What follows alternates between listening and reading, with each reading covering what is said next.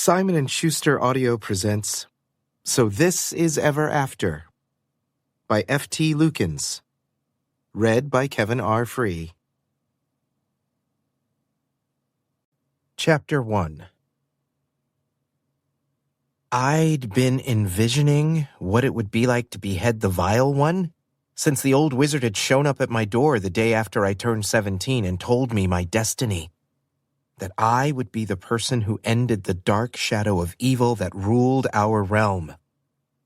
Well, okay, not that specific second, because who believes a drunken stranger with a crooked hat carrying around a humming staff? No one. That's who. At least you shouldn't. That's unsafe. Let me amend. I'd been envisioning this moment since after we'd had tea, and he'd explained a few things and told me about the prophecy. Though it didn't feel real, as in very likely and downright probable, until I pulled a magical sword from a bog and a beam of light shot down from the sky, anointing me with supernatural purpose. After that, I kept a vision in my head about what would happen when I separated the Vile One's head from his shoulders in the final climactic battle. The cut would be clean. There would be artistic arterial spray, and the disembodied head would roll down the steps of the raised dais and come to rest at the feet of my best friend. Everyone would cheer, and I'd finally be the hero I was prophesied to become. I'd feel different. Righteous, awesome, accomplished, finally grown up. Unfortunately, as things seem to have gone since the start of this whole journey, that did not happen. Not even a little bit. Fueled by adrenaline and vigor, I swung my blade for the death blow, expecting to cleanly remove the Vile One's head. Instead, the blunted edge buried halfway through his neck and jarred to a stop on his spinal column. Huh. Who knew that prophesied weapons didn't come ready to use? Apparently, magic swords that spring from bogs don't rise pre-sharpened. Stunned at this unexpected turn of events, I froze long enough to draw attention from the party of questers supporting me. "Arek!" Shauna yelled from somewhere in the chaos. "Finish him off!" I wrenched the blade from the Vile One's throat, did my level best to ignore the astonished look on his face, the open mouth, the wide eyes, the gush of blood running down the front of his black robes, and struck again. And again. I hacked at the twitching body which had fallen backward and slumped on the front of the throne, propped up like a grotesque doll. Until I was certain he was dead, and no amount of magic could bring him back. Finally, the neck gave way and the head plopped onto the ground, splattering like an overripe pumpkin. Dead eyes peered up at me from sunken hollows, and thin lips pulled over yellowed teeth in a parody of a scream. A picture that would surely fuel my nightmares for at least the next few months, potentially the rest of my life.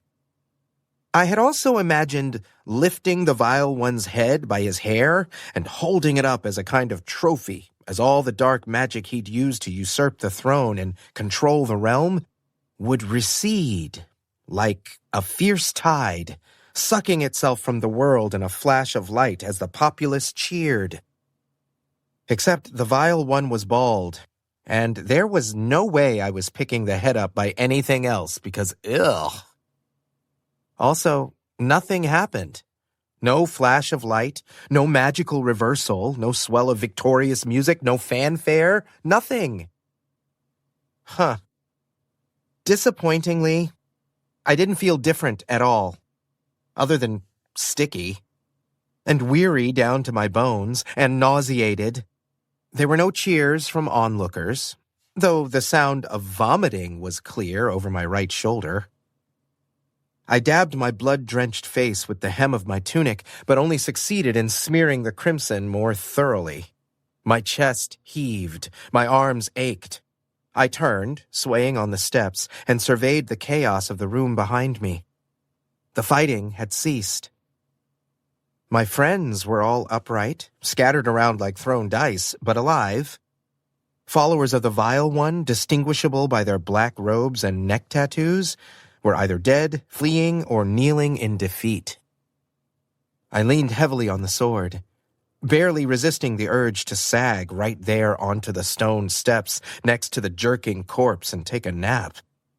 Instead, I stumbled down to the main floor. "You okay?" Matt asked. He had soot stains on his sleeves, tears in his clothes, and a cut above his eye that leaked sluggishly. His brown hair was matted to his head with sweat. He smelled like ozone and magic. He held his staff in his hand, the bright blue jewel at the tip glowing like a star. But as we stood together in the aftermath, his power faded.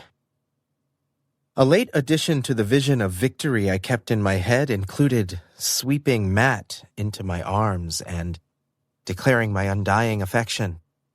But as I was literally covered in blood, I didn't think Matt would appreciate a hug at this point, or a grand gesture, or even a friendly slap to the shoulder. Not when we were both trembling with exhaustion and ebbing adrenaline. "Yeah, I'm good. You?" "Yeah." He grinned weakly. "It's done." "It is." I ran my gloved hand through my hair. Super gross, though. Oh, definitely. That was, for lack of a better word, vile. "Good one." I held up my fist and he bumped his knuckles against mine. Bethany appeared from around a corner, small harp in one hand, wiping clinging bits of vomit from her mouth with her sleeve. She peeled a strand of sweaty auburn hair from her cheek, cast a look at the throne, turned green, then disappeared again. The sounds of her retching echoed in the eerie silence of the previously chaotic throne room. Shauna rolled her eyes. She wiped her sword on a prone body before sheathing it. Her brown skin was blood-spattered, but far less than mine. She'd no doubt sharpened her sword. Her black hair still swung in her high ponytail, and the wisps that had escaped framed her face. And though her shoulders slumped with relief, her steps were as energetic as ever. Every inch a warrior. Every inch beautiful. Every inch the reason for many of my inconvenient boners while on this quest. "I'll check on her," she said. I cleared my throat. "Good idea." She left the room through the same arch. Matt and I exchanged a glance. Pretty sure we were on the same wavelength about the boners. Even if we weren't, at least he was still by my side. Thankfully, that piece of my vision was fulfilled. We'd been best friends since we were boys, and we'd be best friends forever if I had any say. Weird wizards, glowing staffs, enigmatic prophecies, and secret crushes notwithstanding. "You two okay?" Startled, I spun around.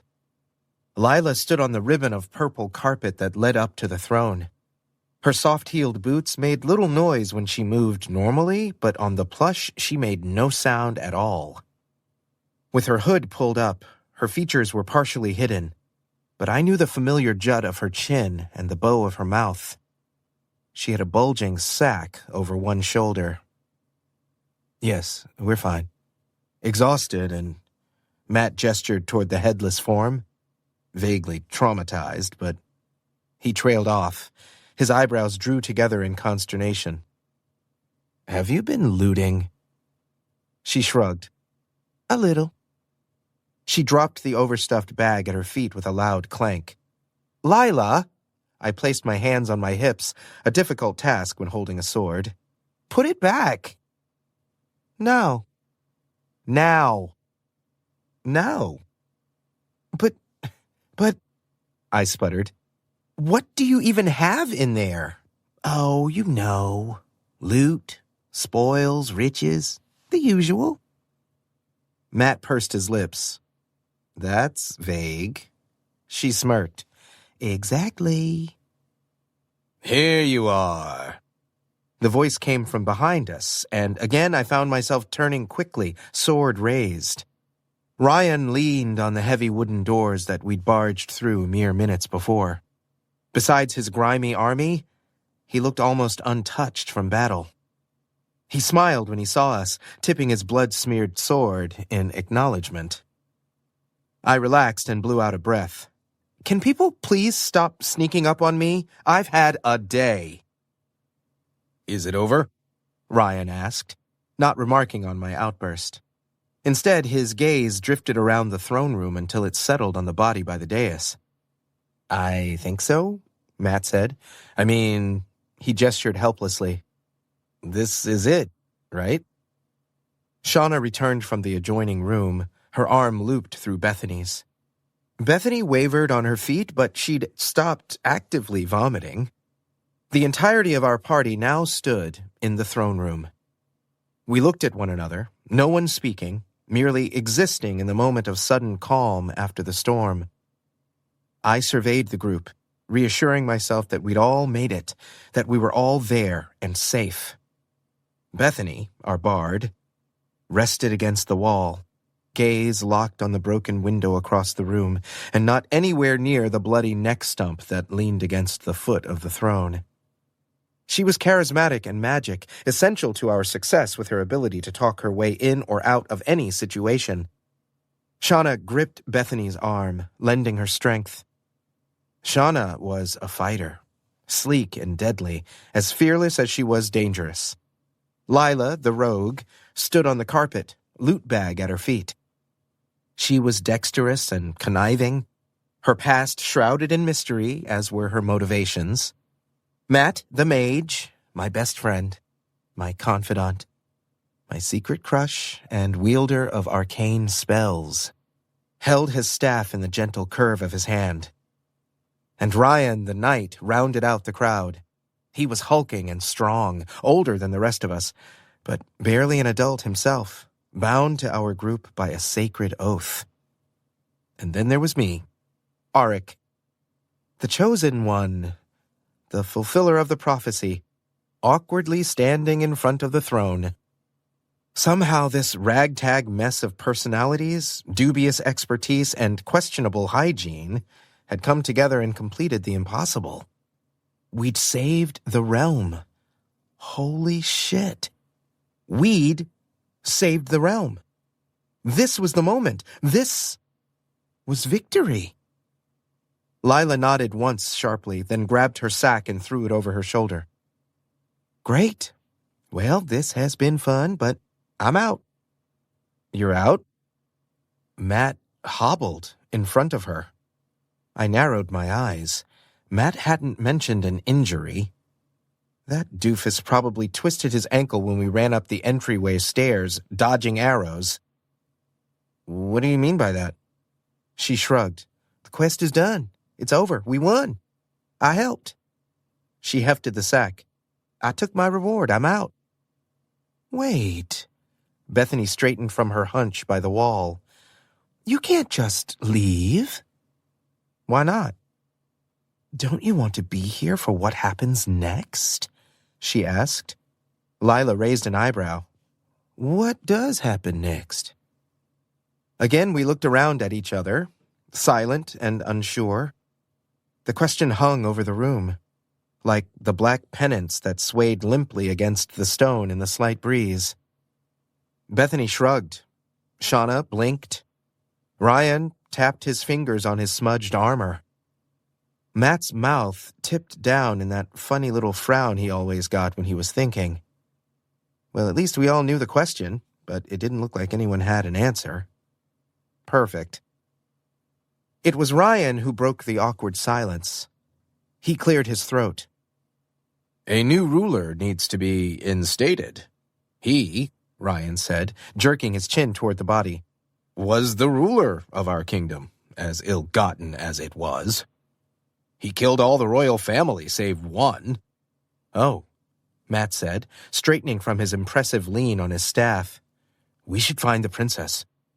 I furrowed my brow. Isn't she locked in a tower? I think we need to wake her from an eternal slumber, Bethany said, with true love's kiss? I think that's a different quest. Lila dropped her sack, the contents clanging. Doesn't she have to let down her hair? No, Shauna said. We have to guess her name. You're all wrong. Matt waved his hand. We just need to let her out. Well, that doesn't sound right, Bethany said, hands on her hips. Are you sure? Matt sighed and dug around in the pouch at his side. The prophecy. The entire group groaned. We all knew the prophecy. We'd all read the prophecy. Matt had lectured us extensively on the prophecy. I could recite the prophecy from memory with my hands tied behind my back while being beaten with sticks by angry gnomes. Well, almost all of it, save for a section that was significantly smudged by wine. But I didn't mention that because it was a sore spot, and as fond as I was of Matt's withering glares, I didn't want to be the target of one at the moment. Undeterred, Matt yanked the scroll from his bag and flapped the parchment in our direction, like he was scolding us. The prophecy doesn't mention true love's kiss or long hair or guessing names. You pulled it out just to tell us that? Lila crossed her arms and quirked an eyebrow. Matt's lips twisted into a frown. I'm making a point. Is the point that you're pedantic? Bethany asked, fake smile plastered on her face despite looking a little green around the gills. Because we're aware. You have vomit in your hair. Matt shot back, stuffing the scroll into his pack. Okay. I raised my hands and addressed the group. Let's all take a moment to breathe. Lila wrinkled her nose in my direction. Before we embark on any side quests, there need to be baths all around and food. Hey, I just killed the vile one. I waved at the decapitated corpse behind me for emphasis. Cut me some slack. Ryan cleared his throat. Before I was interrupted, I did have a point. I gestured at him. Continue, then. So commanding, Matt whispered, snickering. I bit my lip to keep laughter from bubbling out. I was covered in blood, and some of the castle residents had poked their heads out of their hiding places. Hysterically laughing wouldn't be a good look. The point is, with no current royal family to assume the throne, and with you being the individual who hacked off the head of the vile one, the job to rule the kingdom falls on your shoulders. Huh. He said hacker of heads. The alliteration was nice, but there could be a better title in my future. Better nip it in the bud. I crossed my arms. Let's not go with hacked off the head, please. And there's a princess in a tower who is the lawful ruler. I'm just a prophetic pawn here.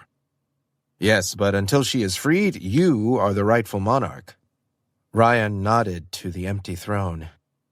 I shook my head. But I don't want to be the rightful monarch. Aurek, Shauna said, pinching the bridge of her nose. We can't leave the throne open while we complete the side quest. But do you really want to have to do it all again? Bethany whined while flailing her hands emphatically.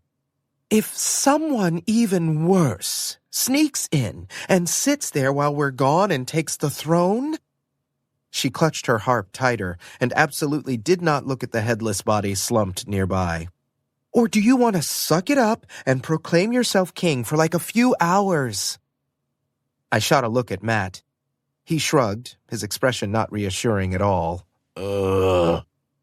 I really wanted for this all to be over because I wanted to talk to him in private and do the whole confessing thing that had been eating away at me for months. Putting on a dead man's crown seemed the opposite of wrapping up the quest, but I couldn't deny that Bethany's point was sound. I didn't want to do this all again.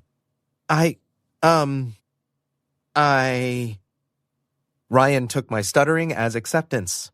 He unsheathed his sword and knelt on the stone floor. All hail King Aurek! Oh no! I held up my hands. No, stop that! Don't do that! Bethany strummed her harp. Her pale lips curled into a smirk. All hail King Aurek, she sang, and with the magic of the instrument, the statement amplified into a chorus of voices. Bitch. The proclamation rang out in the small room, and suddenly, everyone knelt. The few servants who had wandered in at the commotion, the remaining followers of the Vile One, and my fellow questers, my friends, those traitorous assholes. "Get the crown," Matt said, nudging me with his shoulder, positively gleeful. His lips tugged into a smug grin that stuck to his ridiculous face. He sank to his knees. "Put it on." "No, it's on the head. The severed head. That's disgusting." "You're wearing gloves. It'll be fine." "And then what?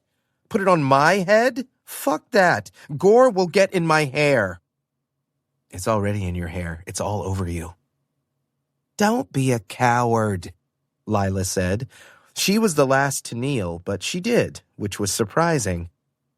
She even pulled back her hood, revealing the long braids of her blonde hair and the pointed tips of her ears.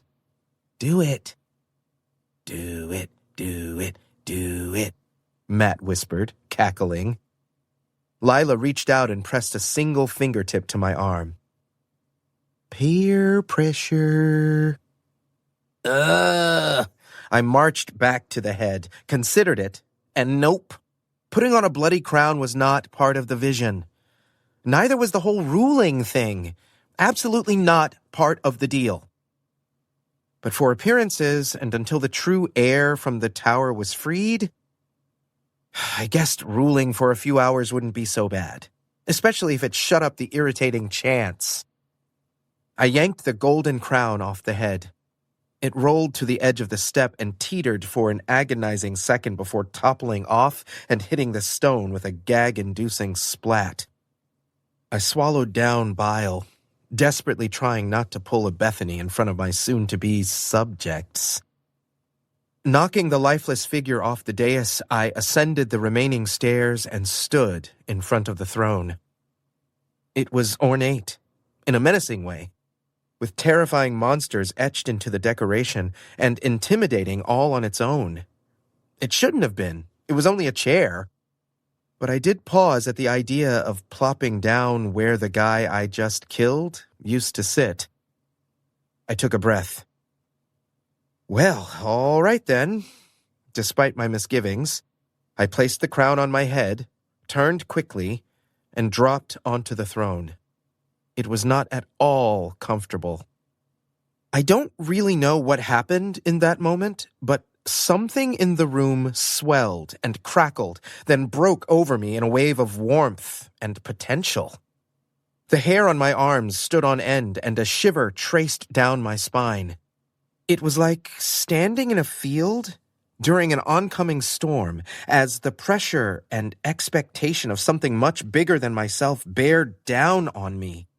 A reminder of the wonder inherent in magic and in the world, and my place in it. In an instant, I was suffused with the song of everyone who'd come before, and how all roads had led me there, to that place, to that moment, to that role. It lasted the length of a breath, then evaporated. The chanting ceased. I squirmed, trying to find a position that didn't twinge my back. All eyes stared at me. Yeah, this was a bad idea. Almost as bad as leaving my house in the middle of the night 9 months ago. Clutching the prophetic scroll that landed me here with Matt trailing behind me. "Say something," Shauna hissed. "Oh," I leaned forward, shaking myself out of a stupor. The Vile One is dead. I killed him. So I hereby assume the throne of air in the realm of Chickpea and declare myself King Auric." I licked my chapped lips. "But only until we free the princess from the tower. My rule will be for a few hours, tops. An interim king, if you will. Yay! Huzzah! And all that." Shauna snorted. "Spoken like a true statesman," Matt said with a grin. Lila rolled her eyes. Bethany, still pale, picked a few strings on her harp, and my words echoed outward throughout the castle and the grounds. A round of polite applause followed. Can I swallowed. Can we have the room, please? And maybe a cleanup crew? A few interlopers scattered, including the last remaining living followers of the Vile One, and soon the room was clear save for us and the dead.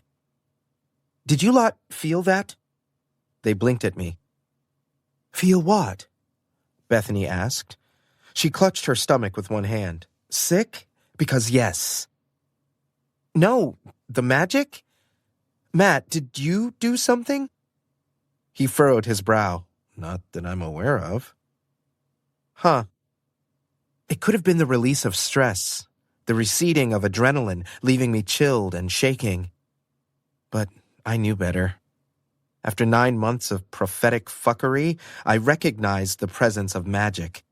The way warmth and power washed over me on the throne mirrored the prickling shock when Matt used his staff, or the sweep of mystical promise when I touched the sword for the first time in the bog. There was more brewing in the throne room than I wanted to be part of, and the sooner we found the princess and installed her as queen, the sooner I could be done with being Destiny's pawn. I slapped my hands on the arms of the throne and stood. Well, let's find this princess then. Now? Bethany asked. Now, I said with a sharp nod. Lila frowned. But baths and food. And rest, Shauna said. Now, I pointed to the crown. Consider it my first act as king. Your first act as king is to not want to be king, Matt said, smile lurking around the curve of his mouth. Sounds about right. Bethany snickered. Come on, I said, descending the dais and striding quickly out of the room. The sooner we find this princess, the sooner we can put this whole quest behind us. Chapter 2. Ryan? I swear to all the spirits in this realm and the next that if the princess isn't in this tower, I'm going to charm you to walk off a turret. Bethany threatened as we climbed to the top of the tower. She huffed and puffed loudly. Bethany consisted of soft curves, an ample bosom, and a round face. She was not above using all her assets, including her magic, to get what she wanted. In this case, it was a faster way up the never-ending spiral staircase. I did not blame her, as this was the third tower we'd climbed, and I was exhausted, and still quite sticky and anxious to have a conversation with a certain someone. Matt continued to hobble. I continued to eye him. He didn't complain. I wanted him to complain. It would be better than seeing his little grimace and the tight lines around his mouth every time he stepped too aggressively. This will be the one, Ryan said. I'm sure of it. Good, because I regret not changing my clothes and taking a bath before we chose to embark on this journey. We all regret it, Shauna muttered. I placed a hand on my tacky crimson tunic right over my heart. You wound me. Don't tempt me. Oh, stop it. Matt's pain finally emerged as irritation. It's not like any of us smell like roses right now. We all stink. But if we can convince this princess that we're the good guys and that we're here to free her, she might let us stay, at least for the night. Oh, I see the door. Ryan ran ahead, his armor clinking, his enthusiasm not exactly contagious. And it's locked. This is a good sign. Shouldn't there be guards? Lila squinted in the gloom. I scuffed a heel through the layer of dust on the stone steps. Not if there are locks, right? She squeezed past me on the stairs and peered ahead. She pulled her ring of tools from her belt, intent on picking the lock at the door, the same way she'd gotten us around the portcullis a few hours before, but Matt beat her to it. He leveled the jewel of his staff at the lock, said a jumble of magic words, and the door blasted open. No need for subtlety, he said, tapping the end of his staff on the floor. A swirl of motes puffed into the air. It's not like we're sneaking in this time. She tilted her head. considering. She slipped her tools into her hip bag and slid silently back into a position by the wall. Wait. There was an awfully thick layer of grime on the floor. No one had been up here in a long time. But that door was definitely padlocked from the outside. A sinking feeling took hold in my gut, and despite Ryan's zeal, unease prickled through the rest of the group as well. I picked my way to the front, my steps leaving distinct footprints in the dust, and pushed on the opened door. It swung inward a few inches on creaking hinges. Cobwebs dislodged and fell in graceful wafts to collect on my borrowed crown. An uncannily cool breeze barreled past my right shoulder, followed by a stale smell that made me lift my sleeve to my nose. A lump formed in my throat. Somehow this was scarier than bursting into the throne room. Blood pumping, magic sword in my hand to finally face my destiny. Because if my gut was right about what I thought lay deeper in this room, then my life was fucked. My hands shook. Sweat beaded along the back of my neck. I pushed the door harder and it scraped along the stone. On the other side sat a skeleton. An honest-to-spirits skeleton, propped on a low bed near a sliver of a window. She wore a brocaded dress that sported moth-eaten holes, had glittering rings on her fingers, and an open journal sat at her right hand. The last princess of the former royal family had died a long time ago, locked in a tower, and all that was left was her bones. Bethany craned her neck to look. Well, your princess isn't in another tower. She's dead. Match stood next to my shoulder. Huh. I guess you are the rightful ruler. Panic seized my heart. I froze. Shit! The group shuffled past me, poking around and rifling through the small room's contents, seemingly unbothered by the big reveal that the princess was dead and I was king. Well, what do we do now? The question erupted from me in a shout, echoing in the enclosed space, bouncing off the stone. My pulse thudded at the thought of being responsible for a whole kingdom. I clutched the hilt of the sword at my side with a death grip. We should probably do something with his body. Lila tugged on a piece of finery, and the skeleton slumped over. She inspected a bony hand, then slid a jeweled ring off a finger. Have some respect for the dead, Lila. Ryan crossed his arms, his tone stern. I'm sure she doesn't mind. Lila. She sighed. Fine. Ryan's posture eased. We shouldn't leave her up here, though. Lila poked the skeleton's shoulder. Funeral rites are important. Okay, noted. But what about our other problem? I pointed to the bloodied crown, which kept sliding into an incongruously jaunty angle on my head. Ignoring me and my existential crisis, Matt pushed aside a pair of fluttery curtains and peered out of a tiny window, more of an arrow slit than anything else. He stilled, and the tip of his staff pulsed with a warm glow. Matt? Shauna asked, wary. What's wrong? He gestured to the window with a frantic flap of his hand. Him. Him? I asked, voice cracking as my thoughts immediately went to the vile one. I pushed forward, stepping around Ryan's bulk, trying to ignore the uptick in my pulse as I squeezed close to Matt. I'd beheaded him, so he couldn't possibly be back. Unless his corpse was somehow shambling around outside. Hopefully not, because ew. Him who? Him, the wizard. Sure enough, the old man who declared me as the chosen one now tottered around the gardens inside the castle walls. I'd recognize the pointy-hatted bastard anywhere. If there was anyone who could fix my current predicament, it would be him. That's the guy who gave you the scroll? Bethany asked, voice pitching high in incredulity. Yes, I said with a sharp nod. And you followed it? What the hell? I knew you two had extraordinarily little self-preservation skills, but honestly... It seemed like a good idea at the time, and hey, it worked out in the end. Kind of. Anyway, Matt, did you call him? I asked, eyeing the glowing tip of Matt's staff. Ha!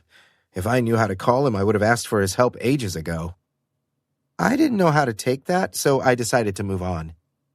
Look, you lot take care of the princess. Matt and I will talk to the wizard. He had to have popped up here to offer advice or another prophecy or something. Matt and I will figure it out, okay? Okay. I slapped my hand on Matt's shoulder and dragged him out of the room before anyone could object.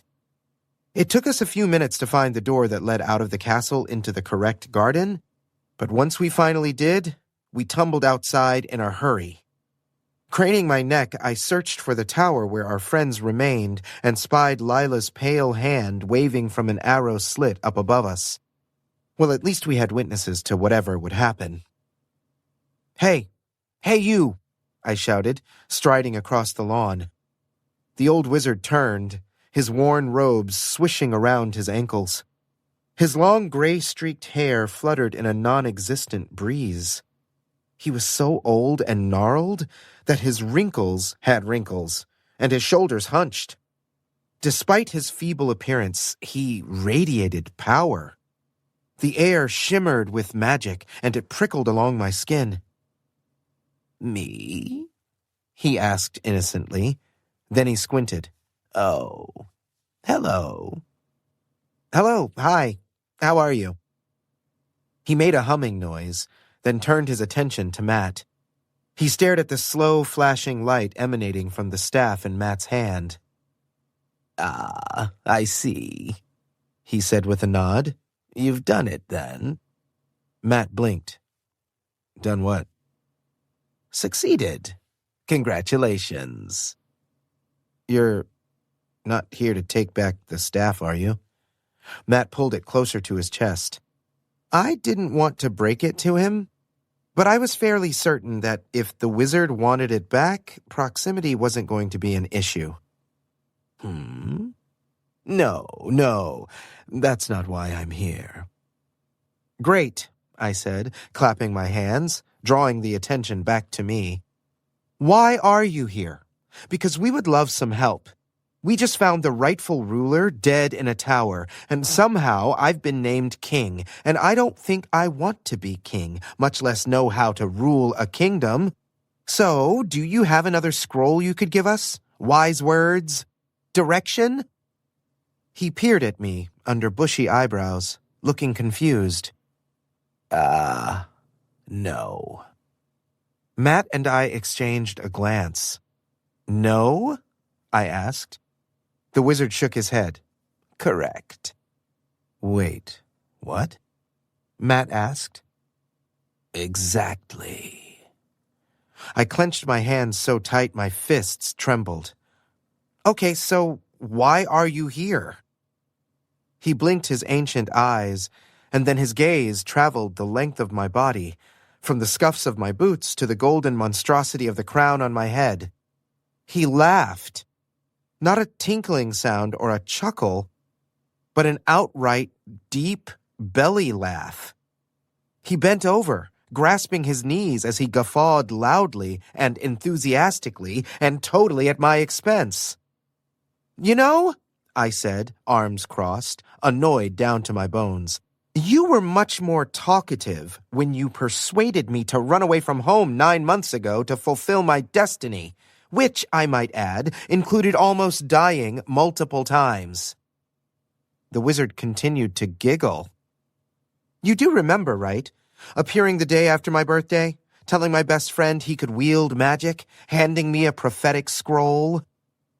I flapped my hand in Matt's direction, and he yanked the offending parchment from his pouch. Does this look vaguely familiar? The wizard finally regained his composure, clearing his throat. He regarded the scroll with an arched eyebrow. Yes, of course it does. Well, I prompted. That is the prophecy, detailing the end of the tyrant known as the Vile One. Okay, not wrong, but not information I didn't already have. I leaned in. And? The wizard shrugged. I waited, thinking there might be more information forthcoming, but a solid minute passed in silence. I threw up my hands in disgust. Can you at least tell me what to do about being the king? Am I even supposed to be king? He rubbed his chin. No. No, you can't tell me, or no, I'm not supposed to be king. Please let it be the second option. Please let it be the second option. I hoped for an answer, but as another long pause stretched between us, I realized there wouldn't be one. My frustration and fatigue reached a breaking point. This is useless, I yelled. Absolutely useless. Come on, Matt. I bet the others are dying of laughter up there. The wizard snorted. With a wave of his hand, he unrolled his own scroll from midair and plucked a quill from nothing. Pinching the feather between his fingers, he made a single tally mark on the parchment. What's that? Matt asked, craning his neck. What are you doing? Sighing, the wizard snapped his fingers and the parchment and quill disappeared in a spark. He folded his hands in the wide sleeves of his robes.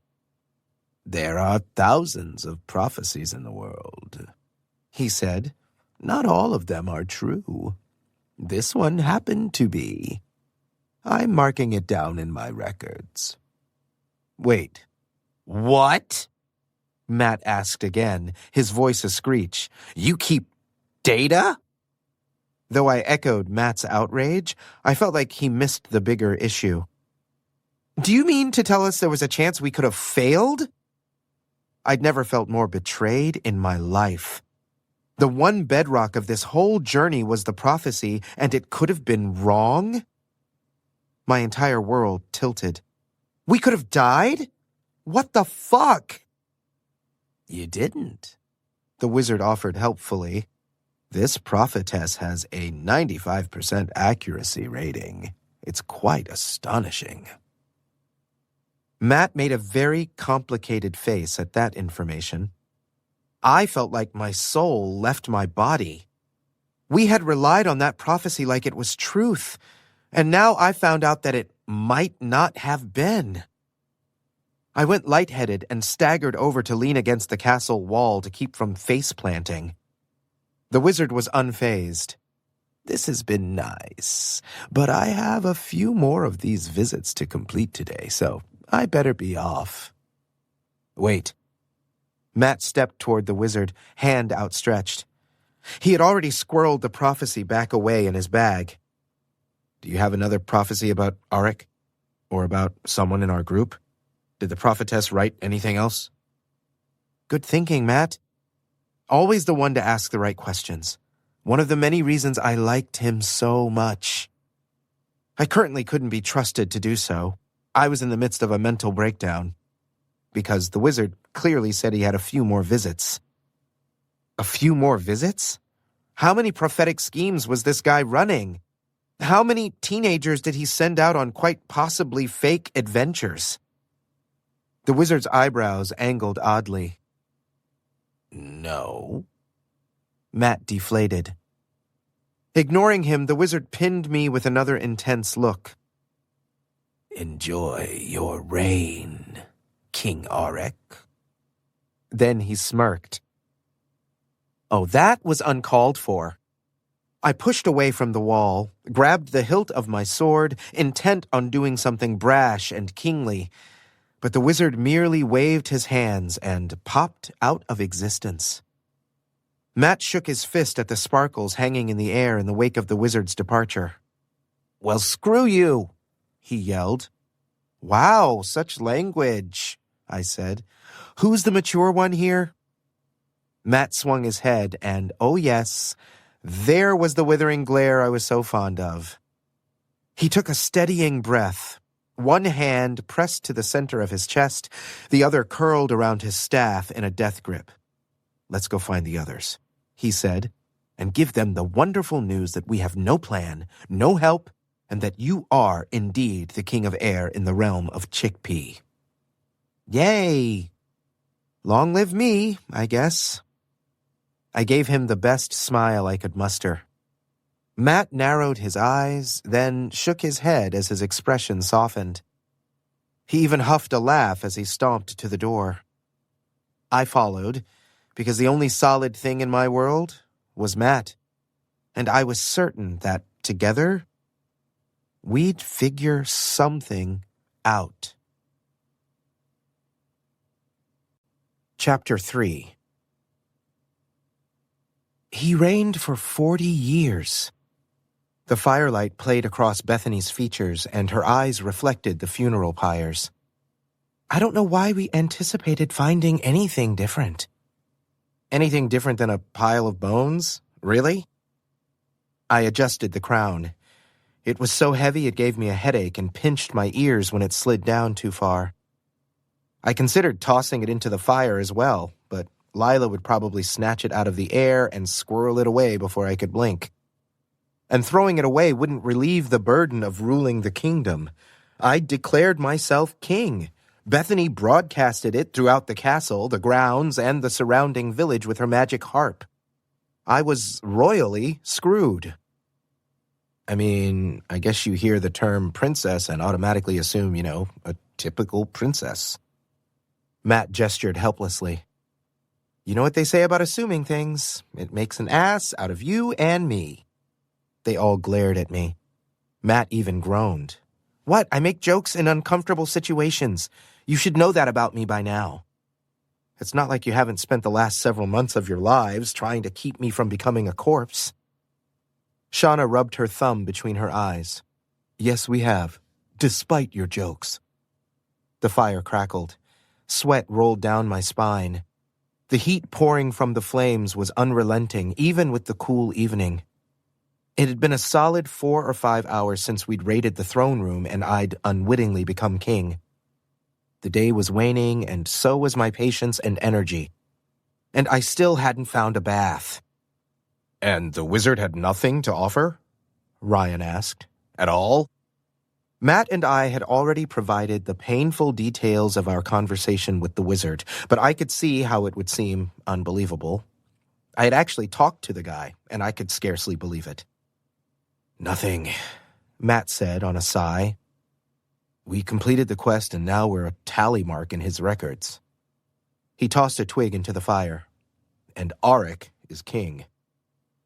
The group stood in silence, the only sound the popping and crackling of the fire. Embers floated in a soft breeze. The sky inched toward twilight. We needed a plan, at least for the night. But everyone was exhausted and, for the moment, content to merely exist in the same spot for a while. You know, Lila said, breaking the silence, for a dead lady, she's very poetic. She held up the journal from the tower. Listen to this. If I ever get out of here, I'm going to tell her I love her. She pressed the book to her chest. That's so sweet. Sad as all the hells, but sweet. Matt shifted next to me, staff grasped in his hand, looking pained. His ankle must be hurting again. He refused to sit down when I offered to pull a chair from one of the many castle rooms into the garden. I huffed in Lila's direction. Did you steal the journal? What? Not like she needs it. She tilted her chin toward the dual pyres. Bethany grabbed it from her hand. She flipped through it. This might have information we need to figure out how to rule this blasted kingdom. Cocking my head to the side, I considered the group. We? Rule? She blinked. You're the king? Yeah, so? So that means you are in charge.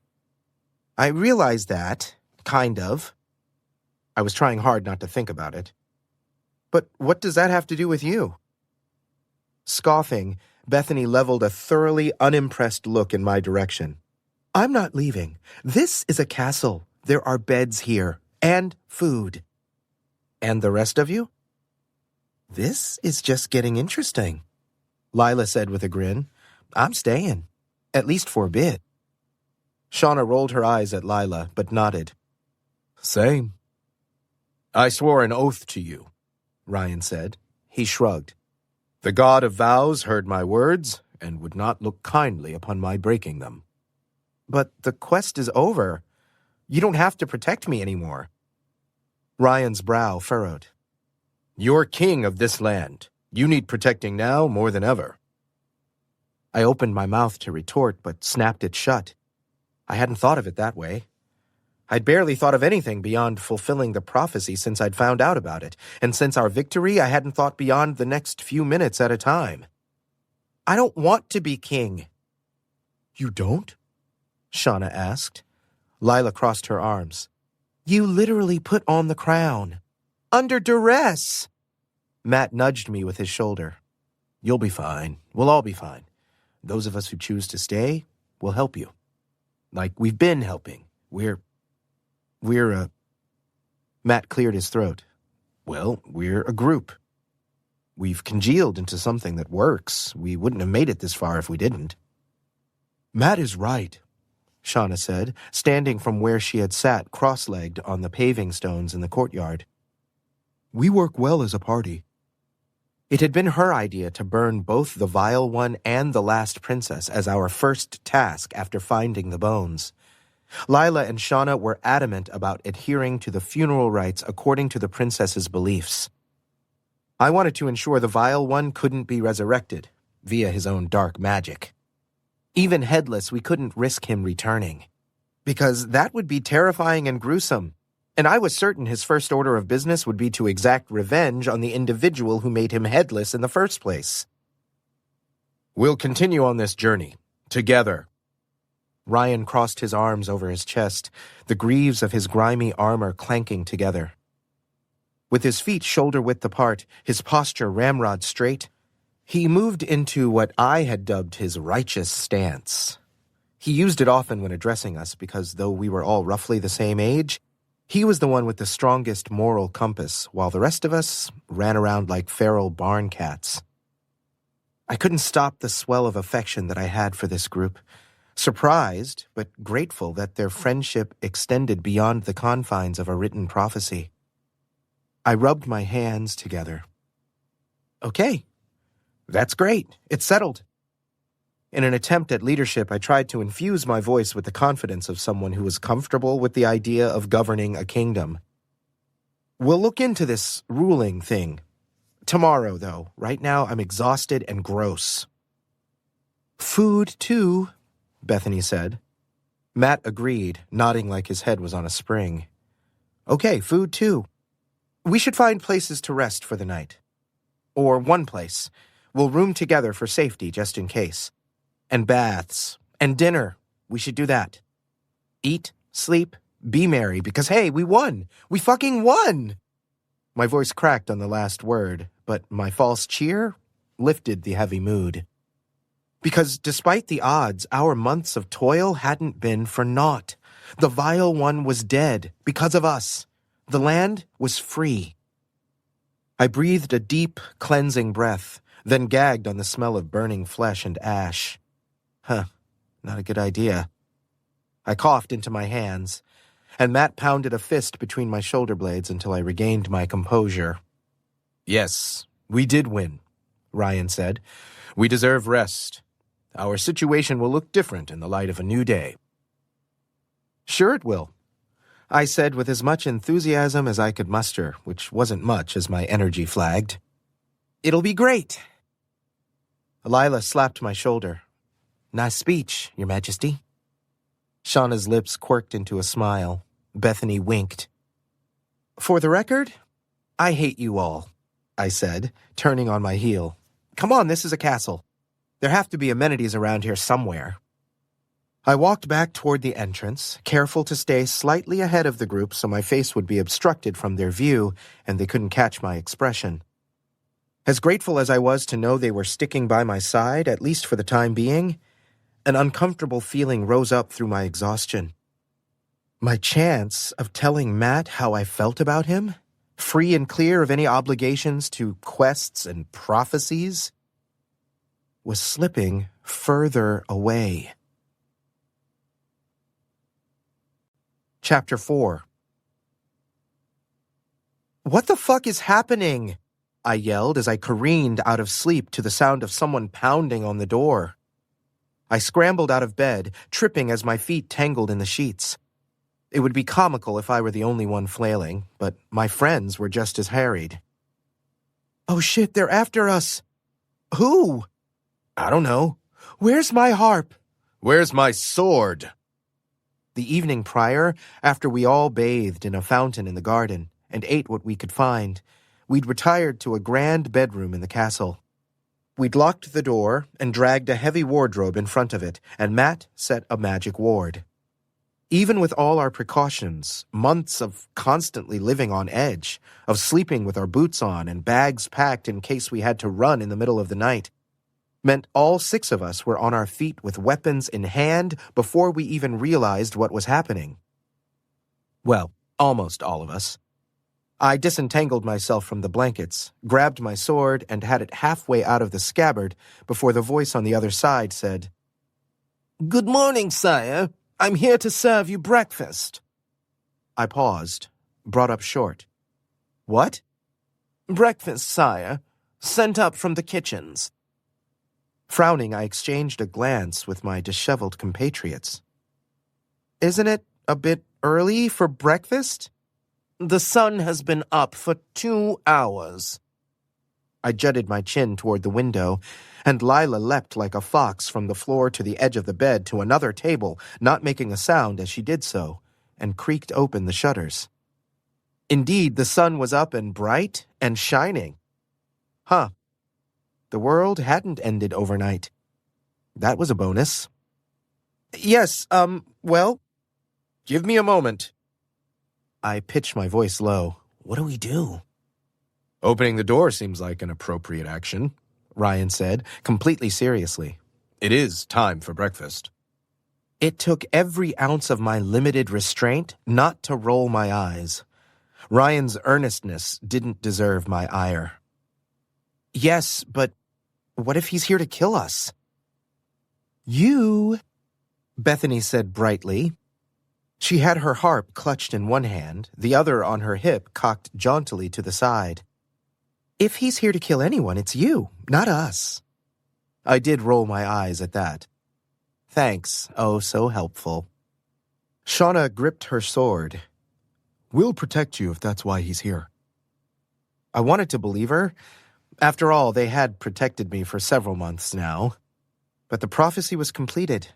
Their bonds to me were no longer mandated by a higher power, and Lila had one leg out the window. Matt nudged me with his elbow.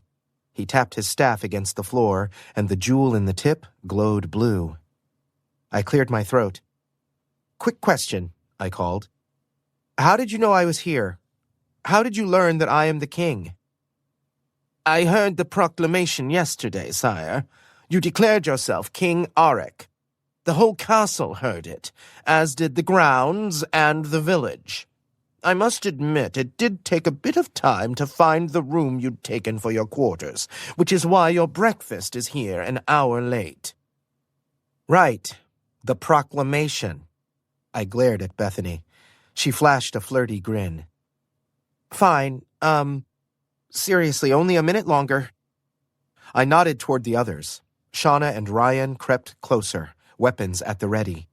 Matt raised his staff and, with a whisper, levitated the heavy wardrobe and moved it softly out of the way. With shaking hands, I slid the bolt, grabbed the large ring, and took a breath. I pulled the door open a crack and peeked around the worn edge. The sight that greeted me was the exact embodiment of everything I would have expected in someone who would deliver breakfast to a king. He was tiny. Okay, not tiny, tiny. Not like the pixie we'd encountered in the forest that made us answer questions before she'd allow us to pass through her meadow, but short for a human, pint-sized. The top of his head brushed my shoulder. And he was slim, like a willow branch. He had steel-gray hair and wrinkles around his eyes and mouth. He wore a fine shirt with a brocaded vest over his chest and a pair of slim-cut trousers. He held a silver tray of food. Hello?" Hello, sire. He lifted the tray. Your breakfast. I opened the door farther and leaned toward the food. I sniffed. It smelled like fresh biscuits and cheese and sausage. And was that gravy? My stomach growled. I resisted the urge to fling the door open and dive face first into the covered dish because, though he looked the part of a servant, he could be there to kill me. I'd hate to die over a biscuit. May I come in and set it down? I glanced over my shoulder. Shauna gave me a sharp nod, but her knuckles were white where she gripped her sword. One thing, I said through the crack. Who are you? He blinked his large blue eyes. My name is Harlow, and I'm the steward of this castle. Matt elbowed me in the back.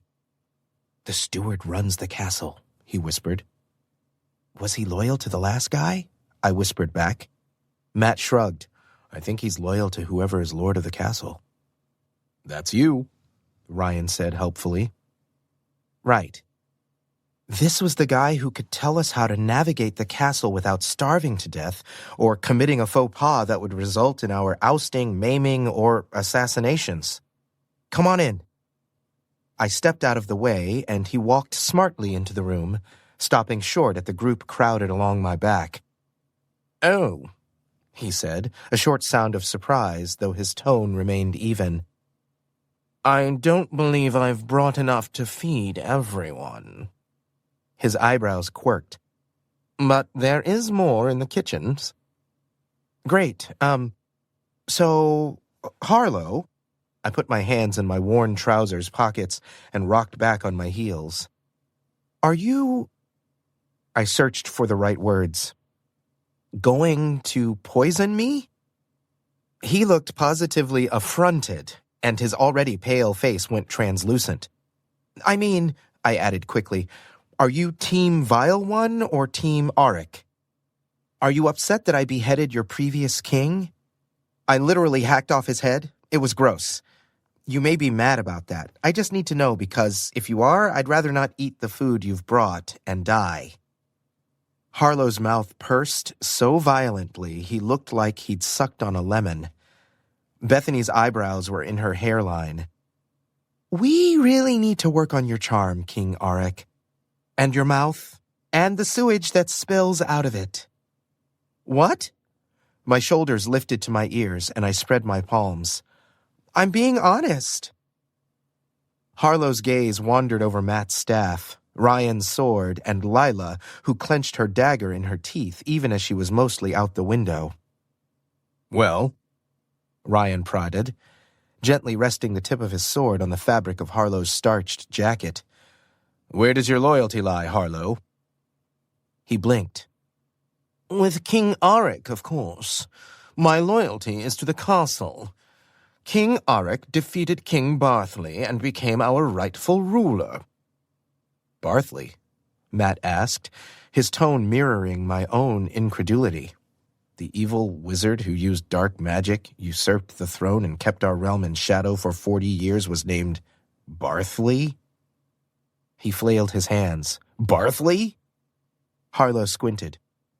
He did not prefer to use his name. Well, would you, if your name was Barthley? I stepped on Matt's uninjured foot because he seriously needed to chill. Anyway, so you run the castle, correct? Yes, as I have for the last 20 years. And during that time, you didn't think to... try to stop what was happening?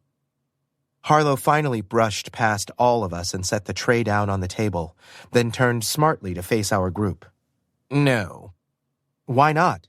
It wasn't my place. Huh. But you continued to work here. Why didn't you find another job, somewhere else, like in the village we stormed through? Harlow wrinkled his nose.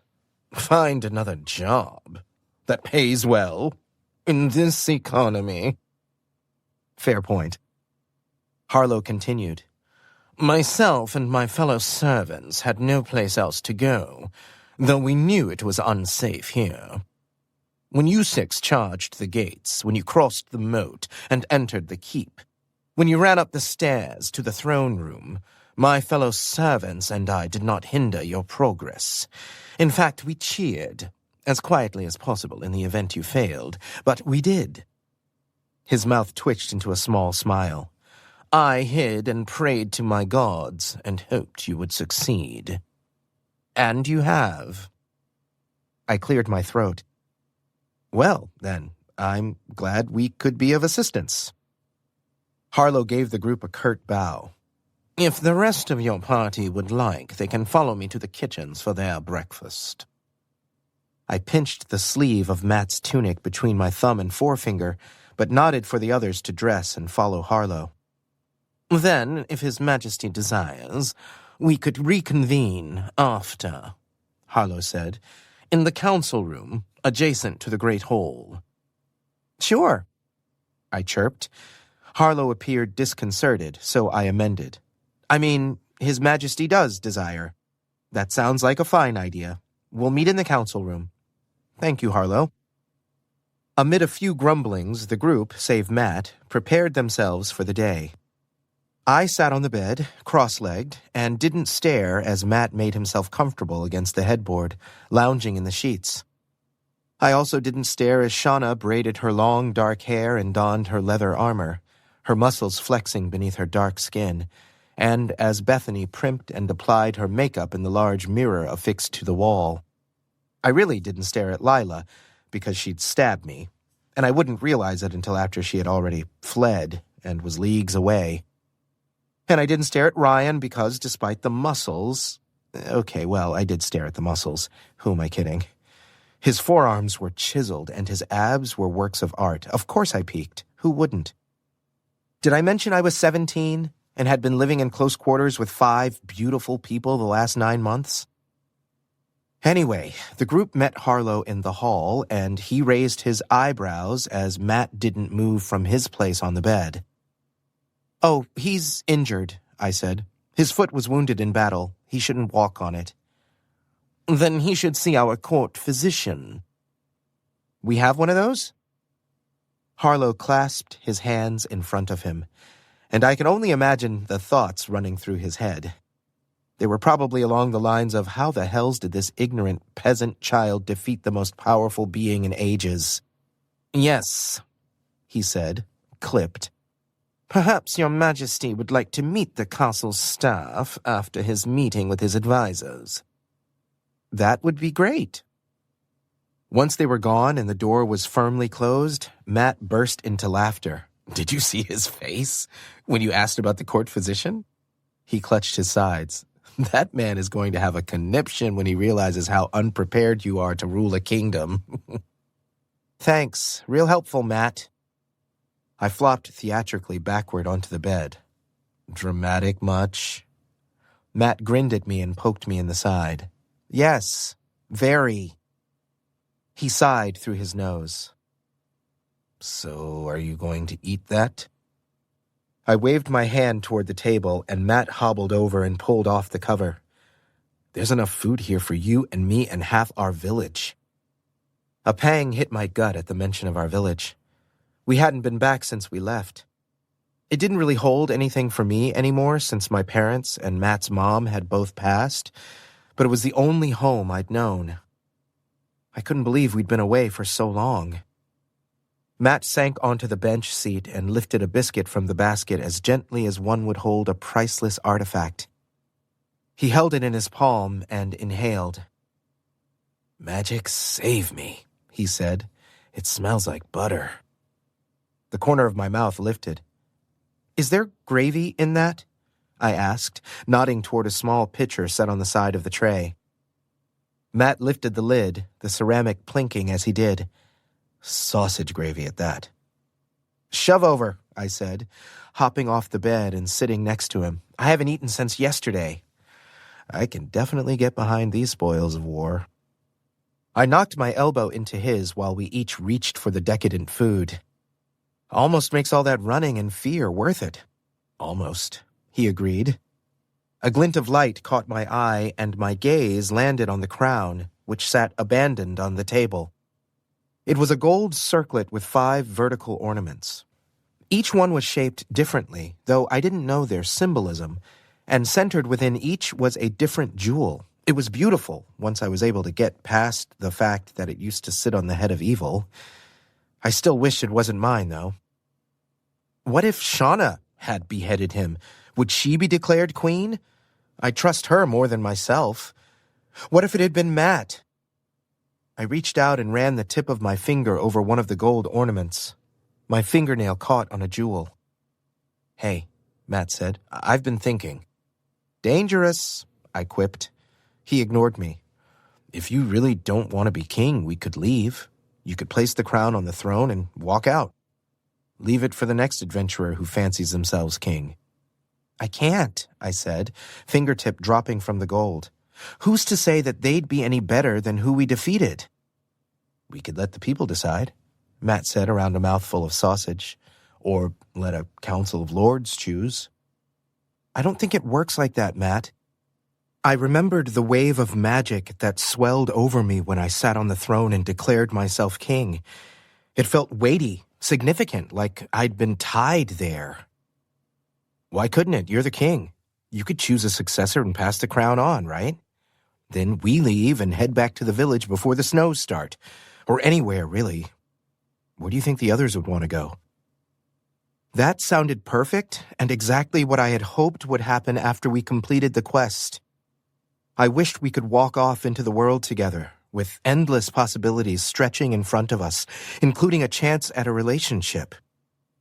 It seemed within reach yesterday, but now it felt further away than ever.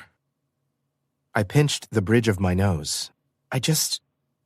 It won't work. "Why not?" "Because I think I'm stuck." It came out as more of a question than a statement. I picked up the crown, my thumbprint smearing the glossy metal and my reflection distorting in the gentle curves of the circlet. "You didn't feel it when I put this on my head and sat on the throne. I don't know how you missed it. It was a burst of magic, like my very soul was tied to that moment, to the earth beneath that spot. Whatever kind of magic was in this?" I turned to him and held it up. "It bound me to the throne." "What?" His voice was a breath of disbelief. Why didn't you say anything?" "I did. Remember, I asked if you felt it." Matt swallowed down his bite of biscuit and rubbed a hand on his chest. "I didn't feel it." He studied the tray of food. "Are you certain?" "No. But I think if we do some research, we'll probably find something about it. Maybe Harlow knows and can tell us." "You might not be able to leave." He fisted his hands on his thighs. "I should have realized it. I should have known." "Hey, no, don't do that. We couldn't have known. I don't even know if what I felt was real. Maybe it was just the adrenaline drop. Maybe I could leave if I wanted." He raised an eyebrow.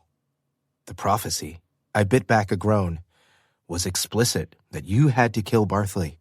Not defeat him, not usurp him, not imprison him and ask him nicely to hand over the crown. Kill him, Auric." I thought it was because he was evil. But maybe that's how succession works. The throne has to change hands through death. Yikes, that wasn't good. But Matt wasn't wrong. The prophecy had been clear that Bartley had to die, and it even gave me a sword to do it with, if not a sharpened one. "Are you suggesting that if I decide to not be king, you may have to go the way of Bartley?" A chill shot down my spine. Well, that was bad. Wow. Really should have read the fine print before shoving the crown on my head and declaring myself interim king. That is a horrible system for transitions of power. Matt sighed in frustration. He dropped the shard of biscuit back to the plate and ran a hand through his dark brown hair, tugging on the ends. "Look, don't take this the wrong way, but after we found the princess's corpse and everything spiraled out of control, I was betting on your abdication." "Hey," I said, vaguely offended, even though I had the exact same notion. "You didn't want to be king. You didn't even want to put on the crown. Because it was covered in decapitated evil guy. I protested. Matt wasn't wrong. I didn't want to be king, but the disrespect in his tone was a little too sharp. And may I remind you that you dared me to do it? Matt ignored me. Last night I thought, hey, this is fun. My best friend is king, right? Because we'd wake up this morning and realize that it is utterly impossible that you're meant to be a ruler. I made a high-pitched noise of affront, but he plowed on. None of us are suited for this. Lila stole a dead woman's diary. To be fair, Lila steals everything, and the princess really didn't need it. Bethany vomits at the sight of gore. You can't blame her. It was really gross. Ryan is not the sharpest sword in the armory. Well, now you're just being mean. And I was convinced we'd play rulers for a day, a week at most. And that when this got weird or too tough or we got tired, we'd leave. That we had options. That we might just be waiting on someone else to fulfill their prophecy to become king and relieve us, relieve you of this burden. That you were a stand-in for, well, someone better prepared for this enormous responsibility. Wow. He was not wrong, but a little tact would go a long way. Weren't you the one who said last night that we'd congealed into a group, that we worked? Matt glared at the opposite wall. That was a vote to stay together, not necessarily to rule a kingdom. We aren't equipped. Thanks for the vote of confidence there, Matt. Shut up. None of us know what we're doing. We both thought the princess was alive and she'd step in. Well, she's dead, so not much we can do about that. I'm not disagreeing with you that this is a bad idea. I was fully prepared to hand this stupid crown over to someone who was born to do it. But there are currently no other options. There's just us. This isn't fair. We followed through on the quest. We fulfilled the prophecy. This, he waved his hand around the bedroom, is beyond our obligations. The prophecy ends. We're supposed to be done. I thought we'd find a person who was a responsible adult. Matt was clearly freaking out, and if he saw me upset, then he'd lose it even more, and then we'd both spiral. There was only room for one of us to stress, so I had to muster the ability to stay at least outwardly calm. It was surprisingly easy when I thought about how all I wanted was for Matt to be happy. I hate to break it to you, Matt, but the closest thing we have to a responsible adult is Ryan. Spirits save us. Right? But you can't leave. He rubbed his eyes. You can't leave. You can't leave. Okay, wow, that reaction was a little strong. Did that mean that Matt wanted to leave? The thought shook me to my core, and my heart threatened to break. The idea of being stuck here without him was too much to bear. I had to do something, even if it was a bad idea. I cleared my throat. Matt? He held up his hand, cutting me off. Okay, give me a minute. I have to think. Matt, shh. Are you shushing your king? The wilting glare he shot me was totally worth the comment. What I was trying to say is that we could test it. I could undeclare myself king and see what happens. Matt's mouth dropped open.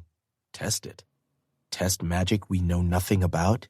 Magic strong enough to determine the fate of an entire kingdom? You want to roll those dice? Yes? Oh, okay, sure, King Auric. Let's tempt fate and possibly trigger an earthquake or destroy the realm or kill everyone in the castle. Or even worse, possibly kill you. I raised my hands in surrender. Fine, okay, I won't play with magic. He sighed and dropped his head into his hands. If only the princess was alive, he muttered. Wait, I said, snapping my fingers. Bartley didn't kill the princess. She would have been heir after he killed all her family, and the magic would have recognized her as the rightful ruler. But she was at least alive in the tower for a few years while he sat on the throne, which means that maybe death isn't necessarily involved with succession. Matt nodded slowly. Huh, good point. She was the rightful heir. He hummed. We're missing something important. We need more information. Right, yes, of course. More knowledge would be helpful. It would be beneficial to know if I was well and truly stuck, in case we didn't get the hang of this ruling gig. Last night, everyone seemed on board to help, but that was when we were all giddy with victory and exhaustion. Who knew what would happen today, or tomorrow? They could all decide to leave, and then what? I couldn't rule a kingdom by myself, all alone, without them, without Matt. I couldn't bear it. Okay, so plan. You look into all this, and I try to rule. He snorted. This time I ignored him. And we should look at the prophecy again, together. Matt's mouth tipped down. You literally groan when I bring it out because we've been over it so many times. I've studied it backward and forward.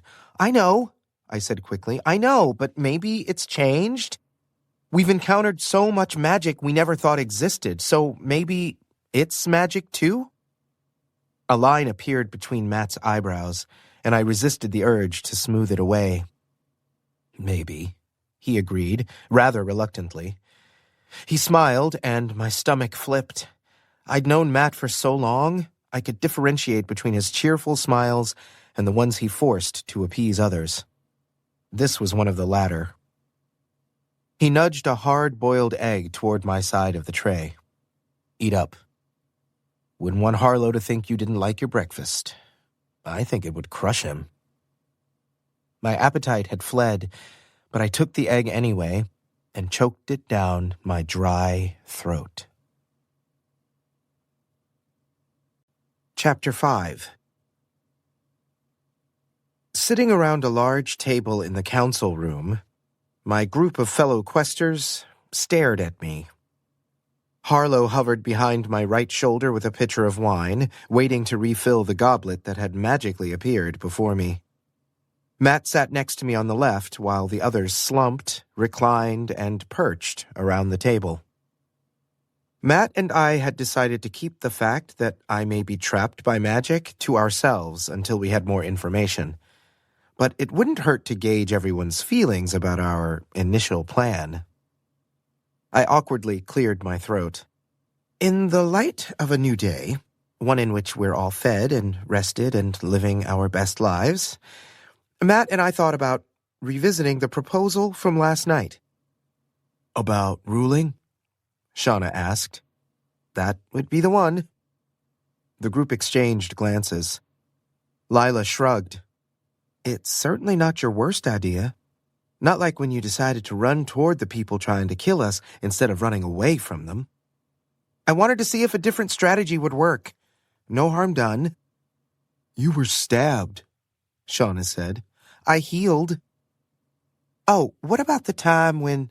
Okay, I said, cutting Lila off before she could recount another of my best mistakes. Thanks for that. Bethany laughed obnoxiously as she and Lila fist-bumped. Anyway, I said, clapping my hands, ruling. Thoughts? Suggestions? Matt sighed in that long-suffering way of his. We figured the best place to start is with the prophecy, he said as he rolled the parchment out to its full length. The flowing script started at the upmost left corner and spilled down the page, stopping in the middle of the scroll about an inch shy of 2 feet. The edges were tattered from our journey, and there was one section about a third of the way down that had been smudged out when Matt spilled wine across it very shortly after the wizard had given it to us. I touched the beginning where the prophetess's beautiful lettering documented Barthley's usurpation of the throne and reign of tyranny in 2 succinct lines. The rest of the scroll detailed the journey I would take to defeat him. Bethany tapped her fingernail on a line of script that mentioned the bard with the harp. This is when you met me, she said with a soft smile.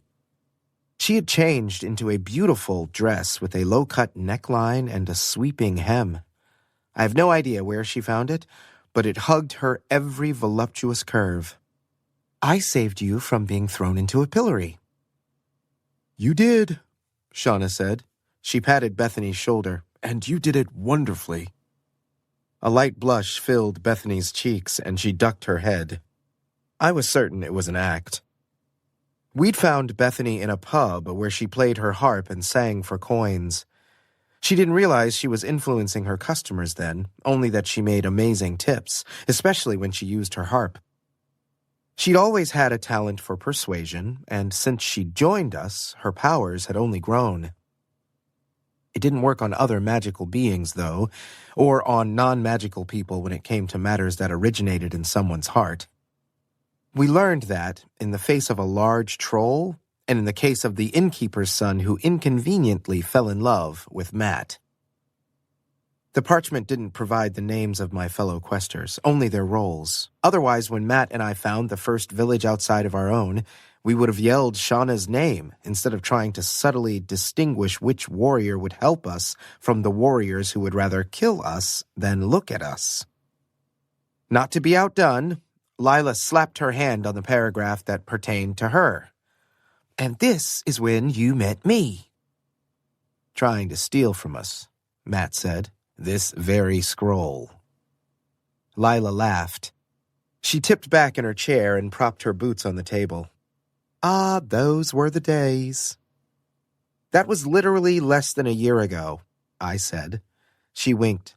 "That it was." Shauna leaned in and ran her hand over the wine stain. "I wish we knew what was under these words." Matt stiffened. "I don't remember. It happened when we first had the scroll." "I know," Shauna said, frowning, "but it might be helpful. Maybe your magic?" "I've tried," Matt snapped. I winced. The stain was a sore spot for Matt. He'd tried to fix it when it happened, but he couldn't. The missing words weren't important anyway, since they didn't hinder our ability to complete the prophecy. Just in case, though, I moved my full goblet of wine as far away as possible. "What would be helpful," I said, switching the subject, "is if it didn't just end." Ryan craned his neck to read. "And he shall be defeated by the Chosen's hand with the sword from the bog of the undead, and his reign will end. Then the realm shall be freed from his dark magic, and the kingdom of air will enter a period of peace lasting 1,000 years. "Like, what the fuck?" I said, flailing. "Not helpful at all." "We're off the map," Matt said, lower lip sucked between his teeth in thought. "Here there be monsters." "The only monster here is the one in the moat," I said. "We're fine. We just need some clarification on who exactly is supposed to usher in this period of peace." The group exchanged a glance. Ryan coughed politely, drawing everyone's attention. Shoulders back and spine straight, he leveled his serious gaze at me. "It's our obligation to try." Lila quirked an eyebrow in Ryan's direction, then looked away. "Yeah, why couldn't it be us?" she asked, tone defensive. "We're just as good as the next lot, and I don't see anyone else lining up for the job." "You were literally hanging out of a window this morning, trying to escape," I said. She shrugged. "The situation has changed." "How?" "We had breakfast." I resisted banging my head on the table, but just barely. This was not how I was expecting this conversation to unfold. Not that I wanted them to leave, not until I figured out if I even could, but Matt was right.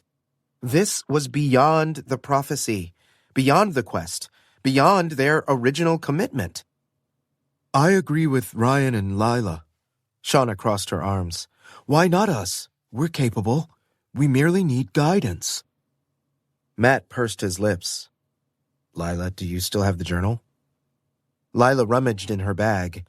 She found the leather-bound book and tossed it toward us on the table. Harlow cleared his throat. "May I make a suggestion?" I startled. I'd forgotten Harlow was there. Oops. I craned my neck and found him closer than he'd been before. "Sure." "The first step any good king should take is to appoint a council to act as your inner circle and guide your decision-making. Each council member typically leads a certain aspect of the kingdom. For example, you should have an individual who manages your treaties and relations with other kingdoms. Bethany, I said without hesitation. She perked up from where she had been leaning on the table, her head in her hand. What? It makes perfect sense, Matt said. He twirled his staff absently in his hand, the tip of it spinning on the stone floor, making a soft susurration. You're the most well-spoken, and even without the magic, you're great at persuasion. Oh, she said, batting her eyelashes. Are you coming on to me, Matt? No, I answered for him, trying to tamp down the prickle of jealousy her words elicited. He's not. But he's not wrong either. Bethany, you're the head of whatever that department is called. Well, in for a penny may as well go in for a pound. For now, anyway. Okay, what's next? I could tell that Harlow was refraining from slapping his hand against his face, but just barely. His nose twitched. We established the Council of King Auric within a few minutes. Lila would head the treasury, since she had an uncanny ability to know the value of everything, and her Fey heritage would be beneficial when figuring out planting seasons and grain stores, and all the technical stuff that would keep the kingdom from starving. Shauna was the head of the military because, of course. Ryan would lead the knights and castle guards, since he had experience dealing with the sons of lords. And Matt, well, Matt was my court mage. And advisor, I said. Are you sure? Matt said nervously. I'm as clueless as you are about all this. Pfft, you're the smartest person I know. And you can read all the books in the library for research, I said with a pointed glance. There is a library, isn't there? Harlow sighed. Yes. See? I slapped Matt on the shoulder. No problem. Right. He said it like he didn't believe me, but I knew better. Matt would be the perfect advisor. He's always been much more level-headed than me. Besides, I wouldn't mind keeping him close for a lot of reasons, but especially his hideous, beautiful face. Anyway, now that's settled. Harlow, can you show my council to their quarters and get them started on their duties? Of course. Harlow clapped his hands, and several servants slipped through the door. They ushered the group to follow them. Lila squinted at the girl at her shoulder. I need quarters with a large window, located near a garden. Of course, my lady. Sputtering, Lila shook her head. I'm not a lady. I'm a rogue. The girl's gaze flickered from Lila to Harlow. He waved his hand. Yes, Miss Rogue? Sure. We'll go with that. Oh, we get to pick our rooms? Bethany asked, harp in hand. I'd love one with a big bed and a fully stocked wardrobe. And I would like one with a direct path to the training grounds. Ryan pulled back his shoulders, as I will be training the castle knights. Shauna rolled her eyes. How quickly they adapt. She patted my hand. Don't look concerned, she said, a small smile teasing at her lips. We'll be fine. You'll be fine. I'm not concerned, I said, though my heart thumped at her touch. I couldn't tell if it was from the anxiety that our group was separating again, or because she touched me. Like I said, inappropriate boners. I shifted in my seat. Have fun. Of course. She left with the others. Matt poked me in the side. Now what? I looked back to Harlow. Yeah, now what? Do you want me to meet the castle staff? I lifted my goblet and took a sip of the strong-smelling wine. Harlow sniffed. Now that you've chosen a council, you must choose a spouse. I spat out my wine. What? Chapter 6. I paced the room. I tugged at the collar of my tunic as sweat rolled down my spine. My heart raced. I'm 17 years old. I spun on my heel. I can't choose a spouse. I can barely choose my clothes in the morning. We're aware, Matt said dryly. He hadn't moved from his chair by the table. He wore the same expression as when we'd scared that skunk in the tall wildflowers on the outskirts of the village when we were boys. We'd been sprayed and spent several nights sleeping outside because neither of our parents would allow us back into our respective homes. Not helpful, I snapped. Why do I need a spouse? Bartley didn't have a spouse. Technically, Harlow raised a finger. He did. Huh? He what? Clearing his throat, Harlow picked up the journal and hefted it in his hand. Before he imprisoned her, he forcibly bonded with her in spite of her protests. Their spirits were tied in the sacred words. I sent Matt a wide-eyed look. The conversation from the morning fresh in my mind. That was the piece we were missing. What kind of backward, misogynistic, assaulty realm do we live in? I mean, honestly. I threw up my hands. Matt took the journal from Harlow. He didn't quite snatch it away, but it wasn't gentle either. Matt must have trusted him about as much as I did. As much as it pains me to say it, Auric is right. He's too young. His lips pressed into a tight line. And Bartley did it to secure his claim to the throne. There is no one left of that line, and Auric is the rightful ruler. He doesn't need a spouse. Exactly! I dramatically pointed a finger in Harlow's direction. It is the law. I'm the king. I'll change the law. It's a magic law. I stopped short, sliding as the worn soles of my boots failed to find purchase on the stone. Magic. Fucking magic. Always the problem, and the solution, rolled into one. Matt scowled. Explain. Harlow eyed me like I imagined he'd eye a fellow servant who spilled a bowl of soup, with a veneer of patience thinly stretched over disdain and exasperation. I'm fairly certain it would be his permanent state for the next several years of my reign, if I got that far. I nodded toward him, urging him silently to talk, before my feet followed my heart and I bolted from the room. How is it you know so little of the history of your own land? He raised an eyebrow. We were unwashed peasants up until yesterday late afternoon, Matt said, voice flat. Sighing, Harlow creaked toward a seat and sank into it. In the beginning. Nope. I sat down across from him. We're not starting from the beginning. We're starting in the middle, or wherever we are right this minute. You can lecture us on history later. Now, start talking about why I need to choose a spouse. Matt opened his mouth to speak, but cut his gaze over to me and snapped it shut. He crossed his arms and slouched in his chair. I didn't know why he was being so moody. It wasn't like he was the person who had to rule a kingdom and apparently get bonded.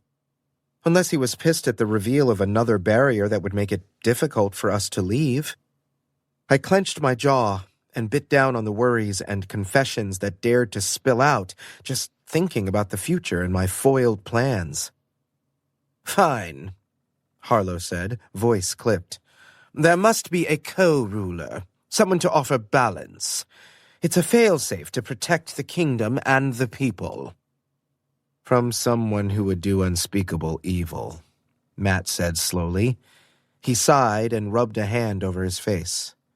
Like Bartley. Okay, did we miss the fact that Bartley did unspeakable evil? This magic law didn't seem to have worked that well. Harlow scowled. Believe what you must, but it did temper him. Without the influence of her soul, he would have been much worse. Much worse? My voice went high. How could he have been any worse? Matt shook his head.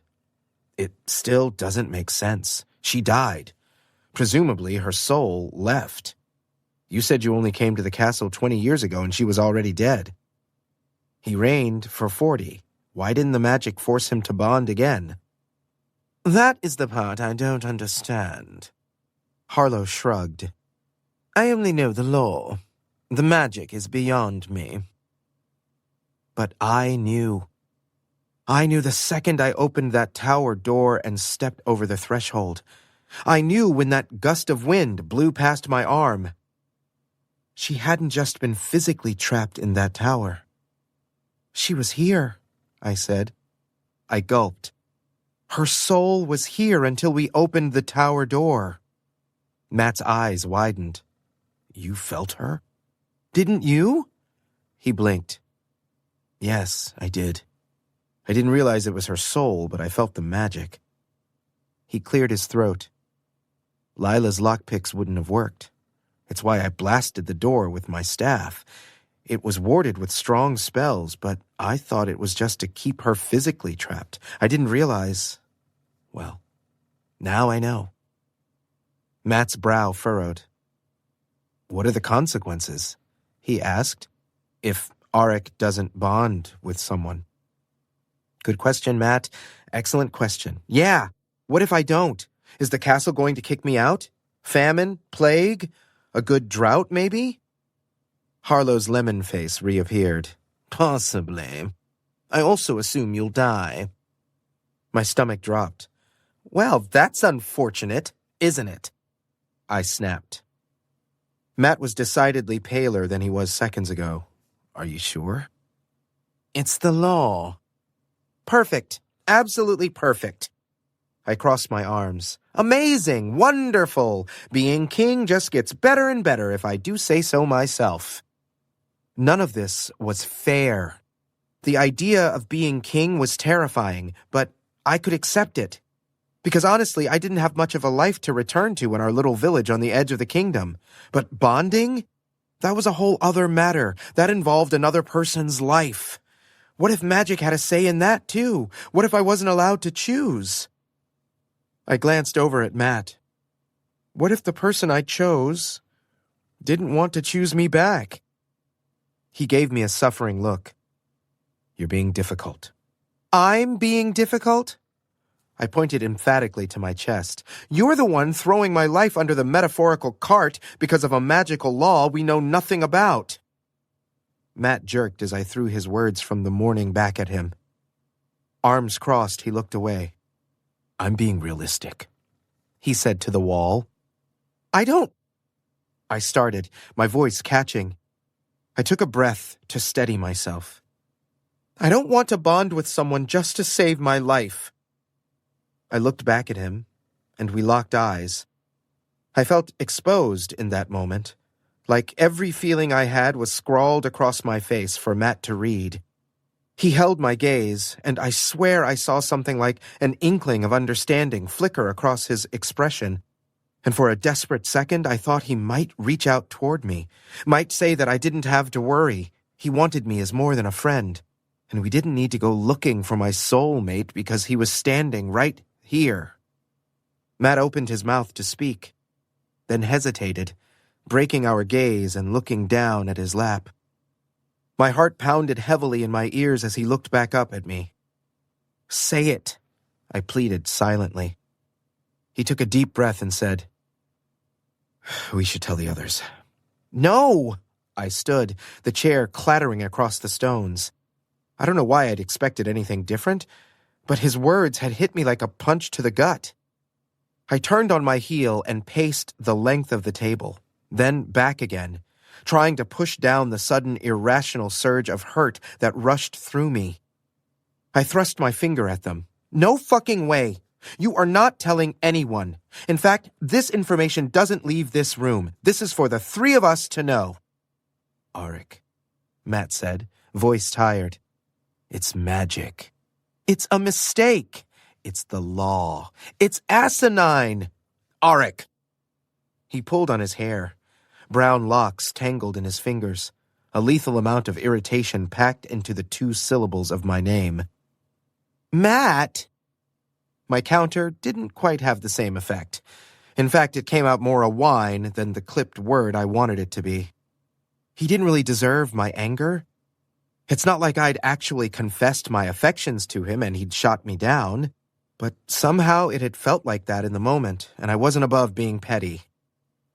Matt stood, fingers spread on the table. He stared at the glossy wood grain, refusing to look at me, his head sagging between his tense shoulders. I'll search the library. It'll take time. I'll see what I can find out about magic and the law, but Auric... He trailed off. I'm worried about taking too long to follow through, especially now that we freed the princess. I exhaled. Okay. Shaking my head, I grasped the back of a chair. Okay. I unclenched my jaw and willed the stress to ease from my body. But we don't tell the others a word of this until we have more information, or a plan. I swallowed. That's a command from your king. Matt made a face like he'd smelled that skunk from our childhood again. Harlow bowed. Of course, sire. He snapped to attention. And now, if you'll allow me, I'll prepare the servants to meet you in the throne room. He strode to the door. My lord, he addressed Matt, would you like for me to have someone show you the library? That would be lovely. He licked his lips, gaze never leaving mine. But first, please give me a moment with the king. Harlow bowed again and slipped out. Once the door was closed, Matt stalked forward, all pretense of politeness gone. All that was left was barely controlled anger and a slight, pained limp. Matt? Don't, he bit out. Don't ever command me again. His face flushed red. His body shook. His eyes were glassy. I'm your friend, and you may be a king, but I'm not your subject. I raised my hands. I'm sorry, Matt, I'm sorry. That was more for Harlow than for you, I swear. He blew out a breath through his nose like a bull, and he looked away. He knuckled the weariness from his eyes. You're my best friend, he said, voice low. Don't forget it. Please. Friends, right. Never. He nodded, then strode out. He left me standing in the center of the empty council room, wondering how I was suddenly all alone. Chapter 7. After an afternoon sitting on the throne and meeting with every single one of the castle's staff, from cooks to stable boys to tailors to maidservants and manservants and everything in between, I was starting to think that running away from home to follow a vague prophecy hadn't been a good idea. The duties were suffocating, not to mention the threat of nebulous bad things happening, including but not limited to my own death if I didn't choose a spouse. If nothing else, it was enough to put some distance between me and the tense moment I'd had with Matt earlier. At least the servants had been fairly nice, if a bit skittish. I'd be skittish too, especially if I had to meet the new ruler who had beheaded my previous boss. I didn't realize how many staff it took to run a castle, or the amount of income the castle needed to generate to be able to pay all their wages. It wasn't something I'd ever thought of before. Liquid money, as in coin, was rare in my village. We had a few pieces, but mainly we bartered or raised what we needed. And it wasn't until I met Lila that I realized there were levels of nuance that came with coin as well. There was so much about the world I didn't know. How was I going to bring peace to our realm for 1,000 years if I couldn't calculate the cost of paying 3 cooks? Castle income and expenses swam through my head as I legged it out of the throne room and into the grounds, under the guise of perusing the vegetable gardens. The head cook, Matilda, was a middle-aged woman who had 3 daughters, all working in the kitchen. She'd given a soliloquy about the gardens that I only half listened to while my thoughts swirled around the words soul bond and partner and magic, which then inevitably circled around to Matt. When she asked my preferences, I almost blurted out brunettes, then realized she meant food. To cover, I rambled about soups and stews because those were Matt's favorites. I needed time with my thoughts. I needed fresh air and sunshine, and where better than a garden to get those things? Better yet, I had actual working knowledge about gardens, how to plant and water and weed.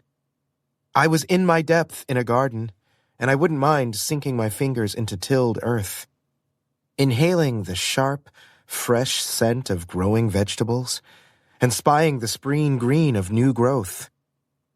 Following a well-worn path of packed earth which wound through overgrown bushes teeming with late-blooming flowers, I found the large flourishing garden laid out in neat rows next to the kitchen area. It was beautiful, and reminded me of home so fiercely that my stomach ached with a sharp pang of homesickness. Swallowing hard, I walked along the edge, bending to run my fingers over the veiny leaves of a head of cabbage. Sire. I jerked to standing, startled. What? A girl knelt in the middle of a row, watching me with a raised eyebrow, a pile of carrots in a basket in front of her. She looked vaguely familiar. I wagged my finger at her. Have we met? Just now, in the throne room. I'm one of Matilda's daughters. Melody. Meredith. She corrected with a soft smile. Melody is my sister. Ah, okay, sorry. I didn't mean to interrupt your work. It's fine, sire. She tilted her head, her pretty lips pursed. Are you all right? Now that was a question. The answer was a solid no, but I couldn't tell her that. Instead, I shrugged, something flippant on the tip of my tongue that died and turned into a choked shout as an arrow sank into the ground at my feet. The metal head nicked the toe of my boot before forcefully embedding upright in the ground, the shaft quivering from the force. I jumped back. Wow, okay. Odd, and a little alarming. Craning my neck, I looked to the outer wall to find another lone arrow sailing over in a high arc. It speared through a head of cabbage upon landing. Meredith gasped. The telltale twang of bowstrings sounded, and within seconds, more arrows followed, thunking into the soil all around us. Thunk. And, oh shit! Someone was shooting at me! I looked to Meredith, meeting her wide eyes. At us! Someone was shooting at us! Heart pounding, I ran and grabbed her arm, hauling her to her feet. Come on! But the carrots! Leave the carrots! I yelled, just as an arrow plunged through the basket. She made a high-pitched noise of panic that I wholeheartedly agreed with as another whizzed through the small space between our faces. An inch to the right and my nose would have acquired a new nostril. I tugged her behind me as we tripped into a run. She kept a grip on the basket, carrots scattering behind us as we dodged the rain of projectiles, while her other hand clasped mine. What the hell? I couldn't be so unpopular as a king already. Could I? An arrow thudded right in front of us, and I skidded to a halt, yanking Meredith hard to the side to prevent us from stumbling over it. Another sank next to her boot, catching the hem of her skirt. She squeaked, and I echoed the sound. Luckily, as far as I could tell, as I hurriedly glanced over my shoulder, the shots all emanated from the same outer wall, which meant we could scurry out of range. Or, if not, at least take shelter. If I'd had that thought at the first arrow, we'd have made for the kitchen buildings. But as I was fueled by panic, we already sprinted past. And I was not going to double back, not when the arrows continued to dot the landscape. Another pierced the air next to my ear, the fletching catching the tip, stinging like an angry wasp. "Toward the path!" I shouted, though it came out more of a wheeze. "I think we'll be okay once we're on the other side of those bushes." Meredith didn't answer. Our grasp had loosened with sweat, our fingers slipping until just the tips of mine hooked against hers. I risked a look behind me just in time to see a bolt hit its apex and tilt downward, headed right at her cheek. Adrenaline coursing through me, I did the one thing I could think of in the moment. I dropped to the ground and kicked her feet out from under her while she was mid-stride. We fell in a tangle, momentum pushing us into a roll. We toppled over each other, the arrow embedding nearby, the thunk of it too close for comfort. As we tumbled, I caught her knee in my stomach and her chin in my throat, hard enough for an oomph of discomfort to escape. I also lost my crown somewhere. When we finally slid to a stop, I was on my back on top of the remaining carrots and under the bushes with her sprawled half across my heaving chest. Breathing hard, I made sure to grip the leaves and roots beneath me instead of anywhere on Meredith's body. She peered at me through the mess of her hair. "You saved me." I held up a finger. "We might not be safe yet, so hold that thought, yeah?" She nodded as she leveraged herself into a sitting position, her elbow digging into my ribs. Gracelessly, I followed, scrabbling in the undergrowth to sit hunched over beneath the thick growth of the bushes. Leaning forward, I peered cautiously out of our hiding place. The ground was littered with arrows and scrolls? Pieces of parchment flapped in the soft breeze like little flags. Squirming, I found the crushed woven basket and the arrow that had pierced it. I yanked it free and removed the small scroll wrapped around the shaft. "What's that?" Meredith asked. "I have no idea," I said, unrolling the note. I read it and blinked. "Return our golden peacock, or we will challenge your reign. Signed, the Sioux family." Meredith squeezed closer and looked over my shoulder. "What does that mean?" Shaking my head, I turned the parchment over and inspected all sides. Finding nothing else, I allowed it to fall into my lap. "I think the Sioux family wants their golden peacock back." She wrinkled her nose. "Is that a euphemism?" "I don't think so."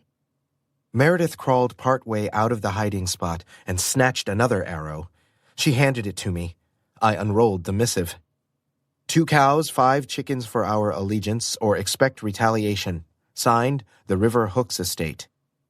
2 whole cows, I said, rubbing a hand over my chin. That, I don't know what to think of that. Is their allegiance worth 2 cows? And 5 chickens, Meredith pointed out helpfully. I held up the notes between my fingers. This is weird, right? I don't know.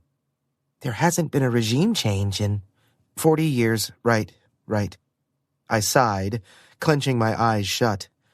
A headache bloomed in my right temple. This ruling thing just kept getting better and better. Sire, Meredith said, voice a whisper. I think someone is here, an all-too-familiar voice said. I opened my eyes to spy a pair of boots and skinny legs. I wiped a hand over my face, smearing dirt, as Lila ducked down and peered under the bush. She had my crown in one hand and an arrow in the other. There you are, she said with a smirk. She looked to Meredith, then back at me. Interesting. I frowned. I guess the shooting has stopped. Yeah, I think it's safe. With all the grace of a wounded sheep, I scrambled out of the bushes and bramble to stand on the path with Lila and Meredith, the 2 notes clutched in my hands. Meredith fished the destroyed basket with the 2 remaining carrots from beneath and clutched them to her. Carrots, Lila said, snickering. Nice. This isn't funny. Oh, it's kind of funny. I huffed in annoyance. Give me that, I said, reaching for the crown. She snatched it away, clucking her tongue. I don't know, Auric. Finders keepers.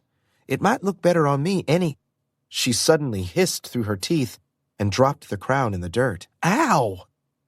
She clutched her wrist, her palm up, a slash of red across her pale skin. What was that? I asked. Lila shook out her hand, scowling down at the gold circlet. Magic theft deterrent, I think. She didn't sound entirely convinced. I picked the crown up and gave her a dark look. Well, you shouldn't be stealing my things anyway, especially after I had to run for my life. I stepped around her to see the garden by the surrounding field. Hundreds of arrows littered the ground. I was amazed that Meredith and I made it out relatively unscathed.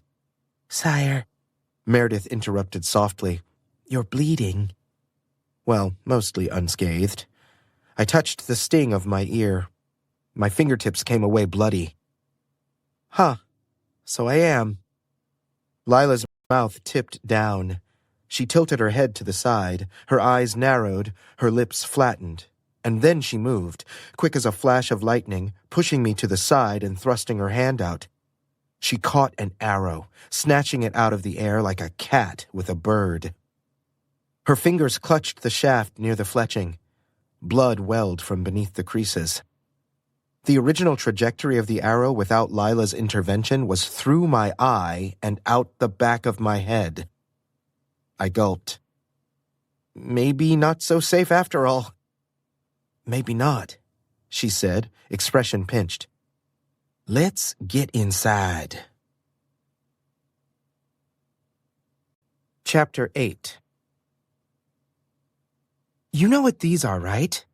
Bethany asked as she plucked a strip of parchment from the substantial pile. I would have shrugged, but the court physician hovered around my ear, and I didn't dare distract him from whatever the hell he was doing to it.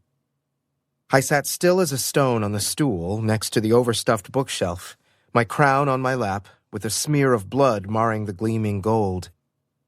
I picked a leaf from the folds of my shirt and flicked it away. Petitions? I guessed. Demands. Shauna crossed her arms. Outright challenges to your reign. Lila and I had escorted Meredith to the kitchens before finding Bethany, Ryan, and Shauna in a room filled with parchments and books. My guess was that it was Barthley's office. It had a desk and an inkwell and blank parchments. Oh, and a human skull, which stared judgmentally at me from a shelf with its sightless gaze. This room would need to be redecorated before I would even consider using it myself. A large window had been flung open to let in light and to air out the musty smell. 4 of my 5 advisors stood around the large, heavy desk, examining the scraps of parchment fluttering in the soft breeze. The mound was not small. Awesome. What do we do with them? What do you want to do with them? Ryan asked. You're the king. Yeah, quit reminding me. I flinched as the physician did something to my ear. I don't know, burn them? Ow! What the? Here. Meredith had returned with wine, bless her, and she shoved a full goblet into my hand. Before I could thank her, she retreated into a corner, holding the pitcher and trembling like a leaf. Shauna eyed her with a look I couldn't decipher, which more than likely scared Meredith even more. Bethany huffed, and Shauna's gaze slid away. Tossing a parchment aside, Bethany picked up another one. Have you read any of these? The wine was strong, and after a few sips, heat prickled along my cheeks. Yes, apparently the Sioux family wants their golden peacock returned. Lila snorted. She had a bandage wrapped around her palm, which she kept tucked in the crook of her elbow. Like I'm returning the peacock, she said under her breath. I narrowed my eyes at her. What? Huh? Bethany rubbed her forehead, then blew out a breath. You realize we're fucked, right? From the angle, I couldn't tell if the physician's hand slipped or if he meant to jab a needle into my ear. Ow! Ow! Apologies, sire, he said, his tone dry. You required a stitch.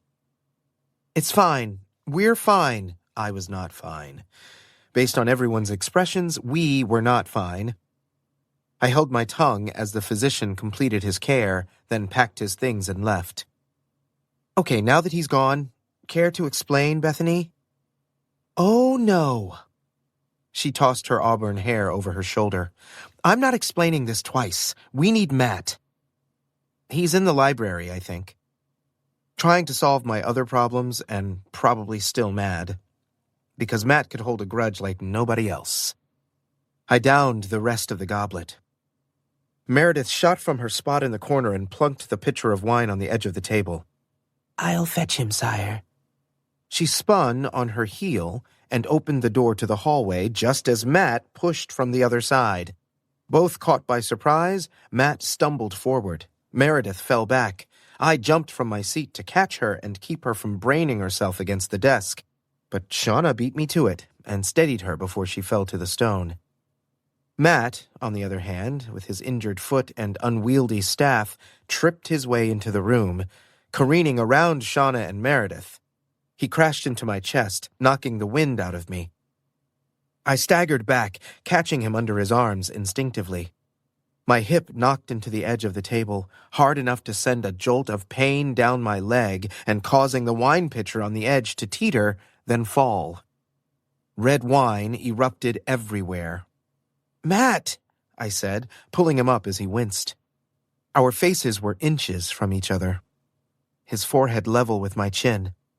I clutched his body against mine, surprised, flushed, and not nearly as steady as I wanted. My heart pounded and fingertips tingled where they pressed into his back. He pushed me away, righting himself, a deep blush in his cheeks that crept down his neck to disappear beneath his tunic. I hid my wince at Matt's obvious aversion to being physically close to me. Another little stab of rejection right into my heart. It certainly hurt worse than my ear. "Oh no, the wine!" Meredith wailed, then dropped to her knees, her dress soaking up the red liquid as she grabbed the overturned pitcher. "I'm so sorry, sire. I'll go right away and retrieve more." "It's okay," I said, internally lamenting its loss. I waved my hands. "It's fine. It was an accident. There's no reason to be upset." She stood, clutching the pitcher to her chest, wine wicking through the fabric of her skirt. Her face was sheet white, and tears spilled out of the corners of her eyes. I thought she would pass out, even with Shauna's hand on her arm. "What?" "We're good." I gestured to the rest of the group, who stared at the scene that had gone from slapstick to serious in an instant. "Right, Council?" They erupted in reassurances. Even Lila, who wasn't one to offer comfort, told the terrified girl that everything was A-OK. "Hey," I said, when Meredith still looked like a rabbit in a snare.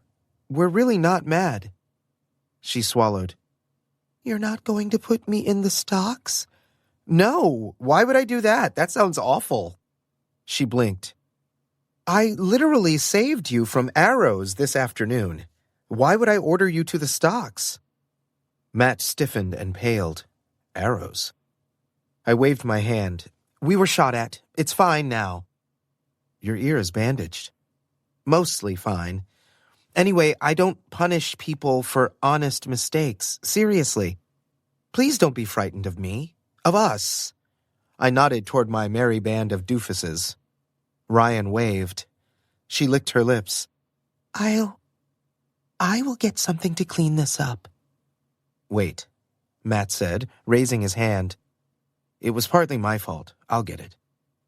He tipped the head of his staff toward the mess on the floor and table. The large puddle lifted from the stone, as did the splashes from our clothes, congealing into a large floating sphere of wine that poured itself into the pitcher she clutched to her body. "There," he said, once the stream finished, "all cleaned up. I wouldn't drink it, though. I'm uncertain about the cleanliness of the floors." Her mouth dropped open, then snapped shut, then opened again. Her eyes were saucers. "That was amazing." I didn't like the way she gazed in open wonder at Matt, like she was half in love with him from his magic trick. Matt didn't notice.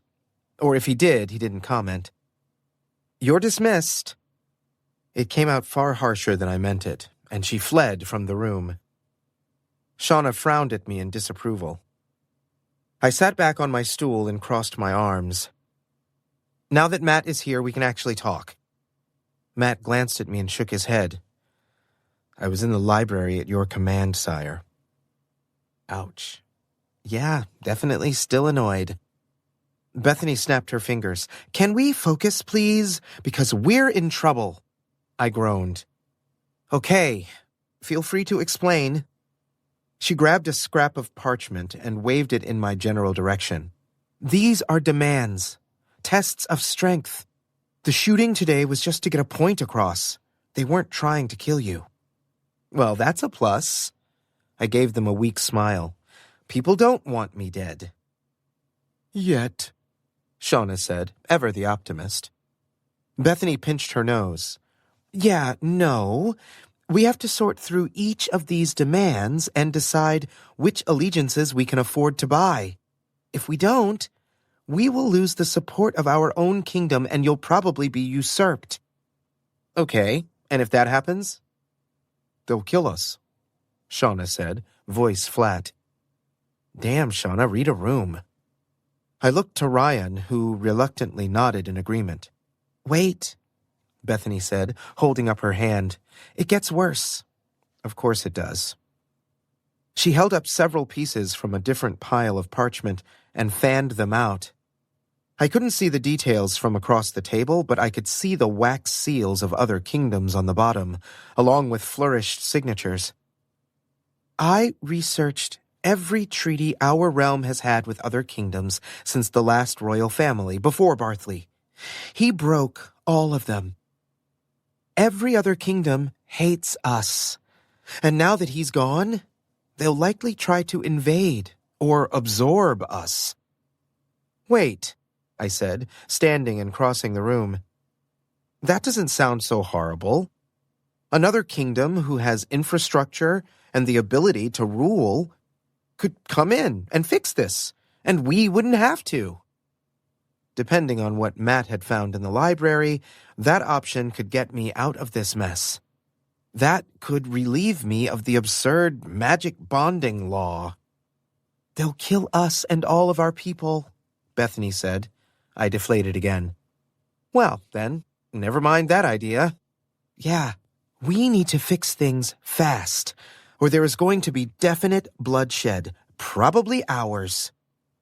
Great, I sighed. Okay, to recap, we are being tested by our supposed allies, and other kingdoms hate us. Do we have any defenses? Shauna leaned against the wall and crossed her arms. We don't have a military. The members of his followers we didn't kill have fled. And since Bartley used fear to keep his soldiers in line, there was no loyalty, save the loyalty their heads had to their bodies. So those who didn't exactly agree with him ran off as well. This is helpful, so helpful. And as awesome as we are, I doubt we'd be able to hold off an entire kingdom's army on our own. I rubbed my temple, careful of my damaged ear. Death began to appear more like a viable option. Dare I ask for your update, Ryan? He fidgeted. Ryan never fidgeted. There are no knights. The vassals refused to send their sons to Bartley, but he didn't quite need them anyway, did he? Not when he had his followers, and all the dark magic. Ugh.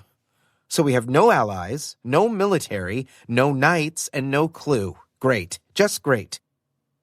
Good thing we're loaded. Lila perched on the windowsill. A cheeky grin spread across her features. I raised my head from where I studied the rug, which depicted flames and a mound of skeletons. Yeah, redecorating jumped several slots up on my to-do list, right under surviving and figuring out how to rule a kingdom. What? We're literally the richest kingdom, basically ever. She shrugged. The amount of gold I found made me bug-eyed, and I don't say that lightly. I perked up. Enough gold to impress Lila was a lot of gold. She continued, not to mention the grain stores, the staggering amounts of jewels and finery, the full stable, and the livestock. We're rich? She twirled a piece of her pale blonde hair around her finger. We're not rich. We're swimming in it. I could do laps in the mountains of coin that's stowed in the dungeon alone. The dungeon? He kept his gold in the dungeon? Lila shrugged again. It's not like he kept prisoners there. True. He seemed to just kill anyone he didn't like. And the one prisoner we know he kept was locked in a tower, not a dungeon. Wealth doesn't solve everything. Matt leaned over the parchments and ran his fingers over several of them. He hunched as he scanned the missives, the weight of our predicament seeming to bear down on his shoulders. No, it doesn't, I agreed. But it helps a lot. First thing, we give all the servants in this castle a raise. Lila raised an eyebrow. Shauna furrowed her brow. Money won't buy their loyalty.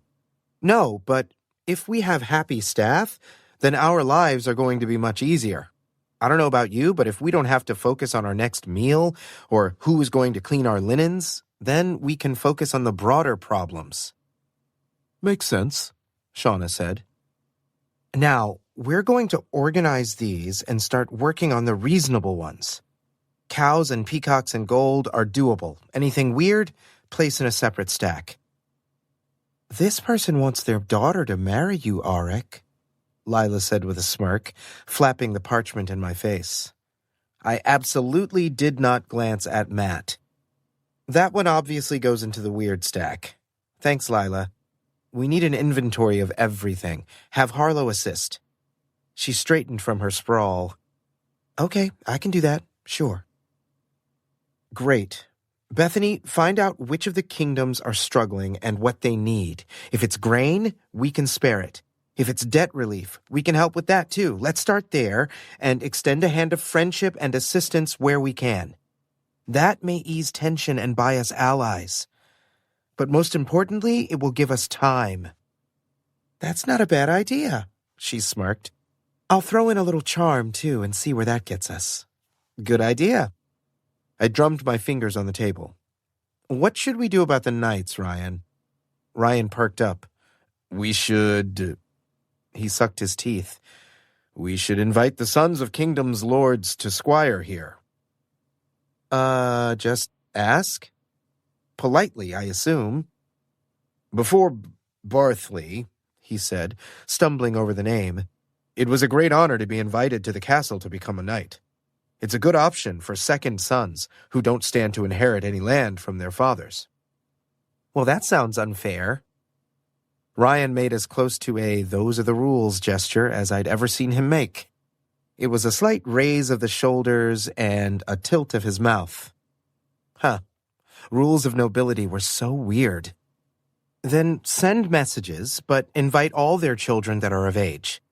We have plenty of evidence sitting around this table that other genders can fight just as well as men. Who will train them? We have no senior knights. I blinked. You will, Ryan. I was only a squire when we met you. That was ages ago, I shrugged, dismissing his concern. 7 months.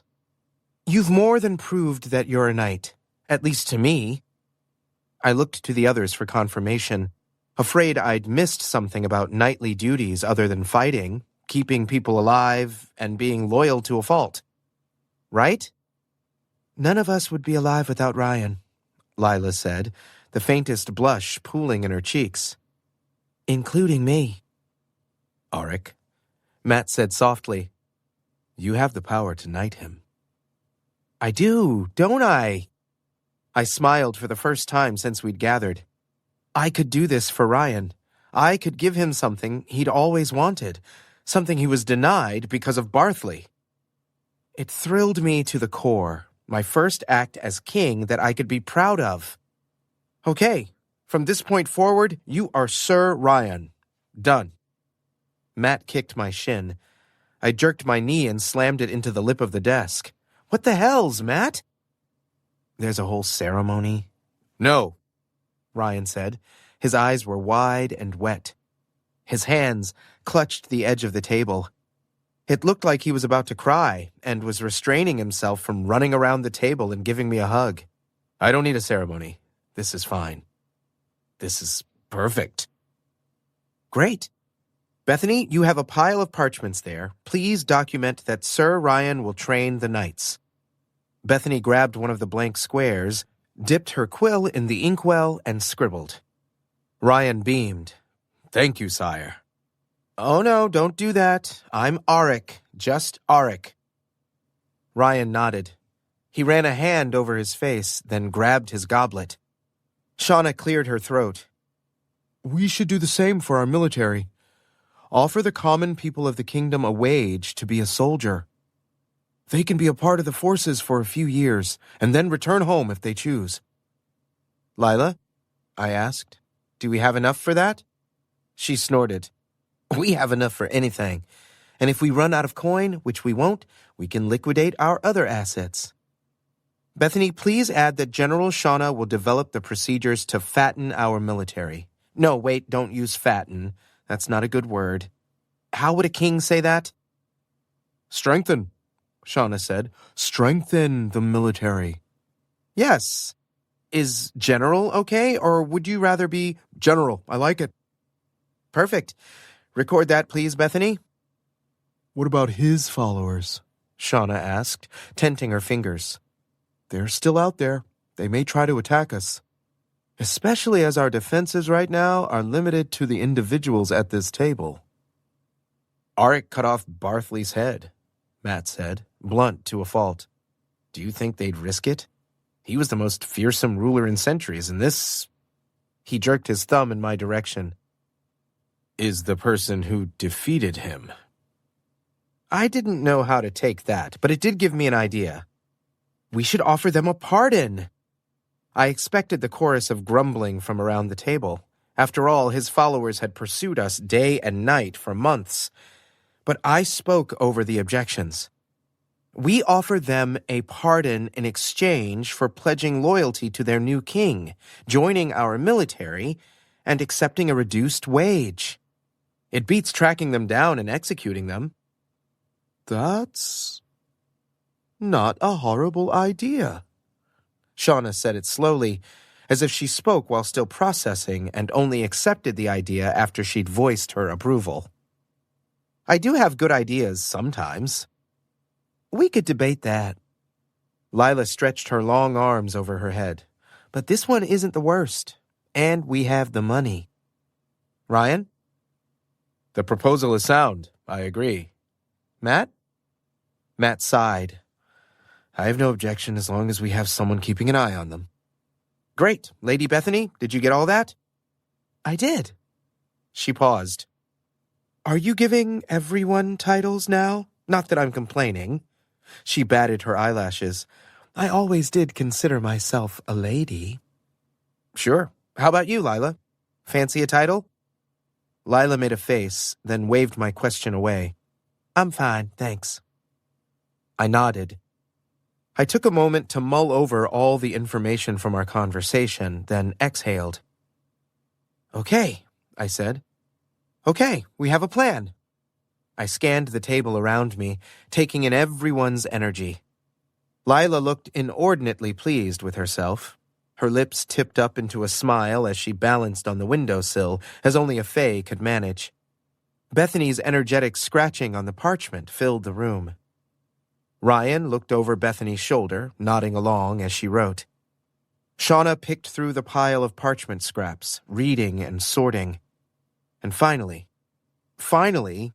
I felt a bit better about this mess. What about you, Matt? Shauna asked as she leaned back and dabbed her cheek with a napkin. How was your day? Oh, yeah. Lila tipped forward, propping her elbow on her knees with her chin in her hand. What did you find out, Matt? Matt ignored my intense glare of don't even and idly spun his staff. I researched in the library. He glanced at me. I resisted the urge to kick him. He made a face that conveyed he thought I should just tell them about the soulmate law. I narrowed my eyes. And? Bethany asked, interrupting our silent conversation. I found a book of spells and a book of laws. Anything relevant? I'll have to study further. Which meant he had found something. Matt didn't outwardly lie.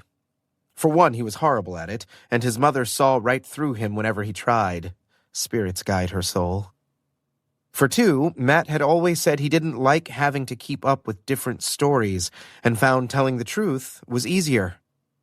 But Matt could evade and skirt like a fish swimming upstream, dodging rocks and bears. Bethany held up her quill. "Are you Lord Matt now?" "Yes, of course he is." "I'm not a noble." "Like I am?" I asked, tone still slightly annoyed. But I couldn't stay mad at Matt for long. I never could, and already I could feel my irritation melting away. I held up my blemished crown. "I'm the son of farmers, but I'm now King Auric. You can be Lord Matt." He sighed. "Fine." "Good." I stood. "I'm happy with our plans. I'm happy that we're all here. I'm happy that we have food and beds and a roof over our heads." I raised my goblet. "Cheers!" The others didn't have glasses, but cheered nonetheless. "Hear, hear!" I took a gulp and slammed the goblet on the table. "Okay, I have a headache, and I'm exhausted. I'm going to rest." "Feel better, Auric," Shauna said, touching my hand. "Rest well." A flush worked its way into my cheeks. "Thanks, General Shauna." I left the room and walked the quiet hallway to my quarters, only getting lost once in the process. I went in, closed the door behind me, and leaned on the wood, the back of my head thudding. I took a breath.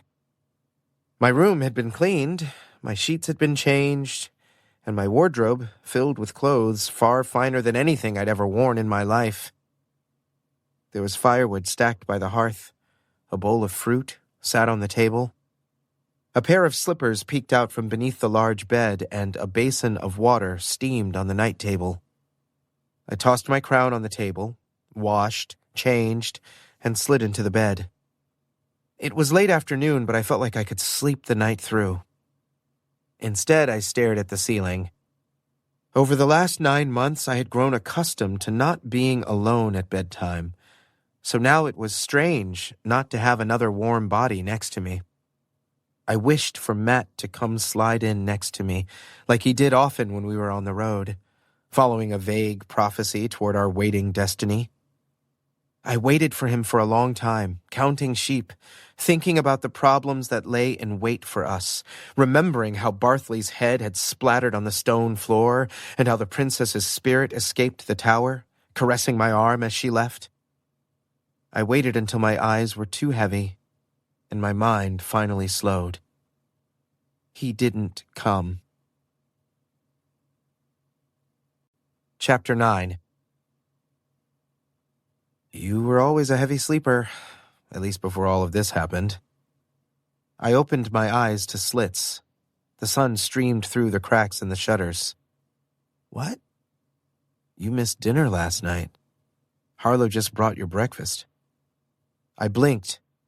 I was warm, and my pillow was soft, and Matt sat stretched out on the bed next to me. He leaned against the headboard, fully dressed, his new shiny boots crossed at the ankles. He wore a blue tunic and a pair of brown trousers, and his hair was as long and as messy as it had ever been. It curled around his ears in brown tendrils and fell across his forehead in an adorable sweep that made me forget I was upset with him for a whole moment as my brain moved from sleeping to waking. But then I remembered how lonely I had felt the night before. My gut churned in equal parts embarrassment and anger, and I rolled away from him and curled on my side. I waited for you last night. My voice was tight, but hopefully muffled enough by the pillow that Matt wouldn't hear it. He huffed. I knew you probably would. You didn't come. No, I was mad. Well, now I'm mad. Matt poked me in the side. I squirmed away from him. You can be mad at me all you want, but we do need to talk. Snuggling down in the blankets, I ignored him. No. You're the worst. I'm the king. He prodded me again, a little harder that time. Then act like it. I'm here as your advisor. Not as my friend? Matt paused. The moment turned tense. Then he let out a breathy chuckle. Of course as your friend, doofus. I'll always be your friend. I cringed internally. He grabbed my feather pillow and wrenched it from under my head. Then he smacked me with it. Ugh. Snatching it away, I tucked it under my body and rolled to face him. I propped my head on my elbow and half-heartedly glared. He smirked at me with his annoyingly perfect face. Do I need to remind you that I was shot yesterday with an arrow in my ear? I waved my hand at the bandage where the wound throbbed beneath. You're fine. I needed stitches. One. A single stitch, Arik. You've had worse. I frowned. Hey, you try running away from a barrage of arrows. It was terrifying. Probably took years off my life. Matt's expression softened. Are you okay? Really? Yeah, I grumbled. I'm fine. Good. Because I found something. Other than new clothes? He picked at the fabric of his shirt. They were the only thing in my wardrobe besides robes. He pursed his lips. I'm not wearing robes. I know both the wizard and Bartley did, but I refuse. Noted, I said in my flattest, driest tone. Wow, you're tetchy. You did wake me up. You should be awake. It's almost mid-morning. If you're a chicken. That earned a chuckle. His smirk tipped into a full smile. Not the forced one either. The one that came so easy when we were home, but had become rare in the months since. A bloom of happy warmth spread from my middle at having made Matt laugh. Look, your lordship, do you want to know what I found now, or should I wait until we're all seated in the council chamber later today? Matt rubbed his knuckles on his new shirt, trying to act nonchalant, but failing miserably. I'm sure they'd want to know all about your impending nuptials. I flopped back on the mattress. Acid climbed my gullet. Fuck you, but fine, tell me. I have good news and bad news. The bad news, I said, before he could ask which I wanted first. Better to face the problem head on, my father would say, spirits guide his soul, instead of running away. A hilarious sentiment, if I thought about it too long, since I had done just that, run away. But I had been running toward my destiny, not from it, barreling like a hothead toward adulthood. Now that I'd made it, I just wanted to go back to how everything was before. Fine. The bad news is that, yes, there is a magic law that says you must be bonded to be king of this realm. Your soul must be tied to someone, and as long as that other person's soul is with yours, you'll be king. Wait. I shot upright and crossed my legs, facing him. What does that mean? I'm not sure. The spell itself is quite vague. I don't know if that means if your spouse dies, you're no longer king, or that you die with them, or if you can just remarry. Bartley obviously trapped the princess's soul in the tower to reign even after she died, so there must be some element about the soul staying in this realm for Bartley to have remained king. But why? It's a failsafe, just as Harlow said. Your entwined souls are meant to complement each other, bring out the best and temper the worst. I snorted. Yeah, like that worked. Right? Can you imagine? If he had been on his own, how horrible it would have been. I kind of wonder if her soul was the reason the prophecy was able to be written and come true. That was a lot to process. A lot. The implications were massive. Did that mean if I died, my poor soul-bonded person would die as well? If someone wanted to assassinate me, could they just target my soul-bonded spouse? If I hated my soul-bonded person, would I be stuck with them, not only in this life, but the next? I shook my head. Okay, this is the bad news, right? That I am stuck with a magic law and will have to bind my soul with someone? He worried his bottom lip between his teeth.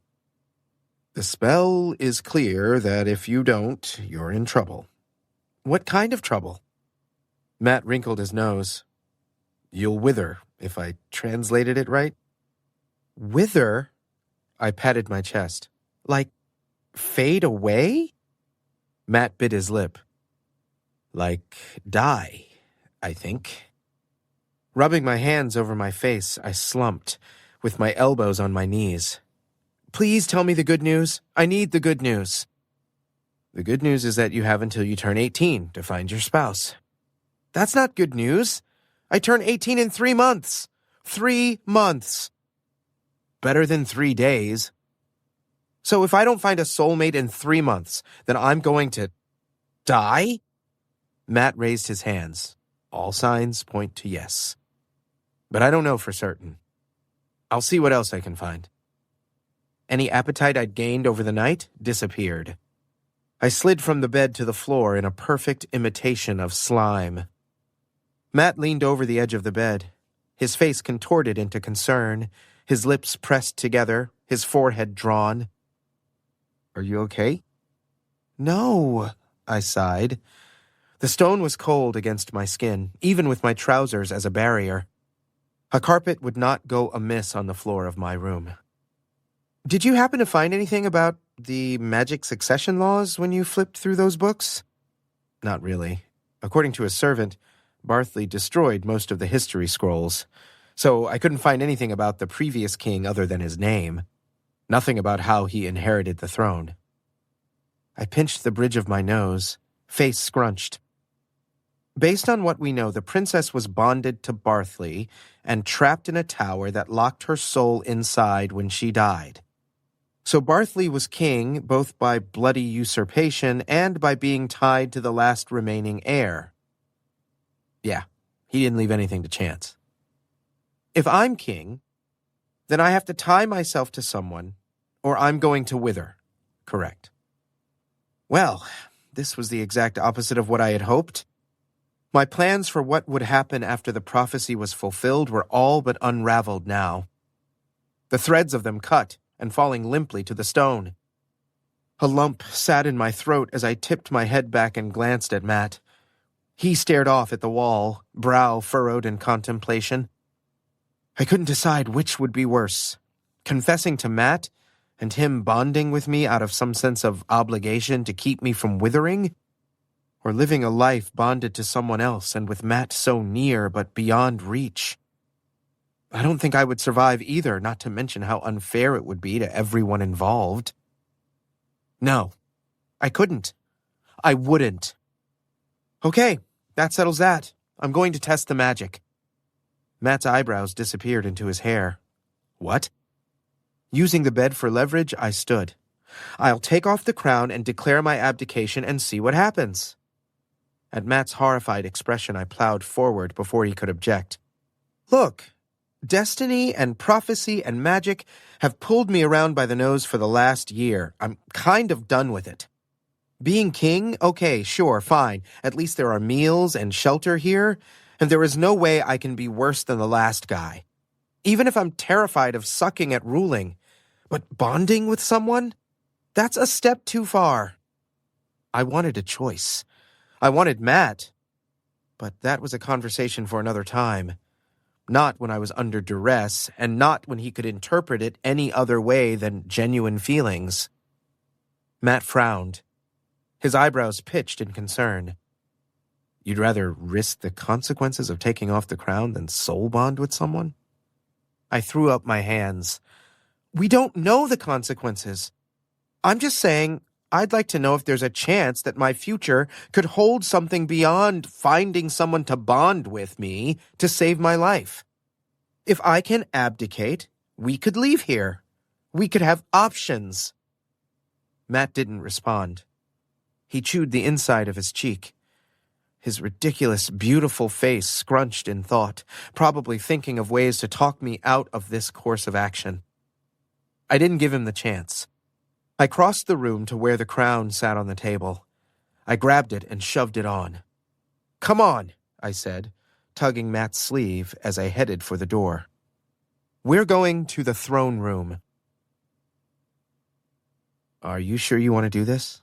Matt asked as he stepped down from the dais, then turned and faced me.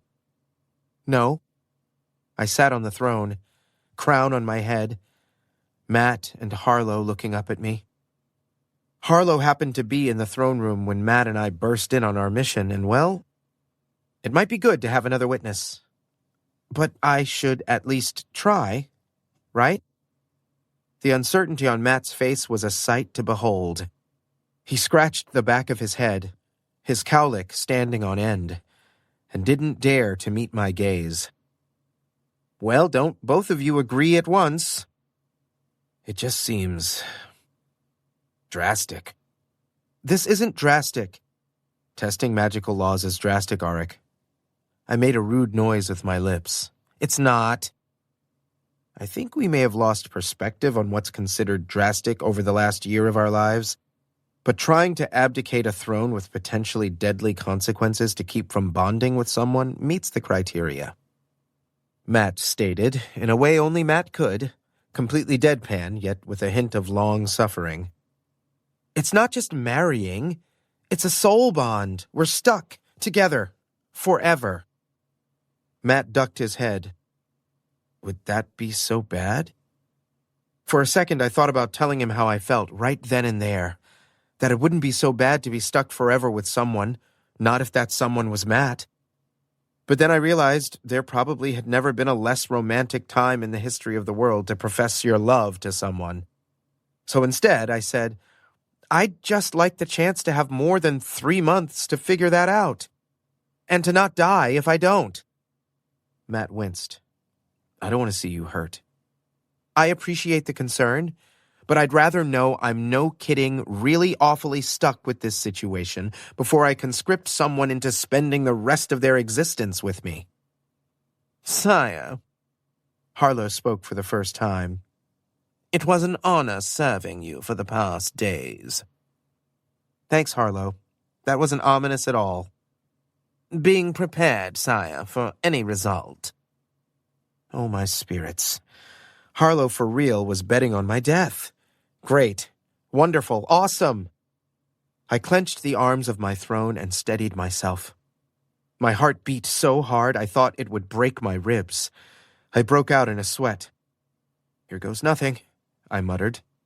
I stood and took off the crown, placing it on the seat of the throne, then stepped to the side. I, King Auric, sovereign ruler of air in the realm of Chickpea, hereby do abdicate. That's as far as I made it before overwhelming pain punched through me. It felt like I was being crushed from the inside out.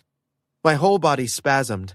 I gritted my teeth against the sudden and tremendous torment, but it did little to stop the waves of agony. I fell to my knees, then pitched forward onto my elbows. The taste of copper filled my mouth, and with a shaking hand I touched my face to find my fingers covered in thick red blood.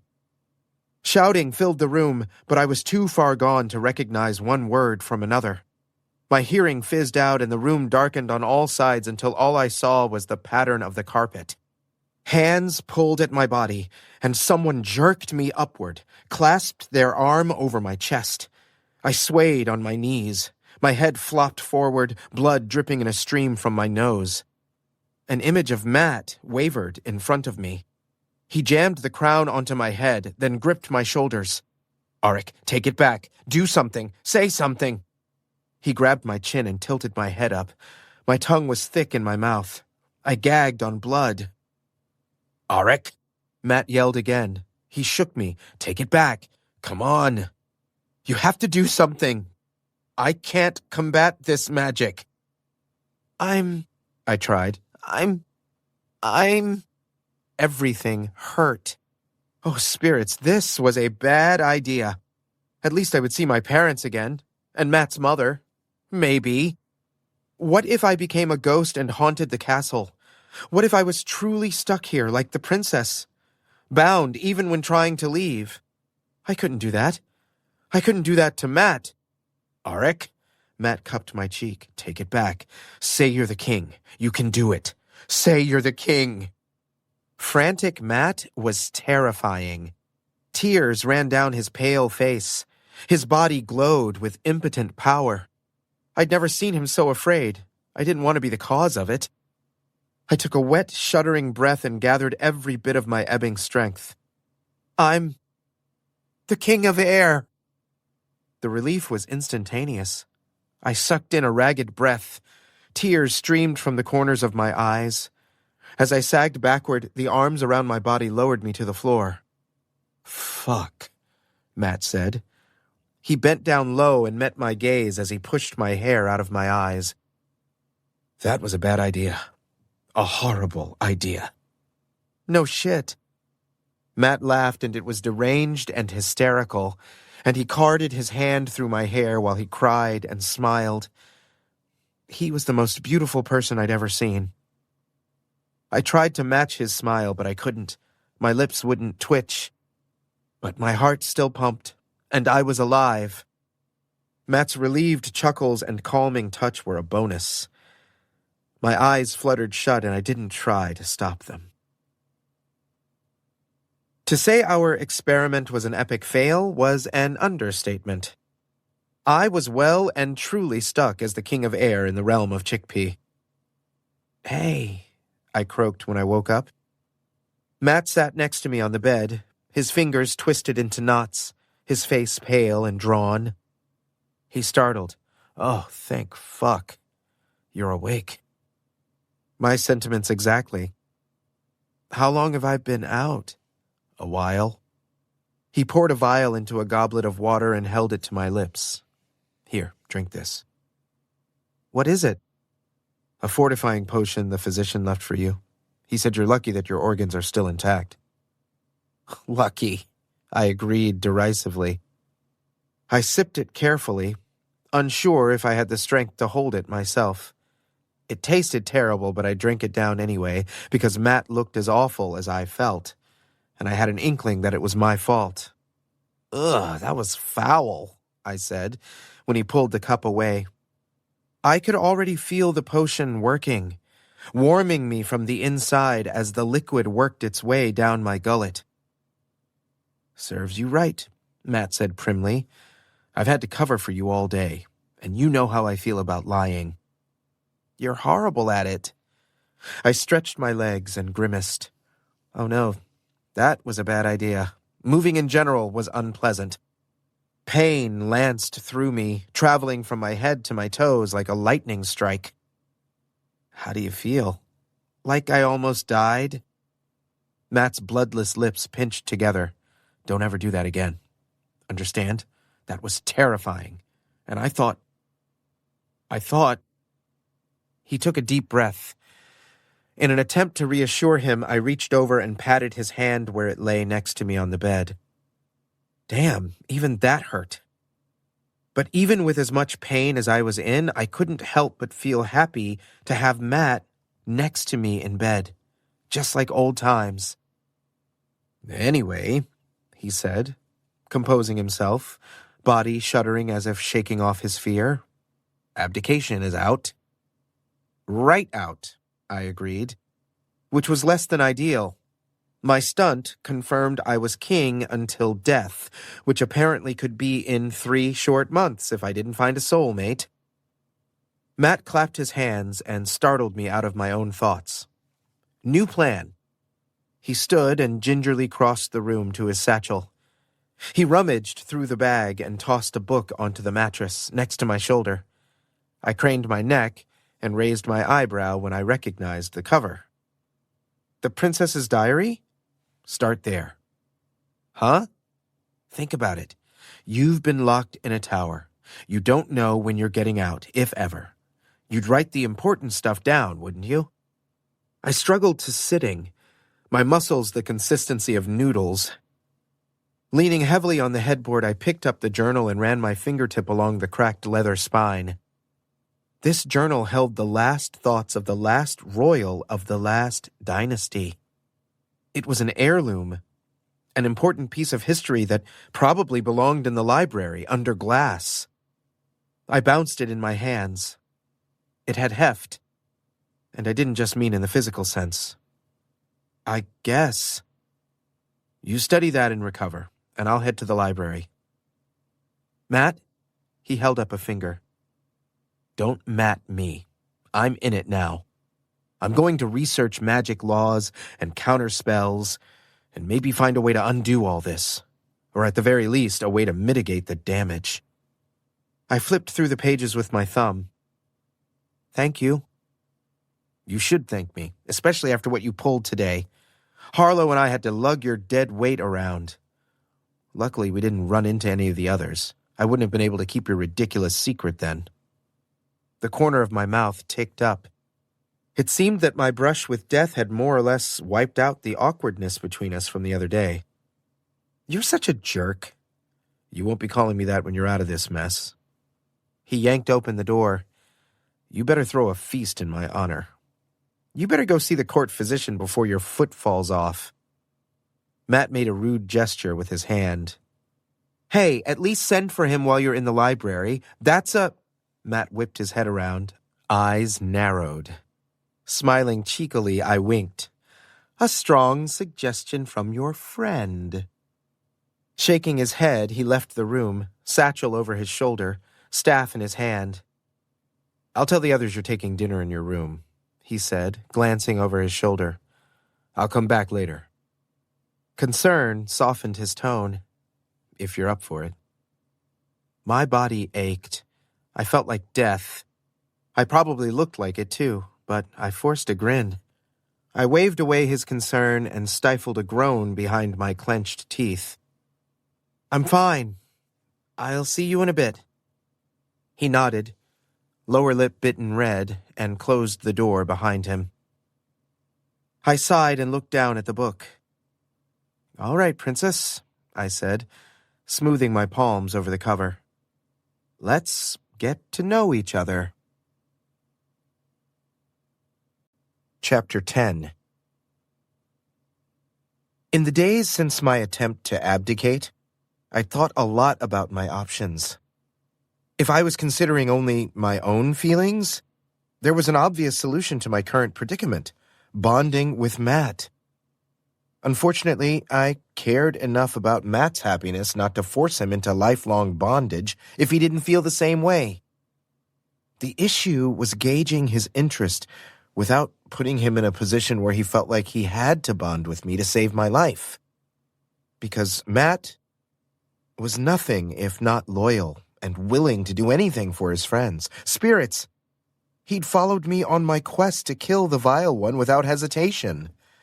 I couldn't ask him to put his life on the line like that for me again. Besides, the only thing worse than having to find someone willing to bond with me was the idea of bonding with someone who wasn't. I didn't want my reign, as inauspicious as it had started, to echo anything of Barthley, and forcing someone was definitely a vile one move. So, despite my contemplation thus far, I'd come up with zero solutions to this predicament. Nothing. Zip. Zilch. Luckily, the princess's diary was a compelling distraction. I reclined against a plush pillow, stretching comfortably in a beam of sunlight and picking up reading where I'd left off the night before. She had the audacity to call me arrogant, but she was the one who forgot to prop the door to the tack room next to the stable after our ride, in which she refused to speak to me and only talked with the maids who accompanied us. She followed me into the room, and the door swung shut behind her, locking us both inside. I was so mad at her. We were stuck for hours, waiting until our families realized we weren't at dinner.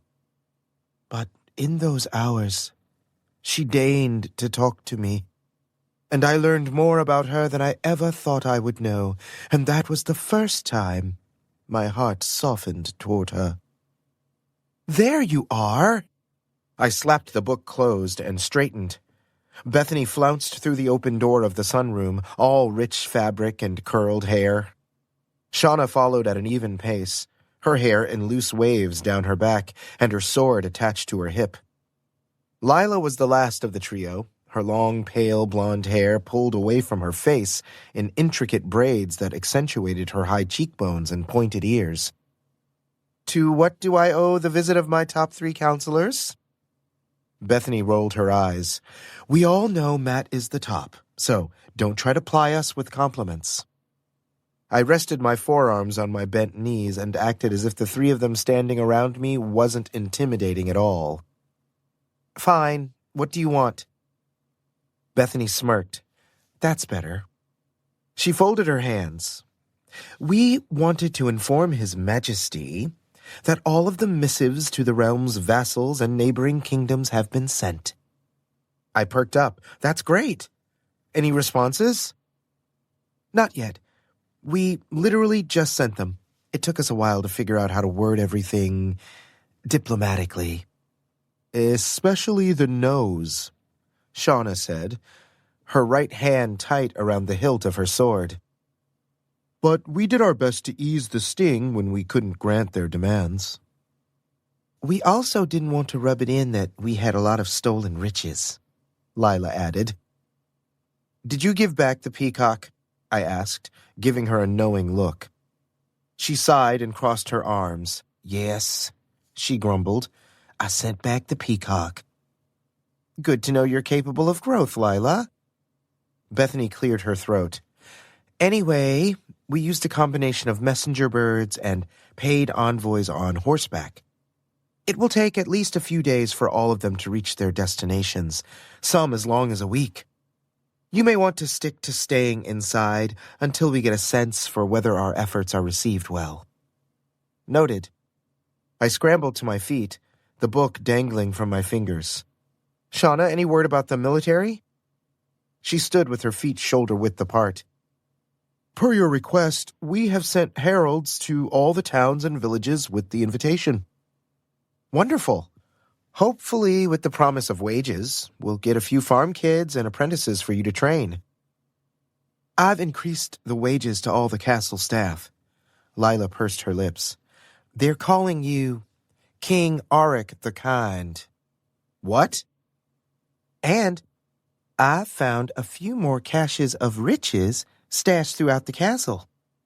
I've moved a few and consolidated others, but have decided to leave deposits in a few different places, just in case we have to leave in a hurry and can't empty the vault. I'm sorry, I'm still stuck on King Auric the Kind. What is that about? You literally saved Meredith. Shauna tilted her head to the side.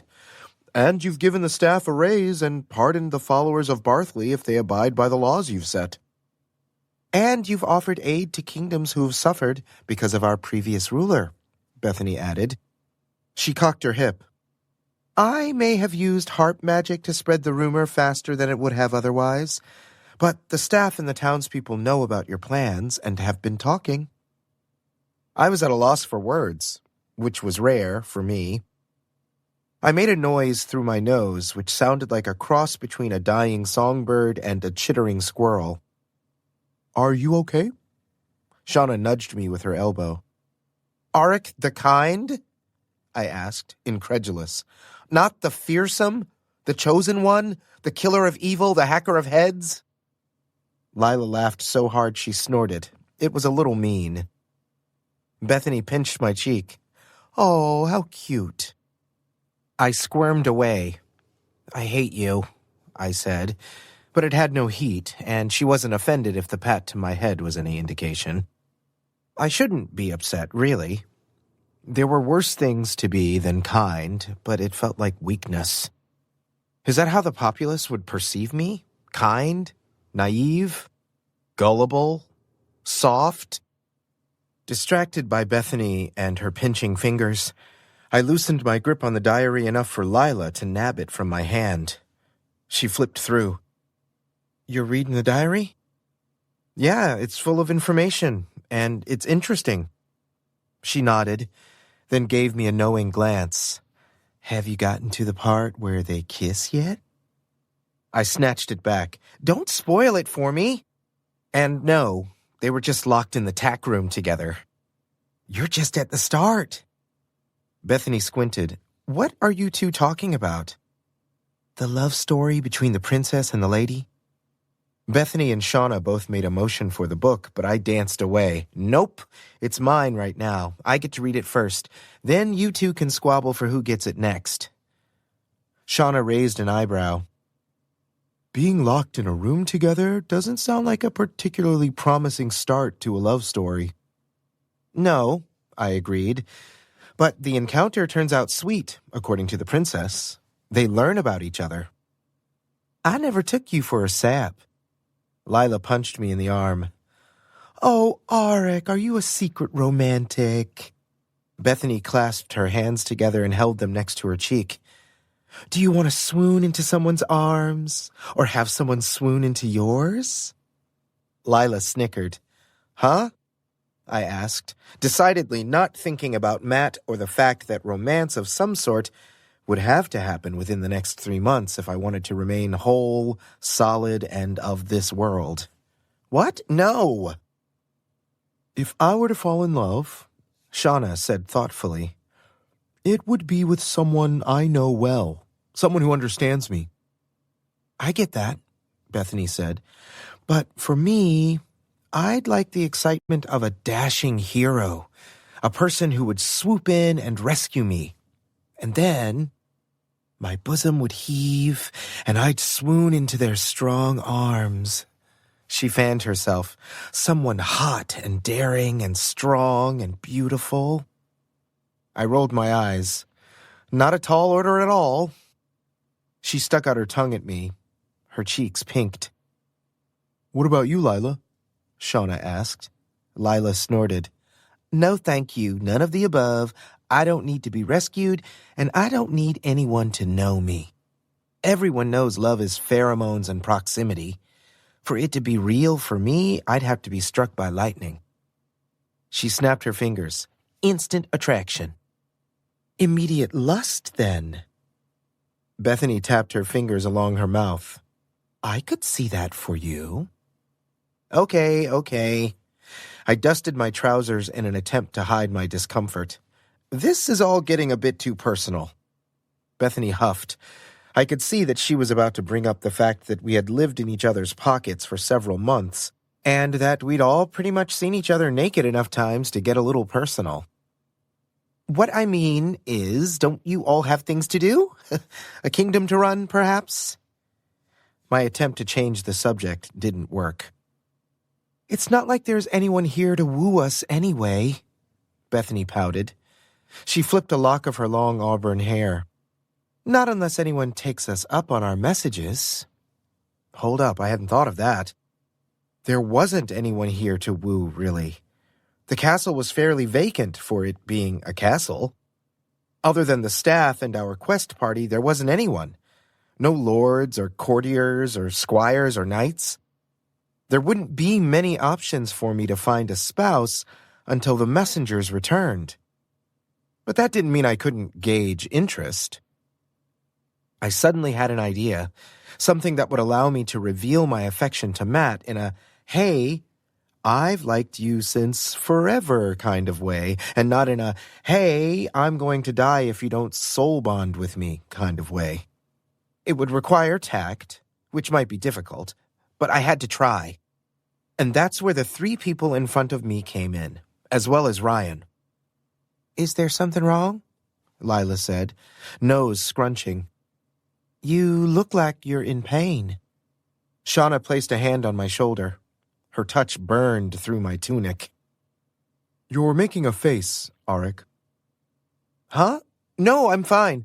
I've remembered something. I have to talk to Matt.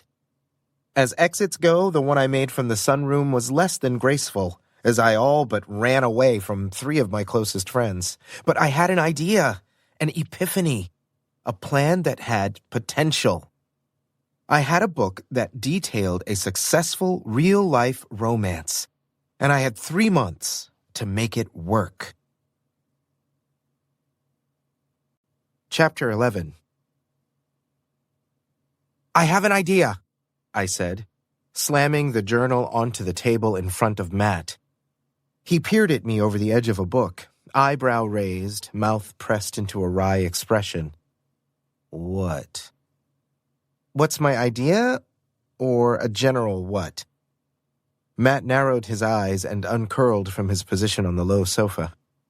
He wasn't wearing his boots, and his foot was wrapped with a bandage, though the swelling had all but disappeared.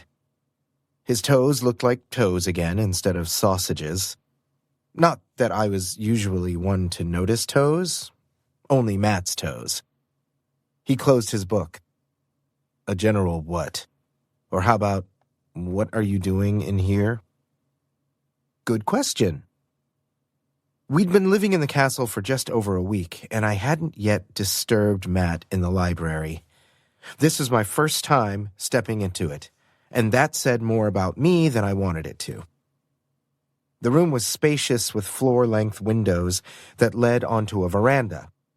The abundant natural light had faded the edges of the lush carpets and the cushions of the sofa Matt relaxed upon, which sat directly in the path of the afternoon sun. There were books everywhere. They bowed shelves beneath their weight, lined every inch of the walls, and were stacked in unruly piles on the floor that stretched toward the ceiling.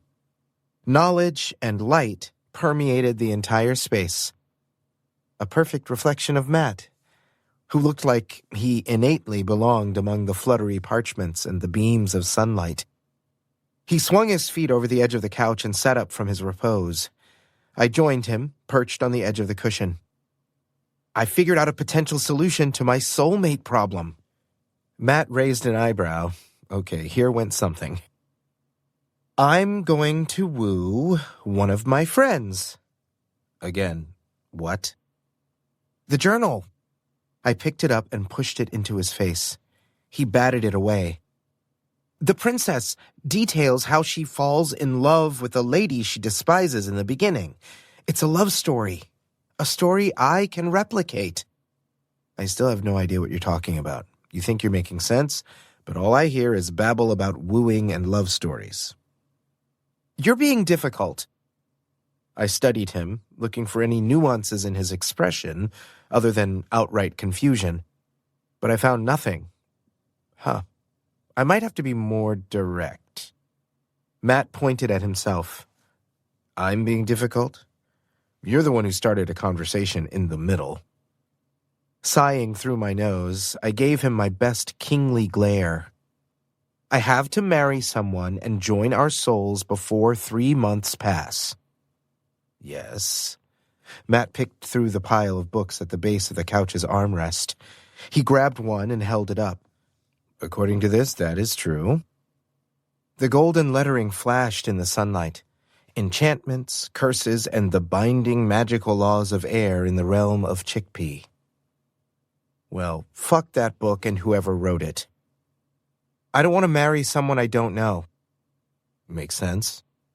I have decided to woo one of my friends. And that's where you lose me. I punched Matt in the shoulder while my insides twisted. Doofus, it makes sense. My friends know me. I know them. I won't have any other options until people start visiting us in the castle, which won't be for a while. Until then, I should at least try. Matt looked so skeptical it hurt.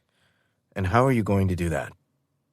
We've known them for 9 months, and not one of them has been remotely romantically inclined toward you. Ouch. Okay, straightforward. No mincing of words. And I couldn't help but note he'd left himself out as a possible participant. That you know of, I snapped. Trust me, I know. Okay, so this wasn't going great. Maybe I needed to hint a little more heavily. So, no one at all? Not one person from the entire group of people who participated in the quest has any feelings for me at all? There, that should do it. He crossed his arms and raised an eyebrow. That's a no. I huffed. My breath swirled the dancing motes. He certainly wasn't making this easy. Also rude. We've been basically running for our lives, trying to fulfill a prophecy, not knowing when we'd have food or a bed, or if we'd need to flee in the middle of the night. It wasn't the time for romance. I gave him a sly smile to cover up my inner turmoil. At least, not for some of... If you bring up the innkeeper's son one more time, Auric, I swear I will turn you into a toad. He pointed his finger at me with all the threat of a hissing, puffed-up kitten. You can do that? That's not the point. Kind of is the point. I haven't learned it yet, but I bet the spell is in here somewhere. He flailed his arms to encompass the room. Okay, whatever. I'll never bring it up again. Anyway, the princess basically lays out a template for wooing in her journal. All I have to do is follow it. Matt eyed the book. He took it from me and flipped through the pages, forehead wrinkled in thought. Don't you think they should have a choice? They will have a choice. They can always say no, even after the wooing, but there's a group of us. It only takes one person to like me back. I tried to catch his gaze, hoping that looking me in the eye might help him see the true meaning behind my words. What about you? What about me? Do you even like any of our friends romantically? This was it, the moment. I took a breath to steel myself and began. Well, there is someone I've been wanting to, and if they're not interested. Matt cut me off so quickly, so pointedly, as he glared at the pile of books on the floor with his brows furrowed. He wouldn't look at me with his big brown eyes, even as I stared at his ridiculous, beautiful profile. His shoulders scrunched near his ears, his body tense as a bowstring. Oh, he knew. He definitely knew, and he was obviously uncomfortable. He couldn't even stand to hear me say it. My heart sank to my toes. What then? Move on to the next one? A string of second places? He asked, voice tinged with something sharp. I shrugged, desperately trying to appear as nonchalant as possible, while I pretended Matt's words didn't pierce as deep and painful as an assassin's dagger. Friendship is a good start, I said quietly, touching the edge of the journal. Don't you think? I mean, the princess despised the lady when they first met, but they ended up falling for each other. I feel like I'm in a better starting position than she was. As I said this, a small spark of hope kindled in my middle for me and Matt in all this. That maybe, as he saw my efforts with the others, it might awaken something in him. I couldn't forget the way he sounded when he thought I was dying on the floor of the throne room, the relief in his voice when I finally woke up. Those moments made me believe there might be something there. Matt rubbed his brow. I'll concede it's not a horrid idea. He sighed, shoulders slumping, his face drawn in pain. I wondered if he'd moved his ankle the wrong way when he made room for me on the couch. I glanced down, but didn't see anything amiss. It's not ideal. Ideal would be me not having to woo anyone at all. Ideal would be me not being bound to a throne either. But ideal walked out the minute the wizard showed up on my doorstep with a prophetic scroll detailing my destiny. Matt winced. I guess your life wasn't ever going to be normal, was it? I guess not. All right, then. Well, good luck with your plan. My body froze. You're not going to help me? He scoffed. No thanks. Leave me out of it. Seriously? Yes. He held up a book. This is me helping you, trying to find a way to undo it all. Keep me out of your romantic schemes. This plan could not go any more wrong if I tried. I needed a way to keep him invested on some level. But I need your help. Matt rolled his eyes. Really? You need help with flirting? Of course, I said, doing my best to appear lighthearted. Yes, that's it. I need an inside man, someone to help give me advice. Someone you're not pursuing, he said, mouth pressed into a firm line. Okay, Matt, no need to rub it in. I got it the first time, loud and clear. Yes, someone I'm not pursuing, I said, forcing my face into a casual smile. So you'll help me? I can't do this without my best friend. Right, he said softly. He shook his head, gave a half-hearted smile, and slapped my shoulder with the book. Right, of course I'll help you. I want you to keep living even if I turn you into a toad. Relief flooded through me. Okay, we could get past our really awkward conversation about my feelings and move forward. I still held out hope that the princess could help me change his mind, and in the meantime, I could start on my backup plan. I'd actually have to woo the others, but Matt would help me. Matt would always help me because he was loyal to a fault and really the best person I knew. I didn't realize how important Matt's approval was until I was scared I wouldn't have it. But now that I did, I could allow the apprehension to ease, and the tension in my body fled. I slumped against the cushions and tipped sideways until my cheek smashed into a throw pillow. Perfect. What just happened? Did you faint or fall asleep? Groaning, I poked his side. Neither. I'm tired, and I'm thinking. Ah, that's why I smelled smoke. Funny. I'm hilarious. I thought you knew. I snorted. Okay, so, my plan. My first instinct was to wiggle close to Matt's side, but I was wounded and embarrassed from our conversation, so I sprawled on the cushion opposite him on the sofa, half-turned to face him. I hadn't thought this far into the plan before barging into the library, my hopes pinned on Matt, so I had to come up with the next steps on the fly. Luckily, I was kind of good at improvising. I just needed to start at the beginning. The first bit where the princess says her heart softened toward the lady was after they were trapped together in the tack room and started to understand each other better. And that's what Shauna said she wanted in a potential partner. Ha! Good thing I paid attention during that conversation. I thought it might be Shauna, Matt muttered. What? Nothing. Matt shook his head. So, he said, drawing out the vowel sound, you want to become trapped in a room with Shauna.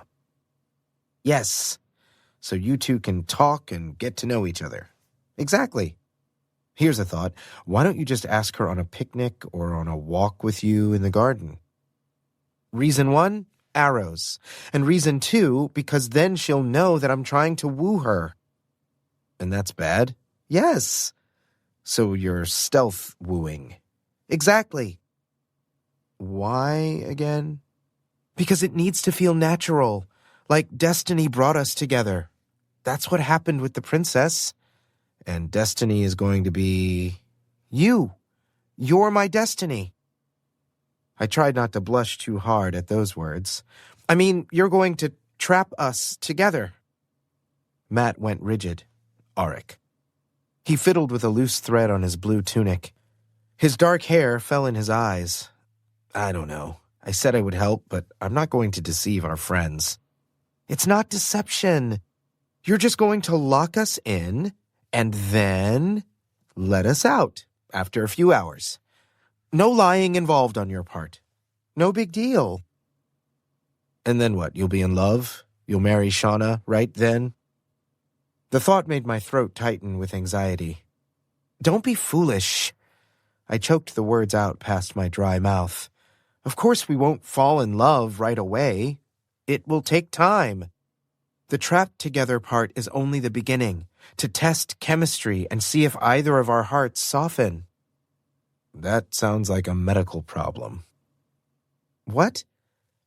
That's how the princess described it? But don't worry, I don't see Shauna as someone who's going to jump into my arms and beg to be bonded.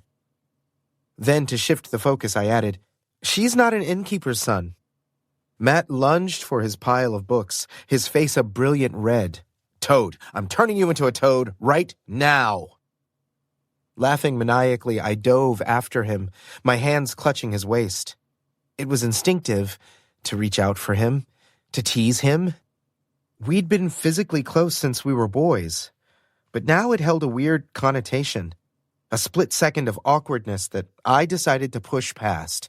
This was Matt, and if I felt a tinge of excitement mixed with heartache, that was my own problem. I jerked him backward away from the book of spells while he pulled forward. We overbalanced and fell off the couch, and I ended up tackling Matt to the floor.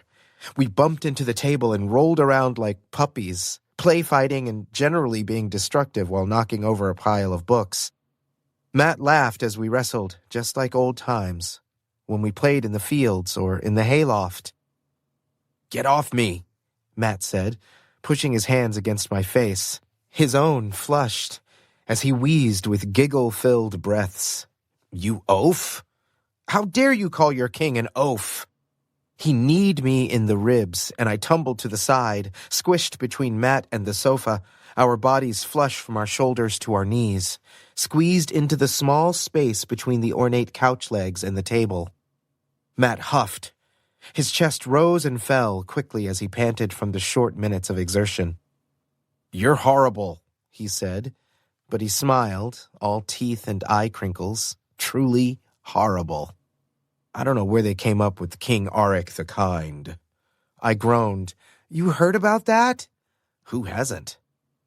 "I don't suppose you found anything in here that will make me not King Auric the Kind." The atmosphere between us changed in an instant. "No, I have not. I found a book of spells to study. I found a book of laws. I found a book of magical laws. But nothing to undo what happened when you sat on the throne with the crown on your head. Other than death? Other than death. Well, then I better get to wooing." Matt released a long, suffering sigh. I was used to them, especially when I was trying to talk him into some foolish, fun adventure back in the village. And I'd heard them quite often on our journey to fulfill the prophecy. Despite its negative connotation, it was a comfort to hear, because it meant Matt was there by my side, listening to my harebrained schemes, and about to get in trouble right alongside me. "Fine," he said. "I'll suggest you and Shauna search the princess's tower together, and I will lock you in. Happy?" I grinned at the ceiling. "Very." "Good. Now leave me in peace. I have studying to do." "Yes, Lord Matt. I will leave you to your scholarly pursuits." "You're an ass. And yet you're my best friend. So what does that make you? Best friends with an ass."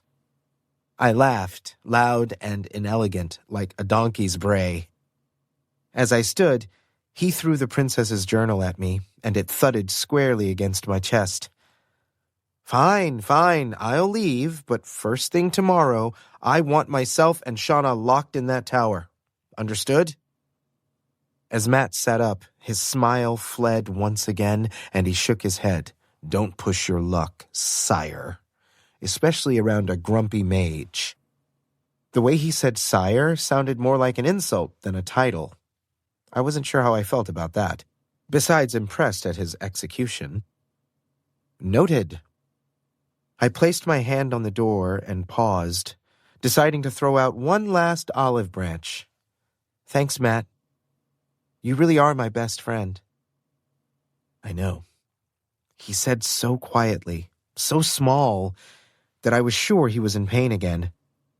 I almost turned back, but then he added, "Oh, look, there is a spell to turn someone into a toad."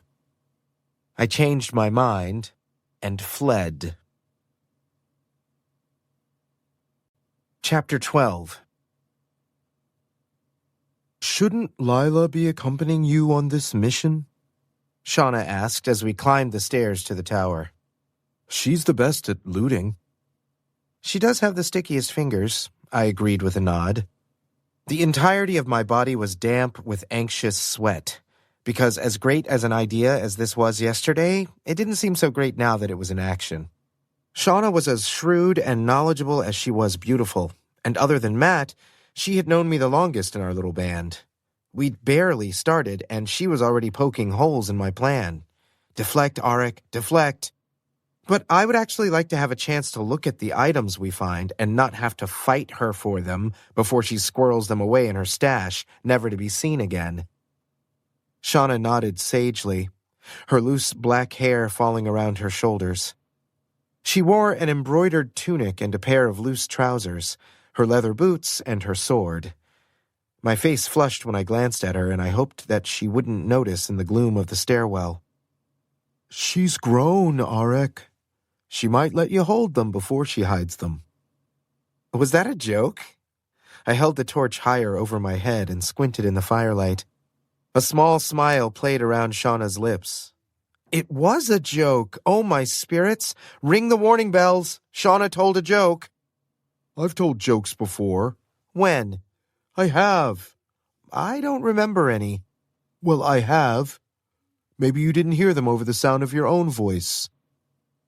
Ouch! I covered my heart with my hand. Your words strike true, General. I'm wounded. She shook her head. Her deep brown eyes caught the light. What's that word you and Matt use to insult each other? Doofus? Yes! She snapped her finger. That's it. You're a doofus.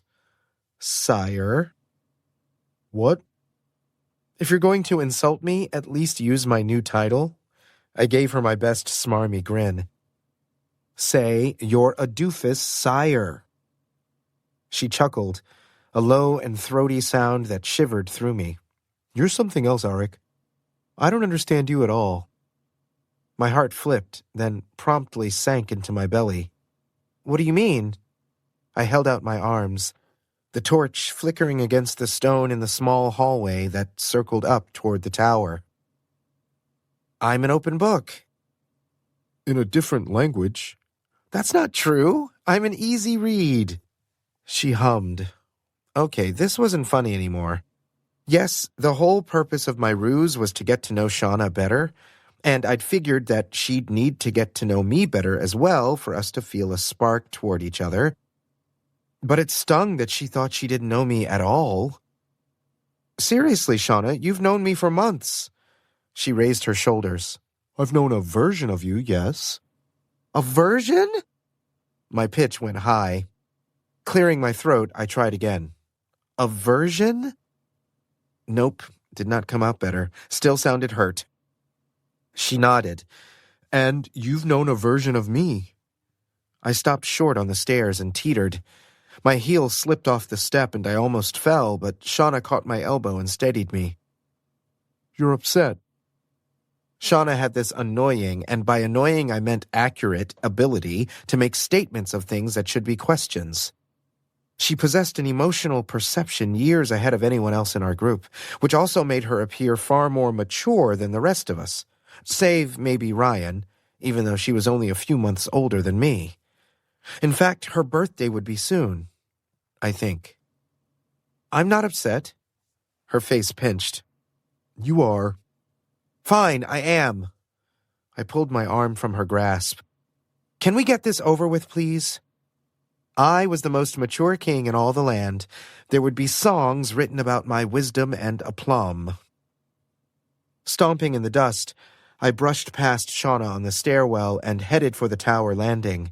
Feeling like this mission was doomed before it even started, I wondered at the prudence of continuing with searching the tower. But it would look strange if I suddenly turned and headed back.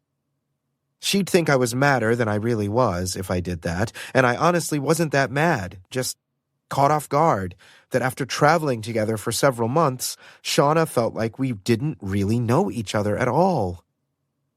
Auric. She easily caught up to me, her long legs eating up the small distance between us. Auric, wait. I want to explain. The landing was much the same as we'd left it from the last time we were here, though the dust was marked with a new set of footprints. The lock and chain hung off the door, blasted by Matt's magic. Propped open slightly, the door swung freely on the hinges when I pushed it open. Oh, look, there's nothing. Great, let's go. She caught the door with her hand before I could close it. Auric, you're being childish. And? I didn't say that we weren't friends, or that I don't care about you. I do. I stayed because of you. Crossing my arms over my chest, I leaned on the stone wall, just on the outside of the tower door. What? I can't speak for the others, she said, measured, brow furrowed, as if tasting her words before saying them. But I couldn't go back to the life I had before you and Matt fell into that tavern. We didn't fall, we gracefully entered. You were lost and soaked to the bone, and you would have been eaten alive if I hadn't stepped in to save your hides. I stuck out my chin. I remember it differently, but fine. She was 100% correct. We would have died. I've been trained to fight my whole life. That's all I've ever done. That's all my father taught me. Do you know what I was supposed to be doing in that tavern when we met? That took me by surprise. We'd never talked about it before. Or rather, I'd never asked. No, I don't know. What were you doing in that tavern? Waiting for you. Bullshit. She laughed again, and I realized belatedly it was another joke. She continued. I was waiting to meet a man about a job. What kind of job? The mercenary kind. I blinked. You were a mercenary? No, she raised a finger. I was almost a mercenary. My father had fallen ill. He hadn't taught me how to run his bladesmith forge, only how to fight with the weapons he made. I sold everything he had completed to anyone who would buy it, for whatever price, which, as you know, probably wasn't much because the vile one was stealing everyone's wealth. Exactly. She dropped her gaze and picked at her nails. I found a guild who would take me, and they set me up with my first chance at a job. I was 17 and petrified. But Matt and I bumbled in. And the rest is prophecy. She spread her hands, palms up. That small smile lingered around her mouth, peaceful and placating my dimming hurt. Rubbing my hands over my face, I wilted against the wall. What happened with your father? The question chased the smile away, and Shauna tipped her face down, stared at her fingers. A bead of blood welled at her cuticle. Wow. I was awesome at wooing. He died several weeks before I met you. My mother and my younger sister moved to live with my uncles in another village, but I had already contacted the guild, and I thought I'd try life on my own. Maybe even make a bit of coin to send to them. Her shoulders sagged from her perfect posture. I couldn't go back now even if I wanted to. I can't imagine the guild would be happy with how I left. And the village life isn't for me. I didn't know. How could you have? I didn't tell you. I didn't tell any of the group. Yeah, but that's what I meant about you knowing a version of me. The version in your head is of a capable warrior who saved you and fought by your side and helped you defeat the vile one. Because that's true. She shook her head. Her brown hair splayed over her bare shoulders. But in reality, I hadn't killed anyone until that night in the tavern. I hadn't even been in a real fight before. I was just a terrified teenager, sitting at a table, drinking watered-down mead, and waiting for someone to show up and tell me who I had to hurt and when, so I could earn coin for my mother and sister. That mead was watered down, I said. She made a face. Sorry, I'm an ass. That I do know. I'm sorry. I'm sorry that happened to you. I'm sorry I didn't know. It's fine, Auric. But that's my point. Your perception of me is not the real me. Frowning, I squeezed my crossed arms closer to my body. Okay, I get what you're saying. But Shauna, that was a destiny ago. You're the most capable person I know. You're amazing. Whatever version of you that I met in that tavern, the version who is standing in front of me is the version that is my friend. I put the Shauna I know in charge of our whole military. It's the version I trust. That's very kind of you, Auric. I rolled my eyes. Please don't start about King Auric the Kind. I'm not, but it is very kind of you to say so. I'm sorry, Shauna. I'm sorry I didn't take the time to know you better before this moment. She shrugged and looked away. We didn't have the time. I know, but I wish we had. She nudged my arm. We have it now, thanks to our group. We have plenty of time. How little she knew. I should tell her about the soulmate situation, but that wasn't a tower conversation. We should be seated, and there should be cake. Lots of cake. She jerked her chin toward the door. Shall we complete our task? Then we can have lunch with the others. Stomach roiling, I peered into the room, knowing that if we entered, we'd be trapped for an indeterminate amount of time based on Matt's whim. Matt's words about asking Shauna on a picnic felt wiser now than they had yesterday. Actually, Shauna, shh, she said, turning on her heel. A dagger appeared in her hand from somewhere, and she crouched into a fighting stance. "Someone is coming." Matt. Panicked, I grabbed her arm, marveling as her muscles flexed beneath my fingers and tugged. Wait, it's... She elbowed me hard in the sternum, and I stumbled backward, straight through the door and into the tower.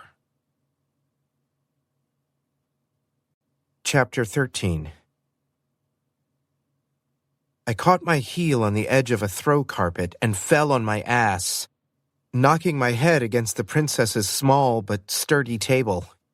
Stars flashed behind my eyes and pain shot up the length of my spine. For the first time, I wished I was wearing the crown. Maybe it would have taken the brunt of the blow. The door remained open, but it quivered as if in anticipation. I squinted at it through my blurry vision but was unable to see into the darkened hallway beyond where Shauna stood. The torch, at least, fell away from anything that could catch. "Who's there?" Shauna demanded, crouched into a fighter's stance on the other side of the threshold. "It's me."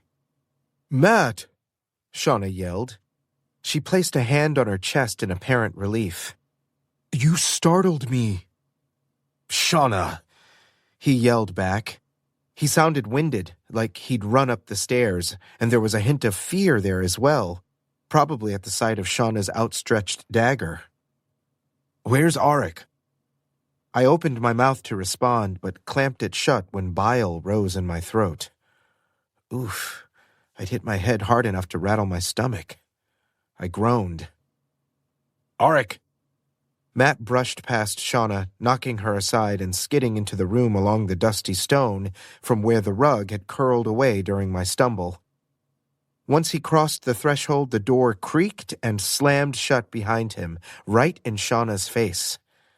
A thud resonated and a quiet ow followed. "Oh, shit." Matt stalled, head whipping between the closed door and my sprawled self. Shauna pounded on the other side. "Matt! Auric!" The door rattled in the frame. I waved off Matt's concern and hoisted myself upright, then promptly pitched to the side and ended up curled on the floor. The back of my head pounded in time with the beats of Shauna's fists against the door. "Shauna," Matt called. His gaze was trained on me, but he kept his voice calm. "It's okay. Just find Lila and see if she can pick the lock." He grimaced as he said it, like he tasted bad milk. "Is Auric okay?" The handle twitched. "He surprised me. I didn't mean to knock him so hard." "It's fine," Matt said quickly. "He's hit his head, but I don't see any blood." Reaching back, I touched the quickly growing knot. My fingertips came away red, and again, Matt made a face. Good thing Shauna couldn't see him. He really was the worst liar. The lock rattled again. "Why can't I open it?" "It's locked." "You broke the lock, remember? When we first came to the tower." "Magic, then," Matt said, lips twisting into a wry smile. "There's probably a spell. Hopefully Lila will be able to finesse what's left of the lock, or maybe Bethany can charm it open." I tilted my head and mouthed, "Really?" Matt shook his head. He raised both hands in the quintessential oops gesture, and that's when I realized he didn't have his staff. Awesome. We really were stuck. There was another loud thud on the other side, and Matt looked toward the ceiling, hands on his hips, shaking his head. "Shauna," he said in his best Matt voice, flat and patient, yet tinged with annoyance, "you'll only hurt your shoulder if you continue." There was a short pause, followed by a pained grunt. "Can you open it from in there?" "Nope." Matt popped the pea. "Dropped my staff. Can you take care of it? I don't want it falling into the wrong hands." "Can I use—" "No." "Fine." "Find Lila. I think I last saw her in the dungeon." Again, he squished his features. Horrible liar. The worst. No wonder we'd almost been killed in that tavern. Between my mouth and his inability to bluff, We were doomed from the beginning. And Bethany was walking around the grounds. At the very least, maybe you and Ryan together can break the door open. I'll be back soon. We'll get you out. We'll be fine. Matt waited by the door until the sound of Shauna's footsteps disappeared. Once I was sure she was gone, I wet my lips, my mouth dry. I take it that Lila won't be able to pick that lock? Snorting, Matt crossed the room and sank down by my side. Nope. I spelled the door to close once two people crossed the threshold, and only to open after several hours. And she's not in the dungeon. Yeah. I have no clue where she is. I thought sending Shauna on a wild goose chase for the others would be better than trying to explain this whole situation when Lila fails to pick the lock. Good call. Are you okay? With his help, I managed to sit up. My head spun, but focusing on Matt's face seemed to help center me. I'm fine. Okay, good. We can't have a concussed king. Raising my eyebrow, I took in Matt's expression. Despite his calm countenance when speaking with Shauna through the door, he appeared unsettled. Are you okay? I waved my hand. You look distressed. Huh? Oh, well. He ran a hand through his dark hair, over the part in the back that stuck up from a cowlick. I just watched my friend be vaulted through a door and heard a crash. Shauna is strong. I thought she'd really hurt you. Oh, Matt. I placed my hands over my heart, only half joking. You do care. He shoved me in the arm. Yeah, whatever. It would have been a shame to keep you alive for 9 months just for you to meet your demise at the hands of your newly appointed general. Truth, that would have sucked. Thanks. Anyway, I only came up here because my trap hadn't been triggered, and I wanted to make sure being stuck with someone was still part of your brilliant plan. Slumping forward, I propped my elbows on my knees. Yeah, about that. As much as it pains me to say this, I should have just asked her on a picnic. Wait, what? He cupped his hand behind his ear. Did I hear that correctly? Did you say that I was right? Yes, don't gloat. I have a horrible headache. Whose fault is that? Yours? Matt ducked, narrowly dodging my flailing arms. And on top of that, you were almost on the receiving end of Shauna's dagger. Things may have been relatively calm here in the past week, but we're all still on high alert. Matt drew his knees to his chest and crossed his arms atop them, mirroring my pose. Yeah, sometimes I flinch at sounds in the library, especially when I'm alone. And I hate it when the servants sneak up behind me. I'm terrified I'm going to accidentally blast one with my staff. That would be unfortunate. That melody makes a very nice tea. Nudging me with the toe of his boot, Matt gave me his disapproving face. Can't you ever be serious? I can't sleep, I confessed, quickly, quietly, as honest as I ever was. I just stare at the canopy over the bed until I'm so exhausted I pass out. Matt's expression softened. Then he nodded. I think we're all dealing with a post-traumatic stress response. We did spend 9 months on the run. We should probably check in with the others and see how they're coping. That's a good idea. He looked away, stared at the stone. So what happened? I fell and hit my head. No. His exasperation was a familiar, reassuring sound. With Shauna, he cleared his throat. You didn't enter the tower. Yeah. Shauna ended up opening up to me without much prompting. I think the trapped together scenario is more for people who aren't willing to share their feelings readily and may need proximity and long silences to encourage conversation. Matt shifted on the ground. He stood suddenly and picked up the dying torch from the corner where the flame licked at the stone walls. He held it up, and the flickering flames cast weird shadows along the walls. We should look around and see if there really is anything in this tower. There's not. Matt flipped back the ratty blanket that was on the small bed tucked into the corner. Are you sure? Lila has already removed everything of value. I asked her to do it the day after I became king. Sitting on the bare stone was startlingly uncomfortable. I crawled to the carpet that had tripped me and sprawled across the thick plush. My head pounded, and I tucked my arm beneath it as a pillow, careful not to press on the wound. No offense to our friend, but she doesn't consider things to be valuable unless they're shiny. That's not entirely true. She was spot on about the journal. Yeah? Matt said, tugging on the wooden bed frame to peek behind the bed. How's that working out for you? Don't be a dick to me right now. I'm in pain. Silence it is, then. Eyes narrowed, I craned my neck to stare at him and pouted. Matt ignored me and hummed as he continued his search. He went through the wardrobe in the corner, then moved to the heavy curtains. I closed my eyes to the sounds of opening drawers and furniture being moved. After several minutes, I heard a heavy sigh from Matt and a series of creaks as he presumably flopped onto the ancient mattress. A puff of dust escaped into the air, and I sneezed. Spirits bless you, Matt mumbled. I wiped my sleeve under my nose. Thanks. Lapsing back into silence, I kept my eyes closed and let my thoughts wander. My relationship with Matt was typically full of easy banter that could fill spaces and didn't leave much room for silence. I'd always thought it comfortable and familiar, a habit to slip into each time I saw him. But sitting in the quiet, I wondered if it was just that. A habit. A way to avoid tougher subjects.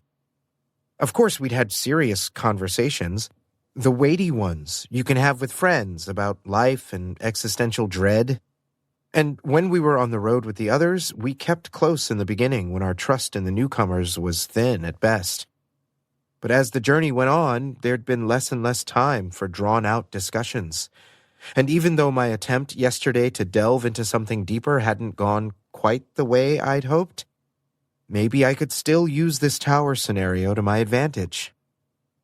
Why did you not want to help me with this? Matt sucked in a quick, surprised breath. What? The wooing. You helped me with everything, all the time. Even when we were kids. You've been by my side since the start. My forehead wrinkled as I tugged at the blood-sticky hair at the back of my head. Why not this piece? It might be unreasonable to hope that maybe I'd misinterpreted something, that he might be holding back for some reason. But if there ever was a time to push the envelope, it was now. Matt didn't respond right away. I kept my mouth shut and gave him time.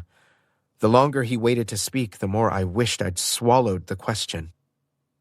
Never mind, I didn't want to be involved. The words came in a rush, slurring together so that it took me a beat to comprehend them. I pushed myself to sitting, then faced him.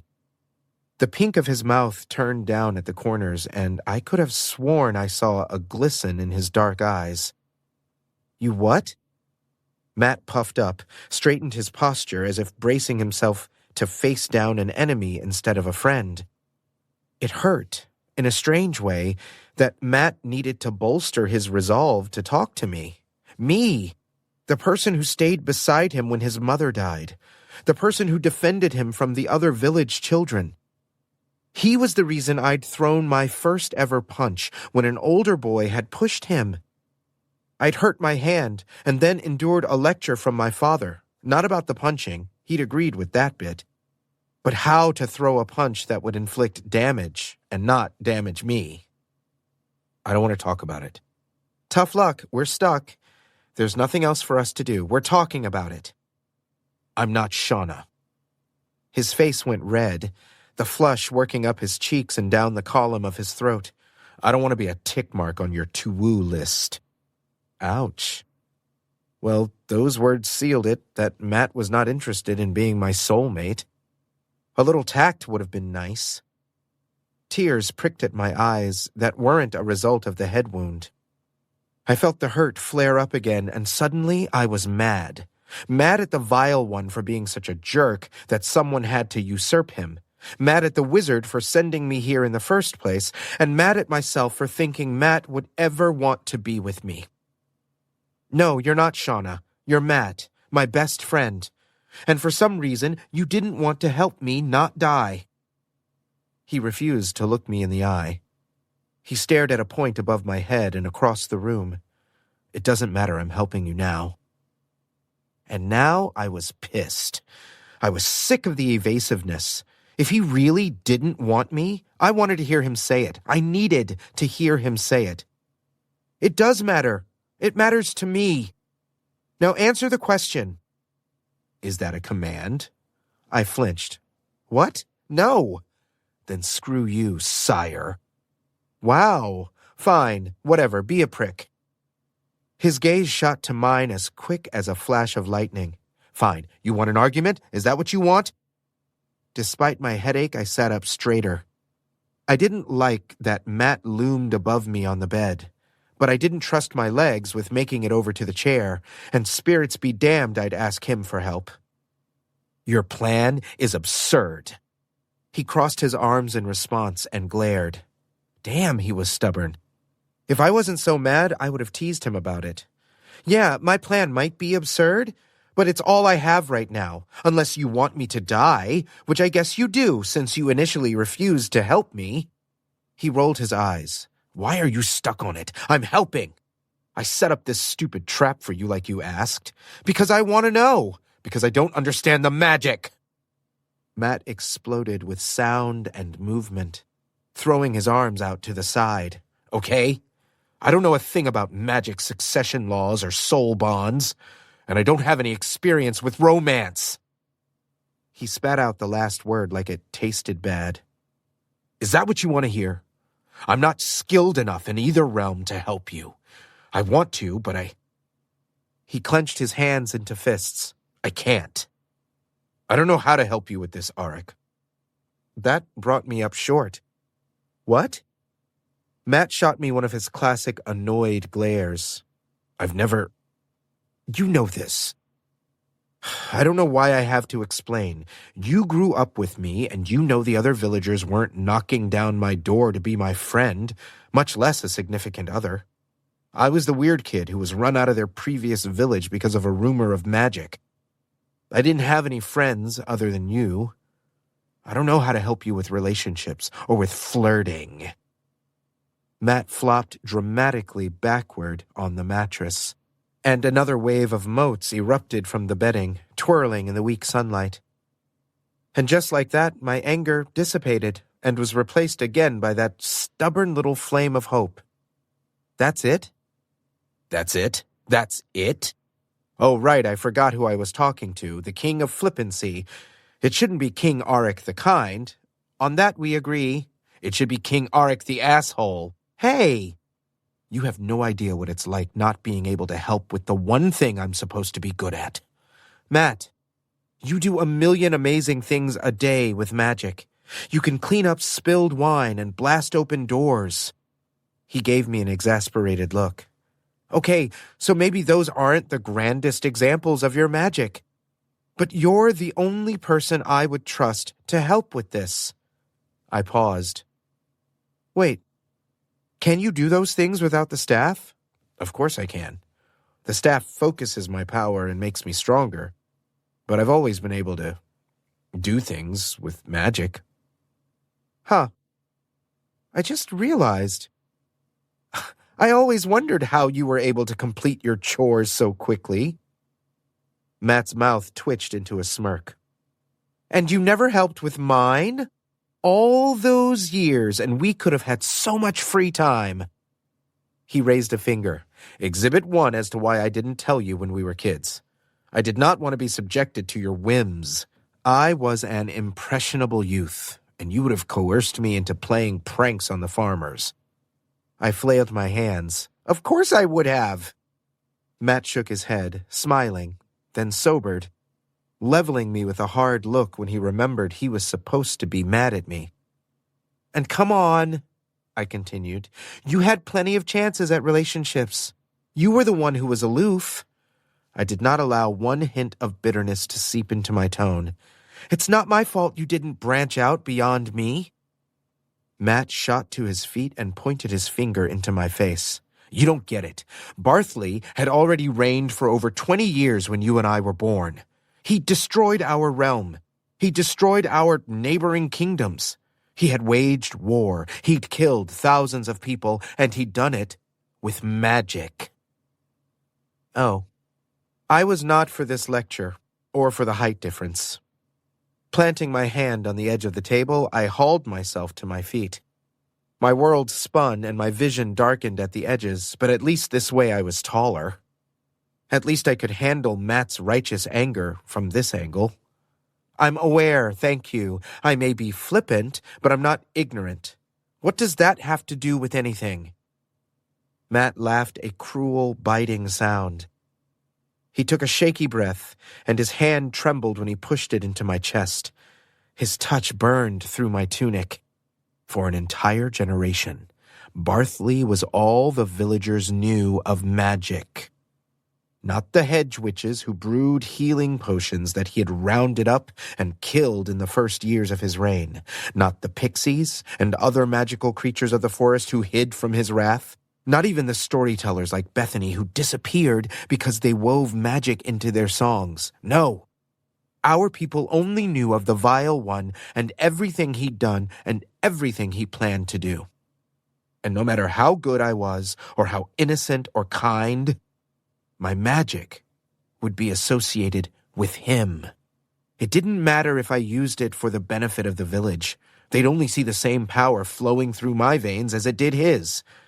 I'd be lucky to only be run out of town. My temples pounded, but physical pain was inconsequential to the anger and hurt that throbbed in my middle. Oh, it's not that I didn't want relationships. It was that I couldn't have them. I couldn't allow anyone to get close. Matt shrugged. Except you. You didn't give me a chance to push you away. A lump formed in my throat. Well, I wanted to be friends with the weird kid, even if he didn't trust me with his biggest secret. I couldn't trust you, not when we first met. And not later when I didn't know if you could keep it to yourself and not blab it to any pretty person who batted their eyelashes at you. That's not fair. It was totally fair. Matt scrunched his face and shook his head. Even now, it's all about you, and not about me and what I was feeling. Well, maybe I'm a little concerned that my closest advisor might not trust me. The more I raised my voice, the more my head hurt. I gripped the table. My knuckles turned white. Do you trust me now, Matt? Huh? Matt pressed his mouth into a flat line. His lips thinned. He didn't answer. Well? Of course I do, Auric, he yelled. But do you understand? I had one friend. He pushed me again. I took an unsteady step back, my sweaty fingers sliding across the lacquered wood until I could grab the edge. One person who even pretended to like me. And I couldn't risk that for anything. I froze at his words. Was it possible? Could he be talking about our present? Was he afraid that my affection toward him would ruin our friendship? Especially since he'd made it clear that he didn't return those feelings? I understood. I'd harbored the same fear, which was one of the reasons I'd kept it to myself while on our quest. But I didn't like it. I didn't like it at all. That he was so afraid of losing my friendship. He took a breath and continued before I could answer. You were well liked by everyone, as was your father. Everyone wanted to be your friend. And I was lucky enough to be allowed in your orbit. After my mother died, I was the village orphan, the village burden. Your acceptance meant everything. It opened opportunities you didn't even realize.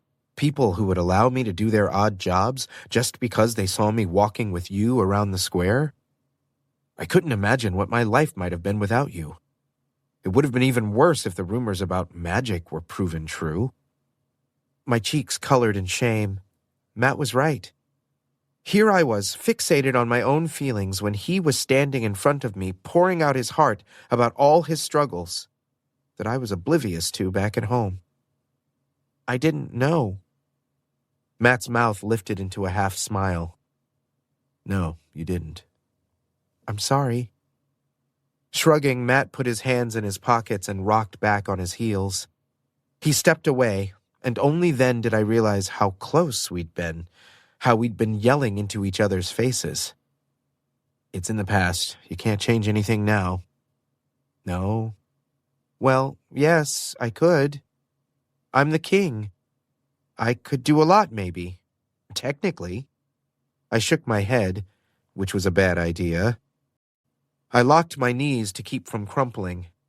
This was an important conversation, and I couldn't leave it by passing out. But I'm sorry I didn't know.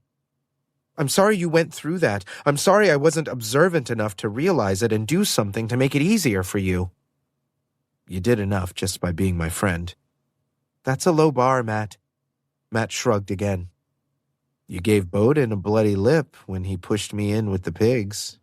That was a solid friendship move. He deserved it. Pigs are dangerous, and we were, 10?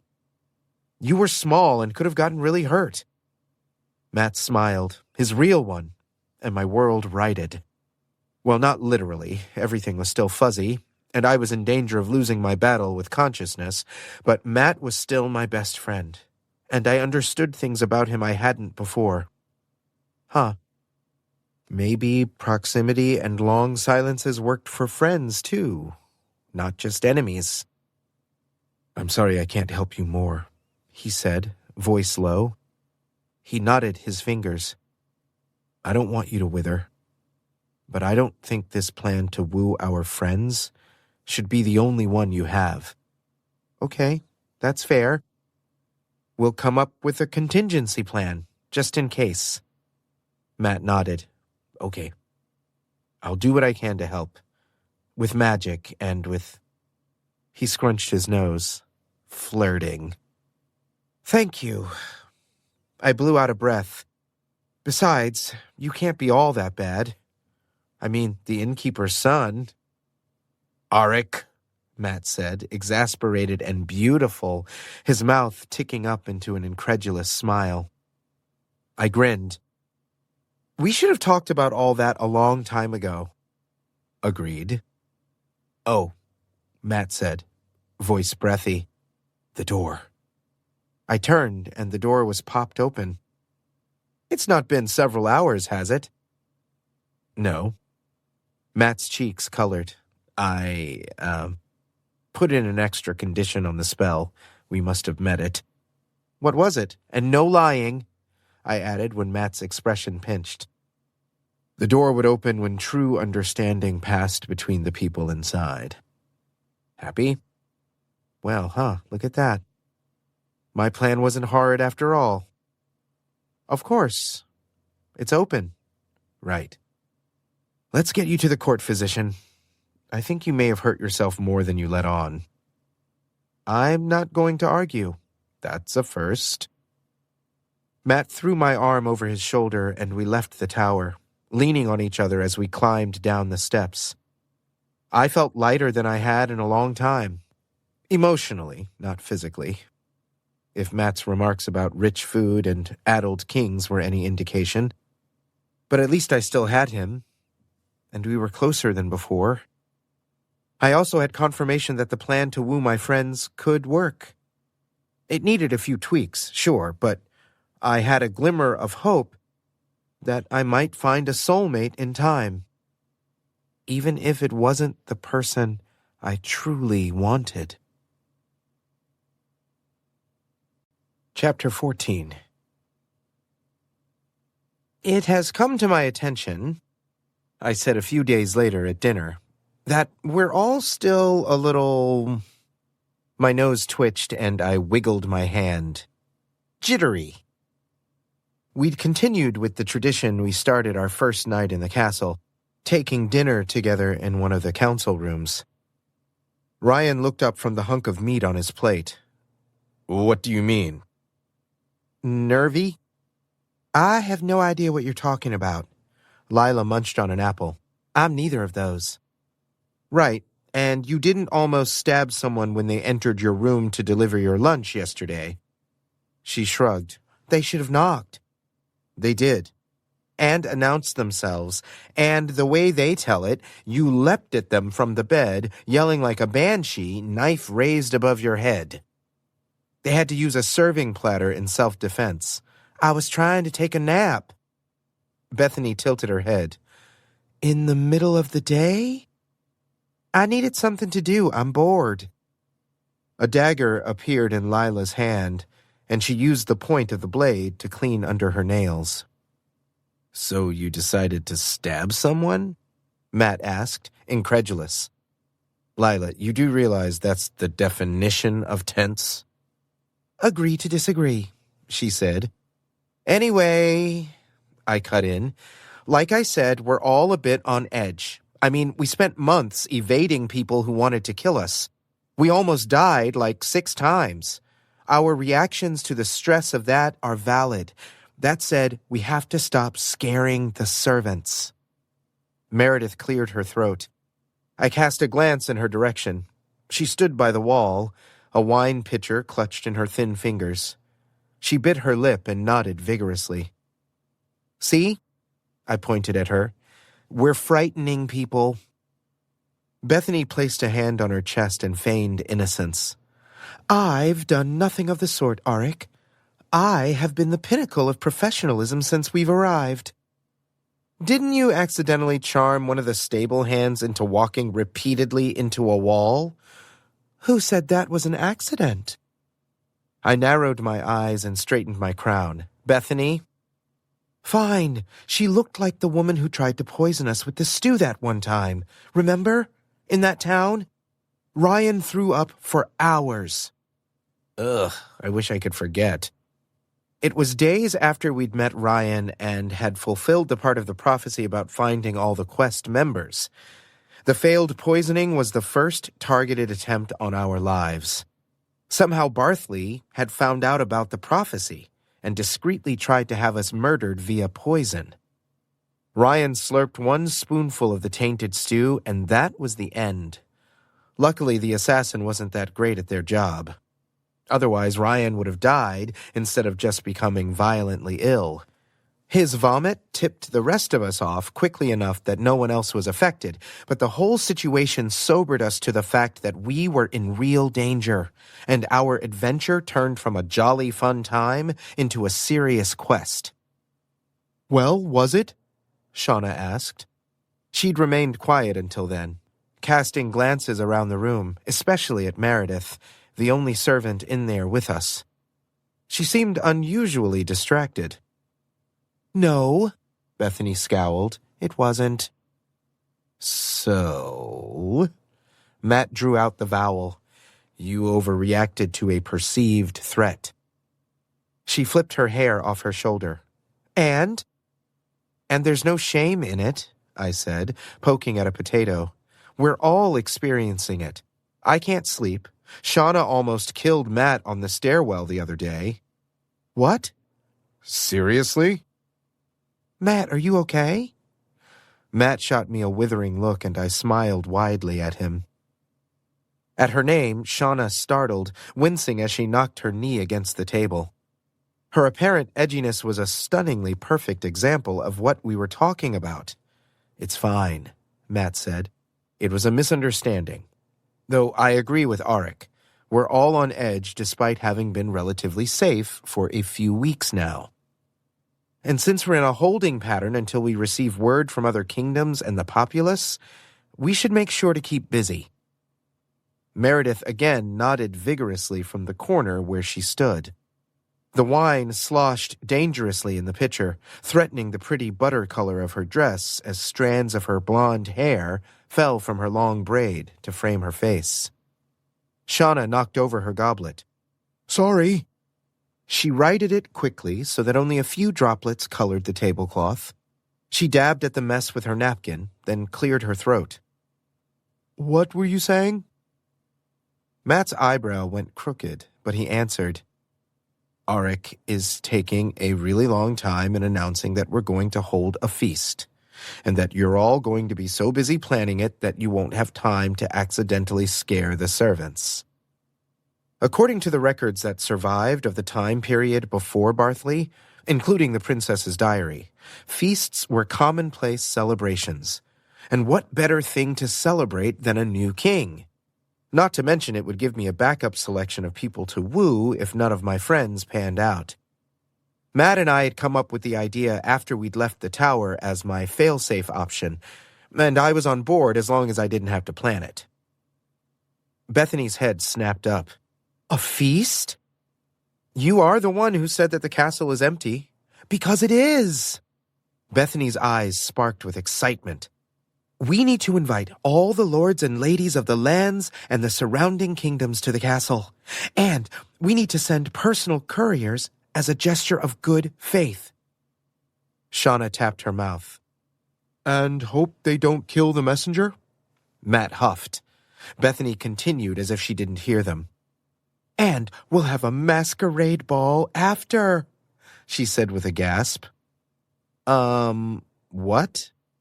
I had a sinking notion that this was about to get out of hand. Wait, I was just thinking a feast, like lots of food, I said. Because you're thinking like a peasant. I blinked, feeling vaguely insulted. Bethany continued spreading her hands in front of her as if framing a painting. Imagine it, she said. The whole throne room decorated and filled with people in pretty dresses and flowing capes and masks and dancing. Soft candlelight, lots of wine, beautiful music filling the halls. She squealed in delight. Lots of pockets to pick, Lila added. Matt shot Lila an unimpressed look. No. As the mistress of finances in this court, I think it's my duty to know what is in other people's pockets, she said primly, a perfect imitation of Bethany. Matt rolled his eyes. Again, no. Lila crossed her arms. You're no fun. As much as it pains me to say this, Matt is right, Bethany said with a sigh. The point of the ball is to build good relationships and trust, which we can't do if we're stealing. Lila grumbled under her breath. But, Bethany continued brightly, there will be plenty of chances for other types of fun at the party. And plenty of darkened corners for assassins, Shauna added. A masquerade is dangerous. We don't have the security forces yet to hold anything that elaborate. Matt and I exchanged a glance. We hadn't thought of that. Bethany frowned and crossed her arms, mirroring Lila. Wow. Way to get my hopes up and then dash them, Shauna. We'll still have a feast, I said. Bethany pouted. I sighed. A ball, then. A celebration. But I guess we'll have to wait until Shauna says we're ready. I hid my grimace. Matt wasn't as successful. Postponing the feast completely undermined my plan, but Shauna had a point. Shauna nodded. Ryan, who had remained quiet during our discussion, tapped his fingers on the table. This does bring up another issue that has been on my mind. What's that? Maybe you could focus on strengthening your fighting skills, Arik? Sword fighting, archery, hand-to-hand. Bethany smirked. Oh, burn, Arik. Bethany, don't you have somewhere to be? No, I don't. I pressed my lips flat. Ryan, I have kingly duties that preclude me from adding anything else to my own plate. You said you're not sleeping, Matt said gently. He touched my arm. It might tire you out. Maybe. I'll keep it in mind. I would, but wooing was on the forefront of my mind, and that would take up much of my time. Especially if I was going to find someone to bond with me in less than 3 months. Ha! Ryan's not wrong about keeping our skills sharp, Matt said. We shouldn't be complacent just because we're behind these castle walls. Do we all have to do this? Lila asked.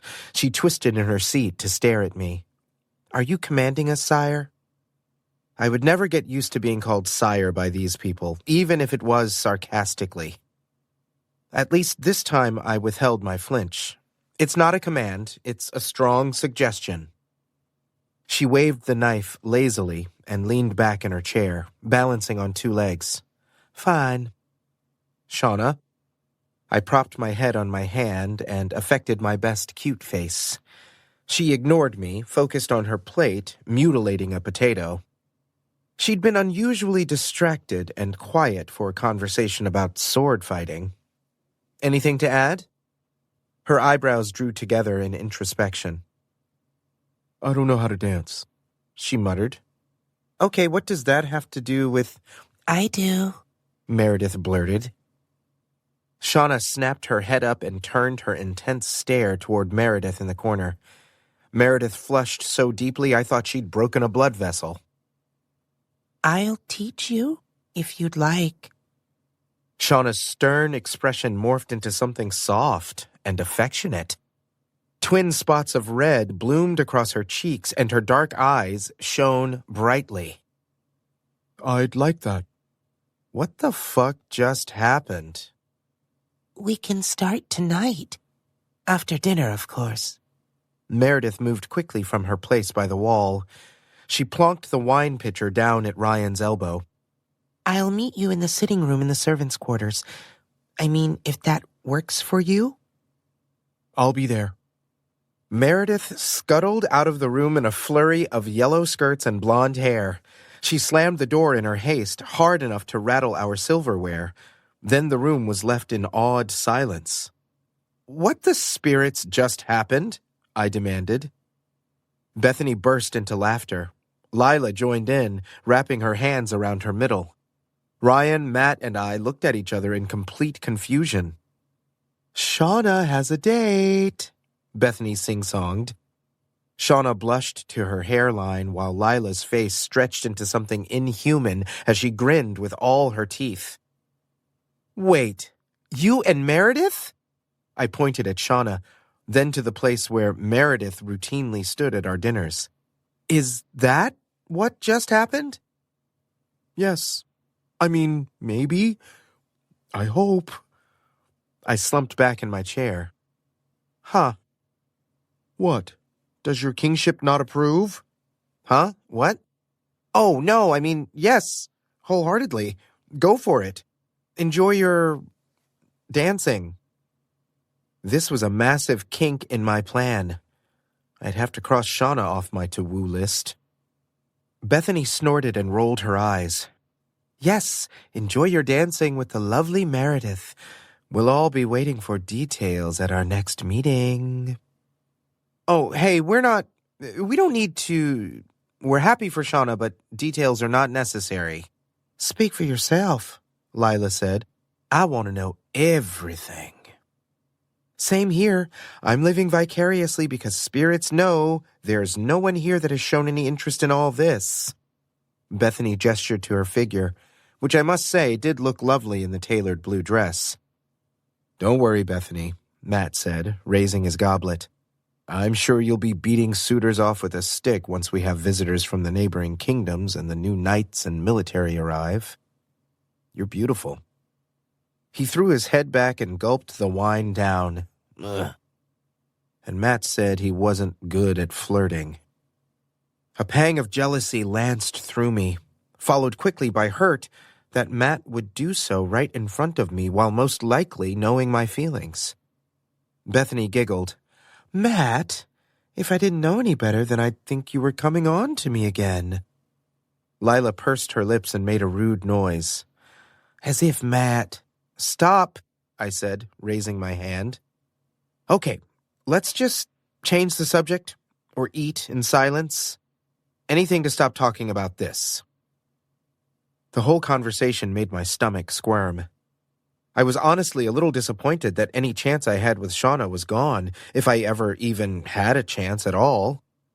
Truth be told, I really was happy for her and her date with Meredith. It was cute. And I was a little relieved. Except now I had to start the wooing process over. Aw, poor Auric. Bethany placed her chin in her hand. If you're lonely, I know someone who would jump at the chance to... Bethany. Matt interrupted, voice sharp, and throwing a truly nasty glare in her direction. Wait, I wouldn't mind hearing more about someone who might be interested in me, but knowing Bethany, it was probably some kind of backhanded compliment or pointed barb. She and Matt had a weird relationship of being fond of sniping, so of course he'd be the first to jump in any verbal fray with her. "Matt?" she replied evenly, a little grin playing around her mouth. "Are you volunteering to help me with planning the ball?" "No." He matched her smirk. "I'll spend my time reading and researching in the library. Basically, finding all the information I can about magic in an effort to keep us all alive." "Fair enough," she said. We lapsed into silence as we finished our meals. Shauna was the first out the door, Bethany on her heels. "Don't worry," Bethany said, pushing Shauna's hair back behind her ear. "We'll do a quick stop at your quarters, throw on a different outfit, and maybe apply a little makeup." Shauna gestured to her body. "What's wrong with my outfit?" "Oh, babe," Bethany said. "Nothing. It's wonderful if you're trying to kill people. But this is a date. And you want to impress Meredith a bit, right?" "Oh, I want in on this." Lila vaulted out of her chair, jumped over the width of the table, planted her foot on the edge, did a flip, and landed right by the door. "Show off," I muttered. She slipped out behind Bethany, only to stick her hand back in and make a rude gesture in my direction. "Well," Ryan said, dabbing the sides of his mouth with his napkin. "At least they aren't trying to stab anyone." I lifted my goblet. "Always looking on that bright side, Ryan. I appreciate that." Drinking down the last of my wine didn't ease the sinking of my stomach. Wooing Shauna was off the table. That left me with Bethany, Lila, and Ryan, and not much time to explore a relationship with any of them before I'd have to announce a betrothal. I'd have to up my game. Chapter 15. Staring at the canopy of my bed had become an annoying habit that I could not seem to break. I didn't understand why I couldn't sleep. I had a room with all the comforts afforded to a king, but even though my body was exhausted, my mind would not shut off. Giving up, I reached for the princess's journal and picked up where I left off. "The picnic in the forest, beyond the outer wall and the lower town was her idea. Bringing our horses and bows for hunting was mine. The bandits who attacked us were an added surprise, but I had always been taught how to defend myself.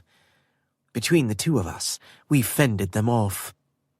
After those who could run away were screaming, and those who couldn't were knocked out, she swooned into my arms. I caught her and lowered her to the forest floor.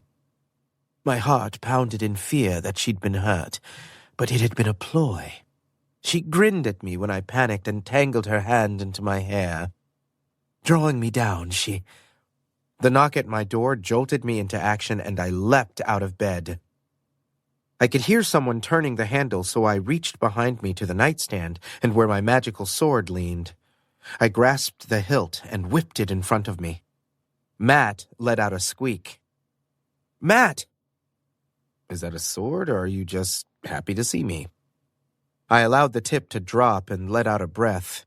My heart pounded, and the sudden adrenaline rush left me shaky. "What are you doing here?" "You should really lock your door." "I thought I did." "I know we grew up poor, but you should at least know how doors work." Brushing past him, I pushed the door closed and engaged the bolt lock. I rested my sword against the wood, balancing the tip on the floor. "Were you asleep?" Matt asked as he sauntered into the room. He jumped on the side of the bed, bouncing on the edge. "You know I wasn't." "I think you should take Ryan up on the sword training."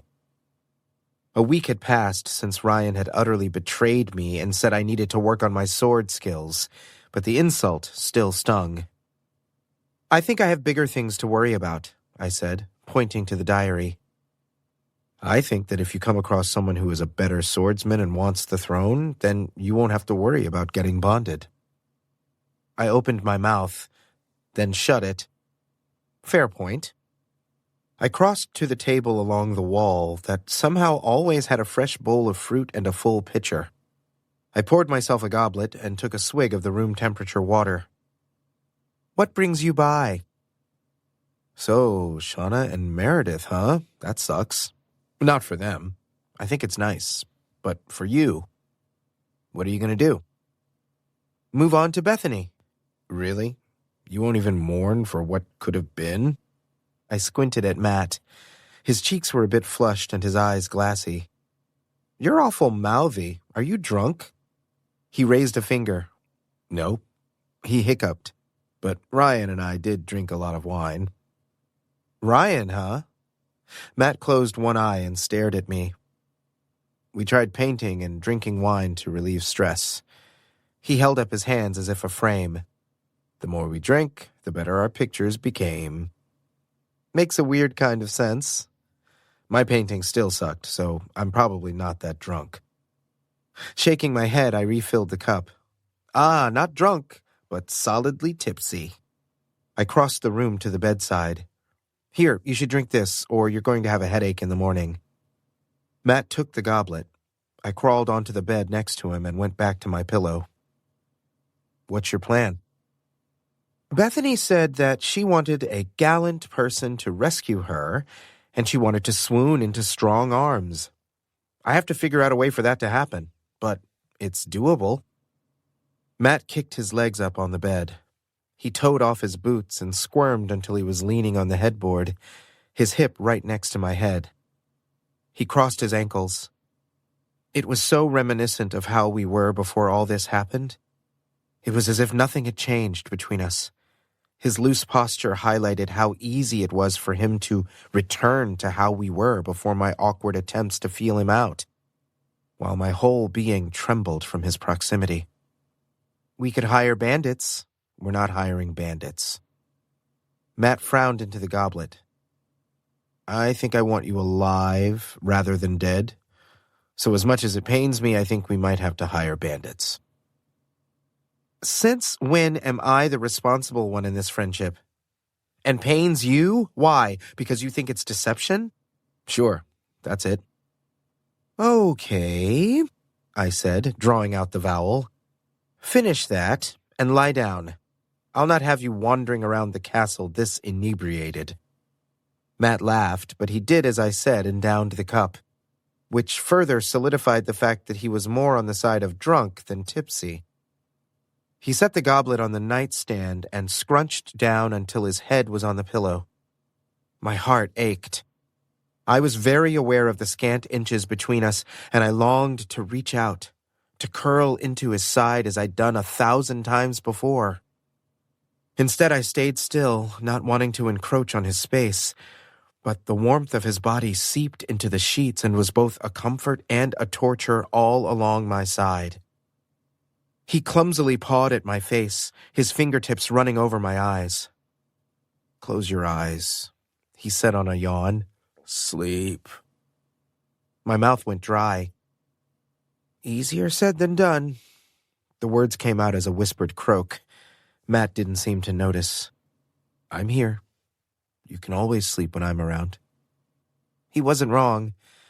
Even when we were boys, we spent more nights together than apart.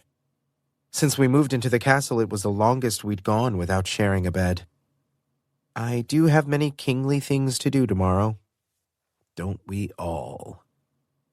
With a forced chuckle, I pulled the blanket over the both of us. You're a mess, Matt. Go to sleep, and we'll talk in the morning. That's my line, he said around a yawn. But okay. His soft snores were the lullaby I needed. I stared at the canopy for a moment, drumming my fingers against my chest as I allowed my thoughts to quiet and focused on the deep and even breaths of my best friend. I closed my eyes and fell asleep, quickly. I woke the next morning to a loud knocking. I opened my eyes and immediately shut them against the spears of sharp sunlight penetrating through the shutters. Squinting, I rolled to my side to snark at Matt, but found his space empty. I ran my fingers over the wrinkled sheets, but the heat of him was gone. The only evidence that Matt had even been there was the water goblet on the nightstand and the rumple of the blankets. A strange feeling of loss pierced through me at his absence. "Sire," Harlow called through the door. "Rise and shine. We have much to do today." "Coming," I called as I disentangled from my blankets. Instead of heading to the door, I went through the small servants' quarters attached to my room and into the garderobe. Harlow's agitated knocking continued, but I ignored him as I relieved myself. Once done, I tottered to the door. "Hold your horses, Harlow." I opened the door to find Harlow on the other side, and, as usual, he appeared as if he'd just sucked all the juice from a lemon. "Good morning." Harlow brushed past me into the room, a large amount of fabric draped over his arm. "Today is your first day of petitions, and you must be dressed for the part." "Petitions?" Running my hands through my hair, I yawned again, my eyes crinkling. The crust of drool near my lip cracked. I ran the sleeve of my nightshirt over my face, earning a potent look of disdain from Harlow. "We've discussed this, sire," he said, draping the pile of clothes over the foot of the bed. "Once a month, the common folk are invited to the castle to petition the king to settle disputes or ask for assistance. It's your first public appearance as ruler of this land. It's an important day." As he opined, the door to my quarters swung open and a servant entered carrying a large tub. He sat on the floor next to the fireplace and more servants spilled into the room, carrying buckets filled to the brim with clear water. Within minutes, my fire was stoked to life, the tub was full, and the servants disappeared as quickly as they had come. "Bathe, sire. I will return shortly to assist you with dressing." "I can dress myself, Harlow." He snorted. "Hardly." "Wait." He paused at the door. "Are the others going to be there with me?" "Of course, sire." "And are they having the royal treatment this morning as well?" "I've ordered baths and regalia for them all." Snickering, I shucked my nightshirt. "Excellent. Thank you." He bowed and left. The bathwater was cool despite sitting right next to the fireplace. It didn't have the steamy warmth that Matt was able to magic, but it was clear at least, and the soap the servants left smelled like a deep spice. I scrubbed everything, even behind my ears and the bottoms of my feet. Once I was satisfied, I stood and stepped out of the tub, wrapping myself in the drying sheet Harlow had left behind. Shivering in the cool morning air, I had goose-pimply skin as I rifled through the clothes looking for a tunic, or trousers, or something vaguely familiar to anything I'd ever worn before. A feeling akin to panic shot through me as I realized that the kingly garb Harlow had brought were robes, and not just robes, but a cape with furs and gold chains and laces and puffed sleeves. Oh no. The door swung inward so hard it smacked against the wall and startled me. I dropped the ermine I had pinched between my fingers as Lila scrambled through the doorway in a tornado of fabric, hair a mess, and ribbons trailing behind her. She turned, leapt at the door, and threw her body against it. The sounds of thuds hitting the other side of the wood echoed in the small space. "What the fuck, Lila?" "They're after me." Alarmed, I clutched the towel tighter around my waist and lunged for the hilt of my sword. Once in my hand, I ran to the door and leaned against it, keeping the threat on the other side. "Who?" I demanded. "The maids!" I blinked in confusion. "The maids? Why are you running from the maids?" "They're trying to torture me." I took in the ribbons and the fabric hanging off both of Lila's arms and the wildness of her hair that looked to be an abandoned hairstyle. "Are you wearing a dress?" "Torture!" she yelled. "This is cruel and unusual. I protest." Adrenaline left me in a wash, and I slumped against the door. Lila. She grabbed a handful of the bright red fabric and shook it in my direction. Her poofy skirt lifted to show off a pair of pale, skinny legs encased in her regular soft, calf-high boots. "A dress! How am I supposed to run in this? And listen to it." She twisted her waist and the fabric swished. "Does this sound quiet to you? Do you think I could sneak up on anyone in this?" I hid my face behind one hand to hide my grin. Spirits, I thought there was an assassin. Instead, it was a rogue in a red dress. "Why are you naked?" Lila demanded. "Because I just took a bath." A solid knock sounded through the room. It was so forceful I felt the wood vibrate against the back. "Don't you dare open it. Those maids tried to do something to my hair." She waved her hand at the frizzy rat's nest on the top of her head. "Like, brush it?" She bristled. "I brush it every night and braid it. That should be plenty." "Hold this." Sighing, I handed her my sword. She took the hilt in her hand and raised the tip threateningly at the door.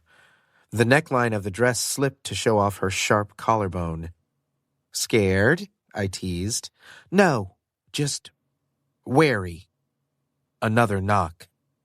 Stepping around Lila, I grabbed the handle and creaked the door open. Peeking around through the small crack, I spied Matt, and the tightness in my shoulders eased at the sight of him. He stood in the hallway, surrounded by a gaggle of maids. I could barely see the arms crossed over his chest from the amount of fabric that swathed him. His staff poked through the crook of his elbow. The robes were floor-length and dragged behind him like a train. They were a deep blue with silver trim, and his hair was squashed against his forehead by a truly hideous puffy hat with a magnificent silver plume. He tapped his foot, looking extremely displeased. I thought I was clear on the subject of robes. I couldn't help it. I burst into laughter. "Oh, my spirits," Lila said. "What happened to you?" "Me?"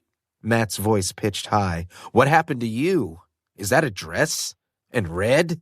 I've never seen you in anything other than black, green, or brown." Lila jabbed her finger in the direction of the three maids huddling together. "It was their idea," one of them squeaked. "What is going on here?" Harlow appeared from around the corner. Stifling my chuckles, I managed to regain a semblance of self-control. I scratched the back of my neck, my torso stretching. The maids erupted into giggles themselves, and Lila rolled her eyes. She smacked my stomach muscles. "Put those away, Prince Charming. You'll make them swoon." "Huh?" Harlow's face scrunched as if smelling something unpleasant. "Sire, you are naked in the hallway." Another bout of laughter threatened, because the feathers from Matt's hat had fallen into his face, and Lila's dress was barely hanging on to the angles of her frame. The maids were indeed about to faint, and Harlow's disapproving expression was the best thing I'd seen all morning. "It appears," I said, smile stretched so broad across my face that I'm sure I looked borderline deranged, "that we're having difficulty with our apparel." "I am not wearing a dress." "If she doesn't have to wear a dress," Matt said, pointing at Lila, "then I'm not wearing robes." I shrugged, and the edge of the towel slipped below my navel. "Sorry. I, too, will have to decline the robes." Harlow choked, his sallow skin deepening to red, tinged with purple. "You must reign with a modicum of decorum." He gestured to the three of us standing in the hallway. My nudity, Lila's near nudity, and Matt's beautiful, angry face. "This is inappropriate. Borderline scandalous. The rumors will spread like wildfire that the king, the mistress of finances, and the trusted mage were all found in disarray in the hallway." Lila barked a laugh. Even Matt, who had remained stone-faced throughout the encounter, huffed in amusement. I raised a hand to placate Harlow, and the maids tittered, and, okay, I could see his point. Harlow, I promise I'm taking this seriously. Really, I said when he made his lemon face. But until a few weeks ago, we were peasants. I've never worn a robe, and I don't want to be worrying about tripping on the dais. I think Matt might strangle himself with all that fabric, and that feather is just going to make him sneeze. We don't want him to accidentally set something on fire because he sneezed, do we? And asking Lila to wear a dress will only end in murder. Hopefully not mine, but we can never be too sure. He sniffed. That's a joke, I clarified. She would not murder me, I'm fairly certain. Harlow did not look amused. Okay, time to try that diplomacy I'd heard so much about. I'll wear my best trousers and tunic, and I'll even wear the cape. Matt snickered. I stepped on his toes. The purple cape with the fur lining? Yes, if that's what I need to do. He nodded sharply and clapped his hands. That will do. He turned on his heel and addressed the maids. Escort the Mistress Rogue to her quarters and assist her with finding appropriate attire, and send a different outfit to Lord Matt's quarters. See? I said, clapping Harlow hard on the upper arm. No harm done in allowing people to express themselves how they want. He grumbled about decorum and tradition, but I ignored him. If breaking tradition meant that Matt and Lila were comfortable, then so be it. Chapter 16. The cape was a bit much, but I endured the swish of fabric as I strode to the throne room. At least I was afforded trousers instead of the robes, though they were soft and tighter than I was accustomed to. Luckily, the cape covered my backside, as I had a growing fear that the trousers might split when I sat on the throne. Harlow insisted on the deep brown color and the tightly laced white tunic, which would have lasted about a day in my old village. My sword and sturdy brown boots completed my kingly ensemble, as did the gold crown. Somehow Harlow had managed to position it so it smoothed down some of my hair, which had a tendency to stand on end. Not as bad as Matt's cowlick, but close. I felt like a peacock, a very unprepared peacock. No, a turkey dressed as a peacock. A turkey that might end up on a dinner table because once everyone saw through the ruse of it being a peacock, they'd want to eat it. Great. Now I was strangely hungry. Why had the universe chosen me for this?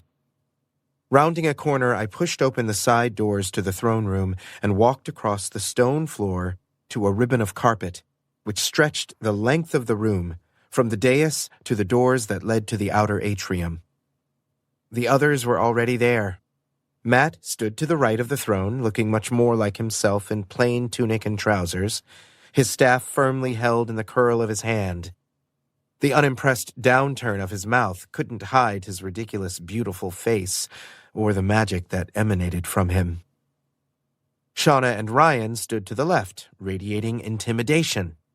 Ryan looked every inch the knight in armor that had been polished to an eye-piercing shine.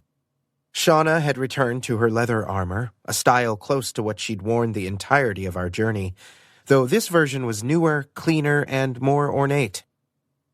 Lila stood on the lowest step beneath Shauna and Ryan, shrouded in her green hooded cloak. Her hair was completely tucked underneath the hood, and I wondered if in her rebellion she'd refused to brush it. Bethany was on the step near Matt, harp in hand, wearing a dangerously low-cut dress the color of plums, looking beautiful and poised and charismatic. Though nothing stirred in my middle when I looked at her like it had for Shauna, she would be a wonderful partner to help me rule the kingdom. Yes, cunning and smart, diplomatic and charming, she was a good choice to be next on my to-woo list. Maybe too good for me, but definite monarch material. You look like gaming pieces, I called as I walked closer. Or like those markers on the map in the war room. Are we playing a game of strategy? They all glared, which was amazing. I rarely managed to annoy the whole set at once. Chuckling, I stepped onto the carpet. All hail King Auric! I startled and tripped, clutching the fabric of my tunic over my suddenly pounding heart. What the spirits? Protocol, Matt said cheerily in retribution, tipping his head in the direction of Harlow, who stood by the door at the back of the hall. All hail King Auric, he responded in deadpan. He bowed. The others followed suit. Okay, let's not do that again. It's tradition, Bethany winked. Or so we're told. Well, we're breaking tradition, and starting our own. I recovered and finished my walk to the throne, whacking Lila in the face with my cape as I spun grandly before sitting down on the throne. I wish I'd checked to make sure the blood stains had been scrubbed off. My first order of business after this was to have the whole thing replaced with something less menacing. You lot are not required to bow in my direction, ever.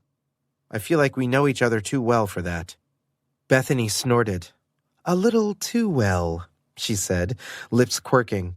For example, I shouldn't know about your little mole that sits right above... Okay, that's uncalled for. Witty, too.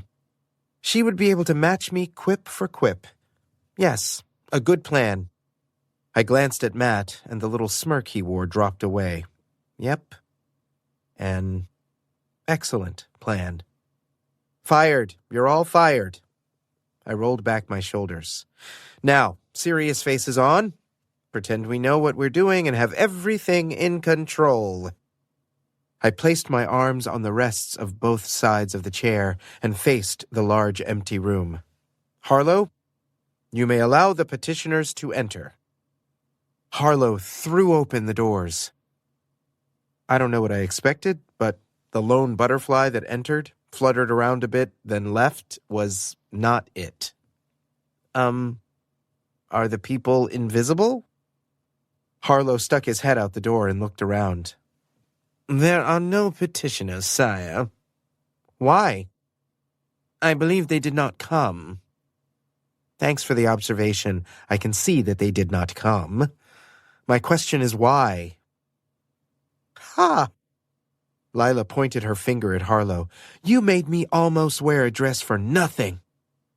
Harlow, Shauna said calmly, did petitioners visit during the previous reign? Yes, for several years, until they became too frightened, he said with a shake of his head. That makes sense, Matt muttered. How would they know to show up today? She continued. Did we alert them? Harlow swallowed, his throat bobbing. It's tradition. A headache bloomed behind my eyes, and I rubbed my forehead. Tradition, I said. I'm guessing we didn't actually put it out there that petitioners were welcome to return to the castle on this specific day, did we? The 5th day of the 3rd week of the month has always been... When was the last time a petitioner braved a visit to the castle? Harlow's forehead crinkled. Around 6 years ago, sire. And what happened? They were eaten by the moat monster. Are you serious? I threw up my hands. The last petitioner was eaten by the moat monster, and we're wondering why no one showed up today? It's tradition. Frustrated, I stood. We're making our own tradition.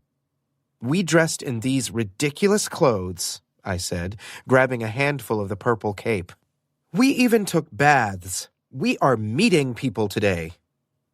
Auric, follow me. If they won't come to us, then we'll go to them. Sire.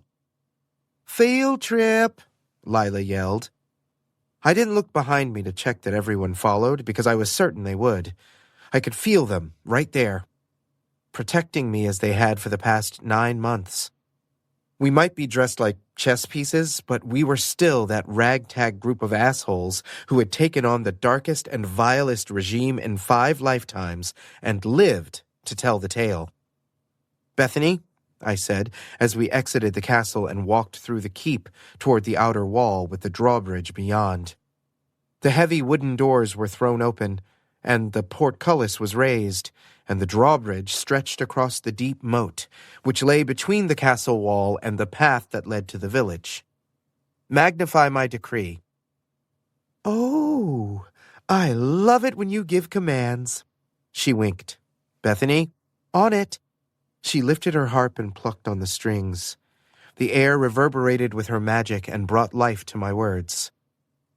Citizens of the kingdom of air in the realm of Chickpea, I called. King Auric. The kind, Shauna said, dark eyes shining as she elbowed me in the side. The kind, I added, rolling my eyes, decrees that the 5th day of the 3rd week of the month is a day of petitions. Visitors are welcome to the castle to petition the king and his council regarding any matter and may request the resolution of disputes. The castle will be open until sunset today. I looked over my shoulder at the group. Sound good? Perfect, Matt said. Ryan nodded, his chainmail clinking together. Okay, Bethany, send it out. I would never get used to Bethany's power, or maybe I would if she did end up as my soulmate. But the sound of my voice echoing across the countryside, carried on the wings of song and magic, made me shiver. Now what? Matt asked. We wait. Gathered around the end of the drawbridge, we stood there like overdressed jerks. I rubbed the back of my calf with the toe of my boot while using Matt's shoulder for leverage. How long do we wait? Ryan whispered. A bit, I said, with all the confidence of someone who had no idea what they were doing. I hadn't the foggiest if anyone would dare approach the castle. We need to give them time. Other than being in the castle gardens, I hadn't been beyond the walls since we'd snuck in, and the view from the edge of the drawbridge was quite nice. The leaves had changed, and the breeze was stiff and wonderfully cool on my overheated skin. Maybe it was my imagination, but the overall atmosphere seemed lighter than it had been under Barthley's reign. The red and gold leaves glowed in the sunlight. The grass was greener, the sky bluer, and even the moat, which had been dark as pitch when we crossed it last, had lightened from black to murky brown. Maybe Barthley's death had brought in an era of renewal. Maybe his magic had been lifted, and that was reflected in the changes of the earth and the sky. Hands on my hips, I breathed deep. This isn't so bad, I said. It's nice out here. Lila crouched and placed her pale hand on the soil, digging her fingers in the earth. It's wonderful. Matt tilted his head back, and the sunlight caressed his features, highlighting the sharpness of his cheekbones and the faded freckles across the bridge of his nose. Bethany tugged a lock of my hair. Your hair is popping off in this light. It's the reddest I've ever seen. Because it's washed. I squirmed as Bethany scratched her nails along my scalp, her knuckles knocking against my crown. Hello, a distant voice called. I batted at Bethany's hand and faced the path. Across the drawbridge stood a small gathering of people led by a man dressed in a plain tunic and a pair of work trousers. He clutched a straw hat in his hands, which he fidgeted with as he warily approached. Hello, I called back. Welcome. Are you? He fumbled forward. King Auric? Sire? Yes, I am King Auric. His face contorted, eyebrows raising. But you're so young, if you excuse my saying so. Not at all, yes. I am young. But I defeated Barthley, the vile one, with my council here. I gestured behind me, which makes me the rightful ruler of this kingdom. You're all quite young. That we are, Lila confirmed. She's a fae. Half. And he's a mage? Full mage, yes. Matt rolled his eyes.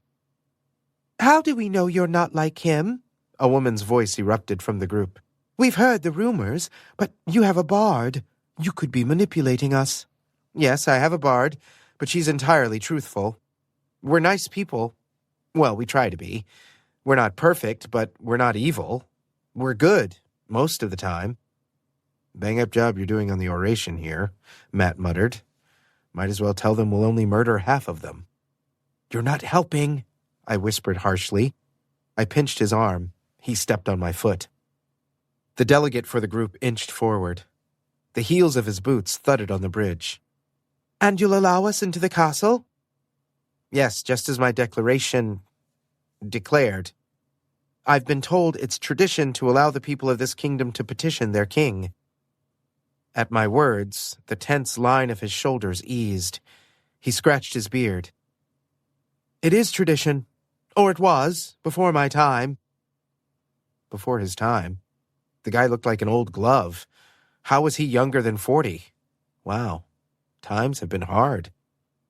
Well, it's back. And if you all would like to come inside, we have a very nice throne room where we can do the petitioning. The man took another step on the bridge. He looked over his shoulder, nodded to the group behind him, then turned to face me. Thank you, King Auric. I look forward to... A large white tentacle erupted from the moat, uncurled, wrapped around the man, and yanked him off the bridge and into the murky water below before any of us could blink. What the fuck? Matt yelled. What the fuck? Henry! Someone shouted. Henry! Ah, crap. I pulled my magic sword from my scabbard, then ran to the middle of the bridge, tossing my crown off in the process. The tentacle appeared, the man in its grasp, screaming and soaked. I couldn't see what it was attached to other than a bulbous, white, fleshy membrane just beneath the waterline, but I knew I couldn't stand there and watch a peasant who had trusted me get eaten by the moat monster. Taking a few steps back, I took a breath. Auric, don't! I didn't listen. Sword raised, I ran to the edge and jumped. Chapter 17. I knew the cape was a bad idea. The icy chill of the water was a slap when it hit my skin. It stole my breath and my muscles clenched. The cape's chain snapped hard across my throat in a chokehold as the heavy fabric dragged behind me in the water. Thankfully, it broke after a few hard tugs, otherwise my ill-advised leap would have led to my ill-advised death.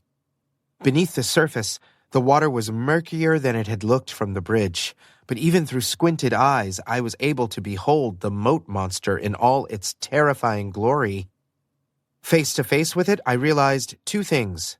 One, it looked like a giant version of the creature depicted in a framed painting in the castle with a caption that read, Octopus destroys sailing vessel. Second, I realized that jumping into the water was probably an impulsive and questionable decision.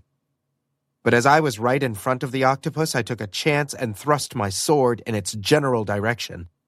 Sound rippled through the water as it screeched. Yes! I hit something. Point for me. Except that seemed to garner its attention, and despite my attempt to swim away, I too found myself wrapped in a fleshy appendage. It yanked me upward. Breaking the surface, I heaved a breath, though there was almost no room for my ribcage to expand, and my inhale sounded more like a strangled yelp. Its tentacle squeezed me so hard my bones creaked. Auric! That was Shauna's voice. What were you thinking? And that was Matt. What? I yelled back. I swept my arm over my eyes, brushing my wet hair and the streams of water out of my face. Don't like my plan? Go for the arms. Hold on. Lila. On it. The octopus waved its tentacles, which, aside from making me extremely nauseated, put me in close range to the poor peasant named Henry, who looked as panicked as I felt. Once he was in reach, I stabbed my sword in the general direction of the arm that held him. The blade sunk deep into the flesh, and blue blood erupted in a spray from the wound. Wrenching my sword free, I struck again and watched in relief as the tentacle loosened its grip on poor Henry. When it releases you, I called as loudly as I could with the breath being squeezed from my body, drop into the water and swim to the other side of the bridge. Henry emitted a strangled sort of shout that I took as confirmation of the plan. Ready yourself. Using both hands, I yanked my sword from the wriggling arm. But a second before I could strike, it whipped me around to the other side, my head grazing sickeningly close to the castle's outer wall. Grunting, I pushed my hand into the spongy flesh, trying to pry it off. It didn't work. "A little help?" I yelled. An arrow rocketed from the shore and struck the creature in the part of its head that had emerged from the water. Another embedded in a tentacle. I turned my head to see that Shauna had commandeered a bow and arrow from one of the villagers. Handy. Roaring in pain, the monster rocketed me back within reach of Henry. Instead of spearing the tentacle, I raised my sword above my head and used all my strength to hack at the arm. The newly sharpened edge of my sword, because I had learned my lesson, thank you very much, sliced through the appendage. Henry dropped like a stone into the water, disappearing into a frothy wave of ink. After a moment, I spied his head popping above the surface. Okay, one problem down. Now on to the second, which was that my stomach was becoming too well acquainted with my spine. I cried out as the tentacle around me tightened further, and the spectators on the beach responded in kind. Once Henry was out of harm and arm's way, I took stock of the situation. The monster had fully emerged from the moat, sitting atop a pile of rocks, all 8 limbs flapping in apparent chaos. Lila jumped onto one of the waving tentacles, light-footed as she was, and ran up the length until she skidded across the globular head. Dagger in hand, she stabbed away at the corpulent mound, blue blood squirting in every direction. Great. Vomit had now become a real possibility. Among the motion, the smell, and the compression, I was on the verge of sensory overload. On the shore, Bethany used her harp to subdue the crowd and charm them away from the creature as Ryan pulled Henry from the water. Shauna drew her sword and fought something in the short grass. But from my position that was worsening, I couldn't see what made her crouch into her warrior stance, her sword stained with the same inky blood as my own. Matt glowed with power, his staff in his hands, the jewel at the tip sparking with intensity that released in magical blasts at the creature. "Auric," Lila yelled, "free yourself, or you'll be crushed or eaten." Right, truer words had never been spoken. The monster was not holding me at an ideal angle for me to hack my way to freedom. My grip on my sword weakened with each second, my bare hands sliding along the blood-slick hilt. Strength fleeing, I opted to slice my way free. But as the edges of my vision darkened and I struggled for each breath, I realized I wasn't going to get free on my own. On the shore, Ryan, Shauna, and Matt were locked in a battle with a swarm of smaller octopi creatures, which had crawled out of the moat and now threatened to overwhelm them. There were baby monsters. How cute. No, wait, definitely not cute.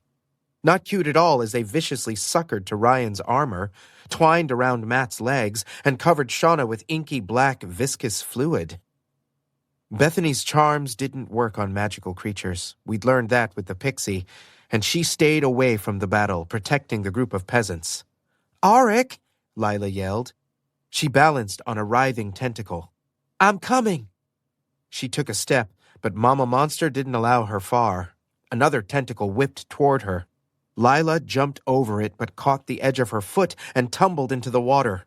She barely made a splash, but she didn't resurface. Oh shit.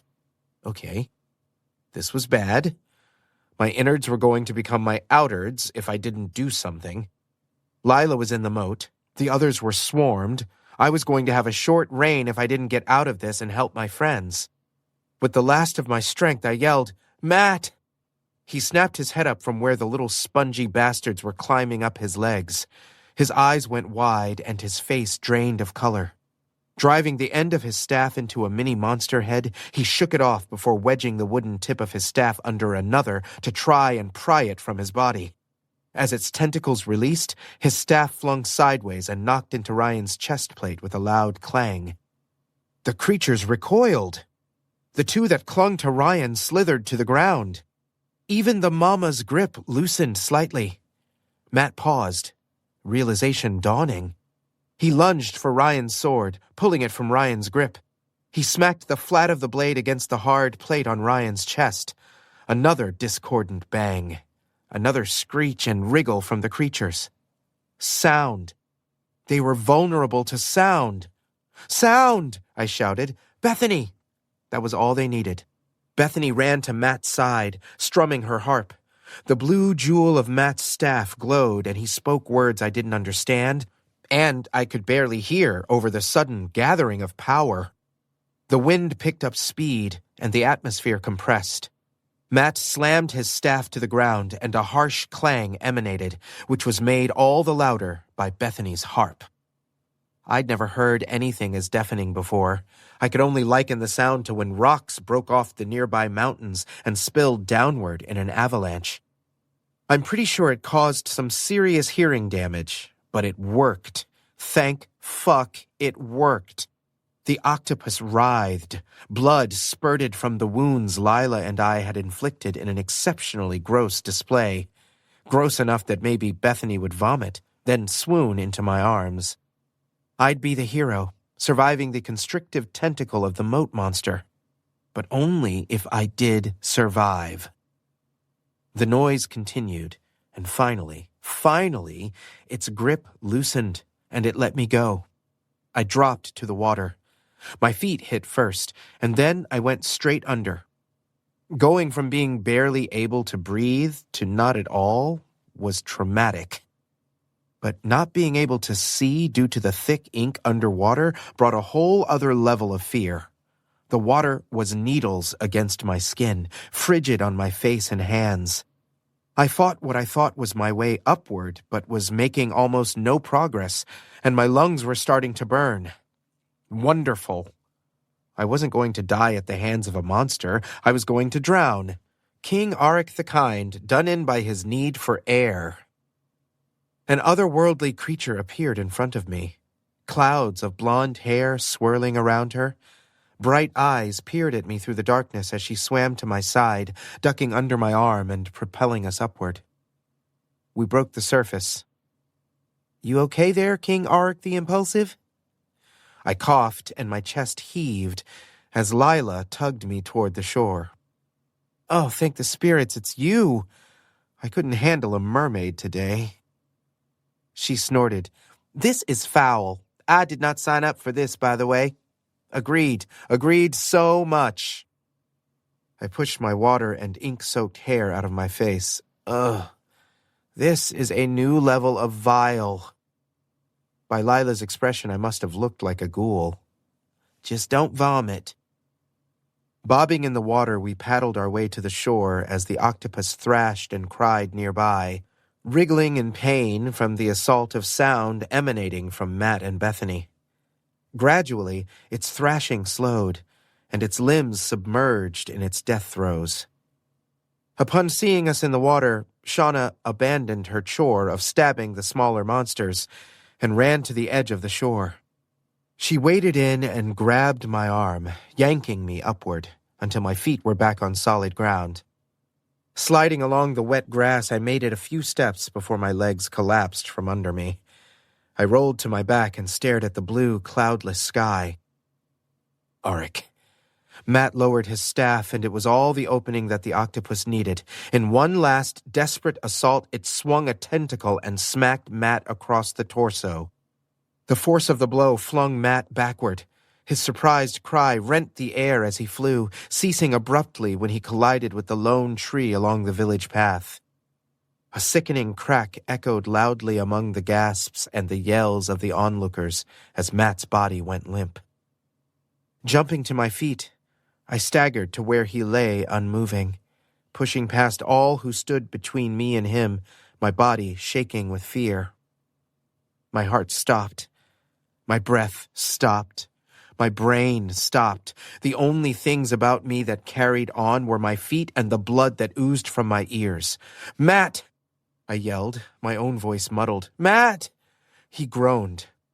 Relief washed over me as he twitched, rolled to his stomach, then pushed himself to standing. Miraculously, he'd held onto his staff and he leaned hard on it. "Ouch," he said, doubled over, clutching his stomach.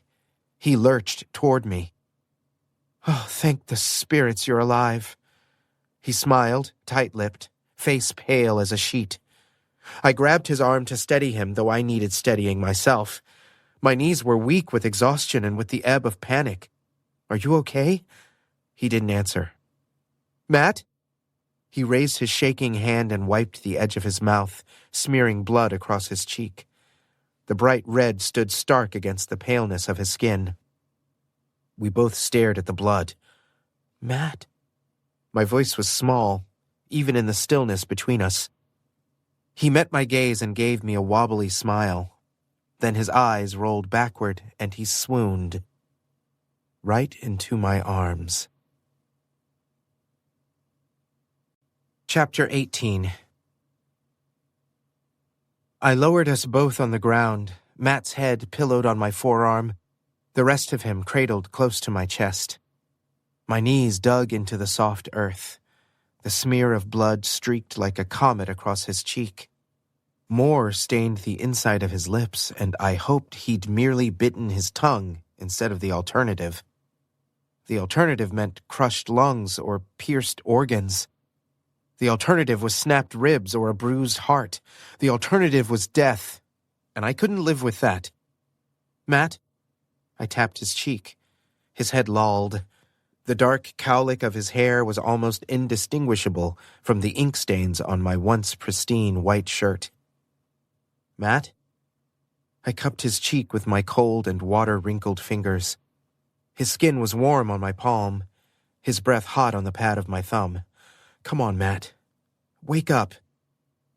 He didn't. His eyes remained stubbornly closed. Another small stream of blood trickled from the corner of his lips.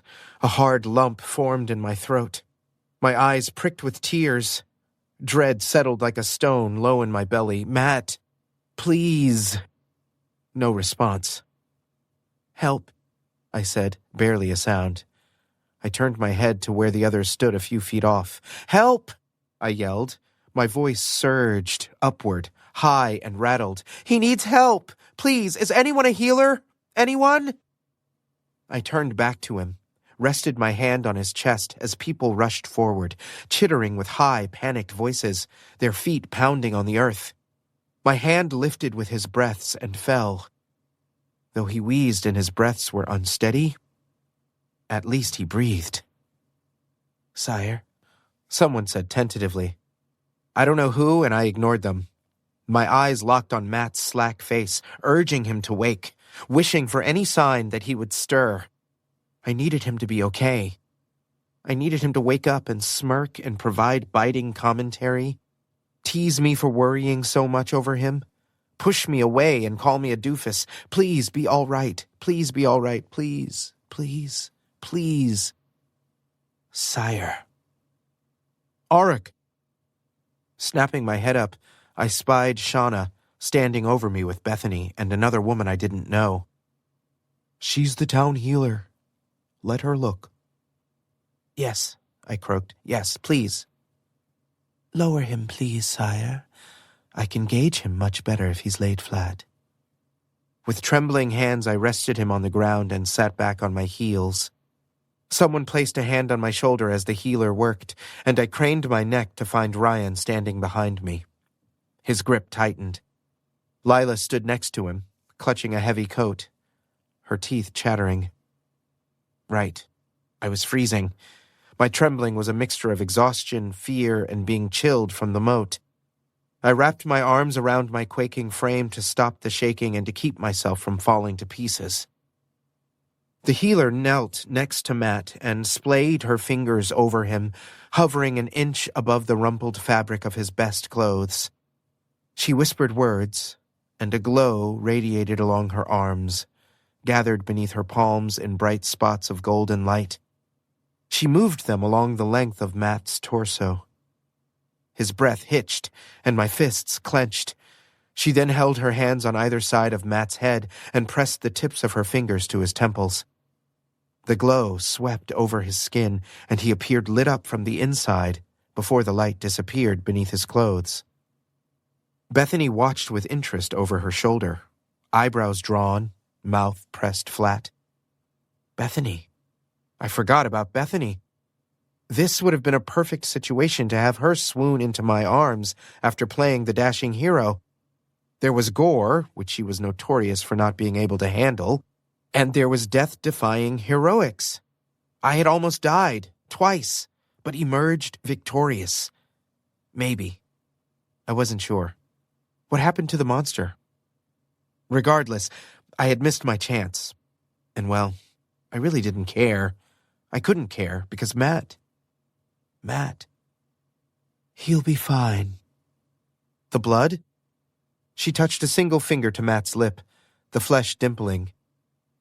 It's from a wound on his tongue. Nothing serious. It's already closed. The crowd released a collective breath. I pitched to the side, weak with relief, falling from my knees to sitting. He's deeply bruised and will be tender for several days. I bowed my head and ran my hand over my eyes. I had to regain my composure. I had to face the group. I had to give orders and explanations. I had to rule. Let's get him to the castle, I said, staring where Matt's hand rested in the grass. We'll need a litter and... Hey.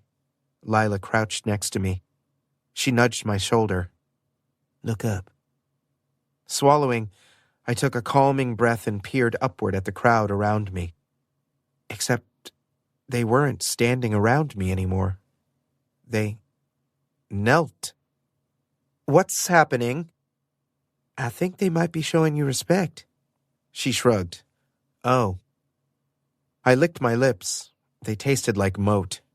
I shuddered. I think I should stand. Can you? I don't know. Ryan gripped my arm, and between him and Lila, I managed my feet. My back ached. Pain popped along the entire length of my body, but I addressed the crowd. Please don't do that.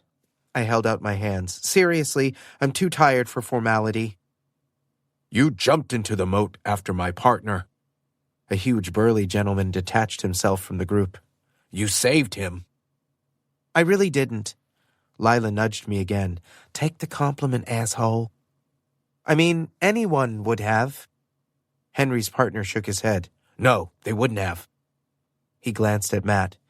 And they wouldn't have been so concerned about their friend.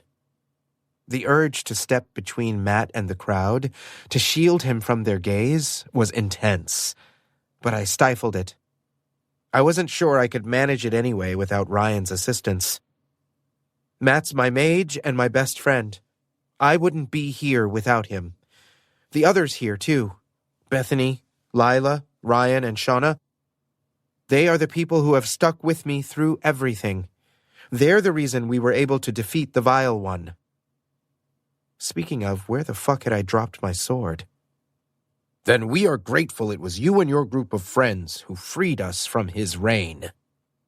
I resisted the urge to wave him off and say something flippant, but Matt was unconscious on the ground and Ryan held the lion's share of my weight. And yeah, I had literally jumped into a moat to save someone from a horrifying tentacle monster. This wasn't the time for flippancy and jokes. This was serious. Thank you. We'll do our best to live up to your trust. He bowed his head. Thank you, King Arik the Kind. Oh, spirits. Before I had a chance to ruin the moment, a castle servant appeared carrying a litter. Among Shauna, Bethany, and the healer, they moved Matt carefully from the ground to the fabric stretched tight between two long poles. Henry's partner moved between the poles at the back, and another strong-looking fellow from the crowd grabbed the front. Between the two of them, they lifted Matt and moved steadily toward the castle. Harlow directed them across the drawbridge. The healer, Shauna, and Bethany following closely behind. I watched them before attempting to move myself, as I wasn't sure my feet were attached to my body. Matt's name was an underlying drumbeat in my head, but the healer said he'd be okay. I held on to that. Held on to it so tightly it was the only thing keeping me standing. Lila and Ryan lent me their support, and the three of us stumbled slowly across the yard. Lila carried Matt's staff. We found my sword in a patch of grass. I see you had it sharpened, Ryan said with approval. I learn. The blade was coated in viscous black. It reeked. Bile crawled up my throat.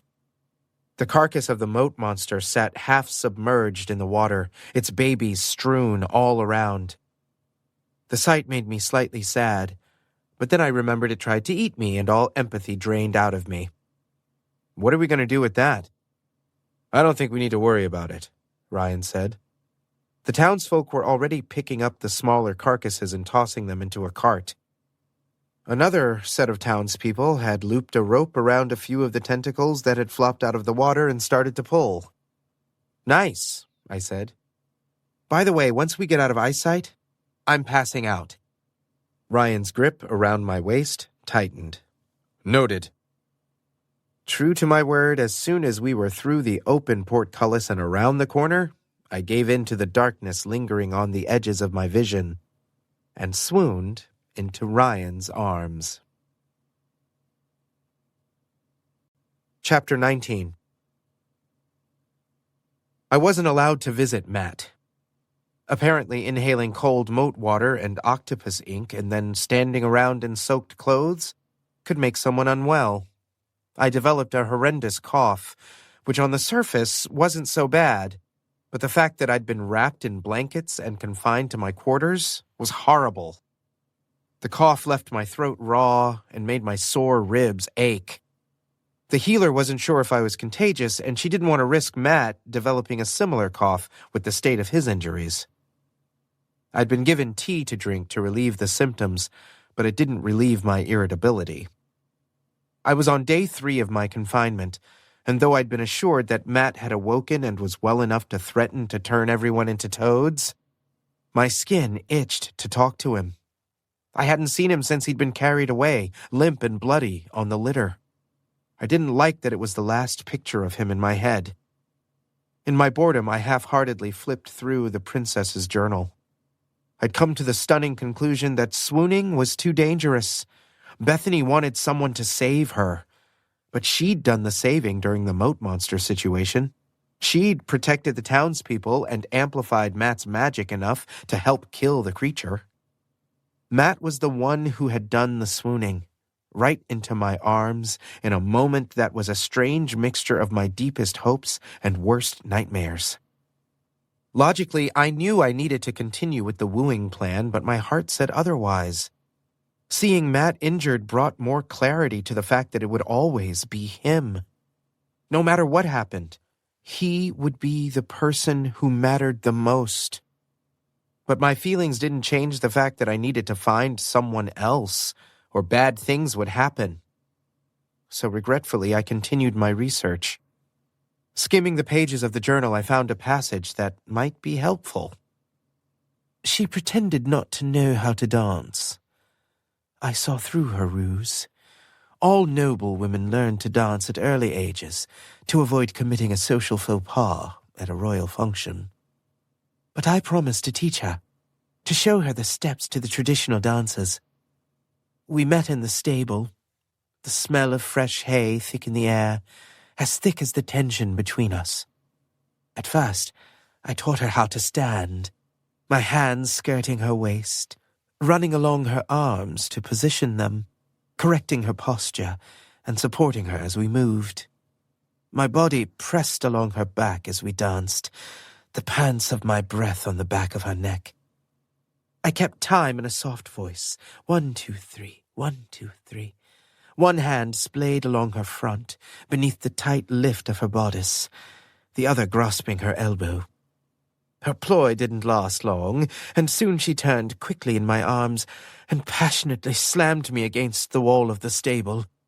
She kissed me like she couldn't breathe without my mouth pressed to hers. I coughed and set the journal aside. The pulse of my blood ticked up, and I couldn't have that, not with the sweat already tickling my temples from the tightness of the blankets. A knock sounded on my door. "What?" I sounded like a strangled, panicked goose. "Auric?" Sighing, I shifted the blankets and sunk into the softness of the mattress, tucking the journal underneath my pillow. "Shauna? Come in." She entered, her steps quiet, and she softly closed the door behind her. There was already a chair positioned at my bedside from when the others had visited. Shauna didn't hesitate to perch on the edge. "How are you doing?" "I'm fine," I said, waving away her concern, then promptly stifling a traitorous cough. "Seriously, I'm good. Another day and I'll be back on my feet." "That's good to hear." "How's Matt?" "Sore," Shauna said, but she smiled to reassure me.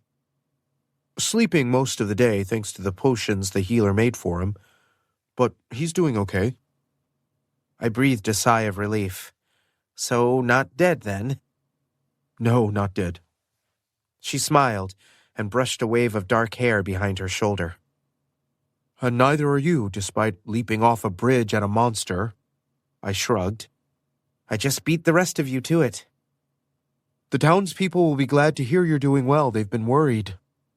"Probably because they want petition day to be rescheduled as soon as possible."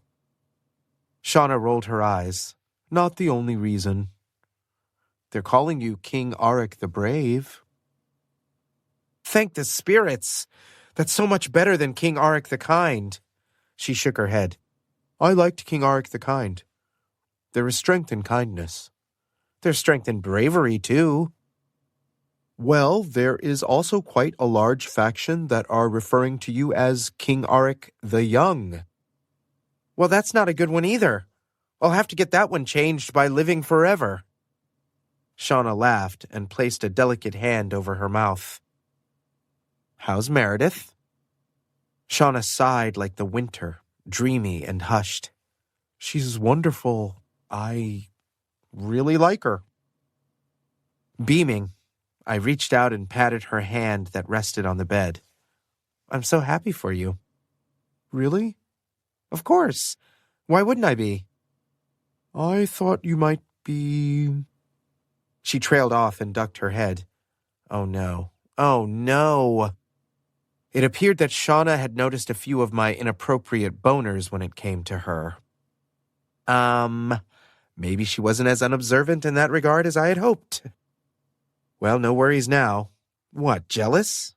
Of you or of Meredith? Because I have to say, she swatted my leg. I laughed. "No, I'm very happy for you." A blush spread across my cheeks. "I was a village boy who'd never met anyone like you. Of course I developed a schoolboy crush when we first met."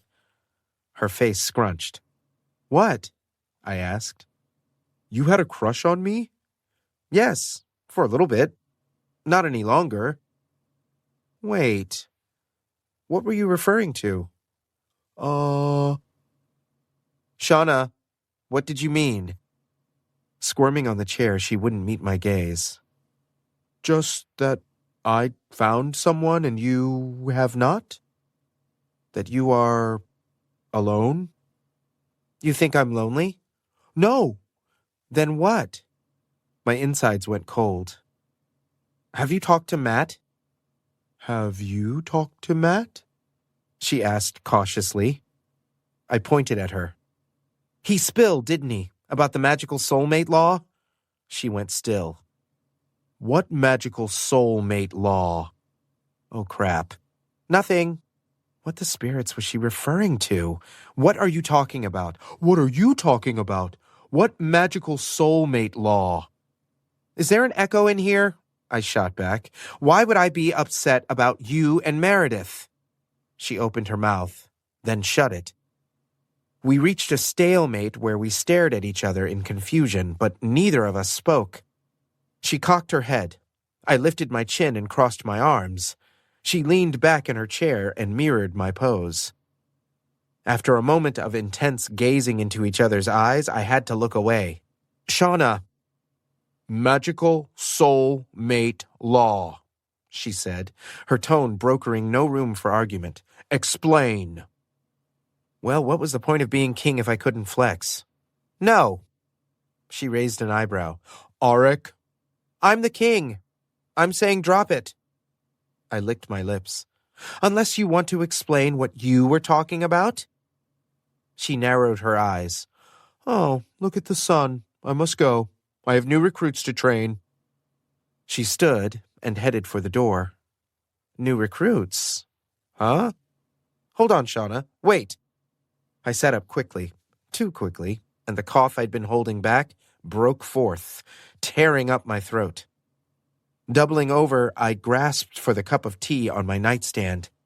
She took it from my hand before I dropped it, and I flopped back on the pillows until the fit subsided. Once I was able to breathe, she wrapped my hand around the cup. Drink, Auric. It had gone cold, but it soothed my throat as it went down.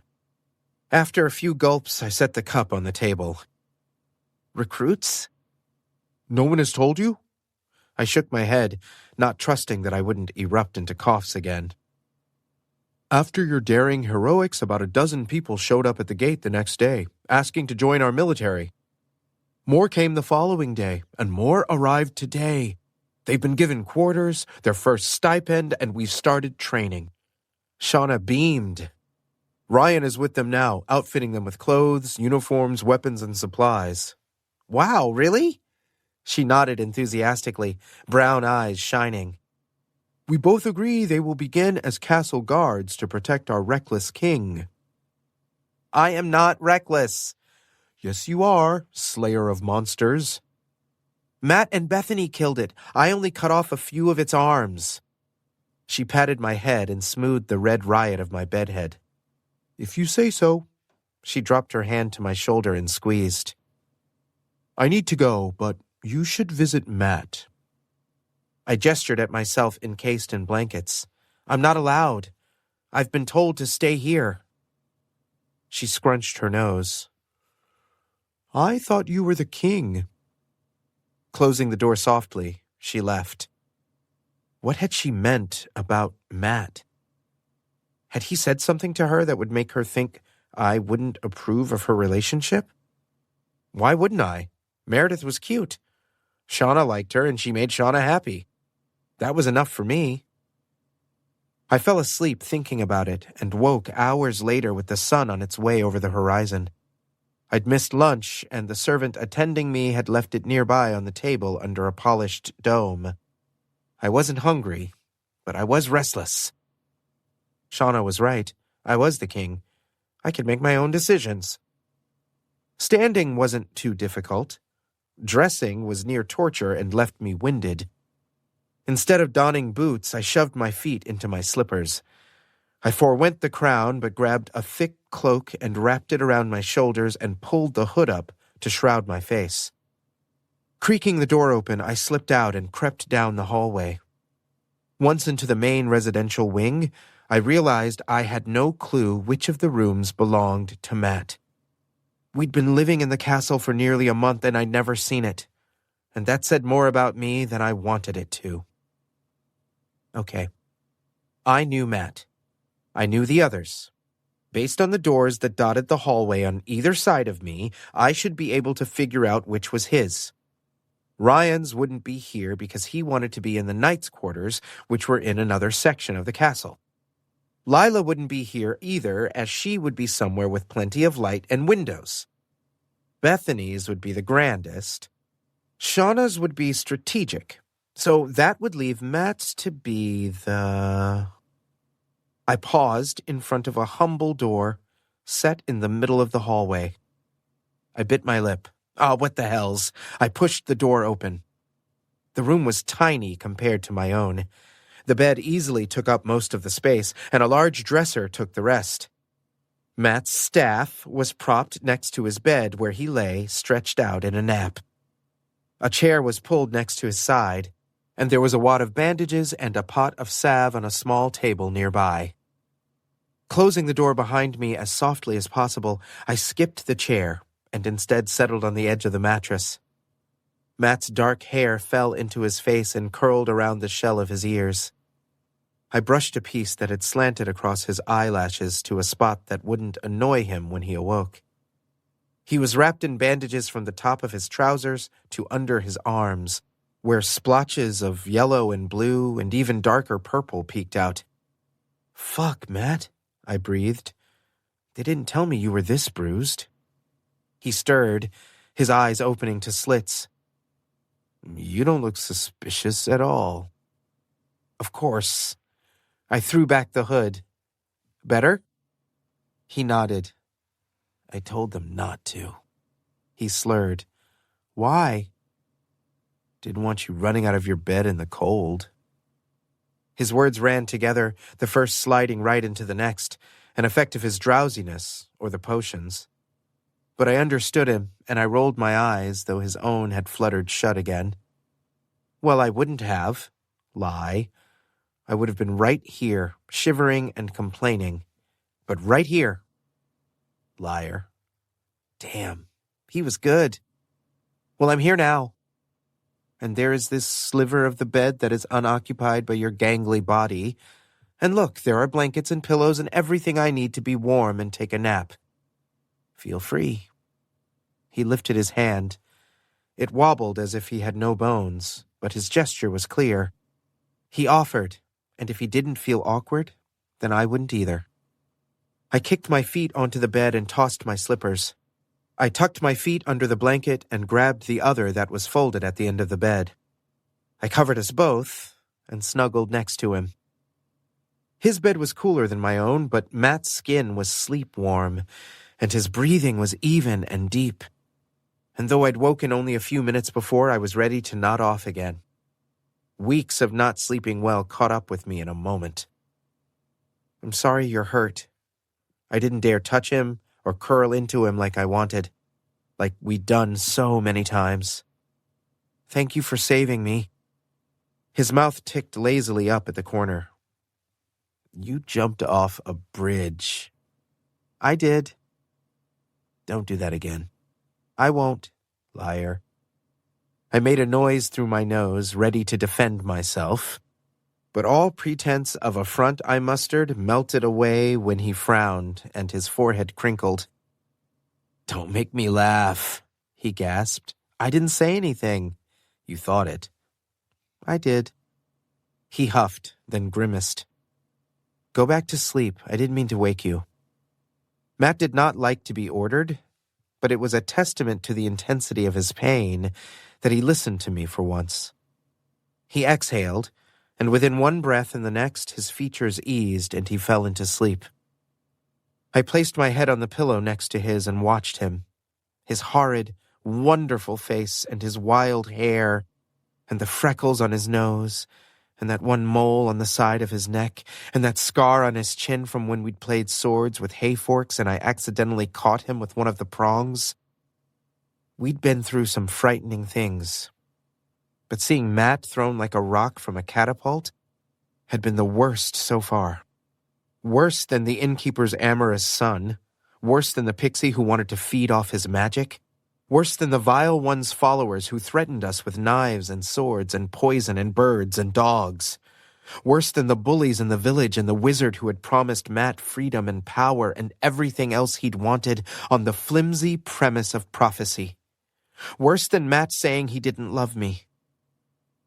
Watching him as the sun sank below the horizon, I fell asleep, and the image of him looking like death was replaced by one of him with rosy cheeks and parted lips, sleeping through the afternoon, whole and alive and beautiful. It was the best sleep I'd had in weeks. Chapter 20. Ryan, then? Matt was more awake than he had been in days. Since the night I'd slipped out of my room, I'd visited often, staying as long as I could, eating meals with him, reading to him from books, and even neglecting a few of my kingly duties. It was the most we'd been together since Bartley's demise, and I enjoyed it, even if the specters of grievous injury and almost death loomed over us. Propped on pillows, Matt picked at the eggs the servant had brought. They had laid a tray for us on the bed, complete with a pot of tea for each of us. His was for pain, mine was for my cough, which had almost fully disappeared, as had the worst of Matt's bruises. That's the plan, I said around a mouthful.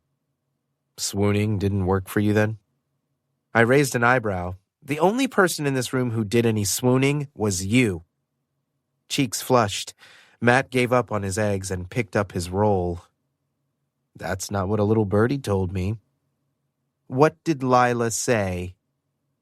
That you passed out and Ryan carried you to your room? She talks too much. Matt snickered, then winced, hunching slightly. Well, think of it this way.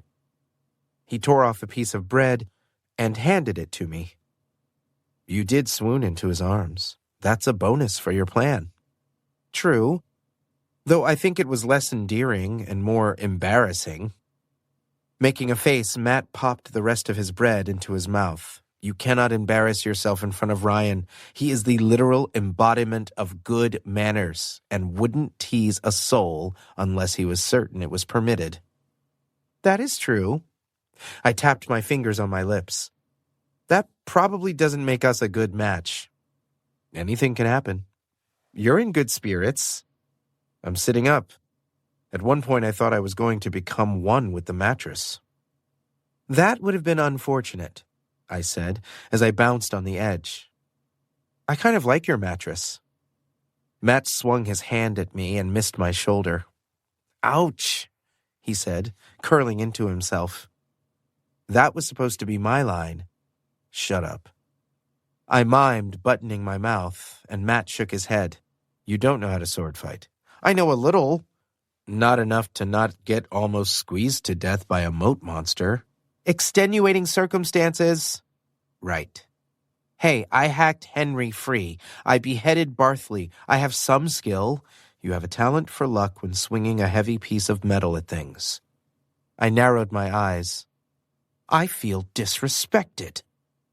Huffing a laugh, then wincing, Matt wilted into the pillows, tilting his head back. He stared at the ceiling and breathed. Don't make me laugh. I'm not trying to. But on the subject of my amazing prowess with a sword, Shauna told me we have recruits to train because of the moat monster incident. Matt wheezed. That's even funnier. Quit laughing, I scolded. Then stop telling me hilarious things. I only told you because it means we can start really planning for the feast and the ball and whatever else Bethany wants. Our contingency plan can move forward. Matt's forehead scrunched, and the small smile that played around his lips disappeared, replaced with a frown. Matt, do you need to lie down? Never again, thank you. That's going to be difficult for sleeping, then. Matt closed his eyes. I'm good, just like this. Right, that's my cue. I carefully slid from my spot on the edge of the mattress, then stumbled. I caught the post of Matt's bed to steady myself as the feeling of pins and needles tingled along my right foot. What are you doing? Matt asked. Nothing. I slid my slipper off. My toes tingled and then shimmered, as if translucent. Gulping, I shook my foot and placed it on the ground. The carpet was visible through my skin. I blinked, then wriggled my toes. They solidified. Decidedly not freaking out, I released the bedpost and lifted the breakfast tray from Matt's lap and transferred it to the floor by the door. Are you stealing my breakfast? I'm making you more comfortable. I took the bowl of cut fruit from the tray and set it on Matt's nightstand in case he was still hungry. Because you're falling asleep. I'm not. Liar. Arik, go to sleep, I said. I pulled the blanket from the end of the bed over his bandaged torso and carefully tucked the edges around him. I checked my foot again, then shoved it into my slipper. Nothing was amiss. Huh. I must have been sitting oddly for it to tingle as it did. And the shimmering, a trick of the light from Matt's stained glass window. Be nice to Ryan, Matt said, brow wrinkled. He's a good man. He is. I'll be my regular lovable self, I promise. Snorting, Matt smiled softly. Ass. Disrespect, I tell you. I left your fruit on the table. I'll be back later today. Matt's response was a snore. Quietly, I left the room, closing the door behind me. Once in the hallway, I leaned against it and pushed my foot against the stone. It was nothing, a quiver of nerves, a refraction of light, my own fatigue and worry bleeding through. But just in case, I needed to hurry and implement my plan to woo Ryan.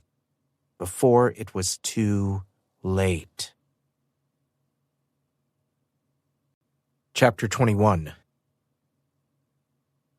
I'm pleased you requested to revisit your sword training, Ryan said as I followed him from the castle to the knight's training grounds. My cape swished behind me as I walked. My crown glinted in the bright sunlight. After the incident with the octopi, I'd avoided wearing clothing that was too tight or had laces, but as I was trying to impress a potential wooing partner, I'd asked Harlow for my best clothes, in which I could move freely. Also, I planned to meet the new soldier recruits, and it wouldn't do well for them to see me in my regular tunic and trousers. Well, after the moat monster, I decided to take you up on your offer. Excellent. We'll start with these wooden training swords and gradually progress to steel. Ryan tossed me one of the swords. I barely caught it, then spun the hilt in my hand with a flourish. Okay, so how should we start? Slowly, he said. You've been ill recently. I waved away the concern. I'm fine. I stretched my arms above my head and twisted my body, warming up my limbs. See? All healed and well. Ryan raised an eyebrow. Are you certain? Are you questioning your king? I asked, winking playfully. No. Ryan smiled. Let's begin then. I never took Ryan for a taskmaster. I'd pictured our session to be much like what occurred between the princess and the lady in the journal. But that was not at all what Ryan had in mind. First, we practiced forms and grips and steps and parries and thrusts. Each time my form was deemed sloppy or inaccurate, Ryan did not encircle me with his thick, bulging arms and gently guide my limbs into the correct posture or position. No. Instead, he used the tip of his wooden sword to poke and prod me until I maneuvered into the desired stance. I was going to have little bruises all over me by the time we completed this session. Lunge forward, Auric. My muscles trembled, but I lunged. Farther. The flat of his blade pressed on the back of my knee and urged me forward. There. Now hold. My chest heaved. Sweat dripped down my spine. I ached like it was the first day of haymaking and I'd spent the day scything and raking. A month in the castle and my body had gone soft. I gritted my teeth and followed Ryan's instructions until my tunic was wet and my face was as red as my hair. Excellent, sire. Sire? I straightened from my stance. Ryan, let's spar. He tapped the tip of his sword against the dirt, then dropped into a ready stance. I mirrored him. I attacked first, hoping to catch him off guard. It worked. For a moment, before he knocked my sword away, then thrusted his own at me. I managed to knock his sword off course and danced away, laughing. The clacking of our wooden blades filled the courtyard, as did my laughter between quick breaths, along with Ryan's instruction when I did something wrong, and praise when I executed a move well. It was like a dance, a series of movements kept in time. My pulse raced, the rapid beat of my heart pounded in my head and in my jaw. After several minutes, Ryan disarmed me with a flourish, and my wooden sword flew across the courtyard. Hands on my hips, I beamed. That was fun! A smattering of applause came from behind me, and I turned to find we had an audience. Several of the recruits stood watching. I waved at them. They all froze, and a few quickly bowed. Excellent session, sire. I squeezed Ryan's shoulder. And this is why Sir Ryan is one of your instructors, I called to the group. He and General Shauna are the two best fighters of this age. Ryan blushed. Same time tomorrow? I asked. He nodded. Great. See you then. That night my mood was high. After taking dinner with Matt and telling him all about our sparring, I soaked in a warm bath to try to lessen the soreness I'd inevitably be feeling the following day. Though I still took much too long to fall asleep, once I did, I slept well. I went back the next day sans cape and crown, and again the next, and the next, and the next after that. Before I knew it, A full week had passed, and we were firmly into the second, and Ryan had yet to touch me during our sessions, except with the blade of the practice sword. But I found I didn't mind. I stopped messing up on purpose and enjoyed learning the craft of swordplay and the benefits of physical activity. I slept better. My mood was better. I found myself looking forward to working up a sweat after hours of sitting on a throne or studying or learning rules and etiquette. We graduated from wooden to steel swords and added shields, and soon Ryan would teach me how to use a lance. Today, though, he beat the stuffing out of my shield arm. "Wait," I said, holding up my hand. "I need a minute." I staggered to the bucket of water we kept near the courtyard, dragging my shield behind me. I dropped it to the grass, then scooped a cup. I chugged it, streams of water spilling out of the sides of my mouth and down my neck, cutting a streak through the sweat and grime. Once it was empty, I wiped my sleeve across my mouth. Panting, I leaned on a wooden post, which Ryan had once explained was meant to hold a practice dummy. My breath puffed out in visible gusts, and steam rose from the heat of my skin.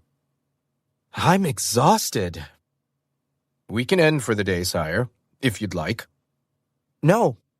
I shook my head, my hair wet with sweat. My tunic was soaked through with it.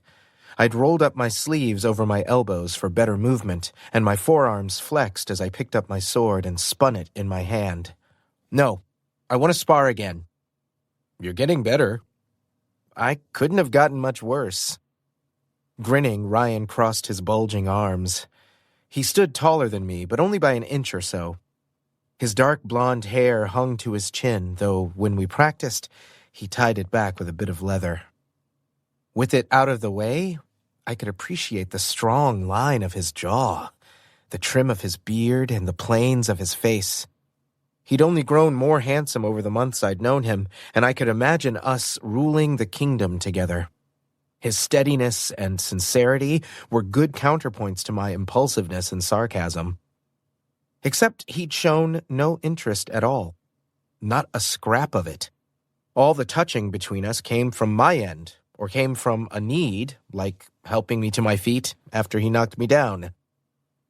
"No, I don't think you could have." Teasing. That was a good sign. "Disrespect." I waved my finger at him, though my grin belied any genuine ire. Blatant disrespect. Ryan ducked his head and bowed slightly at the waist, spreading his arms. "My apologies, sire." Okay, that was cute. Was that flirting? Was Ryan flirting with me? "So," I said, cocking my head, trying to flirt in return. "What do you think is my next skill? I know I haven't mastered anything, but I'm better. What is the next level?" Ryan rubbed his beard. "If you can teach someone else." That was not what I was expecting. My eyebrows shot up. "What?"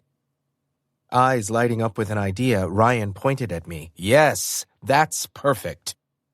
Each day we'd gathered more and more of an audience as we practiced. I didn't mind. The soldiers needed to see that Ryan was someone I trusted and that he knew what he was talking about, so they could be receptive to learning from him. Except right now. I really cared right now because Ryan scanned the crowd. He snapped his fingers. "Lord Matt?" I whipped around to find him, surprised to hear he was out of bed. He'd been able to walk about in his room the other day, but I hadn't known he was up for being out in the courtyard. I spied him in the crowd, leaning on his staff, dressed in a plain tunic, but with a heavy cloak draped over his shoulders.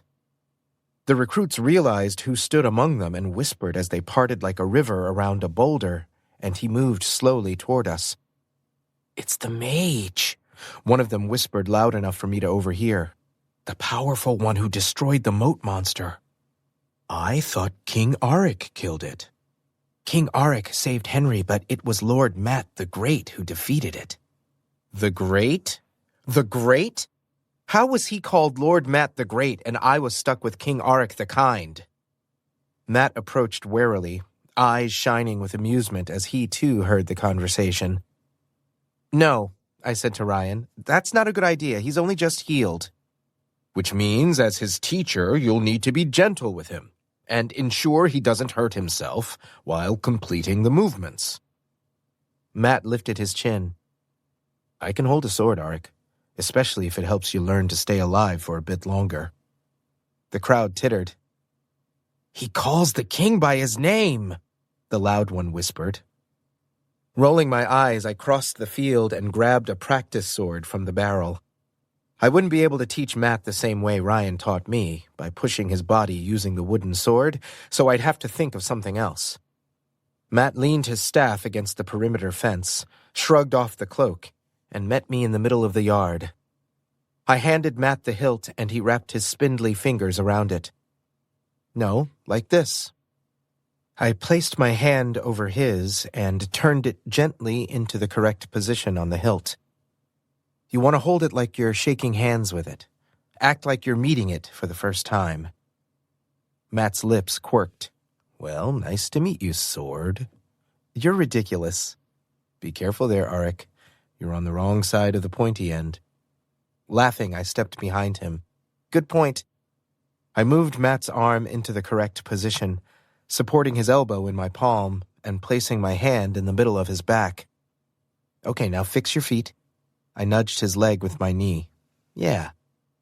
That one, move it forward a bit. Matt shuffled his feet until they were more or less in the correct place. Like this? Yeah, that's good. Excellent, Ryan said, observing from in front of us. He, too, held a sword and lifted the tip in Matt's direction. Now, I'm going to mime attacking from above, so move Matt into the correct position. Ryan swung downward in slow motion.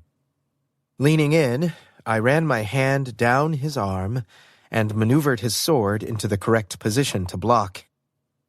I grasped the jut of his opposite hip and gently tugged him. Matt, drop your foot back. No, other foot, I said, stifling an oof when he stepped on my toes. Yes, good. Keep your posture straight. Wrapping my arm around him, I pressed my hand to his chest to steady him. His heart fluttered like a hummingbird under my palm. The skin of his nape prickled, and I realized I had exhaled as Ryan had taught me, but right across Matt's shoulder and ear. Before I could mutter an apology, Ryan's sword clacked against Matt's. Even as light of a hit as it was, Matt's arm rippled, and I rushed to steady him, grabbing his wrist to prevent his arm from falling. Good. Now deflect my strike and attack. Matt's body was a block of warmth along my front. The weather had cooled significantly, but I had built a sweat during my practice with Ryan and had shed my overclothes. Now, though, the moisture cooled against my skin and I shivered in the breeze. I squeezed closer, leeching Matt's heat as I showed him how to repel the strike and then mount an attack of his own. Okay, step forward. My knee knocked into the back of his leg and he stepped. Now, thrust your sword arm. As he did, I supported his arm with my palm, running it beneath to correct his form, then resting it along his ribs. Matt sucked in a harsh breath. I snatched my hand back as if he was on fire. Are you okay? I asked, scared I'd touched one of his lingering bruises. Fine, he said. I'm fine. Are you sure? He stiffened in my arms. I'm not weak. Never said you were, I answered, but you were injured. I think I'm done. Matt dropped his sword arm and stepped out of my embrace. Shivering from the sudden lack of his body heat, I hastily unrolled my sleeves, then wrapped my arms around my torso. Flushed from his neck upward, Matt ran a hand through his hair. I think I'll stick to magic. He jerked his head toward the onlookers. But I think you'd find a willing volunteer over there to finish. I didn't want to find a willing volunteer. I wanted... Well, it didn't matter. Matt was obviously not okay with us being physically close with an audience. He was fine when in our rooms. In fact, he initiated it, climbing into my bed first, then inviting me into his when he was injured. And I was grateful that hadn't changed between us. But out here in the face of Ryan and the new recruits, he was uncomfortable. and I needed to honor that. I'm done for the day as well. I followed him back to his cloak and staff, not wanting our interaction to end on a sour note. I'll walk you back. He raised an eyebrow. Who says I'm going back to my room? I said I was done playing with swords, not with my outing. Really? Where is Lord Matt the Great heading now? Why, is King Arik the Kind going to follow me around the castle? Yes. The group of soldiers erupted in whispers as they raptly watched the exchange with wide eyes. Clearly amused, Matt fastened his cloak around his shoulders. To the garden, then, sire. I admired how he continued to make the honorific sound like an insult. I collected my things, slipping on my jacket and fastening my sword belt with the heavy magic sword at my hip. I ran a hand through my sweat-slicked hair. Gross. I would need a bath later. The gathered group moved out of the way as we stepped through them and left the courtyard.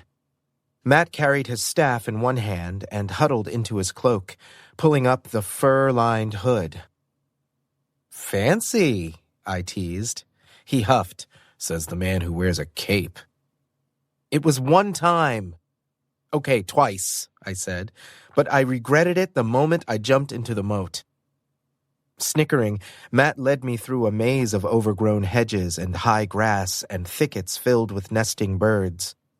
Several places amid the grounds had been neglected for years, and I made a mental note to hire gardeners for the spring. Where are we going? I asked, as I squeezed through a tight spot, thorns from a rose bush catching on the fabric of my jacket. Instead of answering, Matt asked, How have things been going with Ryan? Ryan? I asked. Oh, yeah, Ryan. Wooing. That man is made of stone. Not that I've been trying too hard. I mean, I tried, because I don't want to die. I should tell Matt about the weird moment in his room when my toes had faded, but I didn't want to worry him. I still had 6 weeks until my birthday. I'd worry later. But there's nothing there on his end. On yours? Shrugging, I sighed. He's handsome, and he's nice, and he's a good friend, but he's not for me. Matt nodded. He tapped his fingertips on his mouth. Should I assume, then, you're moving on to Lila? Yeah, I guess. Lila, though, she's secretive. We literally know nothing about her other than she's part fae, and she can steal the clothes off your back if you're not paying attention. We know more than that. Do we? Really? Matt waved his hand at an old, weathered door, and it opened inward. He led me through into a walled garden, which was somehow more tangled and overgrown than the others we'd walked through, and it was much, much warmer. Of course we do. She'll follow you into battle. She ran up the arm of a moat monster to save you, and she stayed. Matt paused at a close crop of flowers. She was the first to suggest leaving, and yet she stayed. I tugged on my collar. The air was damp and hot, like when we'd have a brief rain shower on the hottest day of the year and the drops would turn to steam on contact. Vibrant plants crawled along the stone walls, shot into the sky, higher than anything I'd ever seen, casting the whole place in a green light. Staying is a low bar, is it?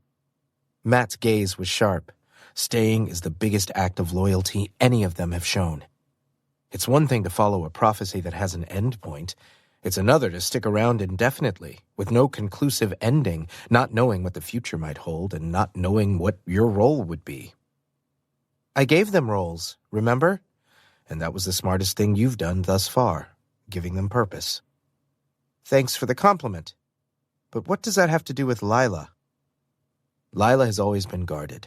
We don't know anything about her family or if she even has one. We don't know her motivations other than coin and riches, but we trust her. Yes, I trust her. She jumped onto a writhing beast to try to save me. I wiggled out of my jacket. Why the blazes is it so hot in here? It's spelled. Matt waved his hand. When I first discovered it, the spell was weakening. I strengthened it to last for the next few years. Within these 4 garden walls, there will always be enough warmth to grow whatever we need." "Really?" I said, voice pitching in awe. I left Matt's side and explored what I could. The area wasn't large, more the size of one of the dining rooms in the castle, but it was packed with herbs, flowers, vines, and everything imaginable. I trailed my hand along the stone, which was warm to the touch, and marveled at Matt's ingenuity. "This is amazing." Herbs and plants for the court physician to use in his potions and salves. Fruit trees in case we need them for the winter. And this. He used the tip of his staff to move a leaf and reveal a bevy of small, bright red flowers. "What are those?" "Heart's truth." "I don't know what that is." "I read about it in a scroll from the library. It's a rare flower. The pollen urges a person to reveal what's in their heart." My eyebrows shot up. "When did you find this?" "Before the moat monster." He chewed his bottom lip. "I didn't want to use it, honestly, but you're running out of time. I had hoped for Shauna, Bethany, and Ryan, but I'd rather you not waste 2 weeks trying to woo Lila if she has no feelings toward you at all." Bent at the waist, I studied the plants. Upon inspection, their blood-red petals were shaped like tiny hearts. Matt pushed the tip of his staff into my chest. "Not too close, unless you want to reveal your heart's desire to me." I straightened. "Ha!" My laugh came out more like a panicked burst of sound than anything else. I tried to cover it with a cough as I skittered away from the plant, but was unsuccessful if Matt's raised eyebrow was an indication. But wow! I did not want to touch that because soliloquizing to Matt about his face and his freckles and his everything would only end in embarrassment and tears. I cleared my throat. "I'm sure you want to hear all about how much I want to stay alive and about the pie we had the other night." "I'll pass," Matt said dryly. "Anyway, I suggest you plan an outing for you and Lila. I'll prepare the flowers." "And what? Slip it into her drink? Sprinkle it on her toast? Shove it in her face?" "I'll think of something." Matt frowned. "You just need to be nearby to ask her the right questions." "Fine." Hands on my hips, I marveled again at the ingenuity of the warm space. The vibrancy of the greens and the different colors of the flowers were beautiful. The thick crush of the humidity dampened my skin. The heat was welcome in comparison to the chill of deep autumn on the other side of the door. "This really is brilliant, Matt. An everlasting garden." I didn't think of it. He spun his staff in his hand, the point twisting the grass beneath the wood. I only bolstered it. "Still, you really are Matt the Great." He huffed. "And you are Auric the Kind." "Ugh, stop." I rolled my neck and looked toward the sky. The weak sun spread a hazy light through the gathering clouds. "Not you too." "I don't know why you don't like the name. It's much better than Auric the Terrible, Auric the Ugly, Auric the Despicable, Auric the Repulsive, Auric the—" "Stop. Please stop describing me." Snorting, Matt knocked his shoulder into mine. "Dramatic." "I'm not describing you, only giving examples of what you could be. Those are bad. Kind is not bad." "It makes me look weak." "Kindness is not weakness." Matt made a face. "After all we've been through, it would be easy to be cynical, turn our backs on everyone else and only take care of ourselves. Because who was taking care of us, huh? Who, other than our parents, has ever cared about us? I was driven out of my home village because of the rumor of magic. You were chosen for a quest you never wanted. We have been chased and injured, terrified, poisoned, beaten, almost killed. Even now you're facing down potential death." Sighing, I crossed my arms. "Occupational hazard of being king, I guess." "Yeah," he said, rolling his eyes. "Not kind at all. Not selfless. Not even a little bit completely loyal to a people who didn't even know your name 2 months ago. Not the most generous king this land has had in an age." "To be fair, I said, holding up my forefinger. My kingly competition was Bartley, so not a very high bar to jump over. And second, I only put the crown on my head because you urged me to, and because I thought there was a princess in a tower that would be able to take over after I reigned for a total of an afternoon. It's not like I set out to suddenly be the person everyone looked at to fix things. Grinning, I elbowed Matt in the side, then remembered his injuries as soon as he winced from the contact. I know that, Matt snapped, all traces of humor gone from his tone and face. If I hadn't told you to put that stupid crown on your head, you wouldn't be bound to the throne, and you wouldn't be forced into a soulmate situation. You don't need to remind me. I held up my hands. Whoa, Matt, it's okay. I was joking. It was a joke. I don't blame you. Well, you should. You're right. I'm the one who told you to take the crown off Bartley's head and put it on your own. I even teased you about it. This situation is my fault. It's my fault. Matt, it's not your fault. It was a mistake. A mistake that is going to alter your life forever, or end it. My pulse ticked upward. The humidity, which I had welcomed when we'd first entered the enclosed space, now felt claustrophobic. Since when do I follow every order you give me, huh? I could have chosen not to listen to you. I do that all the time, or do you not remember large swaths of our childhood? I'm an impulsive asshole. We both know that. Just because you said to put on the crown doesn't mean I wasn't going to do it and sit on the throne anyway. I probably totally was going to, just after it had been cleaned. Matt's face was a thunderstorm. His knuckles were white from the grip he had on his staff. Red crept up into his cheeks and down his neck beneath his tunic. Don't lie to make me feel better. I'm not! My voice cracked. My shoulders shot to my ears. I'm not lying, I swear. Matt's expression was skeptical. Please, don't feel guilty. That was absolutely the wrong thing to say. I don't feel guilty. I feel stupid. I feel helpless. I feel stuck. I froze. I heard my heartbeat in my ears. Stuck? Never mind. I didn't mean that. I didn't mean any of it. He squeezed the bridge of his nose between his thumb and forefinger. I'm tired and sore. I'm not myself. I'm going back to my room.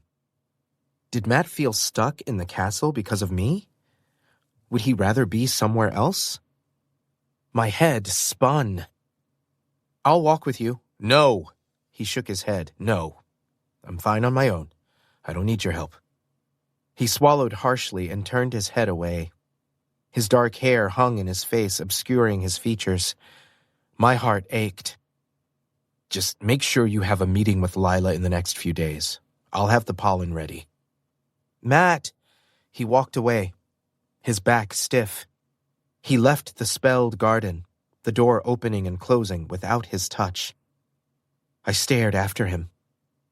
It was such an abrupt shift from only a few moments before, and my whole body went cold despite the heat. I missed Matt so suddenly it was like a lance through my chest. My fingers tingled.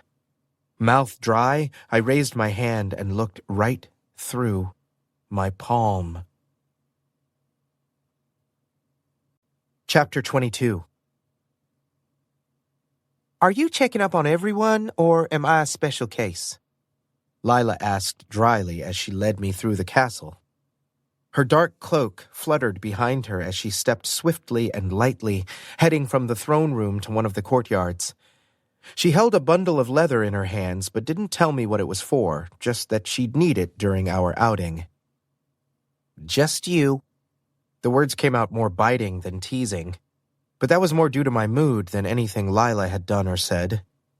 Since my altercation with Matt 2 days ago, we'd barely spoken, only to exchange information about the pollen and my date with Lila today. I wasn't sure what I'd done wrong, if anything, but he was mad at me and thus I was irritated with him. You don't trust me. I trust you fine when it comes to things like saving my life and doling out the correct amounts of coin. Otherwise, call me justifiably suspicious. She flipped a lock of blonde hair over her shoulder. Fair enough. She squinted at me, not paying attention to where she walked, instead studying my face even as she moved with a preternatural grace through the corridors. "Are you okay? You look like someone stole your piece of pie." I pinched my nose. "Did you steal my piece of pie?" She pressed a hand to her chest and affected an innocent expression, something she surely learned from Bethany, and which didn't quite work on her narrow features. "Me?" She grinned like a shark. "No, I didn't steal any pie. Why would I steal pie when I can ask Meredith's mother to make us a pie? She's amazing, by the way."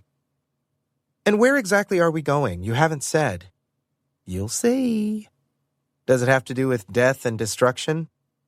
She tapped her chin and hummed. "No." "It bothers me that you had to think about it." "It bothers me," she poked me in the chest, "that you're sullen. Does it have to do with Matt? He's been in a mood as well." "No shit." I was well aware of the fact that he's been in a mood, but the fact that Lila knew also bothered me. "Has he? I wouldn't know." "Oh, then it does have to do with him. Not everything is about Matt, but this is." When did Lila become perceptive? Shauna's influence, obviously. "Can we get on with this, please?" Okay, this was bad wooing, even I knew that. But I couldn't muster any energy toward Lila when all my thoughts were focused on Matt. His horrible, beautiful face and his stupid, perfect magic and his snarky, hilarious comments. It bothered me that he felt guilty over my predicament. It bothered me that he felt stuck here in the castle. Everything about him bothered me. How smart he was, how he cared about everyone, how he put himself in danger for my sake, how he followed me when I ran away, how he looked when the octopus smacked him and sent him airborne, how he'd cultivated flowers just for me, how he trembled when I held his arm as he thrust the practice sword, how the heat of his body against mine made my knees weak and my head spin, how he was the only one I wanted, but I was pretty sure he didn't want me. Lila snapped her fingers in my face. "Where the hells were you?" "Right here." "Yeah, sure." Looking around, I found Lila had led me out into a courtyard near the stables. She crossed the stone yard, flung open the doors, and disappeared inside the darkened building. The horses inside whickered, and a few small birds flew around the rafters. A large orange cat stretched on a bale of hay and flicked his tail, staring at me with bright yellow eyes. "Lila? Hold on." I knew what happened in stables. Well, I had heard about what happened in stables in stories and bawdy tavern tales. I don't think that was what Lila wanted, but who knew? She had always been a mystery. "Okay, Auric, meet Crow." Lila stepped through the door and into the sunlight. On her outstretched arm sat the biggest fucking bird I had ever seen in my entire life. Its claws were as big as a bear's paw, and the middle appendage wrapped all the way around Lila's skinny arm, digging into the tough leather she'd donned on her sleeve. Its feathers were black as pitch, but its head was bare and pink, and its beak would haunt my nightmares. It was definitely not a crow, but a cousin to a vulture or other oversized bird of prey, something built to hunt and eat big things, like cows or people. "Crow," she said seriously. It turned its head toward her, its brownish-red eyes glinting in the sunlight. "Say hi to Auric." Crow did not caw or screech. No, Crow hissed. Disconcerted, I took another step back. "What the fuck, Lila? What is that?" "It's my pet," she said cheerily. "I found him locked in a cage in the castle. After a few days of visits and of hand-feeding him raw meat, we became friends. He lives in the stable now." Oh, my spirits. She'd found the vile one's familiar, or dismemberment minion, or thunderstorm monster, and befriended it. This bird demon was her pet. The terrifying vessel to the underworld was her friend. "Lila, I am not sure if Crow is a pet." "You're right." She touched her finger under his beak and stroked the feathers of his chest. He snapped at her, and she snatched her hand away in a movement so fast her body blurred. She cooed. If that had been anyone other than her, they would have lost a finger. He's a companion. Bowing my head, I ran my hands over my face. Oh, my spirits. What? What's wrong? Nothing. Nothing. I hastened to reassure her, lest Crow interpret that I offended her or him in some way and decided to peck out my eyes after eviscerating me with his talons. I gestured helplessly at the bird of death. He's cute. He stared at me with his wide, unflinching eyes, peering straight into my soul. I wanted to shrivel up and cry. Isn't he, though? I bit my tongue to keep every potentially disparaging remark to myself, because Lila appeared so achingly pleased. Was nurturing a very large bird of destruction better than stabbing people accidentally when startled? I didn't know.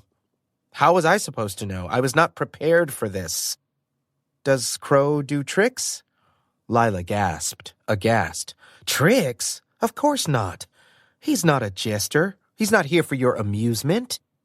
Oh, sorry. Just joking. Of course he does. Do you want to see him fetch? I didn't want to see anything less.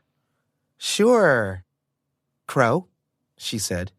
He tore his gaze from me and looked to her, cocking his long neck to the side in an eerie approximation of a human. Find a stick. Bring it back. He hissed and spread his wings. Their total width was more than Lila's height. He flapped them, and her whole arm bent under his weight when he launched into the air. He circled the courtyard several times, casting a terrifying shadow, then disappeared over the peak of the western tower. Where did he go? To find a stick. When will he come back? She shrugged. When he finds one. Are you at all worried that he'll bring something back other than a stick? Like what? Like a small child. He wouldn't do that. He's not evil. Are you sure? Because he appears to be evil incarnate. He looks like an ancient horror that came back to enact revenge. He's the thing that keeps children up at night. He's the creature that inspires cautionary tales. Lila crossed her arms and lifted her chin. He's a bird, not a malevolent being. Oh, okay then. I feel so much better. This has been enlightening, and I'm glad you found a pet. But I can't not express my concern that you're harboring a murder bird. Lila frowned. Crow is not a murder bird.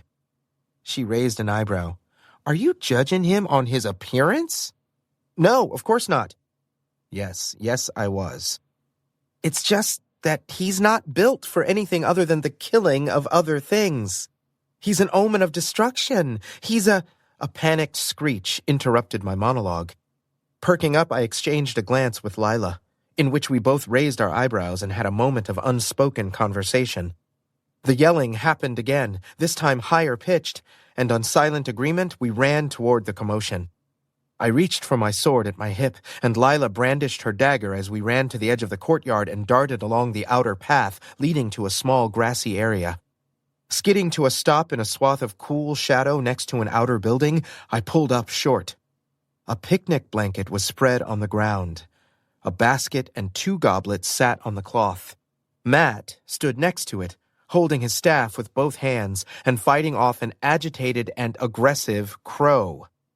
Crow had the tip of the staff, the end with the jewel, clutched in his massive beak, and was wildly flapping his wings in an attempt to wrench it out of Matt's grip. I will blast you, don't think I won't.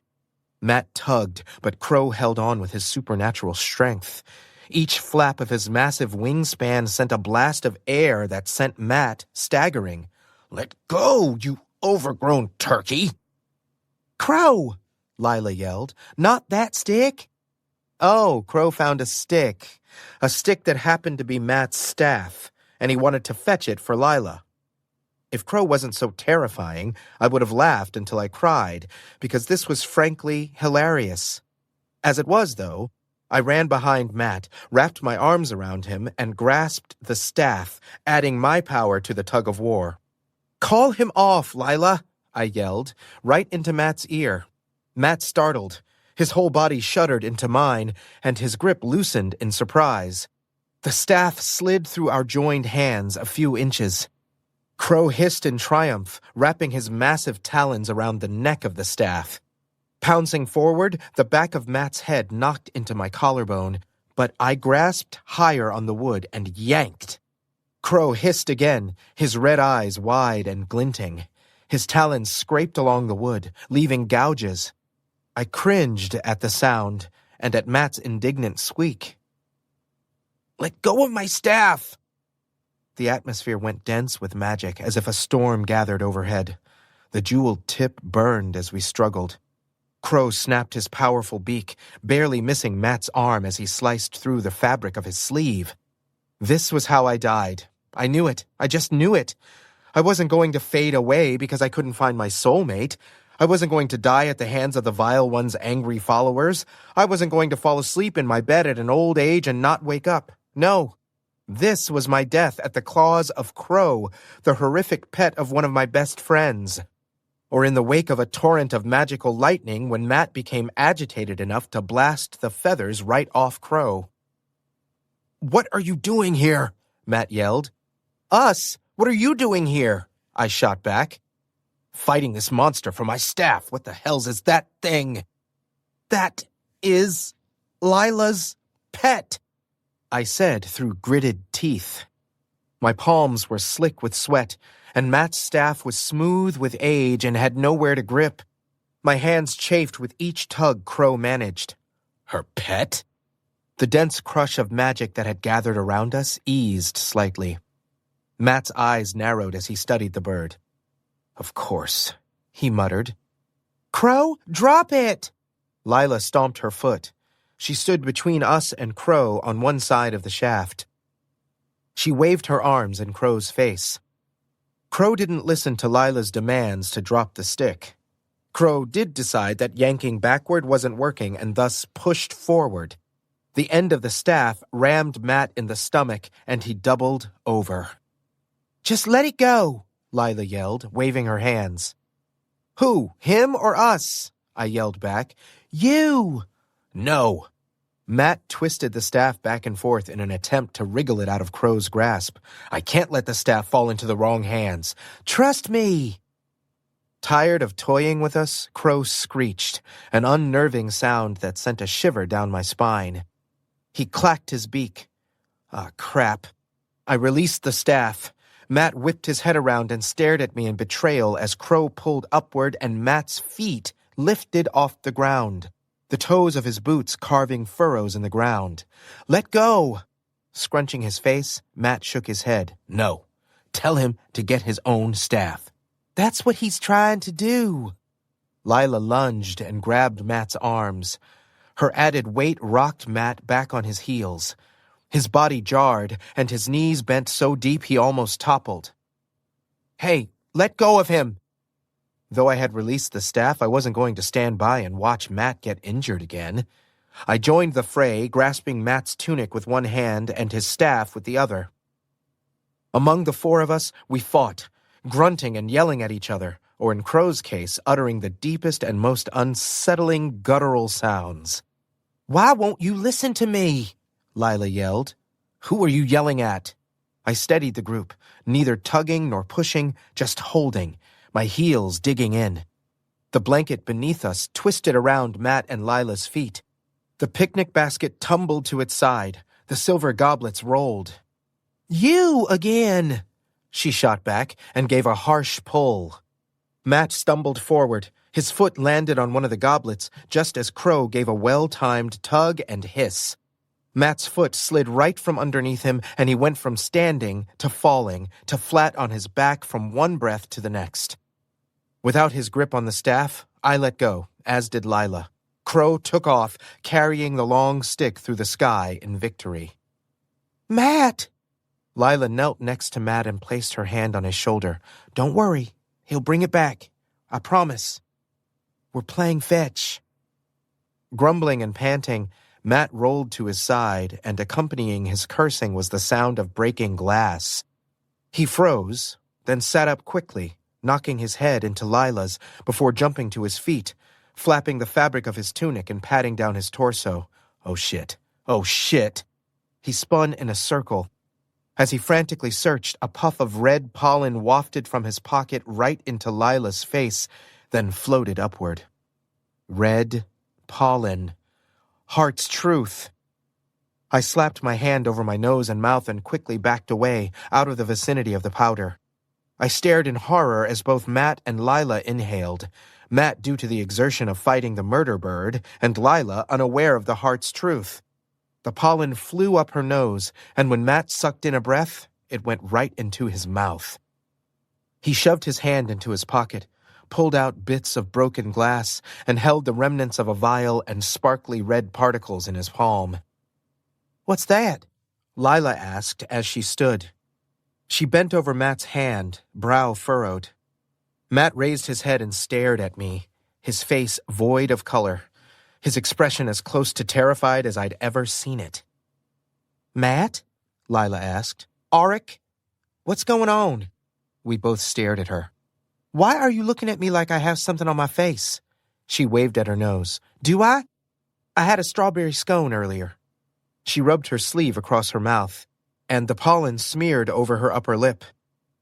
"Did I have frosting on my face? And you didn't tell me? What kind of friends are you?" "The worst kind, Lila. The absolute worst." Crow circled above us, Matt's staff clutched tight in his claws. Lila stuck out her arm, and Crow swooped down, dropped Matt's staff on the twisted blanket, then landed elegantly on the leather along her forearm. "Good job, Crow." She rubbed the bird's back. "See, I told you he'd bring it back." Matt's eyes were saucers. He grabbed the basket and shook the remnants of the glass and pollen into it before snapping it shut. He wiped his palm on his trousers, leaving a red smear across the fabric. Shaking his head, he looked to me and clapped his clean hand over his mouth. "Seriously, what is wrong with you two? Did we step in something?" She lifted a boot and checked the bottom. "Matt, what were you doing out here anyway?" She trailed off, her eyes glazed, her pupils blew wide, and her mouth fell open on an exhale. "Matt," I said, speaking through my fingers, knowing he would soon succumb to the pollen as well. "Take your staff and run to your room. Go," I snapped when he looked about to protest. "Before you reveal anything you don't want to. I'll handle this." Matt didn't wait for any further approval. He grabbed his staff and took off at a dead run. Once he was safe, I dropped my hand and slowly stepped toward Lila, though Crow eyed me like I was a deer mouse, or maybe a deer. It was hard to tell. He could totally eat a deer if he wanted. Lila dropped her arm. Surprised, Crow fell in a hissing tangle of black feathers. It should have been hilarious, but it wasn't, because Lila clutched her cloak right over her heart, and her features twisted in pain. "Lila?" I said, as if talking to a spooked unicorn. "Lila? Can you hear me?" She opened her mouth. Her bottom lip glistened. She stared at me, or through me, her bright eyes hazed. "Ryan." No, it's Auric." Oh, shit. Oh, shit. Oh, shit. This was worse than I thought. She shook her head. "No. Ryan." A tear fell down her cheek. "Ryan." I stopped short. Wait, what? Lila's heart's truth was Ryan? I blinked. "He's in the training courtyard." She took off, as if shot from a catapult. Lila had always been faster than the rest of us, light on her feet and able to move without a sound. Now she was a blur. She left me standing there with Crow on the picnic blanket. Yeah, no. I ran after her. Crow took off behind me and dogged my heels like a ravenous hellbird. Though I was fairly certain he was not after me, but after his master, his friend, the person who freed him and fed him. Maybe he was her pet and not a free-will murder fowl. Thanks to Ryan's training regimen, I was not out of breath when I reached the courtyard, but I was several yards and seconds behind Lila, who skidded across the stone toward Ryan before I could even yell his name. At least I was there to explain it all after the fact and witness the inevitable destruction. "Lila?" I called. She didn't listen. She blew past the phalanx of soldiers training, her blonde hair a comet trail, her feet light as feathers. The group didn't have a chance of stopping her, even if they'd noticed, but she went untouched and undetected until she abruptly stopped, right in front of Ryan. If Ryan was caught off guard, he didn't show it, except for the barely perceptible twitch of his face and the clench of his jaw. But it was so subtle, only his close friends would have noticed. Undoubtedly, Lila did. "Lila, is something wrong?" I was not near as quick or silent, so the training soldiers all turned when I jogged between them, zigzagging through the line, trying to catch up to Lila and stop whatever was about to happen. Crow was an omen behind me, his huge wings smacking unsuspecting guards in the backs of their heads and the sides of their faces. I skidded to a stop once on the grass beside the pair of them. Crow careened past me, then took off high into the sky, circling. "Lila?" Ryan prodded. I grabbed Lila's arm. "She's not herself, Ryan. There's been a mistake with a certain pollen. Heart's Truth? Have you heard of it before?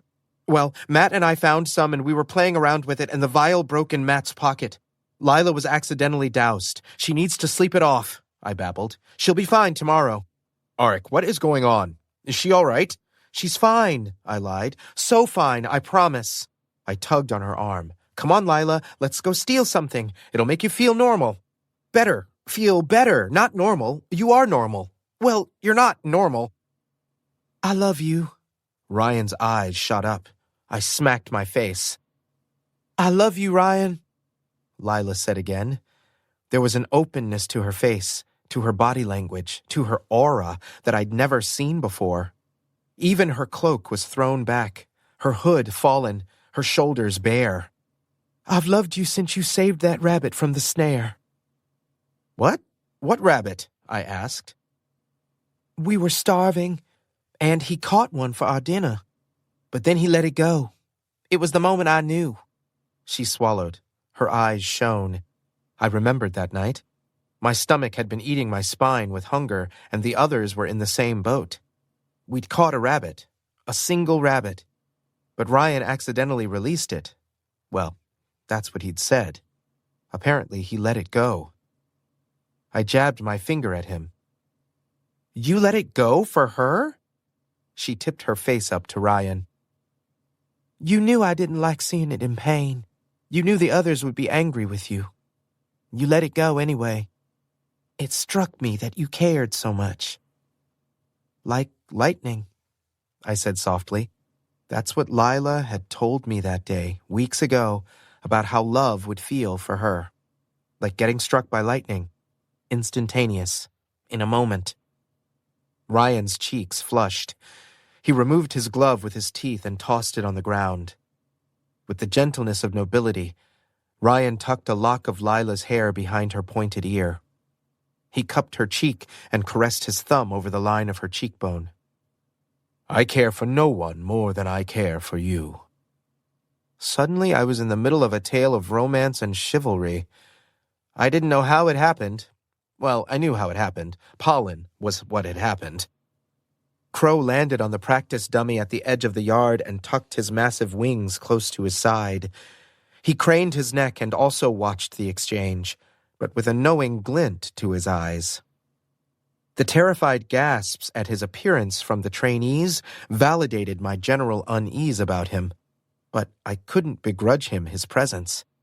He, too, was Lila's friend, if new to the circle, and he should be able to witness the love story blossoming in front of us.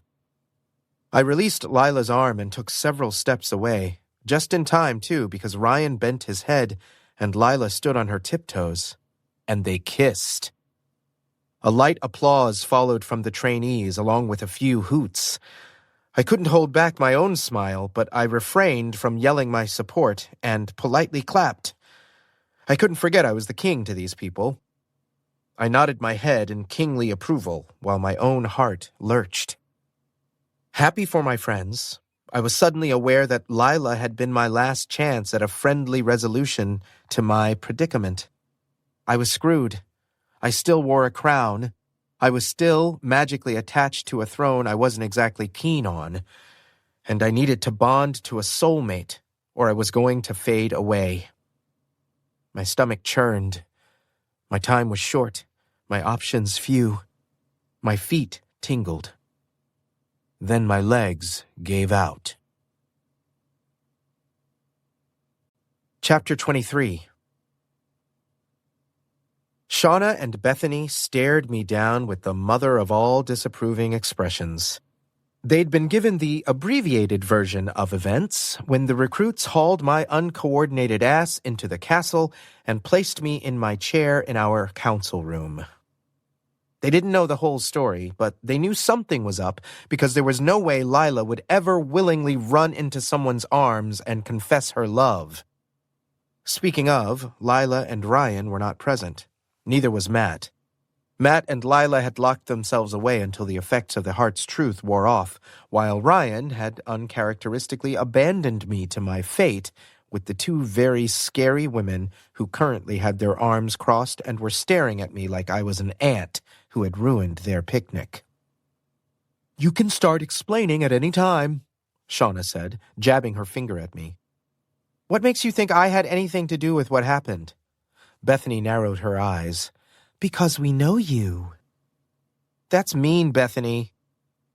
"And the fact that everyone saw you chasing Lila," Shauna added, "who then confessed her love to Ryan in front of a crowd of people while being chased by you and a vulture." I raised my finger. "That's Crow, her pet, and he was not chasing her in a malicious way. He adores her." "Auric?" Shauna's tone teetered between murderous and long-suffering. I decided to cut my potential losses. "Lila may have inhaled a pollen that changed her demeanor for a few minutes." Bethany's mouth fell open. "A pollen? Like a lust pollen?" "It wasn't a lust pollen." "How the hell did she inhale a lust pollen?" I threw up my hands. It wasn't a lust pollen. It was pollen from a plant called Heart's Truth. It had nothing to do with lust. "Fine." Bethany's voice was hard. "Do you want to explain to us why you doused our friend, our rogue, our mistress of finances with Heart's Truth?" Point. I did not douse Lila. The vial broke. Eyes narrowed to slits, Shauna stalked forward. "Do you want to explain to us why you had a vial of Heart's Truth in the first place?" "Not really?" My voice pitched high. I tugged at the collar of my tunic. I wished I had my crown because it might remind them of my position of authority. Okay, I doubted that. Bethany had less esteem for my position than I did, and while Shauna had respected it previously, she was angry. Bethany scoffed. She tossed her hair. "You have so much explaining to do right now, Auric. I don't know where to start." Let's not. And say we did?" "Our tolerance for your jokes grows thin, sire." Ouch. Shauna was not playing around. That bit of humor she'd shown on the stairwell weeks ago was nowhere to be found, and yeah, I got that. I'd basically assaulted one of our friends. I'd made two of our friends lock themselves away because they feared interacting with anyone while still under the influence of the flower. I understood I'd made a mistake, but I was desperate. Don't desperate times call for desperate measures? I slid down in my chair.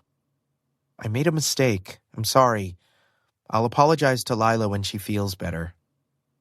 "You mean when she's not drugged?" Okay, I really am sorry. It was a bad idea. Matt and I should have never— "Matt?" Shauna placed her hands on her hips. "Matt's involved?" No, he's not. Forget I said his name at all." Shauna slapped the table so hard the silverware rattled. She leaned in, baring her teeth, her muscles taut, every inch the deadly warrior we'd needed on our campaign. "Start speaking plainly, King Auric, or there will be a coup right here, right now." I shivered. Effectively cowed, I turned my head away and stared at the tapestry on the wall. Fine. You want the truth? I'm dying. At their gasps, I amended. I mean, I'm fading. Fading. Dying. I don't really know the difference. I imagine the result is the same. I couldn't meet their gazes. I picked at my fingernails. They were solid and real, thank goodness. It's a magic law, and Matt and I have been trying to combat it, but so far, we've failed. You're lying, Bethany accused. She grabbed her harp from where it rested next to the bowl of fruit on the table. She waved it at me threateningly. I can charm you. I can make you talk. I'm not lying. I stood quickly, but my legs shook and I sat back hard in the chair. Okay, this is the truth. When I put that damned crown on my head, it bound me to the throne. I'm stuck here. I can't leave. I'm King Auric, now until forever or until I die, whichever comes first. Which will be the dying, if I don't find someone with which to bind my soul. Shauna's hard expression didn't waver, but her eyes narrowed slightly. The soulmate law, she said flatly. I nodded. The soulmate law, I confirmed. I think now is the time to explain. I am explaining. I thought I was, anyway. You can ask Matt when he's not magically compelled to act on his heart's truth. She exhaled through her nose. Auric, I'm your friend, but I could pummel you right now. I know. If I could kick my own ass, I would. But look, it didn't end horribly, did it? Lila and Ryan had been mutually pining after each other this whole time. My shoulders went up to my ears. Did you know? Did any of us know that? Shauna and Bethany exchanged a glance. No, Bethany admitted. They're both stoic to a fault. I didn't know. I didn't either. Okay, happy ending and all that. No, the ends don't justify the means, and I will be profusely apologizing to our friend, and I will allow her to keep the murder bird, even if it frightens the living light out of me. But I had a reason. Bethany sighed. She pulled out a chair and sat down next to me. Shauna did not follow suit, but she straightened from her impressive forward lean of intimidation and instead rested against the wall, her ankles crossed. What do you mean you're fading? What does that mean? Bethany asked, brow furrowed. I rubbed my hands over my face. When I sat on the throne, a wave of magic washed over me and basically tied me to the throne for the rest of my life. I tried to abdicate, and the magic almost killed me. The only way to transition the power of that throne is through death. That doesn't explain why you were in possession of Heart's truth and around Lila at the same time, and why there is a bird named Crow, or why there was a picnic blanket and goblets near the stables. There's a lot to unpack there, I said. Auric, Shauna said warningly. Fine. No, it doesn't explain any of that. But one of the conditions of being king is that I have to soul bond with someone. I have until my 18th birthday to choose someone, otherwise I'll fade away and the throne will open for someone else to take my place. Bethany's eyebrow arched and her lips twitched. And you thought Lila might be your soul bond? She barely held in the laughter. I didn't blame her. In hindsight, the whole plan of trying to woo my friends was just an extreme effort in avoidance of the problem. No, not really. I just wanted to see if Lila held any affection toward me, to see if it was worth my time to try and woo her. Woo her? Bethany did break into laughter then. Woo her? What, are we in a romance scroll? Hilarious, I said. I'm dying. Her grin fell away and she winced. Sorry. Anyway, she's not. No, I am not trying to woo any of the rest of you. At least, not anymore. Not anymore, Shauna said, words measured, the pauses significant. I know it sounds silly, but I didn't want to be with someone who I didn't know. I never wanted to be king. And I don't want to be tied to someone who doesn't know me. I only had 3 months, much less than that now. I thought I'd start with my friends. I thought that if any of you had an inkling of affection toward me, we might be able to make something work. Lila was my last hope. Bethany and Shauna exchanged a glance. I couldn't tell what it meant. So you tried wooing Lila, me, and Shauna. What about Matt? Bethany asked carefully. I hesitated before answering. Did she know how I felt? Did both of them know how I felt? The thought was both terrifying and oddly relieving. The idea of finally being able to share my secret with someone was tempting. It had been so hard not having anyone to talk to. But then I imagined a concerned Bethany or Shauna going to Matt to discuss my feelings within the context of my current situation. Even if it was well-intentioned, it was the perfect way to make Matt feel obligated to soul bond with me to save my life. And I just couldn't risk putting him in that position. Matt's been in on all of this since the beginning. And, she prompted, he knows it all. Matt was the one who found the heart's truth. He planned for me and Shauna to be trapped in the tower together, though that did not work out. The tentacle monster was an added bonus that we did not plan, but it didn't work either because you didn't swoon into my arms. And I really did need the sword lessons with Ryan, despite him not touching me the entire time we trained together, and now I know why. Once it was all out, and Bethany and Shauna looked at me with more pity than disgust, I wilted. Falling forward, I buried my face in my crossed arms. I'm screwed. You could have just asked us. I don't know why you kept it a secret. Groaning, I lifted my head. My chin dug into my forearm. I knew the minute I said anything that the lot of you would feel obligated to stay. I didn't want you to feel like you had to. I know in the beginning we were all enthusiastic about ruling this kingdom, but it's fucking hard. We have our whole lives ahead of us. Why would you want to be stuck here with me in this drafty castle? What if you decided you wanted to leave and go be with your families? Again, Bethany said dryly, you could have just asked. Ugh. Shauna crossed the space between us. She patted my head. We're your family, Auric. We wouldn't leave you. And that was the fear right there.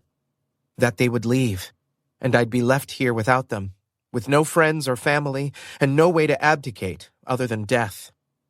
Damn perceptive Shauna. I don't know what happened. Maybe it was that it was finally out in the open among us. Maybe it was that Shauna and Bethany were irritated with me, or that I couldn't quite feel my feet other than the constant pins and needles. But I dropped my face into my sleeves and broke beneath the crushing weight of all my fears, my stress, my obligations to a kingdom I didn't want to rule. I couldn't hold back. I sobbed, my face stinging with warm rivers of tears. I cried out everything that had been pent up inside of me since I'd chopped off the head of a bad guy. The sleepless nights, the pain of Matt's rejection, the responsibility of the throne, the pressure of finding someone to bond with me for all eternity. All of it came out in a hiccuping torrent. The humor and flippancy finally cracked, and beneath it was a mess of a boy who wanted to go back to a simple life and never be chosen in the first place. My whole body shook with each racking sob. I clenched my fists, the fabric of the tablecloth bunching in my fingers. The small space where I'd tucked my face warmed with my gasps, and my sleeves dampened with my tears. I didn't register Bethany's arms around me until she tightened them fiercely and whispered soothing noises into my ear. Shauna's nails scratched along my scalp. She tugged my hair between her fingers, a rhythmic motion that calmed the churning of my stomach. It's okay, Bethany said. She rubbed my back. It's okay, Auric. It'll be okay. My heart ached. My shoulders heaved. I couldn't stop, despite trying to. I'm sorry, I wheezed. I'm sorry. You're fine, Shauna said. You're fine. We'll figure it out. Together. She's right. We're a team. We're your family. We won't let anything happen to you. Their assertions calmed my mind, but the tears kept pouring. The dam had broken, and there was no stopping the deluge. I hate to say this, Bethany said, talking over my head to Shauna. But I think we may need the guidance of a responsible adult. Agreed. Oh, spirits. Not Harlow, I managed. Bethany laughed kindly. No, not him. I was thinking someone a little more nurturing. On it, Shauna said. I heard the door open and close, and then I was left alone with Bethany.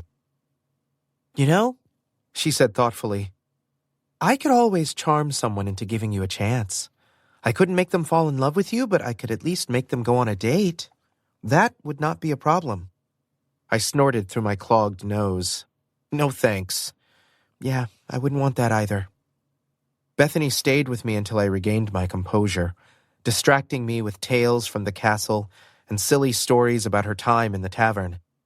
She kept one hand on my shoulder. She strummed her harp with the other. Her words blurred together. The thoughts clamoring in my mind quieted, and my hitching breaths evened.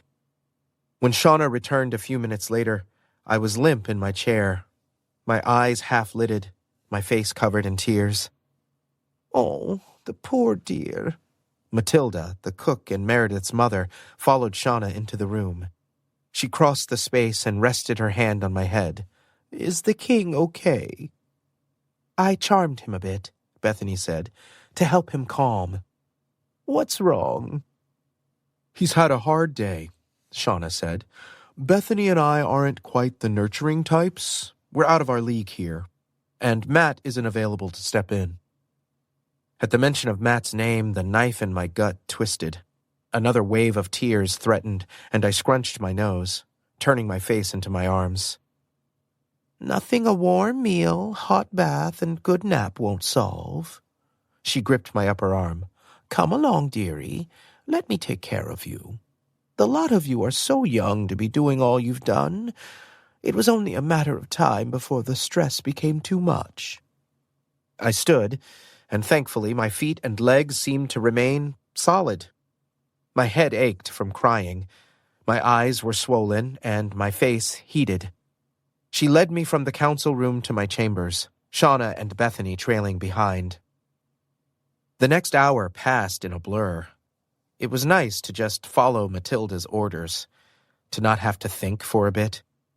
By the end of the process, I was tucked into bed, the curtains drawn, and I fell into an exhausted sleep. Chapter 24. It was well into the evening when I was summoned for dinner. I'd slept heavily until Harlow knocked on my door. Checking the mirror, I had creases on my cheeks from the pillow, and my face was puffy from sleep and sobs. At least my head didn't ache as badly as it did before, though I was slightly embarrassed by the fact that Matilda had to intervene after my meltdown, and that Shauna and Bethany had witnessed it. Oh well. I hoped they wouldn't tease me over the whole situation, but I wouldn't know until I showed at dinner. Taking a breath, I straightened my clothes and left my room. When I arrived at the council room, everyone was already present, save Matt. His usual seat by my side was empty, but the others were there.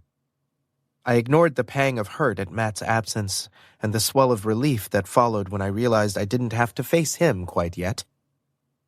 Lila sat next to Ryan, looking decidedly more like herself than the last time I saw her. The only difference was that her fingers were tangled with Ryan's next to their cutlery. I sank into the chair at the head of the table. The group was quiet, and they all watched me with varying degrees of sympathy and annoyance, and I was not going to survive that. Hi, I said. Can you all not look at me like I'm a lamb that's going to be slaughtered and eaten, please? Lila cleared her throat. She lifted her chin. The situation has been explained to me, and though I'm livid with you over the pollen, I understand why you did it. Her grip on Ryan's hand tightened. And the consequences of your actions weren't overly horrible. I'm sorry. I dipped my head, ashamed. I'm very sorry, Lila.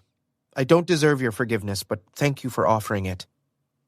There will be retribution, Lila said, mouth sliding into a small smirk. When this is over, and you least expect it, I will be getting you back. I managed a half-hearted chuckle. I'll take it, I sighed. I owe you all an apology. I should have told you all about everything. I shouldn't have tried to influence your feelings about me. I should have involved you in the decisions. Thinking that I could use the princess's journal to guide my own situation was foolish. Bethany's eyebrows shot up. You did what? The princess's journal? She wrote all about how she and her lady had fallen in love and the situations that led them there. I thought I could try it out on my own and see if it spurred any feelings between me and all of you. That is the most romantic thing I've ever heard, Bethany said, eyes wide, her hands clasped to her chest. Seriously, Auric, that's like next level. If I didn't view you as my very annoying brother, I might have been swayed. Thanks, I said. It was ridiculous. Barring the lust pollen, it wasn't lust pollen. That wasn't a horrible idea, Auric. Bethany shrugged when the others stared at her. What? No, I'm not happy that Auric and Matt, the little goblin, kept it from us. But setting up romantic situations to gauge our feelings wasn't a bad idea. And Auric obviously backed off when he realized there was nothing between any of us except platonic affection. I rubbed my brow. Can we just move past it, please? I will never do it again. I've learned the errors of my ways. Well, you're going to have to do it again. Bethany pulled a pile of letters from a satchel by her side and dropped them on the table. These are all the responses to the correspondence we sent out to our vassals. And they're not sending their children to Squire until we show an act of good faith, Ryan said. He glared at the potato on his plate. They don't trust you. Why should they? I asked, grabbing my goblet. I drank the water down, not realizing how parched I was from crying until the cool liquid hit my throat. The last guy was awful. They think they're sending their kids to die or be ensnared into evil deeds by an evil overlord. We didn't start receiving recruits from the populace until after the incident with the moat monster, Shauna pointed out. Only after your show of bravery saving the townspeople did they trust us enough to join our military. Exactly, Bethany said, gesturing at the pile of letters. Which is why the feast and the ball is even more important than before. It will be our act of good faith for the lords, and when they arrive, we'll find Auric, a soulmate. I blinked. Bethany said we, as in they, as in my friends, would find my soulmate. What? I impressed myself with my ability to be deadpan. What do you mean, what? You tried to trope your way into romance and it didn't work. Now it's our turn to do it for you, and we'll find you a soulmate. You don't fade away. You start a period of peace that lasts 1,000 years, and we die as heroes. Lila pointed her fork in Bethany's direction.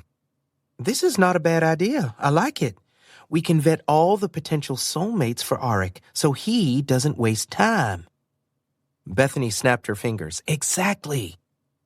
This was not the turn of events I expected. Yes, the ball was my contingency plan to find a soulmate, but I did not predict that my friends would want in on the action. Did I want to bond with a person who Bethany thought would be perfect for me? Or Lila? I looked forlornly at the empty chair next to me. What the fuck is happening? Frowning, Shauna took a gulp from her goblet. Where is Matt? He should be part of this conversation. I don't know. I haven't seen him since the courtyard. I talked with him. Bethany glanced toward Shauna, her levity gone, her expression serious and weary, tired in a way that looked sorrowful. He agrees with our plan. Oh. She looked down and swallowed. That's good, then. I didn't know the context of their interaction, but I didn't like it. My gut churned. There was a secret there. One that involved Matt. Another pang followed by tingling in my right hand. Glancing down, I noticed my thumb was translucent. I tucked my hand into my sleeve to hide it. I reached across the table with my left hand and clumsily speared a piece of ham from my plate. So, I said, ignoring the unease in my stomach, we could send for any of your families that you wish as well. We could invite them to the feast. That's a wonderful idea, Auric. Shauna lifted her goblet in my direction. I'll send for my mother and sister. And my brother, Ryan said. Lila shrugged. I have no one. Neither do I, Bethany said. You have us. I nodded at them. You have us. I stared at my plate. It's decided then. Alert the staff. I'm sure we'll need to air out rooms and gather enough food for a party. I don't have much time, so we should plan for as soon as possible. Agreed, Shauna said. The others nodded. Good. I tucked into my dinner, my right hand hidden in my lap. I glanced at my side, my stomach sinking at Matt's empty chair. Chapter 25. After dinner, I went to my chambers and retrieved the princess's journal and flipped through the pages. My thumb had solidified, thankfully, and I used it to parse through the yellowed pages. There was nothing about soulmates other than her writings about her lady. There wasn't much about ruling either, other than advice on deciding as fairly as possible during petitions, and caution about making sure to know the whole story before making a judgment. There was a bit about relations with other kingdoms, but all that information was moot since Barthley had destroyed any good ties the kingdom had with the others of the realm. I didn't want to stay in my chamber alone, so I meandered around the castle until I found myself at Matt's door.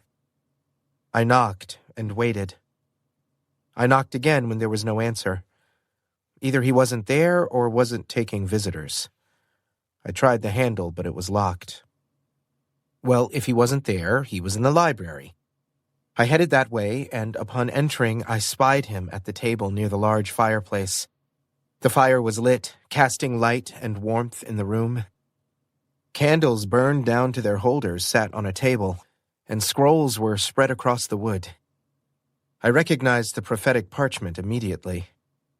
Matt looked up at my entrance. Hey, I said softly. He dropped his head. Hey, he said in response. He sighed heavily, his shoulders lifting and falling. I see you've recovered from the heart's truth. The corner of Matt's mouth twitched. I see Lila didn't kill you. It was a near thing. She has promised retribution, though. I see a prank in my future, something grand. Knowing her, you better nail down your belongings or they'll all go missing. I nodded. Good idea.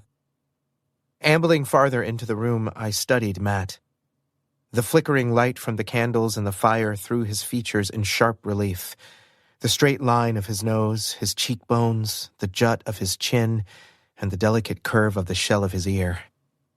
His eyes darted as he read, ever studying, ever analyzing, ever learning. I joined him at the table. What are you looking at? Everything, he said, shaking his head. He pushed his hair out of his eyes. These are all the documents I could find about the magic laws. And? I couldn't keep the hopeful tone out of my voice. Anything new? No. He grimaced. I've read and hoped for a loophole, but it all reads the same. Once I put the crown on my head and sat on the throne, I became the king for now and ever until I die, or someone comes along and usurps me. Matt nodded. Kills you. Yes. He picked up the Book of Laws. And the king needs a soulmate, or he will fade or wither or disappear. Still unclear on that part. I wasn't. I flexed my hands, then ran my finger over the wrinkled prophecy. You don't think the answer is under that wine stain? I asked. Matt's lips twisted into a frown. No, it's not. He sounded so sure for someone who claimed he didn't know what was written beneath, but I didn't question him. I trusted him completely. If he didn't think it important, then it wasn't. I held up the princess's journal. It's not in here either. I've read it over and over. I dropped it on the table next to the parchment. Though I'd read the prophecy, experienced the prophecy, sometimes it didn't feel real at all. Matt glanced sideways. I'm sorry. For what? He shrugged. For everything. I don't know. He flopped into the nearest chair. for the situation, for being difficult and moody. You're always difficult and moody. You have been the entire time I've known you. It would be disconcerting if you weren't. Well, you've been a sarcastic ass for the entirety of our relationship. Glad to see that's not changed with your sudden nobility. Such disrespect, I said, knocking hard into Matt's arm. I thought we were friends. We're best friends, Matt said, smiling slightly. Forever. Good. I couldn't bear it if we weren't. I bent over the parchments, studying them in the low light. I'm sorry too, for everything. For dragging you on this quest in the first place. You didn't drag me. I gladly followed. You didn't have to. I did, Matt said, pointing to the prophecy. You needed a mage. It said it right there. I could have found one. No, you couldn't have. He dropped the book in his hand and knuckled his eyes. I heard about the others helping to vet potential soulmates during the ball. It's a good idea. Is it? Yes. I flexed my thumb. I guess it might not be so bad to be bound to someone. In the grand scheme of things, it's a fair trade-off for living. Being happy is a bonus, right? Matt grunted. Make up your mind, Arik. One moment, it's how much you don't want to choose a soulmate, and the next you're hanging curtains and planning on ruling for the rest of your life. Hey, I lifted a finger. That's not fair. This is life or death. My life or death. And life is my preferred option, thank you. But if I'm facing down death, I'm going to do what I can to survive. Sagging in the chair, Matt pinched the bridge of his nose and closed his eyes. I know. I'm sorry. I'm not in a good mood. Ha! I clapped my hand on Matt's shoulder. Right in character for you, then. Come on. I think the others are playing a game in the throne room. Something with dice. I could use your magic to cheat. No, thanks. I think I'll stay here and continue to look just in case. Oh. Maybe I'll stay here with you, then? No. Matt pushed my shoulder. Go be with the others. Have fun. You'll just distract me anyway and make me grumpier than I already am. I snorted. I don't think that's possible. See, I'm already annoyed. Funny, I said. Are you sure? I wouldn't mind sitting here with you. I'll be quiet. Or you could read to me. Maybe hearing things out loud will help reveal something that could solve all my problems. Brow furrowed, Matt caressed the spine of the Book of Laws. You'd rather be here with me reviewing this information than be with the others playing a game? Like that's a question. Of course I'd rather be with you. I snapped my mouth shut, worried I'd overstepped. But Matt merely shrugged. It's your castle. I'm not going to kick you out of the library. He cleared his throat. Here. He passed me a book titled Contract Magic, Promises, Oaths, and Declarations. I've read it cover to cover. It's dry, but maybe hearing you read will make something stand out. I flipped through the faded pages. You could work on your literacy anyway. He stood and pawed through the documents on the table. I licked my lips and cracked open the book. Chapter 1. Spoken Contracts. A few hours later, Matt snored from his slumped position in his chair, an open book on his chest and a scroll loosely rolled in his hand. Gently, I took the book and the scroll from his grip and placed them on the table. I touched his shoulder to rouse him. He flinched. Arik? My heart twinged. Yeah? You shouldn't have stayed. He dropped his leg to the floor. Well, that hurt. But I couldn't help but poke at the wound. Why? It'll be harder later. Oh. Later when I'm bound to someone else. When I won't be able to spend time with the person who means most to me in the world. Matt was pushing me away. Come on, I said. Proud my voice remained steady. Time for bed. He yawned wide. He stood, but instead of following me toward the door, he went to the couch near the wall. He grabbed the blanket from the back and crawled onto the cushions.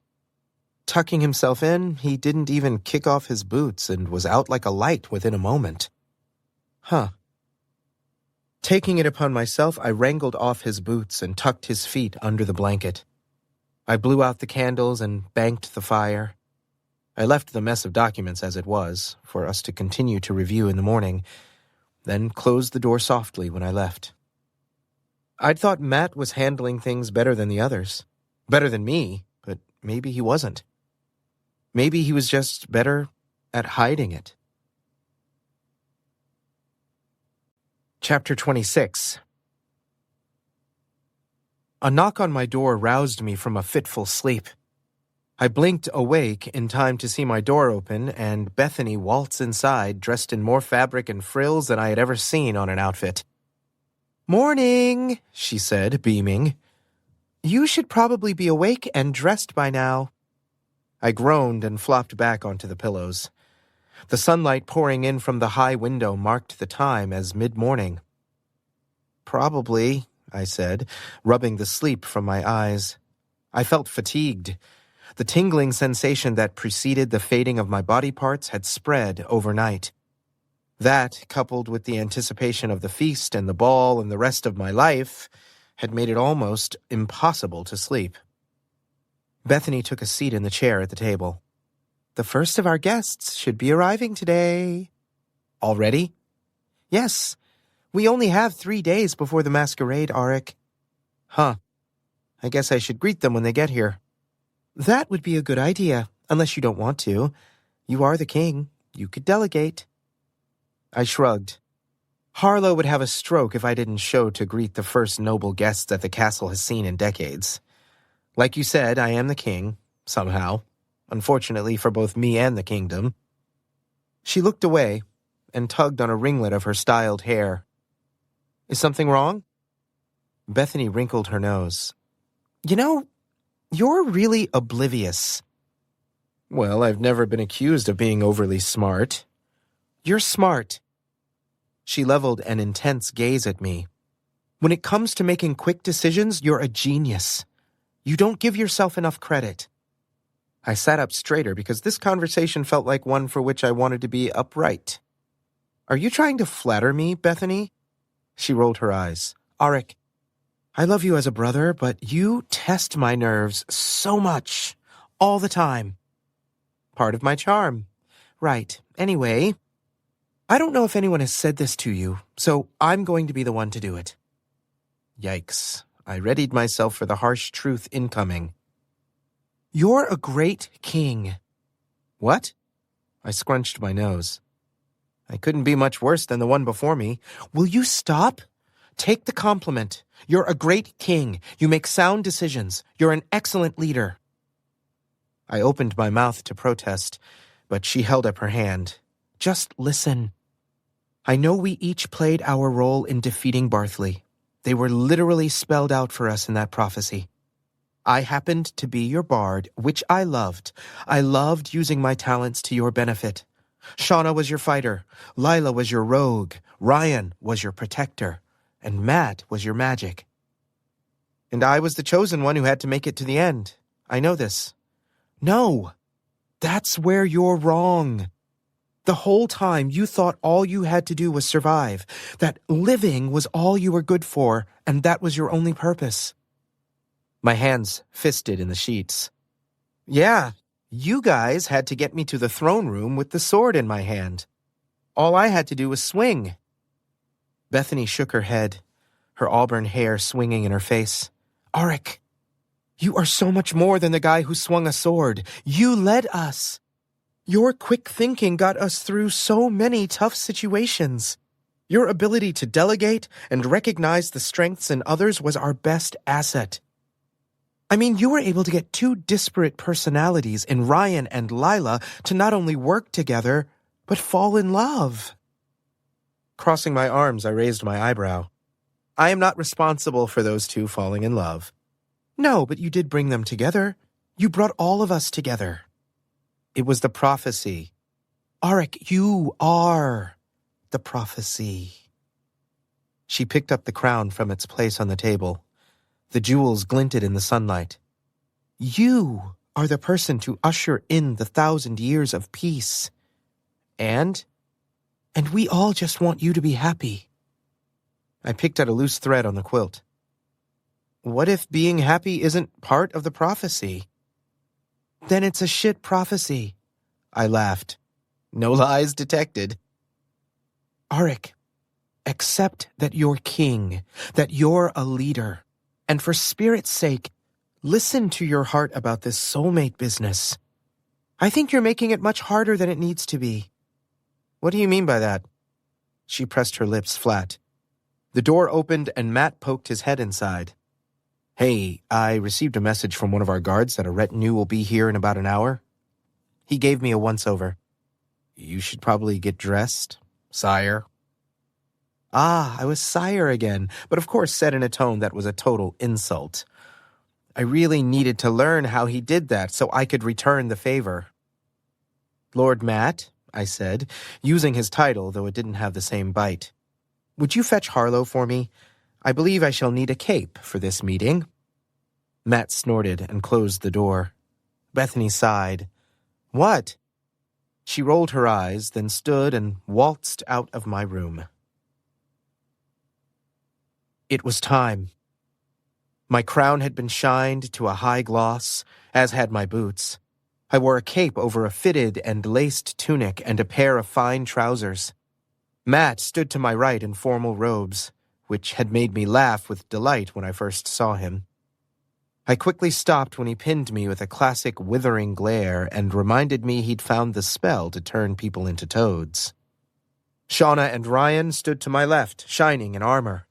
Bethany and Lila stood on the lowest step. To my despair, Crow perched high in a window, overlooking the scene with his hooked beak, death claws, and aura of gloom. Don't screw this up, don't screw this up, don't screw this up.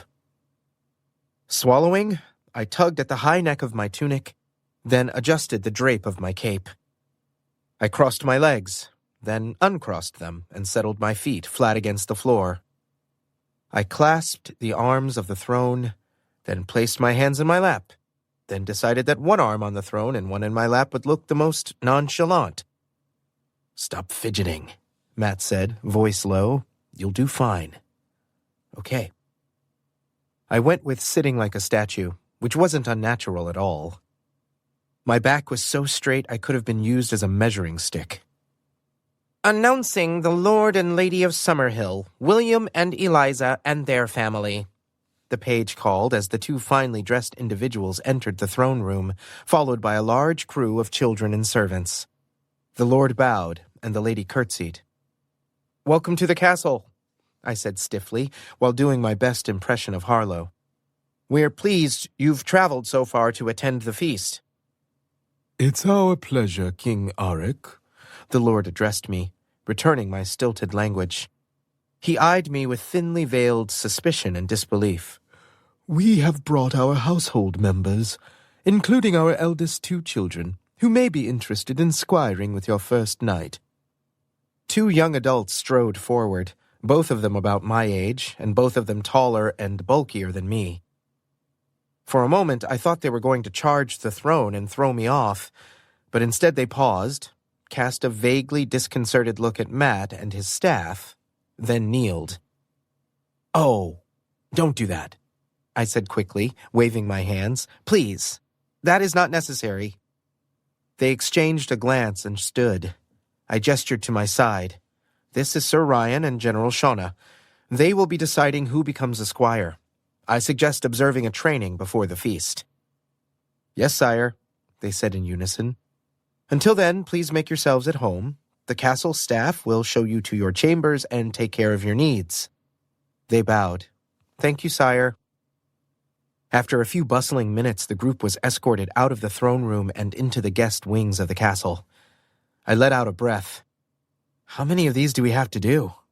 Bethany looked over her shoulder at me. About 20 more. 20? Over the next 3 days. Shit. Did we have to be at every one? Lila asked, plucking at the green cloak she wore. This is itchy, and I don't think Crow likes being inside. I don't think I like him being inside, I muttered. The murder bird shifted on the window ledge as if he heard and understood. I mean, yes? I think. We've met the first family all together. Won't subsequent ones feel slighted if we're not all here? Harlow cleared his throat. King Arik is correct. A ripple of collective grumbling surged through the group, which I did my best to ignore. A page walked into the room and stepped smartly onto the ribbon of carpet. Announcing the ladies of Winter Hill, Lady Petra and Lady Gwyneth and their family.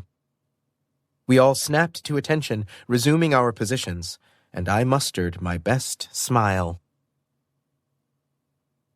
3 days later, the castle was teeming with people. I couldn't so much as walk from my chambers to the council room without being bowed to or curtsied at or called sire by anyone I passed.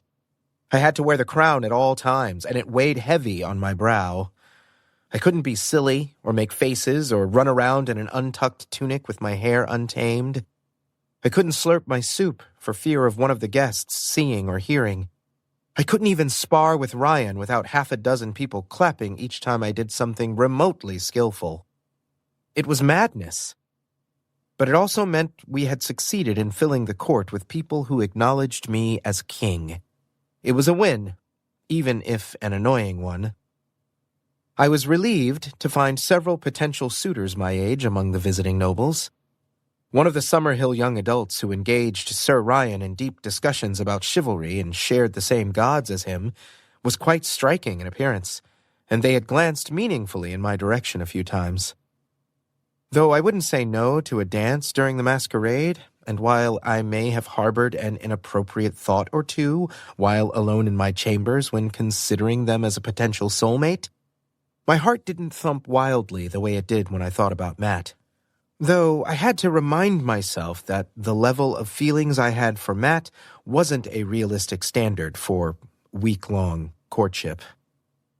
One of the Winterhills passed me in a hallway and slipped a note into my pocket about scheduling a midnight rendezvous.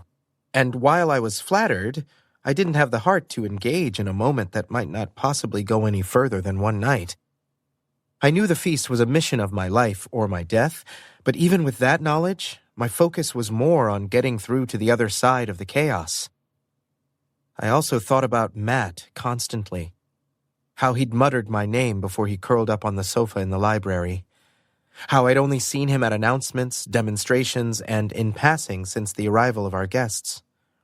I missed him.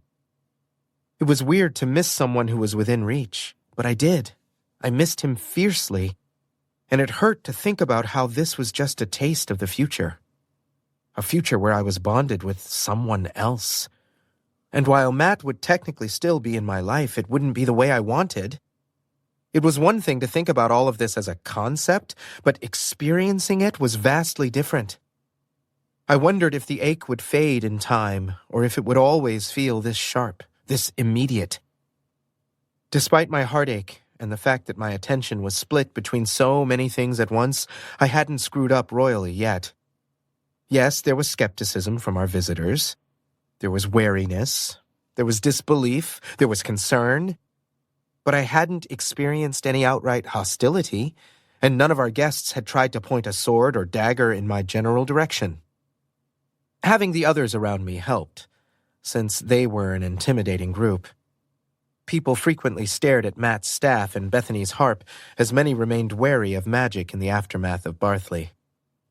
I did my best to assuage our guests' fears by having Matt and Bethany give demonstrations. For the awe of the crowd, Matt made plants and flowers grow, and Bethany charmed everyone she met, even without magic. With all the successes, I still needed a moment alone to gather myself before the big event. "Sire," Harlow said, popping into my chamber and right into my musings, "the feast will begin shortly. Do you need any assistance preparing?" "No, thank you, Harlow. But please check on the others." "I will, sire. Your costume for the masquerade is in your wardrobe for when the time comes." "Thank you." He bowed, a tiny smile lighting up his otherwise dour face. "May I have a moment, sire?" "Yeah, sure, what's up?" He stepped fully into the room and closed the door. "I wanted to say, well, the servants are all very happy to see the castle full. He clasped his hands behind his back. We've waited for peace, and I feel it's finally here. And it's your doing. Thank you. Well, not only mine. I reached for my cape, which I admitted I'd inexplicably grown fond of, and flung it around my shoulders. I couldn't have done it without the others. Yes, of course, sire. I'm thankful for them as well. Me too. I took a breath and spread my clammy palms down my clothes. I mustered a smile. How do I look? Spreading my arms, I slowly spun. Like a king. Well, that's good, at least. One less thing to worry about.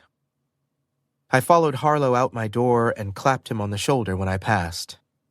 Now, let's throw a feast, shall we? Chapter 27. I'd never been to an event this rich, much less presided over one. I'd been to harvest festivals when the last of the crop had been gleaned.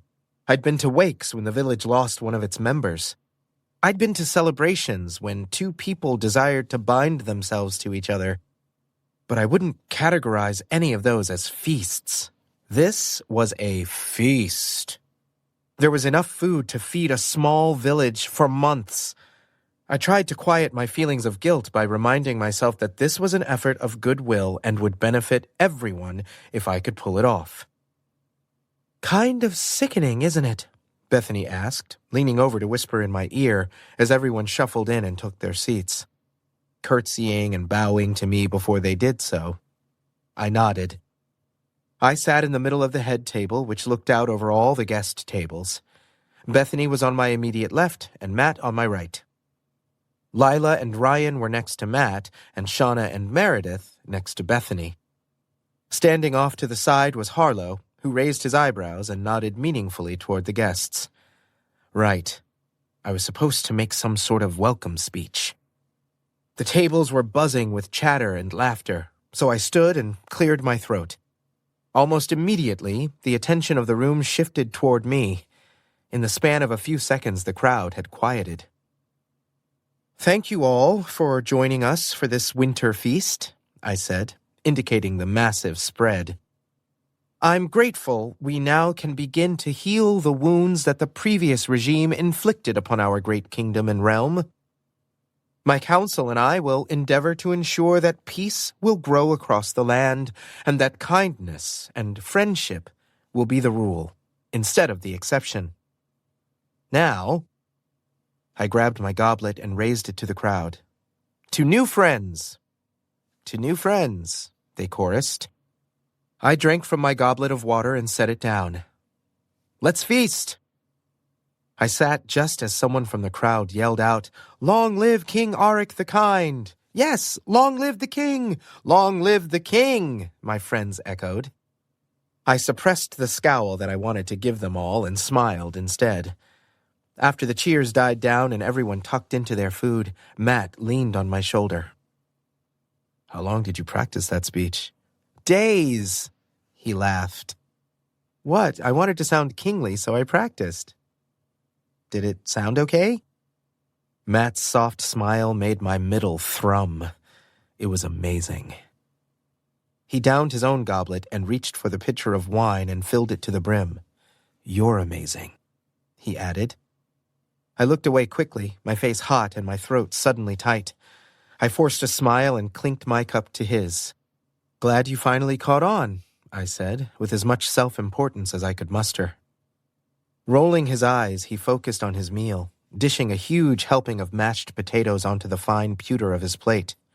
Ass. Laughing, I took the spoon from his hand. Jerk. Glad you finally caught on, he parroted, smiling around a mouthful of carrots. I ducked my head to hide my giggles, and as we passed the meal together, laughing at each other, I catalogued every moment, every joke, every flash of Matt's smile. Because as much as I wanted this to be my future, Matt by my side presiding over every feast, it wouldn't be.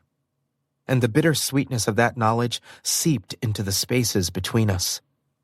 A chorus of Long Live the King rang out amid the crowd and snapped me back to the present and out of my maudlin thoughts. Bethany and Lila had hired a troupe of jugglers to dance through the aisles as everyone ate, entertaining the smallest children, while musicians played several tunes and a group sang. I ate my fill, keeping to water because I was not about to make a drunken fool of myself, and sat back to watch the scene unfold before me. "Not bad," Bethany said. "You did a good job." "I did, didn't I?" I held up my goblet, and she clinked hers against mine in celebration. "To you," I said. "To me," she agreed. Once the food had been consumed and the dishes cleared, it was time for the masquerade ball. The servants pushed the tables out of the way, and the crowd dispersed to don their costumes. I managed to extricate myself from the crowd without too much bowing. Slipping to my quarters, I took a moment to myself and breathed. I tossed my crown to the table and ran my hands through my hair. Shrugging out of my cape, I hung it over the back of my chair, then opened the wardrobe. I hadn't looked at my costume ahead of time, but I should have. Harlow was lucky there were so many people in the castle. It would be untoward for me to kill the steward in the midst of a peaceful celebration. The jacket was bright green. My mask was also green, with small purple accents and with a large green feather attached to the side, which plumed over my head like a peacock. Oh, my spirits! I was a peacock! I tugged the lapels of the jacket and shook my head. Oh well, not much I could do about it right then, and I couldn't stay in my room and hide. That wouldn't do, especially if I was to find my soulmate in the throngs of eligible people. Closing my door behind me, I made my way to the party. I hadn't lingered in my room, but the musicians had already started by the time I made it back to the grand hall. I stopped in the entranceway and marveled at the work the servants and my friends had put into the evening. Matt had spelled a few balls of light to float in the air to illuminate the room with an ethereal glow. The entertainers roamed the area. Servants carried trays of drinks. Ribbons and flowers were strategically placed about the room. Most importantly, though, was that the citizens of Air celebrated. They mingled and talked and laughed. They drank wine and ate sweets. They swayed with the music, their capes and dresses twirling in bright swashes of fabric. They were happy. Probably for the first time in 40 years, they were able to relax and have fun, and that felt bigger than any treaty or trade deal or political connection. The atmosphere was festive and beautiful. For a moment, I was proud of all we'd accomplished. We'd provided aid, resurrected diplomatic relationships, and restarted the kingdom on the path to healing. We'd done good work. And even if I faded away in the next week, I'd take this as my legacy. "Auric," I turned at my name. "Isn't the point of a masquerade anonymity?" I asked as Bethany looped her arm through mine and dragged me to the dance floor, where several couples were already dancing. She wore a maroon dress and a black mask with purple flowers.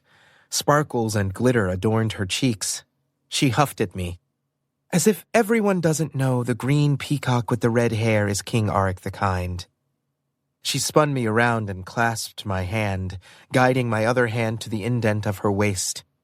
We moved to the music. A waltz, I thought. I was kind of bad at it, but Bethany led me around the room. "Now, I know for a fact that in a few moments the eldest child of Lord Summerhill is going to cut in. Their name is Gren, and they're gorgeous, and they want to squire for Ryan. They beat the stuffing out of the other recruits, and it was hot." I raised an eyebrow. "That doesn't sound good for morale." "Are you kidding? It was amazing to watch." I spun her, and she laughed, her auburn hair trailing behind her. And when I yanked her back to me, a little too hard, she crashed back into my arms. I laughed. "We're not good at this," I said. "Speak for yourself. I'm amazing at it." "Well, I'm not good. How about that?" "I think you're fine," a voice said. We halted mid-step, and Bethany smirked at me knowingly. "May I cut in?" the person asked. This must be Gren. Bethany curtsied. Of course. She stepped on my foot as she passed by me. Have fun, she whispered, then winked. Gren was taller than me, bulkier too, but they didn't lord it over me when they stepped into my space. You'll have to lead, I said. Gren grinned. I can do that. Gren was excellent at firmly guiding me into the correct position as we moved around the floor. We didn't talk except to exchange pleasantries, because would you bond with me to keep me from dying wasn't the greatest conversation starter, and would probably have Gren running in the other direction. But it was nice to be in the moment, to feel their grip on my side and the pounding of my heart, and the stone floor beneath my boots, and the pulse of the music in my veins, and it was almost enough to distract me from wishing I was dancing with Matt instead. By the time the song ended, my face was flushed. I forgot to let go, until Gren stepped out of the cage of my arms. Oh, sorry. Gren's mouth ticked up. They bowed. I bowed in return. Thank you for the dance. You're welcome, sire. I smirked. The hair give it away? Gren shook their head. No, you just stand out. Oh. My mouth went dry. So do you. Gren's laugh was low and throaty, completely different from Matt's. It was nice. Nice enough that I had the vague flash of wanting to hear it in my ear, but my thought was cut off. Okay, you've had your turn. Lila knocked her hip into Gren's and physically moved them out of the way. Stunned, Gren's smile dimmed. Oh, yes, my apologies. Another dance later in the evening then, sire? Yes, that would be lovely. Lila made a face visible through her mask and grabbed my hand. Yeah, later. She pushed a lock of her blonde hair that had tangled in her own mask over her ear. Okay, Auric, have I got the soulmate for you? Really? Do tell. The music started again, and Lila pulled me along. Yes, her name is Petal, and she is from the Autumn Hill family. She likes birds and embroidery. And that was how my night went. I danced with Lila, then Petal, and then Ryan, and then someone whose name I couldn't remember. I danced again with Gren, and I shivered when they dipped me backward at the end of the song. I danced with another individual Bethany brought over. Halfway through the masquerade, I had danced with most of the populace within marrying age. It had been fun, and almost enough to soothe my heartache, but not quite, because as much as I liked Gren's brown hair, the color wasn't quite the right shade. And though Petal's fingertips were warm when she caressed my hand, they were too smooth, missing the familiar calluses. During a pause in the music, I took a much-needed break. Excusing myself from the dance floor, I meandered over to a tray of water. I grasped a cup from the servant and took a long gulp before ducking into an archway next to a tapestry. Auric! Shauna whispered. Startling, I nearly dropped the cup. Shauna, I said, clasping one hand over my heart. What the hells? She peered out from behind a tapestry. Meredith peeked over her shoulder, her chin digging into Shauna's shoulder. Hello, she said, smiling wide. Meredith tittered. Why are you hiding behind the tapestry? My mother is here, Shauna said, as if imparting a secret. I forgot how much I don't get along with her. Then she giggled. Are you drunk? No, Shauna said, swiping at the air. Nonsense. She totally is, Meredith said, laughing. It's the best. Great. It's fine, Shauna said. I have loyal guards placed all around the room, don't worry. That was good to know. Okay, well, have a fun time. I'm going to dance some more, I think. Shauna clasped my arm. Her voice dropped into a serious tone. Have you found your soulmate yet? No, I don't know. I mean, there were a few prospects. There was this person named Gren. I know who your soulmate is, she said, nodding. I found them. I blinked.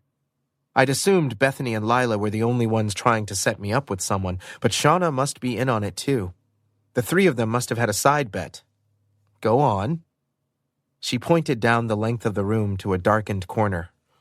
"They're down there. Look for the red mask with a beak." "You're drunk." "I'm serious."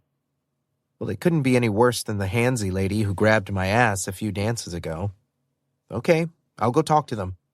"Be nice." "I'm always nice." Meredith laughed like a chicken. It was not at all cute, but Shauna must have thought it was adorable because she turned and kissed Meredith on the tip of her nose. And that was enough for me. I could handle drunk antics, but cute ones were my limit. Shauna may be tipsy, but she wouldn't steer me wrong.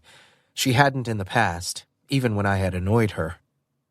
I left the space by the tapestry and wove through the crowd, ducking out of the way of eager dance partners, bowing an apology as I sidestepped them, until I made it to the darkened corner. Sure enough, someone stood there, a thin figure in a sharply cut red jacket, black trousers, and black boots. They wore a red mask with a beak, but the dark cowlick on the crown of their head was a dead giveaway. Matt. Shauna had sent me toward Matt. My heart lurched. Why? Did she know about my feelings for him? Did the rest of them know? Was this a joke? No, Shauna would not be that cruel. But if this was a push toward him, then she couldn't have known he had rejected me. The misunderstanding didn't stop that stubborn flame of hope from flaring back to life, though. Enough that I found myself saying his name. Matt? He turned on his heel and wobbled. Auric. He drew out the second syllable. Oh, my spirits, are you drunk too? Me? Pfft. He teetered. You're a peacock. I am. That doesn't change the fact that you're tipsy. He snorted. It's not true. His words slurred together, the syllables banging into each other. I laughed, because Matt was drunk. Very drunk. He held a goblet, and the wine spilled over his hand as he moved. Matt, how much have you had? All of it. All of it? He nodded. Yes. My general and my mage were sloshed. My bard was busy thrusting eligible people at me. What a night! I took Matt's hand. Come on, we should get you water and a place to sit before you fall over. Or spell something by accident and cause a political incident. Despite his level of inebriation, Matt's grip was strong, and he halted me from pulling him through the crowd. Dance with me. I paused, unsure and confused. What? Dancing. He waved his hand. That thing you've been doing a lot with people. I'm aware. I licked my lips, my mouth dry. Saying I was conflicted would be an understatement, but Matt offered and I wanted. You want to? With me? Tipping his head to the side, he squinted at me through the eyes of his mask. Dance with me, sire. I swallowed. Well, I had danced with everyone else. Why not Matt? Okay, Lord Matt. His eyebrows shot up in a dare. I wasn't sure I should even try to move him to the dance floor, so I merely adjusted my grip on his hand and loosely grasped his hip, guiding him into position. He was remarkably malleable, probably due to the amount of alcohol. If he happened to cut himself, I'd be able to catch a buzz from his blood. Are you going to lead, sire, or should I? The better dancer should, I believe. Excellent. Follow me. I laughed. You? Do you remember that harvest festival where you almost fell into the bonfire? He pouted. Fine. Besides, you're barely standing. To say he was unsteady was trivializing. I couldn't let him hurt himself, so I wrapped my hand around his waist, spread my fingers across the small of his back to support his ungainly body. It brought us close, so close that I could see the brown of his eyes and the sweep of his lashes in the colored light of his magic floating above us. Luckily for us, the next song started, a slower tempo that wouldn't require me to sweep Matt across the floor. I took a step, he followed, and within a few beats we danced and spun around the cramped space, the crowd making way for our awkward endeavor. Even with Matt stepping on my feet occasionally and the stumble we took into a table, it didn't feel awkward. It felt right. Like Matt belonged right there with me amid all the chaos. For all Matt's inebriation, within a few moments his gait evened and matched me step for step. I spun him, and it was graceless, but he let out a breathy laugh and smoothly stepped right back into my arms.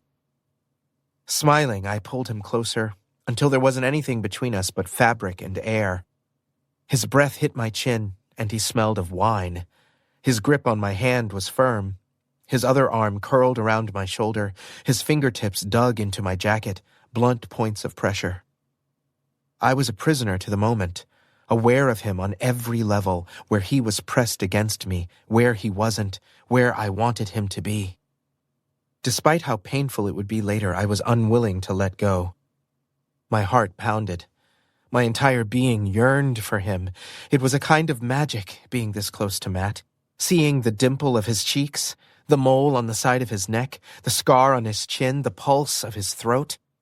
My gaze dropped to the red bow of his mouth, the way it tipped toward me, and my whole body flushed. "You're a fine dancer, sire." His eyelashes fluttered.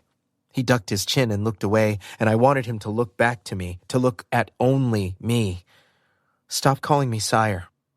"It's your title." I rolled my eyes. "You don't care about titles?"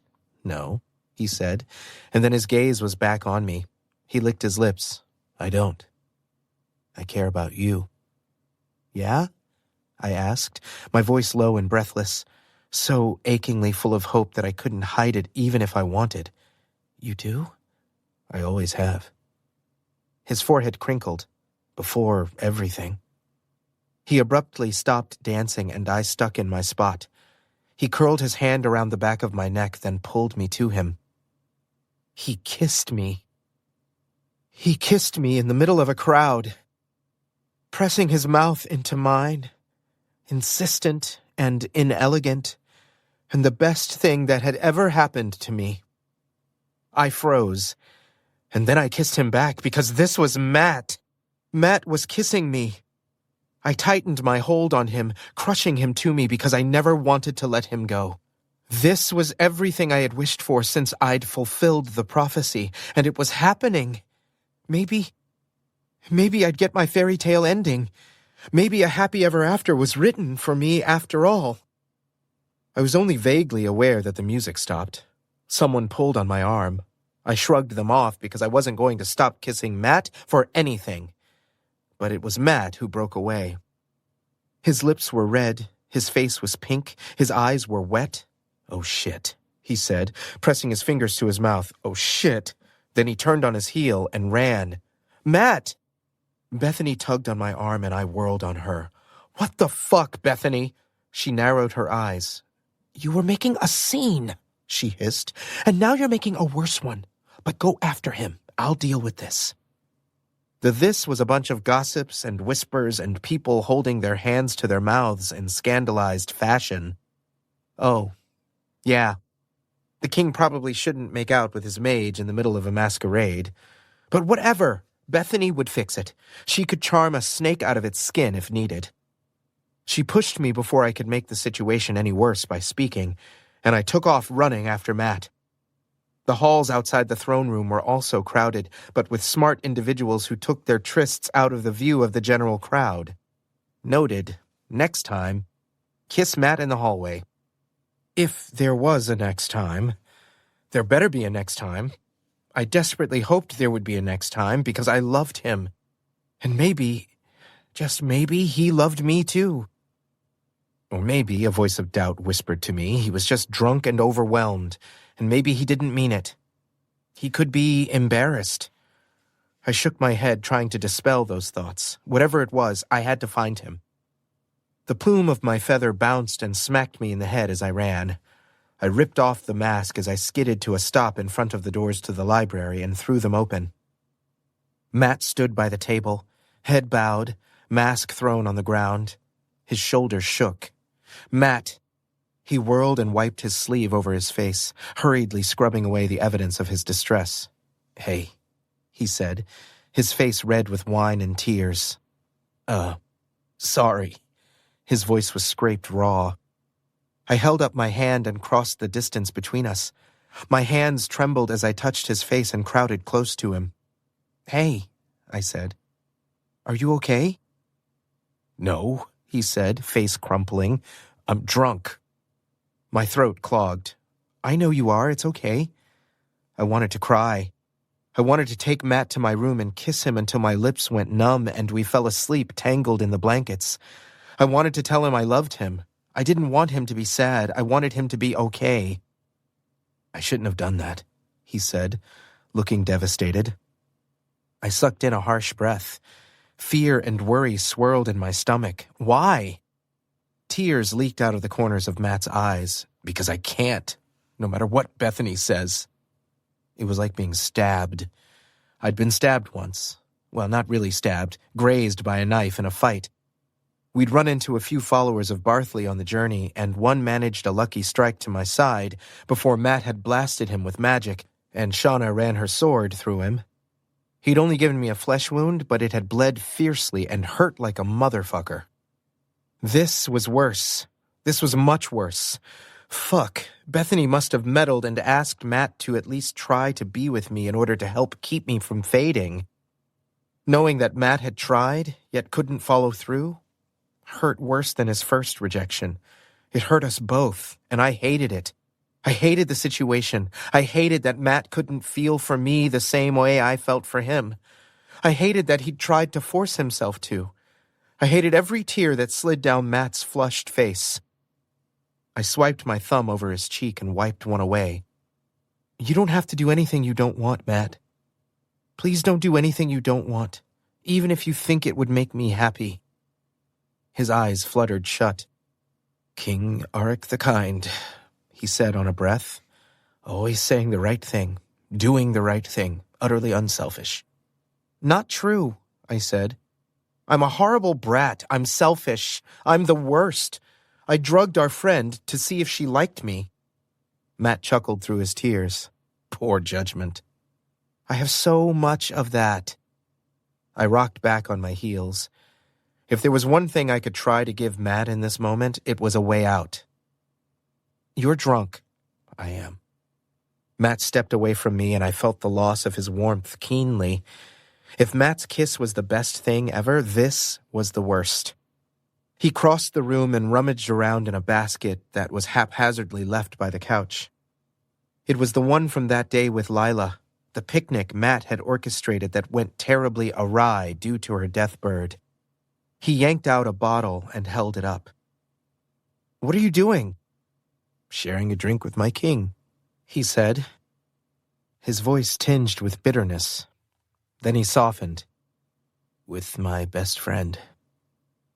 Matt grimaced as he popped open the wine. Then he drank straight from the bottle, gulping it down as rivulets of red ran from the corners of his mouth. When he stopped, he scrubbed his sleeve over his face, then staggered toward me. He offered me the bottle, and I took a swig. It was sweet, a fruit wine, something Lila would have liked. Spirits, Matt was always so attuned to everyone, paid attention to the smallest details. I handed it back to him, and he took another drink as if fortifying himself. "Now I'm very drunk," he said, and his legs shook. He took a step and stumbled. Instinctively I grabbed him, wrapping my arm around him, hauling him close. My fingers flexed against his side. His shoulder knocked into mine, and he tucked his face close to my neck, his breaths as whispers over my skin. "We should get you water before you pass out," I said. My voice choked. He shrugged limply as his eyes started to droop. "You'll care when you wake up tomorrow feeling like you've fallen down a hill." Manhandling him, I half-carried, half-dragged him to the couch. I dumped him on it as gently as I could, but his limbs flailed.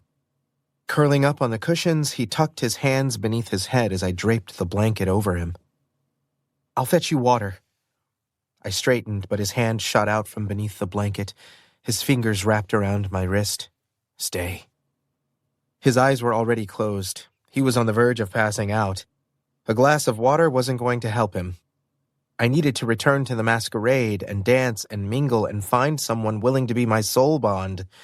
It was a matter of life and death, but even with a broken heart, I couldn't deny Matt. Okay. I sat on the floor next to the couch in front of him and clasped his hand in both of mine. I'll stay. A small smile graced his lips. Thank you, sire. I swallowed down my tears. You're welcome, Lord Matt. Sleep now. He did. I stayed on the cold, hard floor for a long time, watching the rise and fall of Matt's breaths. I tucked his hand back by his side and adjusted his blanket. Occasionally, sounds from the masquerade faded in through the door, but eventually they quieted. I tipped my head back onto the cushion next to Matt's legs, and my arms flopped to my sides. My fingers grazed the cover of a familiar book. The journal. I'd left it with Matt forever ago. He must have been reading it. I picked it up and flipped through, landing on a page that looked like it had been well handled. When he started amassing power, I knew there would be little time for us to prepare.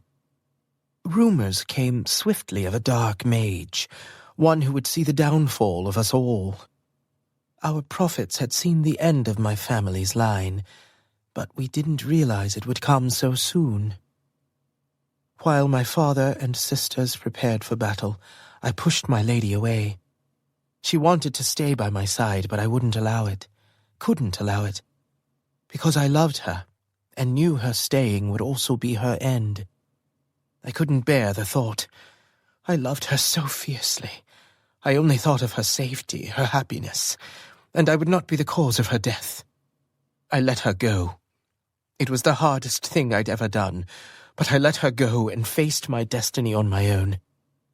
My one regret was that I did it harshly, and she left the castle in tears. If I ever get out of here, I'm going to tell her I love her. It was the passage Lila had read that first night while the flames from the funeral pyre lit up the sky. The princess missed her chance to tell her beloved that she loved her. She pushed her away instead, pushed her toward a better future. I slammed the book closed. I didn't want to think about regret, not with my lips still stinging from Matt's kisses. Throat tight, I looked to Matt's sleeping face. His beautiful, horrid face, and his plump, awkward lips that I had kissed. I slid the journal away from me, and it knocked into the leg of the couch. I turned and buried my face into the cushion near Matt's hip and shuddered. I closed my eyes to banish the thoughts that passage formed in my mind, but I couldn't. The princess never told her lady of her love, lost her chance due to circumstances beyond her control. I did not want to suffer the same fate. Even if tonight had made it clear my sentiments wouldn't be returned, I wanted to say it plainly for once. No second guessing, no innuendo, no hedging around the truth. I'd tell him first thing in the morning when he woke up. But for now, I wanted to get out my feelings, record them so I wouldn't forget their strength in the light of day. With my days ticking down, there was no time for regret or embarrassment. Fortunately, we were in the library. I found a quill, a pot of ink, and a scrap of spare parchment among the mess on Matt's table. In an attempt to make some room, I pushed aside some of the history books and scrolls, uncovering the prophecy laid flat on the table. I smiled to myself, thinking how a simple piece of parchment had led both of us here, to this castle, to this moment. Who knew where the next words I'd write would lead us? But I was finally ready to find out. Dearest Matt, I began, then poured all my feelings over the page, my months of yearning, my years of affection, my fondness for his dry wit and his sharp mind and his cowlick.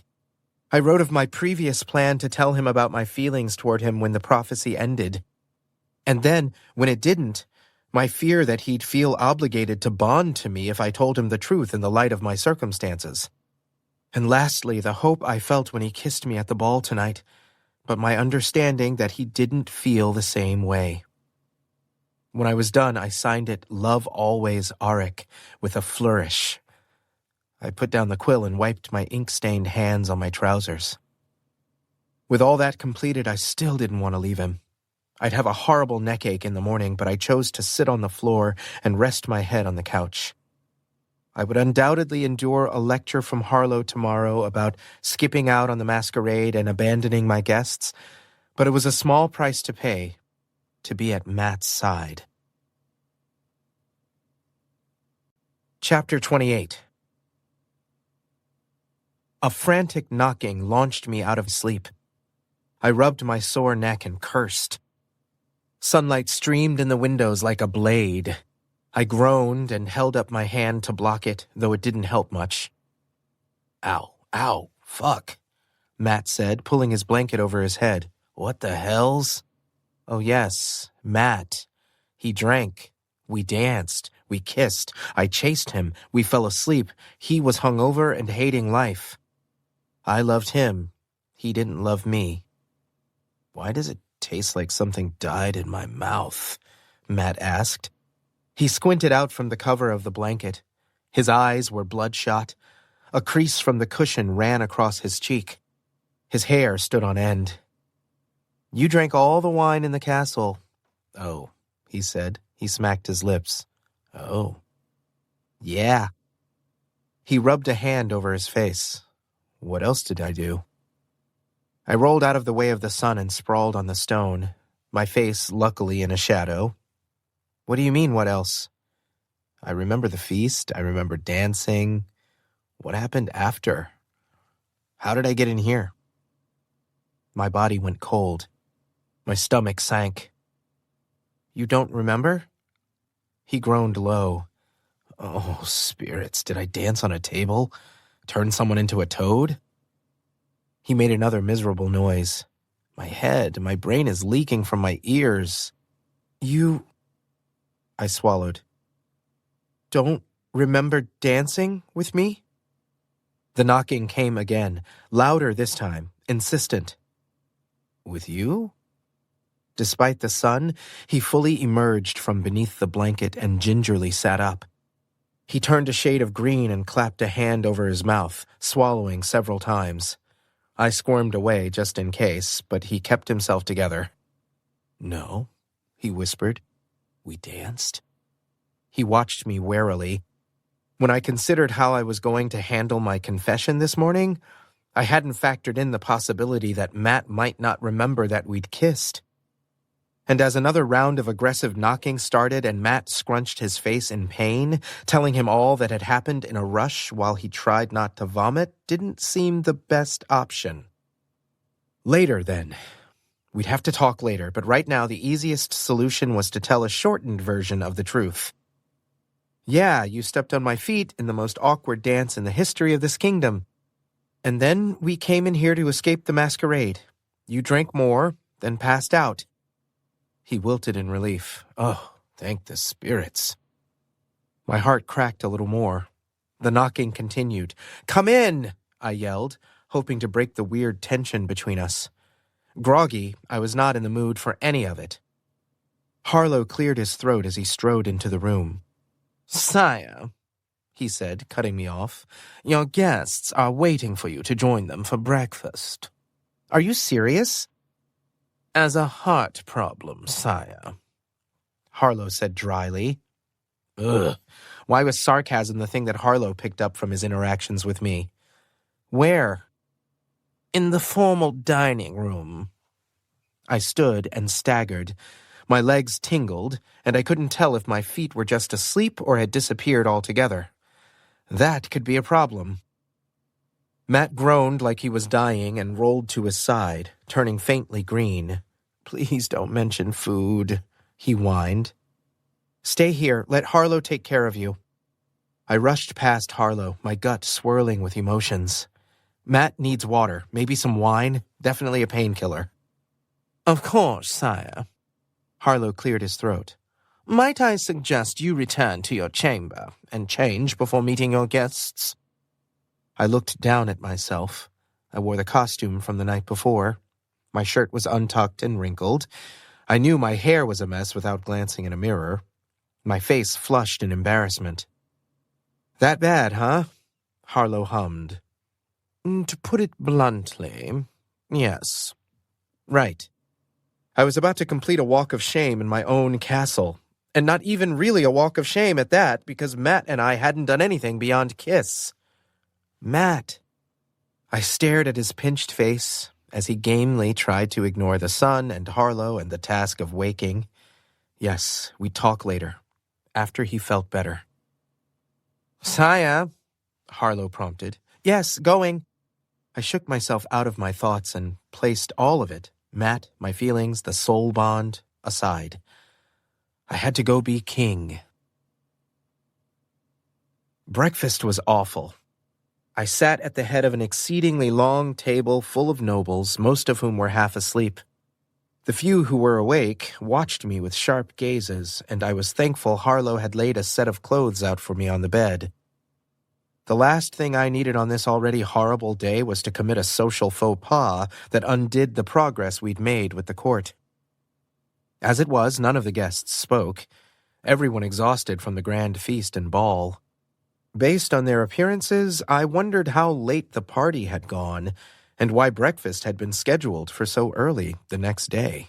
Definitely an oversight. Once the food had been served, the room filled with the sounds of chewing, the scrape of utensils against plates, and the occasional snore. At least the food was good. Of my council, only Shauna had made it to breakfast. The rest of the group was conspicuously absent, but I couldn't blame them. If I wasn't king, I would not have roused myself either. But I was grateful for the chance to speak to Shauna alone. I needed to know why she had pushed me toward Matt the night before, what she had thought might happen. Best to ease into it, though. I wasn't sure whether I'd be able to keep my composure if I had to endure any direct questioning from her, and I needed to, in front of the guests. Where's Meredith? I leaned over to her and asked, my voice low. Summoned to the kitchens this morning, she responded. And your mother and sister? Shauna pressed her lips together. If I'm lucky, on their way home. I snickered. She nudged me with her arm. How's Matt? I intentionally kept my tone light. Hungover. I've never seen him that shade of green before.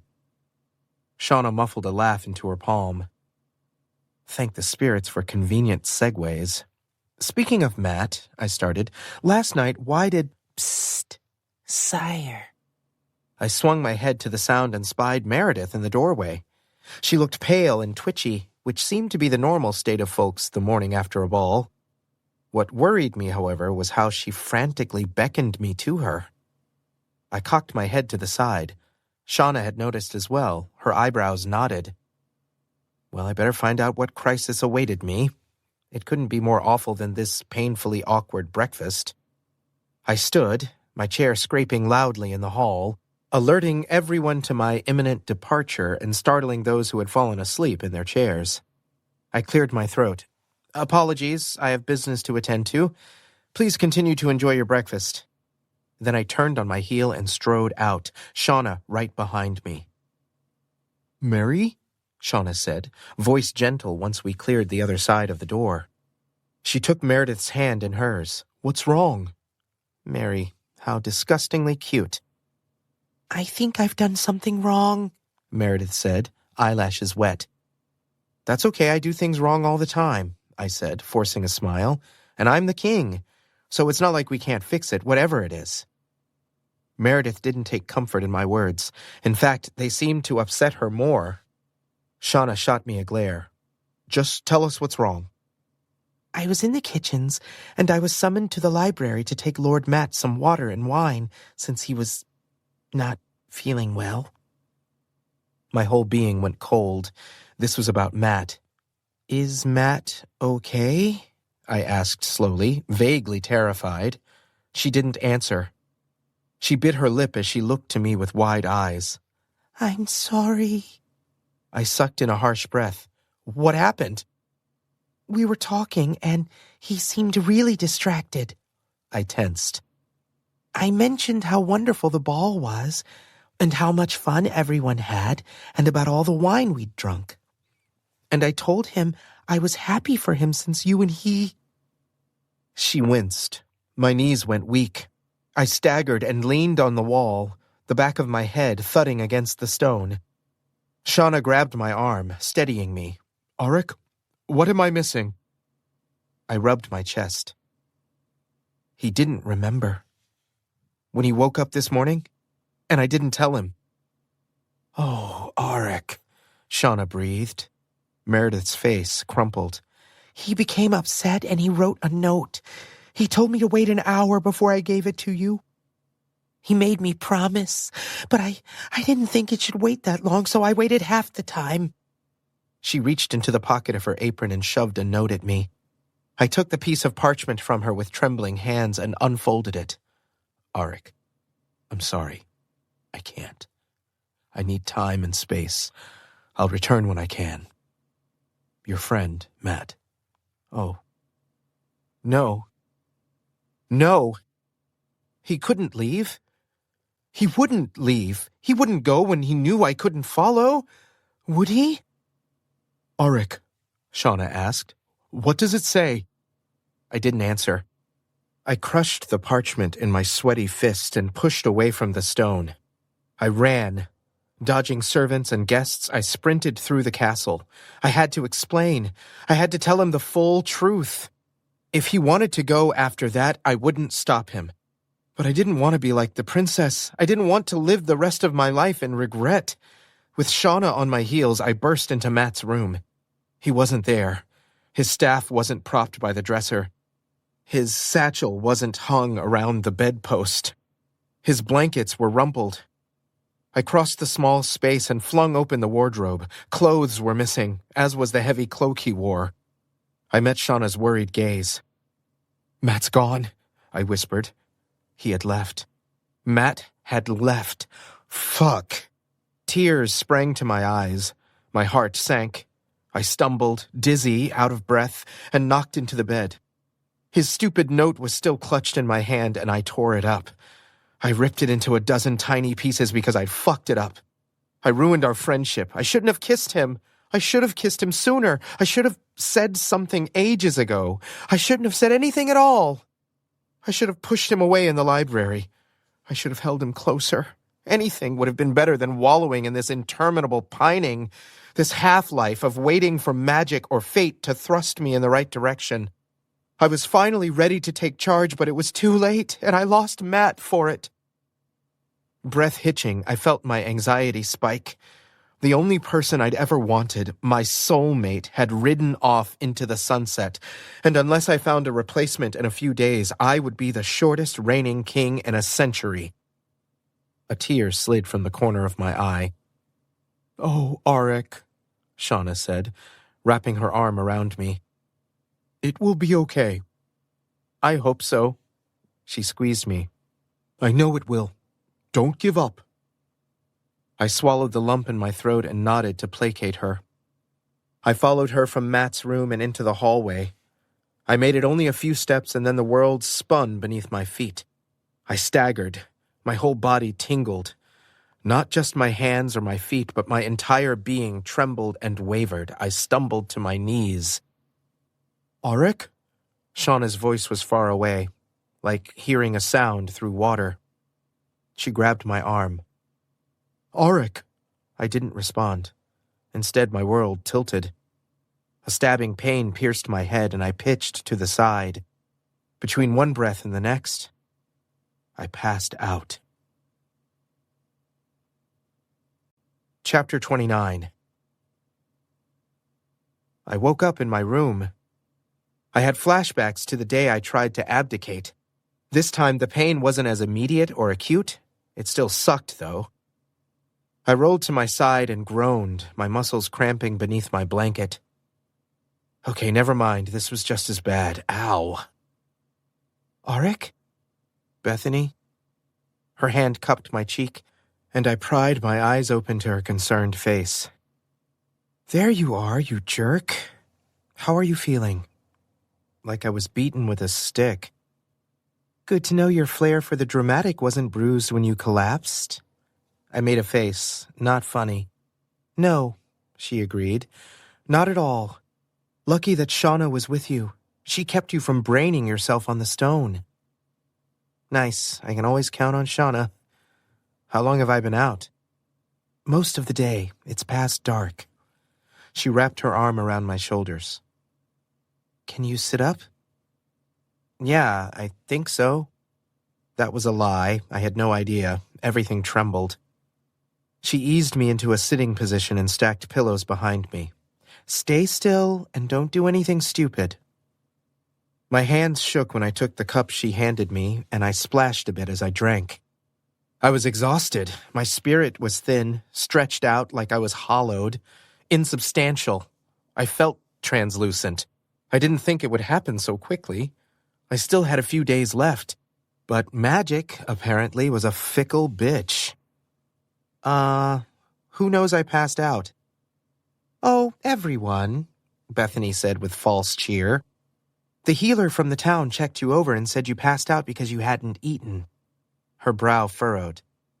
But I know you had breakfast, so that can't be true. But too little sleep, too much drinking, and too much dancing last night could have just as easily been the culprit. She said the last part with snark. Those are all things I've done, I confirmed with a nod. Her expression was the pinnacle of unimpressed. She cleared her throat. You also had a shock to your system, finding that Matt had left. That probably didn't help. I avoided her gaze and picked at a loose thread on my blanket. Yeah, that might be true. Bethany studied me. The rumor is that he's left the castle on a special errand for the king. I bit my lip. Matt. Matt. Matt. My thoughts were merely a litany of his name, and my heart beat in rhythm. If I ever get out of here, I'm going to tell her I love her. He'd left. But maybe it was better this way? Maybe, since he obviously was going to reject me again, it was better if we had space from each other? It would be too difficult to see him every day when I was bonded to someone else, like picking at a raw wound. Auric? Bethany poked my arm. Huh? I was hoping Shauna must have come up with a rumor to hide what really happened. She crossed her arms. Auric, we all know the special errand is bullshit. Shauna told us. She said he sent you a note and then you ran to his room and he was gone. Matt would never leave. Matt would never leave you, especially after you two kissed last night. Thinking about him hurt. Remembering how his kisses tasted hurt. Feeling phantom caresses of his fingers hurt. Can we not talk about it right now? Bethany arched an eyebrow. My exhaustion and desperation must have come across in my voice because she acquiesced easily. She bit her lip. Fine. But after you've rested, we're talking about it. Fine. I'd have to tell the group at some point. They were Matt's family as much as they were mine, and they had a right to know why he left, and that he said he'd return. We'd do our best without him until he did. I might be dead by that point, depending on how epically I had ruined everything at the ball. Auric, I think you should rest. Huh? You're drifting. Oh. With encouragement, she got me to drink the last sip of water in my cup. She rearranged my pillows, and I flopped onto them with a contented sigh. Bethany pulled the blankets to my chin, then tucked me in. Don't tell another soul that I fluffed your pillows. Never, I agreed. Warm and exhausted, I drifted to sleep. Chapter 30. I slept into the late morning the following day, and only stirred when Harlow roused me to sit on the throne and say goodbye to several of our guests who were departing.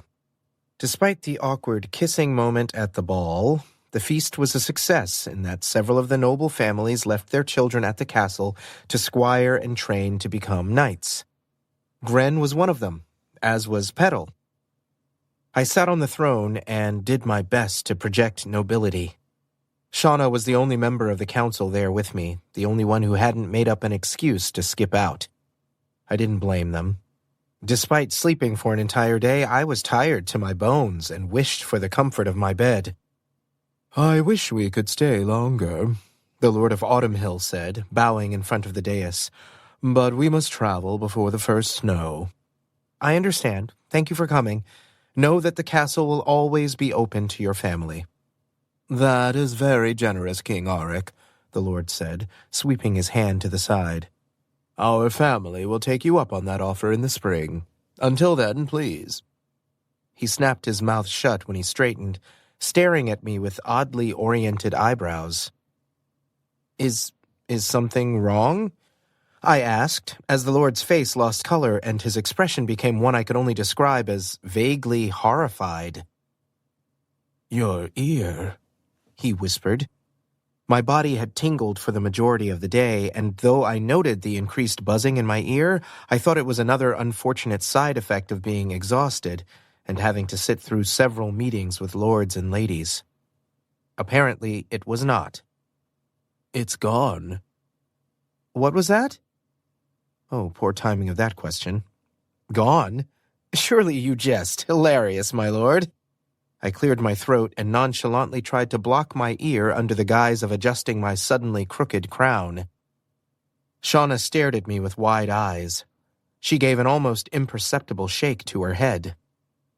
"No, sire, I do not." His voice wavered like he was afraid to contradict me. Okay, I could use that.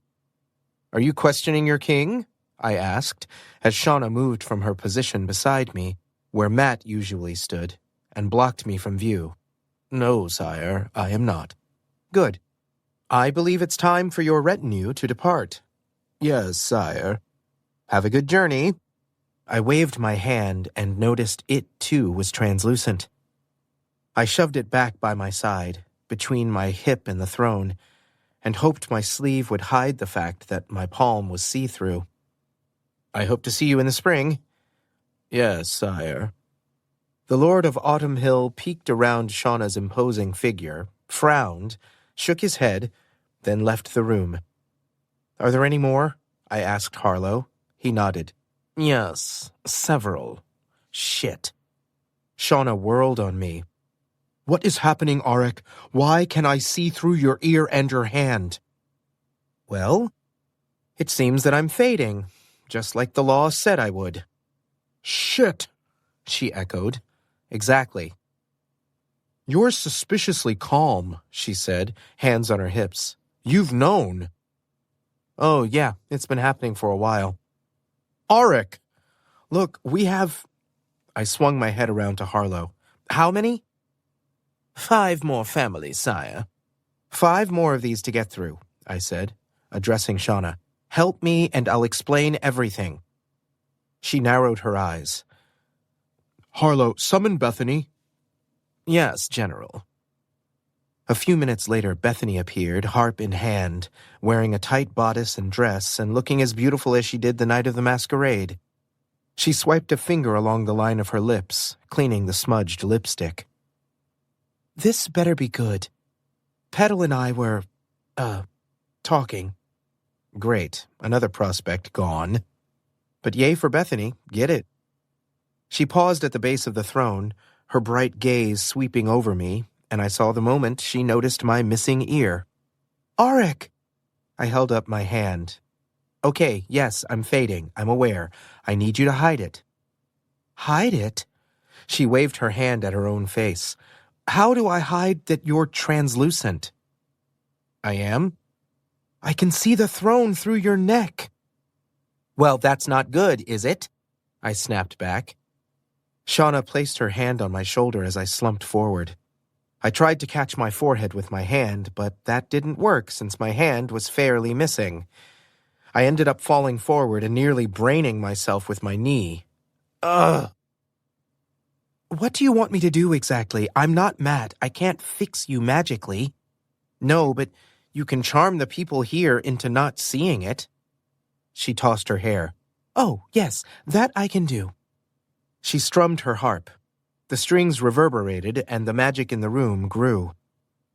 "But we're going to have a talk after this is all over." "I've already endured one of your talks." "You're getting another one," she yelled, voice pitching into a shriek. "Because this is not okay." She strummed a particularly vicious chord on her harp, and the magic shimmered in the air, vibrating along my skin. Yes, fine. Okay, let's get through this. Are you ready, sire? Harlow called from his place by the entrance. The guests are waiting. Yeah. I squirmed on the throne, gripping the arms so tight that my knuckles, or what was left of them, turned white. I swallowed. Yeah. Harlow opened the door. We made it through all 5 families, despite the Summerhill family being exceptionally chatty, specifically about how awesome Gren was at fighting and diplomacy.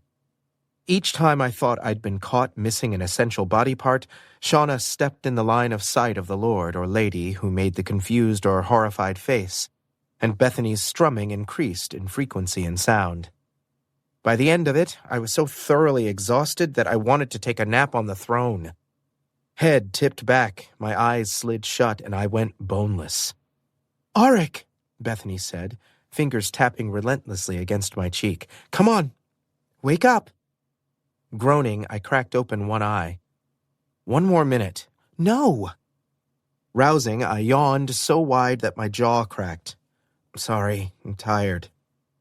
Maybe we should let him rest. Shauna threw my arm over her shoulder and lifted me off the throne. My legs tingled, but I was fairly certain it was just from sitting so long that they'd fallen asleep. I looked down, and yeah, they were there, mostly. And waste more time? Bethany shored up my other side. We can't wait any longer. We only have 4 days. We have to find Auric someone to bond with, or he'll die. Shauna pursed her lips. One of us will do it if we can't find someone. You mean me, Bethany said flatly. Ryan and Lila have each other, and you have Meredith. Will you two quit talking as if I'm not standing right here? Thanks. We walked toward the exit, though walked was a loose term. I was mostly dragged since my balance had fled. No one is sacrificing themselves to be my other half. I'd rather fade away than make someone give up their life and own chances at love. King Auric the Kind, Shauna muttered. Stop it, I snorted. I'm not kind. I just don't want to be stuck with any of you longer than I have to be. Bethany frowned but didn't comment. Between the two of them, I made it back to my chambers. They all but tossed me into the bed. I was asleep before my head hit the pillow. Hey, King Auric the dumbass, Lila yelled as my door swung open with a bang. Wake up. She pushed aside the curtains. You slept the whole day away, and now you only have 3 days until you become ether. Pushing myself to sitting was a monumental task. I brushed my hair from my eyes and squinted at her in the light. Go away. And let you die in peace? Never. She ripped open the shutters. Besides, I'm not alone. A line of servants followed Lila into my room. With a flurry of movement around the table along the wall, trays were set down, goblets filled, napkins placed, and then they danced out the door, only to be replaced by Ryan, Shauna, and Bethany. Shauna kicked the door shut with her heel. How are you feeling? How was I feeling? Like spoiled meat, like brackish water, like I had worked very hard at shearing and chasing sheep all over the field and had fallen down a rocky hill, then trudged home to sleep on the floor and woke up with a sore body and without purpose. Awful, I managed. Apparently, my strength, motivation, and desire to live were affected by the fading, too. I furrowed my brow. Hollow. That is worse than we thought, then, Shauna said. Ryan filled a pewter plate with food, then brought it over to me. He perched on the edge of the bed. You're really fading, he asked softly. I held up my hand, and Ryan peered through it with wide eyes. It's legit. I'm in trouble. I pinched a strawberry between my fingers and thought of Matt's garden. Then I thought of Matt, and my stomach somersaulted. It started a few weeks ago with my fingers and toes coming in and out.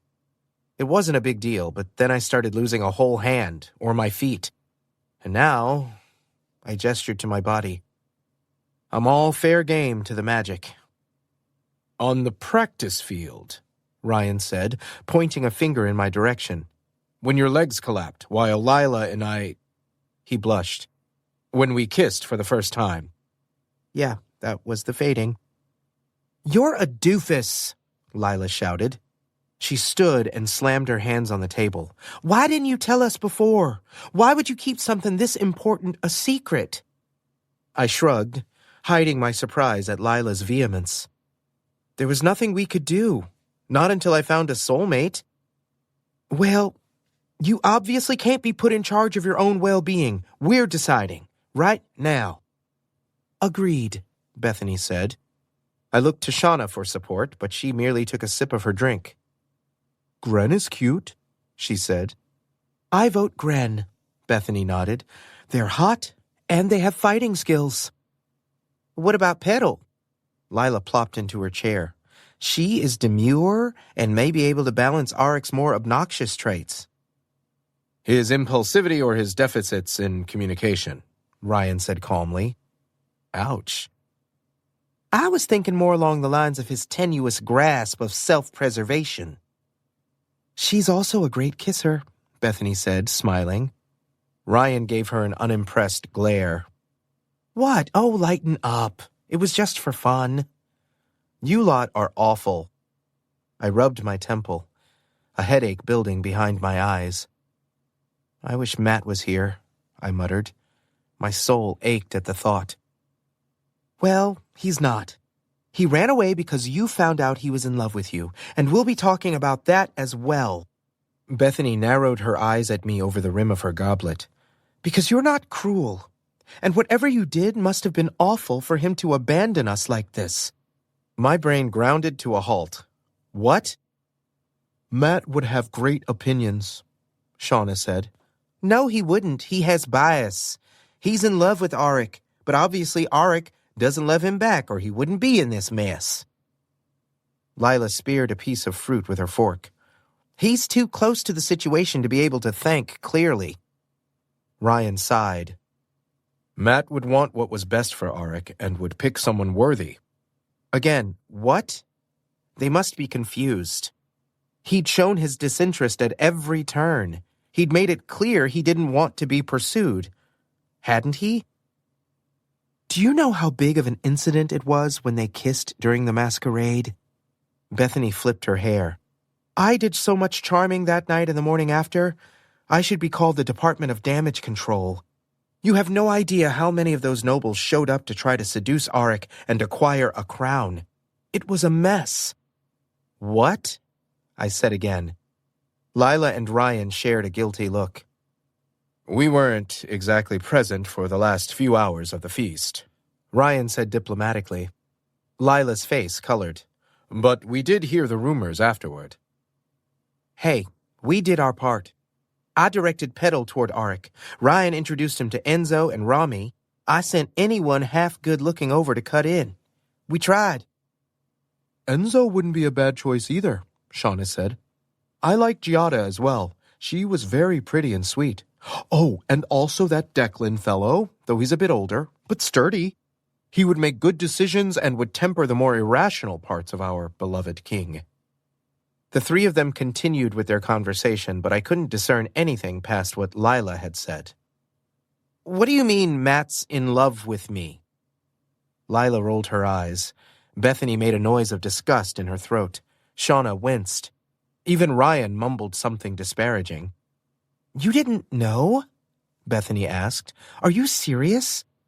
How did you not know? I have no idea what any of you are talking about right now. Arik, Shauna said. He's pined for you this whole time. Again. What? Pined for me?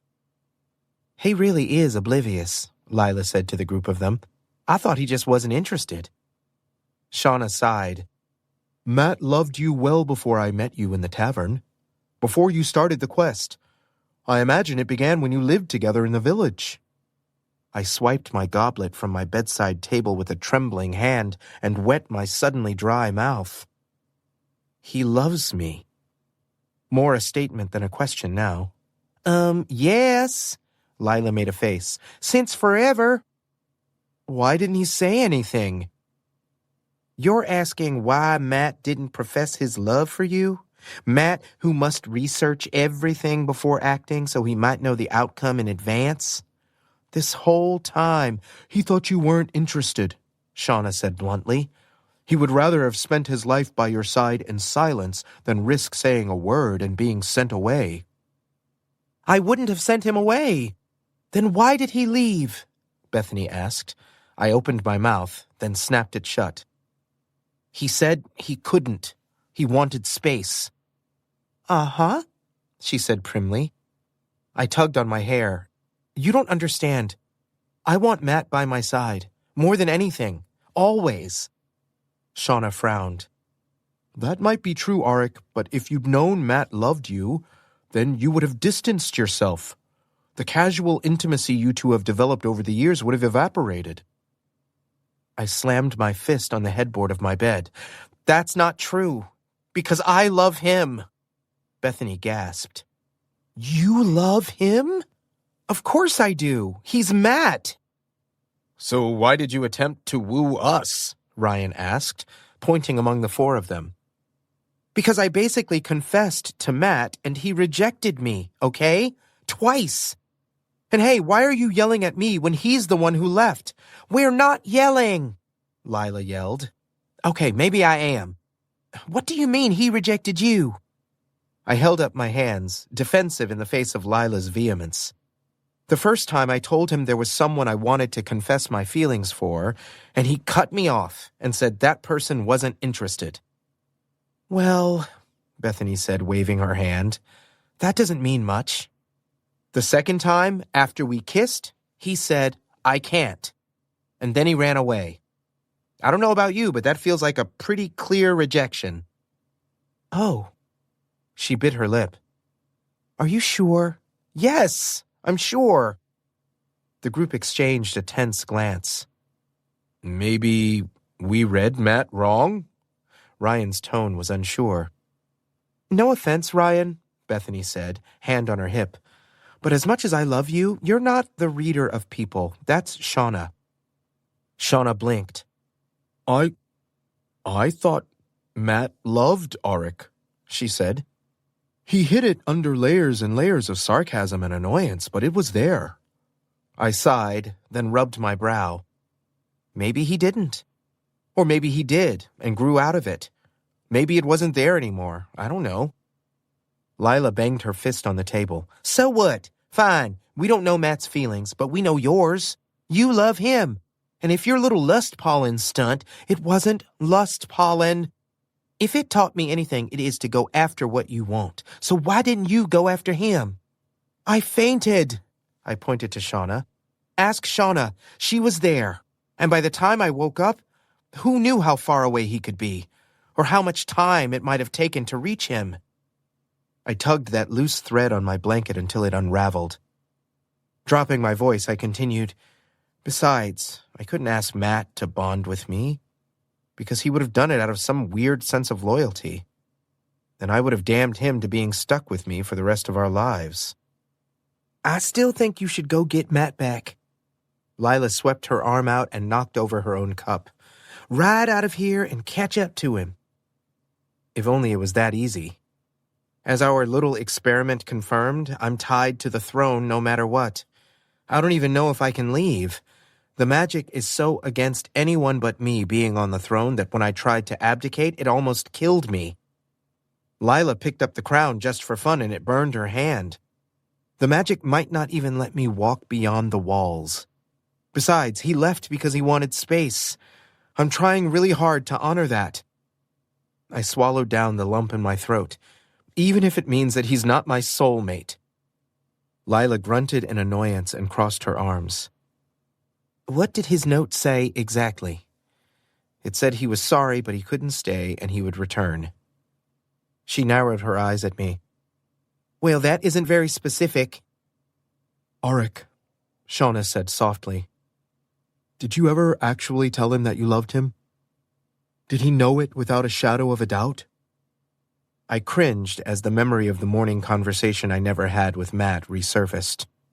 The look on my face was apparently answer enough for all of them. Lila reached over and slapped my arm. It stung, and probably should have hurt more, but I was only partly corporeal. Ryan frowned. What if he couldn't stay because he couldn't bear seeing you with someone else? I hadn't thought of that. The stubborn little flame of hope brightened again. I tried to tell him. I was all ready to, the morning after we kissed. But when he woke up, he didn't remember, and Harlow had come to fetch me for breakfast, and there wasn't time to walk through it all. And then Meredith caught him up before I could, and he chose to leave. Look, I know you were all trying to help, but Matt is gone, and we just need to move past that. If I don't, chances are I'm going to die. As soon as I said it, a wave of dizziness slammed into me. My head spun. I slumped back into the pile of pillows, breathing hard. Okay, even if Arik wanted, he is not going anywhere, Bethany said. He's weak. He needs rest. Shauna stared at me with sad brown eyes. Maybe Matt will return. Yes, Bethany said, forcing a smile. He'll come to his senses and sweep back into the castle, and it'll be so romantic. Let's just hope he figures it out quick. Lila looked toward the window, frowning. The first snow will be soon, and we only have until Arik's birthday. My birthday. The deadline. 3 days. I opened my mouth to retort, but snapped it shut. A tingle worked itself from the top of my head to the soles of my feet. The room wavered and my stomach flipped. I couldn't explain it, but I felt transparent in my entirety. I tipped to the side. Arik! I'm fine. You're not! 4 pairs of hands maneuvered me flat onto the mattress. I plopped backward and breathed, staring at the ceiling. That little bit of exertion winded me. My whole body stiffened from my neck to my toes. One of us needs to stay with Arik at all times. Bethany placed a hand on my chest, and its warmth swept through me, loosening the clench of my muscles. I'll take first watch. We still have a few guests in the castle that we need to hustle out of here before the first snow, or they'll be witness to whatever happens in the next few days. I'm on it, Shauna said. I'll enlist Harlow to assist. Arik, do you have a second choice? Or a third? Ryan asked, ever practical. Grimacing, I shivered. Gren, I said through clenched teeth. If not, then Petal. Arik? Bethany's hands were gentle on my arm. Are you sure? If it can't be Matt, I said, and my spirit wrenched at the thought, then at least it should be someone nice to look at. Forced laughter followed my statement. Spirits, they were trying so hard to remain positive. A tear rolled out from the corner of my eye. I have a sparring match scheduled with Gren today. I'll talk to them about things. Size them up. I raised an eyebrow and turned my head to the side. You? Ryan lifted his chin. I can be subtle when I need to be. Don't be too subtle, I said. We want them to think I'm interested, but not too interested. Lips pressed into a thin line. Ryan nodded. I can do it. Great.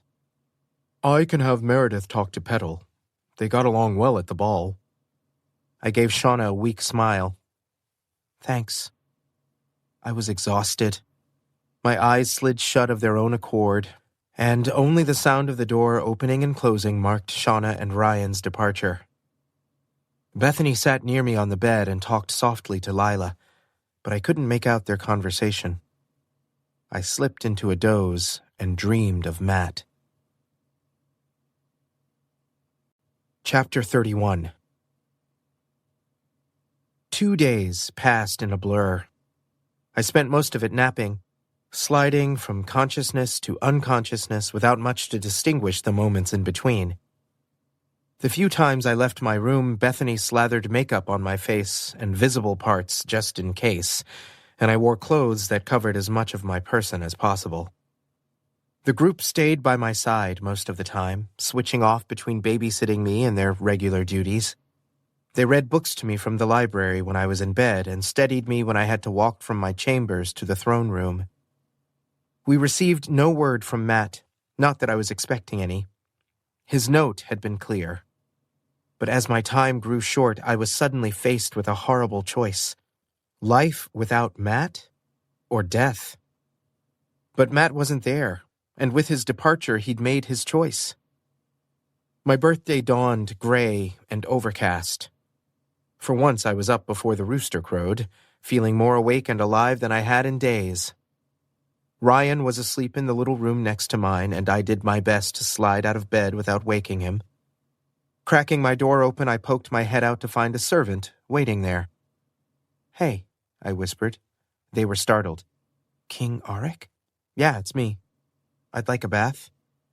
"Happy birthday, sire." "Thanks. And breakfast for me and Sir Ryan?" "Certainly." "Great, thanks." I shut the door softly, then resisted the urge to climb into the sheets. I'd only fall back asleep, and I wanted to stay awake for my last day. Instead, I sat on the bench by the table and hefted the princess's journal in my hand. I'd found it on the floor where I'd left it the last night Matt and I were together. It was one of the few things from the library he hadn't taken with him. I'd been reading it in moments I was awake, searching for some piece of advice, but I'd found nothing. And not for the first time since he'd left, I wished Matt was there. Even if he didn't love me, even if he didn't choose to be bound to me, any decision beyond that would be easier with him present. Within a few minutes, servants shuffled in and poured steaming water into the footed tub near the fire. "It's snowing, sire," one of the servants said. "Is it?" I looked to the window and saw a few flakes drifting on the wind. It snowed on my last birthday, the day before a wizard showed up at my house and sent Matt and me off on a grand adventure. "Yes, sire. It's good luck for snow on your birthday." "Huh. I'd never heard that. I willingly accept any good luck the universe wants to throw my way today." The servant chuckled. Before long, the tub was full, the fire was stoked and hot, and a tray of food and a pitcher of water was on the table. Sinking into the tub, my skin reddened from the heat, and for the first time in days, I was warmed to my core. Maybe things were looking up. I felt more rested than I had since the masquerade, and I was a little optimistic. I lifted my leg and pointed my toes, and my whole leg was translucent. Okay, still fading. Not great. After my bath, I hauled myself out of the tub, and I dressed in trousers and knee-high boots. I tugged the highest-necked tunic I had over my head and beckoned the same servant into the room to assist me with the laces. He tugged at them until the fabric pressed against my throat and the collar sat snug beneath my chin. The sleeves slipped down over my wrists, the laces tight on my pulse. After slipping on gloves, I placed my shined and polished crown on my damp hair. I checked the mirror. To anyone else's eyes, I might have been the quintessential picture of a king instead of a frightened boy. I wished that the princess had a journal entry to help me now. I wondered what she'd think of me reading her private thoughts. I hoped she wouldn't mind, even though they were meant for someone else. I'd never considered that someone else before. The princess might not be alive, but was her lady? If I survived this, maybe I could fulfill at least someone's last wish. After the exertion of dressing and eating breakfast, my earlier strength had fled. I had the constitution of a kitten, and I set the journal aside, crossed my arms, and rested my head in the crook of my elbow. I drifted for a while, much longer than I had anticipated. "Auric?" I jerked up with a snort. "Oh, hey, Ryan," I said, rubbing the heels of my hands over my eyes. "You're up earlier than usual." He ran a hand through his mussed hair. He appeared haggard, circles beneath his eyes, his complexion paler than usual. "You should have woken me." My gut twisted at the toll that my situation had taken on my friends. "Well, got to make the most of my last day." I gave him my best cheerful voice. Ryan's smile was half-hearted at best. "Glad to see you're in good spirits." "You know me. I make jokes in tense situations." I cleared my throat. I ordered us breakfast. I took a piece of toast from the tray and bit off a corner. It's a little cold now, but it's not bad. Ryan sat next to me on the bench. He stared at the breakfast tray intensely. Are you going to... He trailed off. Maybe, I said with a shrug. I have a few hours. It would be best if you didn't wait. We don't want to test the magic. You sound like Matt. There are worse people to sound like. True, I said with a nod. Then I pointed to my crown. But I'm the king. I get to make my own decisions. Yes, you do. Ryan poked at a sausage with his fork. How long will you wait? A ceremony at sunset sounds romantic. I'll summon Gren, and if not Gren, then Petal or Enzo or Declan or spirits. Bethany, if she'll have me. And if it's too late? Then I fade away. At his pinched expression, I gripped his shoulder under the guise of giving comfort when I really needed to steady myself. There are worse things, Ryan. We've experienced them. We met a soul who'd been trapped in a tower by an evil dictator who stole the kingdom from her family. We fought a moat monster. We went days without food and fresh water. We went weeks without a solid night's sleep. We've been chased across the countryside. Our friends have been hurt in my stead. I hacked off a man's head with a sword that was gifted to me by a magic bog, a bog I was led to by a pixie who tried to steal the life force of my best friend. I sighed heavily. I did what was laid out for me. I didn't ask to be king. I didn't ask to be tied to a throne. I didn't ask to screw up my relationship with my best friend. But I am. I did. I have. If I have to live a life in a role I didn't want with someone I don't love, then I want to weigh that decision seriously. Auric, we understand. We know you will do what is best for you and for the kingdom. We have no doubts about that. I squeezed Ryan's shoulder and let my hand fall. Good. Thank you. Now I'm positive that there are people waiting outside this door listening in.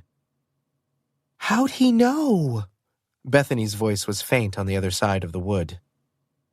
Because you're predictable, I yelled. The door swung inward. Bethany, Lila, Shauna, and Meredith entered.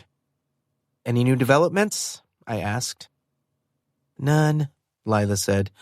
No birds, no messengers. Right. I rubbed my hands together. So, what's on the schedule for today? There's cake in the kitchen, Meredith said. Chocolate. I was told it was your favorite. Well then, let us eat cake. We ate cake on the floor of the library, surrounded by what was left of Matt's things, in front of the fire so the frosting melted. I'd hoped that having food around his precious scrolls might summon Matt to us as if he were a demon, but he didn't come. Not when the sun dipped in the sky behind the snow clouds, and my time grew short. I ate the lion's share of the cake, and by the end of my third slice I was nauseated. The early afternoon slipped away from me while I laughed with my friends, as did the last vestiges of my strength. My whole body tingled. Suddenly it was time for me to make a decision. I knew what I had to do. Summon Gren, I said, in one of the quiet moments among us. Shauna reached over and took my hand. Okay, Auric. I nodded. I'd rather talk to them in the throne room. My voice was small, defeated. I couldn't bond with them here, not in the room that had become Matt's and Matt's alone. Situated between Ryan and Shauna, I gained my feet, and with my arms thrown over their necks, I made it to the throne room at a turtle's pace. You're a little... Bethany said while I squirmed on the seat. Pale. She dabbed a cloth of makeup on my chin and along my jaw. There, perfect. Hey, before they arrive, if I do fade away, among the three of you, one of you take the crown. And any of you would make a magnificent ruler, and if you want it, take it. But go in it knowing what it'll cost. Don't be like me and crown yourself for giggles. Shauna cleared her throat. We've already discussed it among ourselves, she said. We have a plan, in case. Good. I looked out the window. The sun would set within the hour. I'd truly run out of time. You summoned me, sire? Gren asked as they entered through the side door to the throne room. They crossed to stand in front of the throne with a quick, determined stride. I couldn't deny they were beautiful. Gren had brown hair, lighter than Matt's deeper color, and stood taller and more muscular than him or me. They were a fighter, with broad shoulders and massive biceps and thighs, and my mouth went a bit dry when they snapped a short bow. Yes, I said. I have something to discuss with you. I put my head in my hand and took a breath. It's weird. Gren's smile didn't fade, but it went from beaming to curious, and they arched an eyebrow in my direction. You are an unconventional king from what I've gathered in the short time I've been in the castle. You're not wrong. If I may be so bold, does it have to do with the fading? Well, fuck. I scrunched my nose. You know? They shifted on the plush carpet, their boots leaving indents. There were rumors. Great. Freaking great. I threw up my hands. Well, yes. I stared at the window. I need soulmate was a difficult phrase to say to someone I barely knew. Co-ruler. Gren approached the throne. They knelt at my feet. Honey eyes tipped toward me, bright and sparkling. They placed their hand atop mine, their fingertips slipping beneath my sleeve to touch the skin of my wrist, and the promise of warmth swept through me. I hadn't realized how much had been leached from me until I felt the touch of their hand covering my chilled skin. Sire, I'd be honored to be your co-ruler. I gulped. I should have felt relieved, and I was, but there was a good deal of guilt mixed in, as well as a heaping amount of apprehension. I'm a good king, I blurted. I surprised myself when I said it, and judging by the way Lila's eyebrows went crooked and Shauna put her hand over her heart, my friends were too. I mean, I'm... You know what? Fuck it. I am a good king. Wow, that wasn't so hard to say the second time. And as much as I didn't want to be king 3 months ago, I feel pretty damn good about the job my council and I have done. We're trying our hardest to rule this kingdom well, and to continue being a good king, I have a duty to myself and my kingdom to follow through with the magical laws of this position, which means I have to bind my soul to someone else's. I can't promise you I won't screw up, because I basically do all the time, but I can promise that I'm going to do my best. That's all anyone can ask of their partner. I bit my lip. This didn't feel right. It could be that the person in front of me was not Matt. It could be that the person in front of me had no idea what they were getting into, and I really didn't have the time to explain. But it also could be that my very being withered. The kingdom comes first, always, and I can't promise you love. Gren should be worried that this apparently was what my best looked like. I saw Bethany facepalm out of the corner of my eye. And this, I gestured between us, is for eternity. It shouldn't be taken lightly. I understand, Gren said solemnly, their fingers trailing softly over my skin. I shuddered. Should I take the day to consider it? No, the group shouted. I shot them all a glare. What my council, my friends, are trying to convey is that I've run out of time. I could give you 15 minutes to prepare. I don't need it. Gren stood. When my family received your invitation, we considered that you might be looking for a spouse. I had already planned to stay at the castle either as a knight or a prospect. Perceptive, strong, beautiful, smart. I could do worse. I nodded, then forced a smile lest I cried. Okay. Yeah. I stood. Gren caught my elbow to keep me from falling.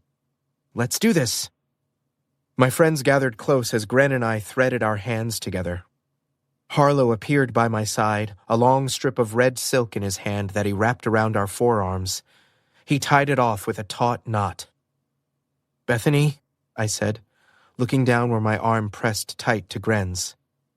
"This needs to be done with magic. Are you ready?" "Yes." Her voice was tense, almost unhappy. She plucked the strings on her harp. I closed my eyes, swallowed, and pulled myself together. I blew out a breath and raised my gaze to meet Gren's. I could at least give them the courtesy of looking at them while saying the vows. "I choose to bind." The main entryway to the throne room blew open, the doors banging loudly against the stone. Snow swirled in on a bitter wind. A dark figure shot into the room, a large bird with black feathers and a beak of terror. Crow flew on the updraft, then circled and landed on the high back of my throne. Puffed up like a demon, he hissed. Gren stumbled backward in surprise, pulling me with them until I fell in a tangle on the dais. "Crow?" Lila said, clucking her tongue. "You're supposed to be keeping watch on the parapet for—" She trailed off. A cloaked figure appeared in the doorway and entered in a flurry, his staff glowing in his hand. His dark hair was damp, falling into his face, flakes of snow rapidly melting into the strands. His cheeks were pinked from the cold and exertion. His chest heaved, but he strode with purpose down the ribbon of carpet. He tossed his hand over his shoulder, and the doors slammed shut. "Matt!" I jumped to standing. My legs shook. I locked my knees to keep from falling. My heart pounded a fast tattoo, a drumbeat so fierce and loud that it sounded in my ears. He marched forward, not breaking his stride until he crossed the entirety of the room, climbed the stairs, and stood right in front of me. His bottom lip was chapped from exposure. His brown eyes were red-rimmed. When he pushed his hood back, his cowlick at the back of his head stood on end. "Matt," I said softly. He zeroed in on Gren and the binding between our arms. "Am I too late?" he whispered. "No," Shauna said, pulling out a knife. She sliced our bonds, the red silk ribbon falling to the floor in pieces. "You're right on time." Stunned, I grabbed his cloak, my gloved hand fisted into the fabric. "Matt!" "Did you mean it?" he asked. He opened his satchel, plunged his hand inside, and pulled out a scrap of parchment. I looked at him, confused, until it hit me. It was the letter I'd written him the night we kissed. Tears of relief flooded my eyes as I realized I'd unknowingly succeeded. He knew every square inch of truth about how much I loved him. "I found this stuck to the prophecy scroll. Did you mean it, Auric?" My pulse thudded so hard I thought it would burst through my skin, even though the rest of me felt like a phantom. I nodded. "Every word."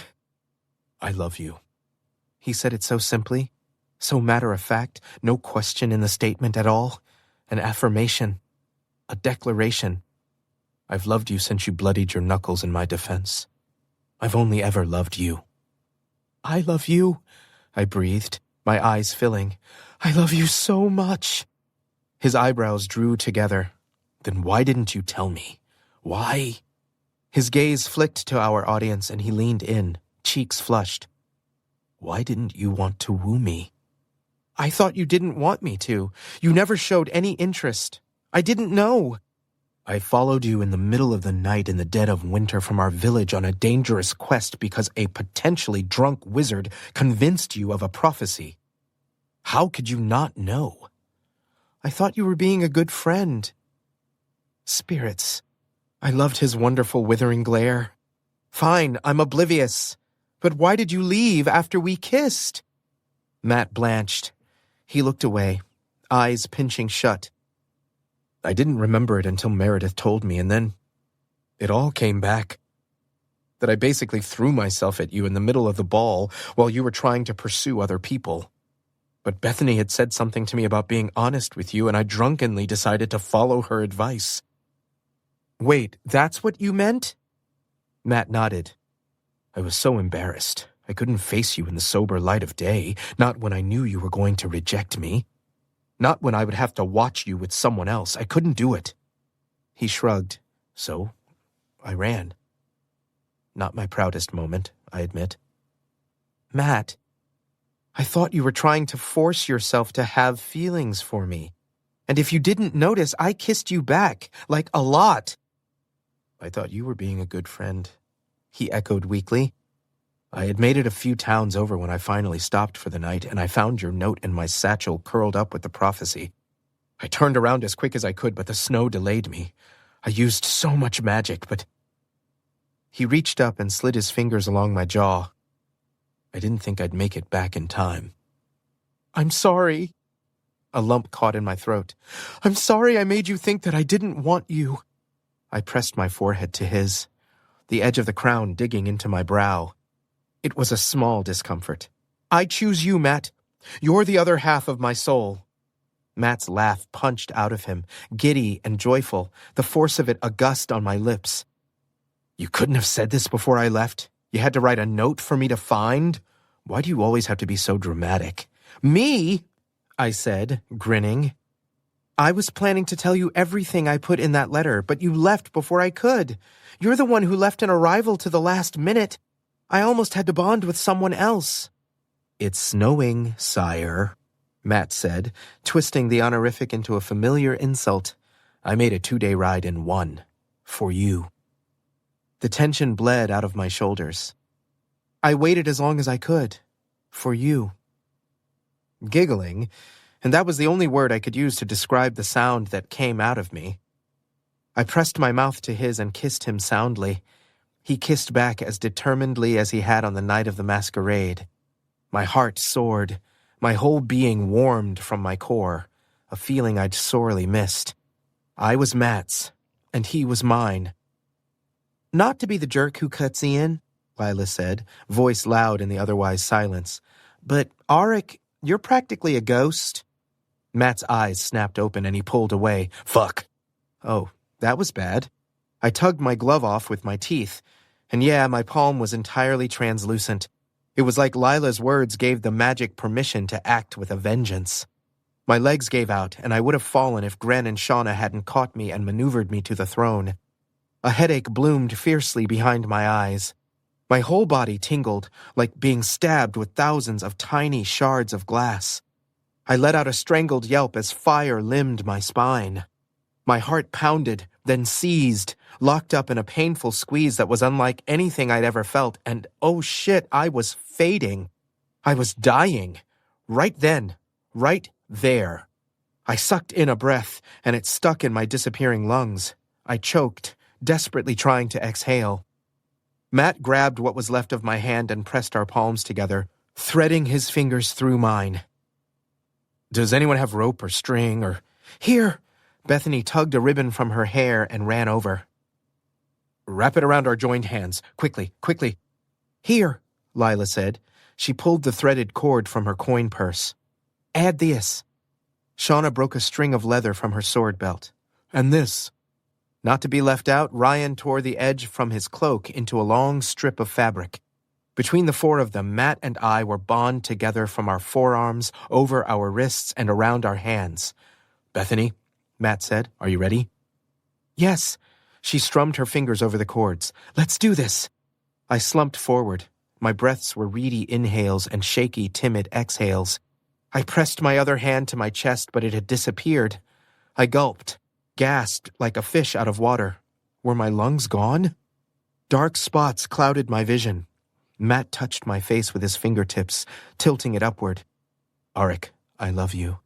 You are the other half of my soul, and I choose to bond with you for this life and the next. I love you, I rasped with the little air I had left. Hands on my shoulders pushed me to sitting, and I bent my neck backward, desperately seeking air. My chest heaved. Other half. Bond with you, this life and next. As soon as the words left my mouth, a flash of light beamed from between our pressed palms. It lit up the room in a searing shaft, and a sound, like a bang of cymbals or the crash of waves on a shore, echoed. Magic broke over us, swept through my being, chased out the cold, and replaced it with the warmth and knowledge of the other half of my soul, of Matt. The vice around my chest loosened, Air rushed into my lungs, and I took great heaving gulps of it. The pain fled in a rush of adrenaline, and I sagged in blissful relief as I returned. Vigor and light infused me, and I no longer was half of myself. I was whole. Finally, since the day I'd placed the crown on my head, I was whole. I still didn't think I could stand, but no matter. I merely yanked Matt into my lap. "Auric," he squawked. He landed crossways, his legs draped over the arm of the throne. "What are you?" I kissed him. I swallowed all the words he mumbled against my lips, and I tasted each one. His mouth and body were warm, and I trembled beneath him as my corporeal form returned. He kissed me back, eager and desperate. "That was close," he said, more vibration against my mouth than actual words. "I thought I lost you." "You didn't." I pulled him nearer. "You didn't. I'm here." Matt broke away and buried his face in the crook of my neck. His shoulders shook, and he let out a pitiful sob. I clutched him to me. "What's wrong?" He didn't answer, but his tears soaked my shirt. "Matt." "Sorry," he said, voice clogged. "Sorry, I almost didn't make it back. I thought the kiss at the ball was the only kiss I'd ever have with you. I left here thinking I was selfish, so selfish to ruin our friendship with a stupid declaration of love that you never wanted." I wrapped my arms as tight as I could around him. You didn't ruin anything. If you'd said you loved me, I would have told you the same, because I did, because I do." Matt wilted. The tenseness of his body eased, and he slumped so far into me I couldn't tell where he ended and where I began. "You let me go," he said, voice low. "I did. When it would have been easier for you to make me stay." "It would have been, yes. But I wouldn't make you stay somewhere you didn't want to be." "I do," he said. "I do want to be here." My relief was palpable. "Good. I'm glad." He sighed. "King Auric the Kind," he whispered. I huffed. "For you, I'd be anything." Matt chuckled wetly, his breath hot on my neck. A shiver worked its way down my spine. The tiny hairs on my arms stood on end. "However, I think we'd both agree we have to work on our communication." Matt broke into outright laughs, and he squirmed on my lap and in my grip, and if he kept it up, there would be an inappropriate boner situation. However, would it really be inappropriate? We were bonded now. It would be a hypothetically appropriate boner, except we were in public, so maybe still inappropriate and maybe not so hypothetical anymore. A throat cleared. I snapped my head up from where I'd tucked it in Matt's hair, and oh yeah, right. We had an audience, and not a small one. Lila was wedged close to Ryan's side, her mouth tipped into a soft smile, and Ryan's eyes were wet. Shauna and Meredith clutched hands. Harlow stood by the door, dour and solemn as always, but I could see the relief in his posture. Crow stared at us from above, his neck bent, his beady eyes unblinking and terrifying. "As happy as we are for you two," Bethany said, grinning, "maybe you'd like to move to somewhere more private?" "Great idea, Lady Bethany, wonderful magical bard of all the land," I said.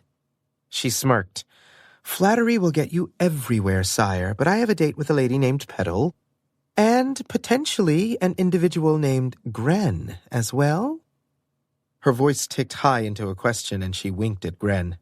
"Gren, I'd totally forgotten about them." I winced. "Oh, Gren, I'm sorry?" They smiled.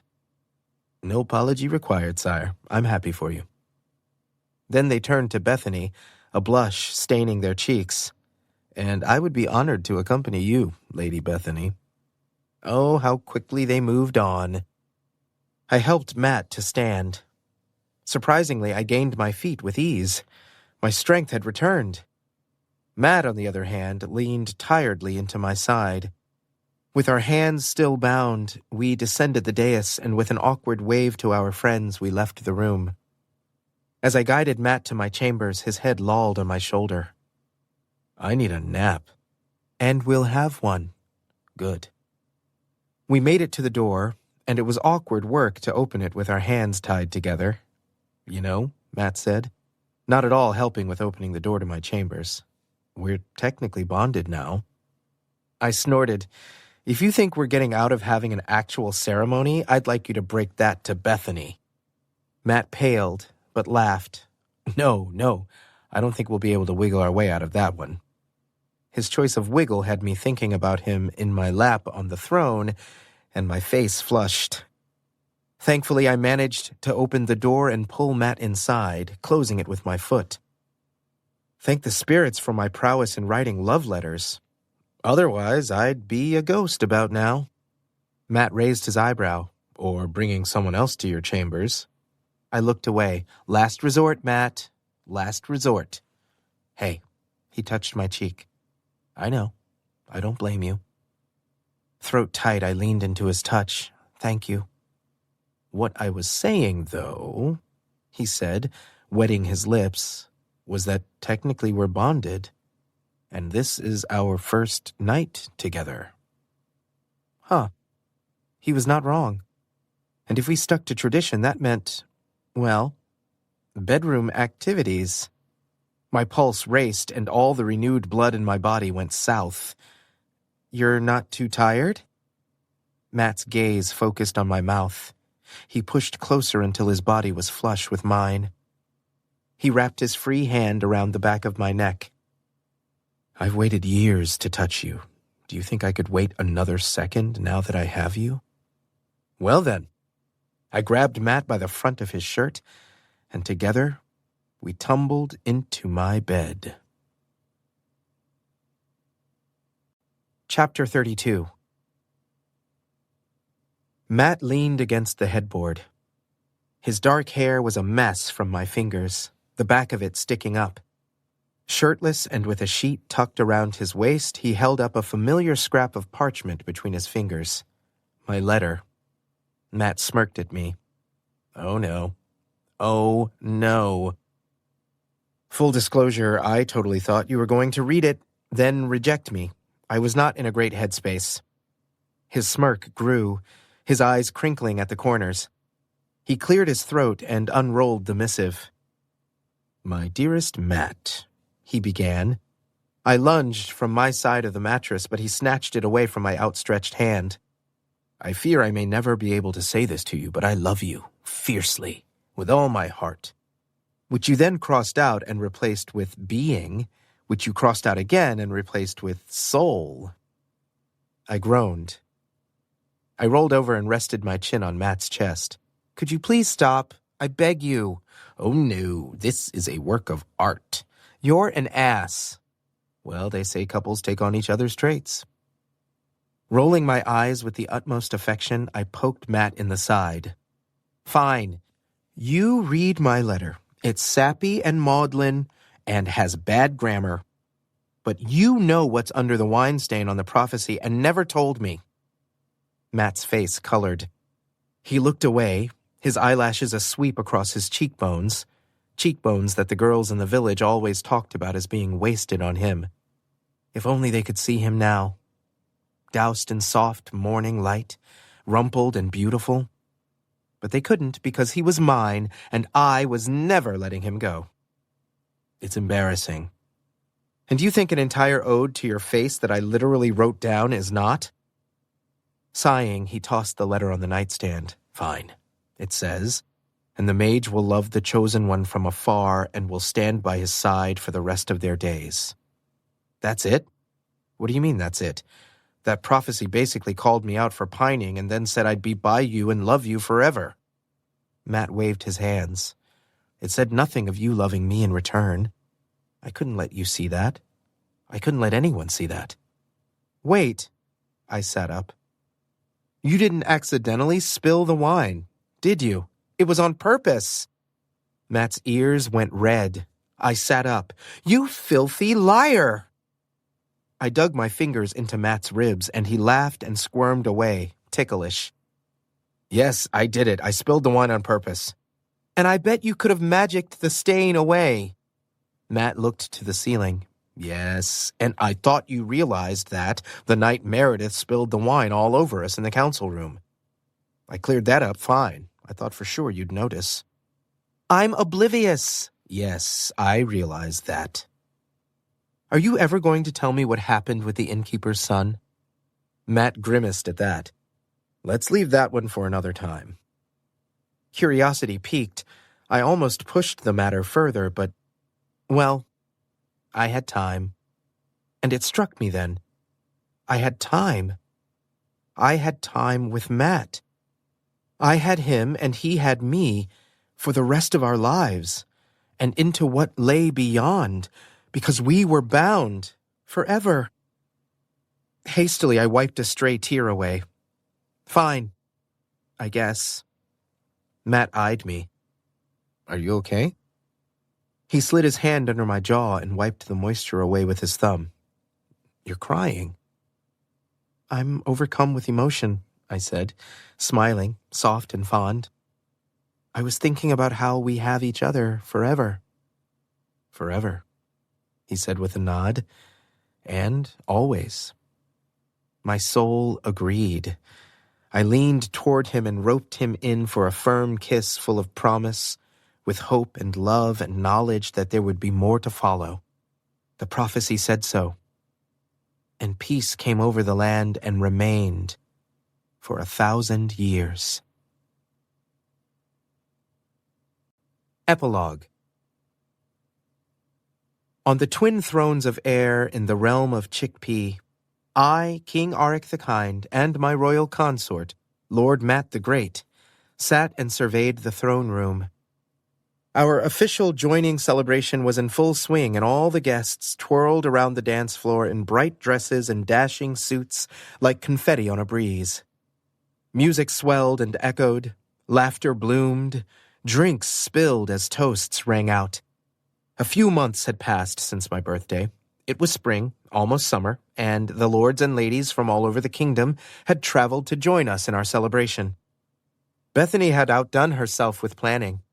Lila had balanced the budget, though I had to withstand many hours of her complaining about how difficult it was to rein in Bethany's more extravagant ideas. But Bethany was forgiven because she had brokered treaties within air itself and with other kingdoms, including the Fae. Several of them had come to the castle. Lila kept a shrewd eye on them via Crow, but thus far they'd done nothing of concern, except hound Matt about the magic of his garden. Knights and guards dotted the perimeter, sober and alert, and trained by the best first knight in all the land, Sir Ryan, and by the best general the realm had ever seen, General Shauna. Ryan and Lila, despite their differences and epic disagreements, were still together, as were Shauna and Meredith. Bethany had a fling with Petal, and one with Gren, and another with both of them.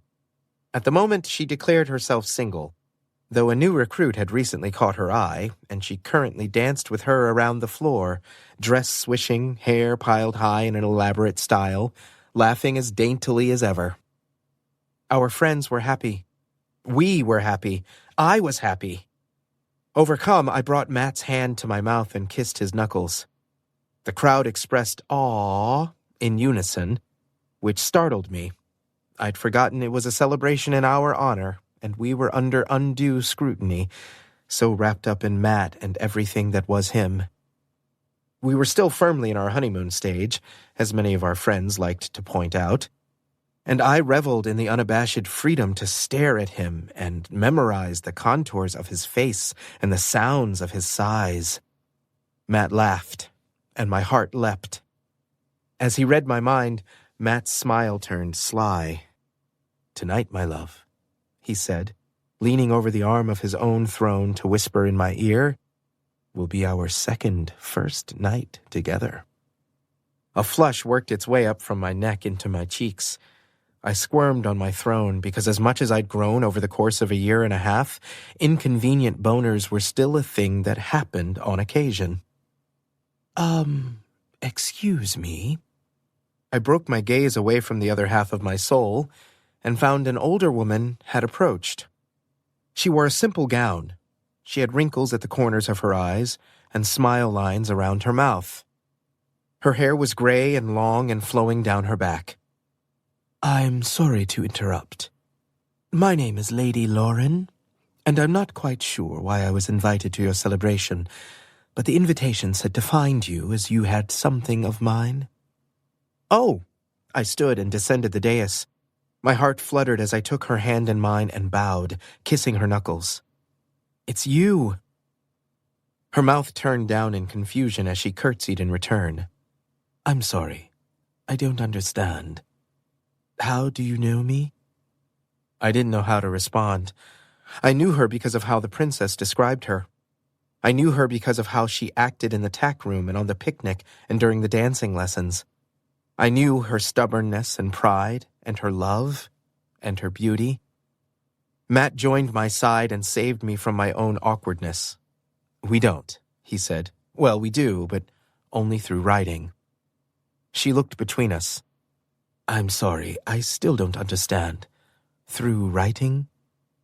Matt clutched a familiar book in his hands and with great care handed Lauren the princess's journal. We found it in the tower with her. I watched as understanding dawned. Her hands trembled as she took the journal from Matt. She smoothed her fingers over the binding, and when she opened it, tears rolled down the apples of her cheeks. It's her journal. She mostly wrote about you, I said with a sad smile. It's your love story. She would have wanted you to have it, Matt said, voice soft and reverent. If she had been given a choice, she would be with you now. I looped my arm around Matt's waist, tucked him close to my side. I know it's a small comfort, but she loved you. Lady Lauren stared at the journal, her expression one of open wonder, her lips parted, her eyes glittering with tears. I never forgot her, she whispered. She pressed the book to her chest and her eyes fluttered shut. I have always loved her. Even when my obligations forced me to move on, I never loved anyone the way I loved her. I know how that feels, Matt said, gaze cutting to me. I hope reading this will bring you peace. Thank you, she breathed, staring at the both of us with gratitude. Oh, thank you. You're welcome. I bowed to her. Matt did as well. Her smile was tremulous, but she curtsied in return. You are welcome here for as long as you want to be, I said. Enjoy the celebration. Your reputation is true, King Auric. I'm glad it was you who took on the burden of the crown.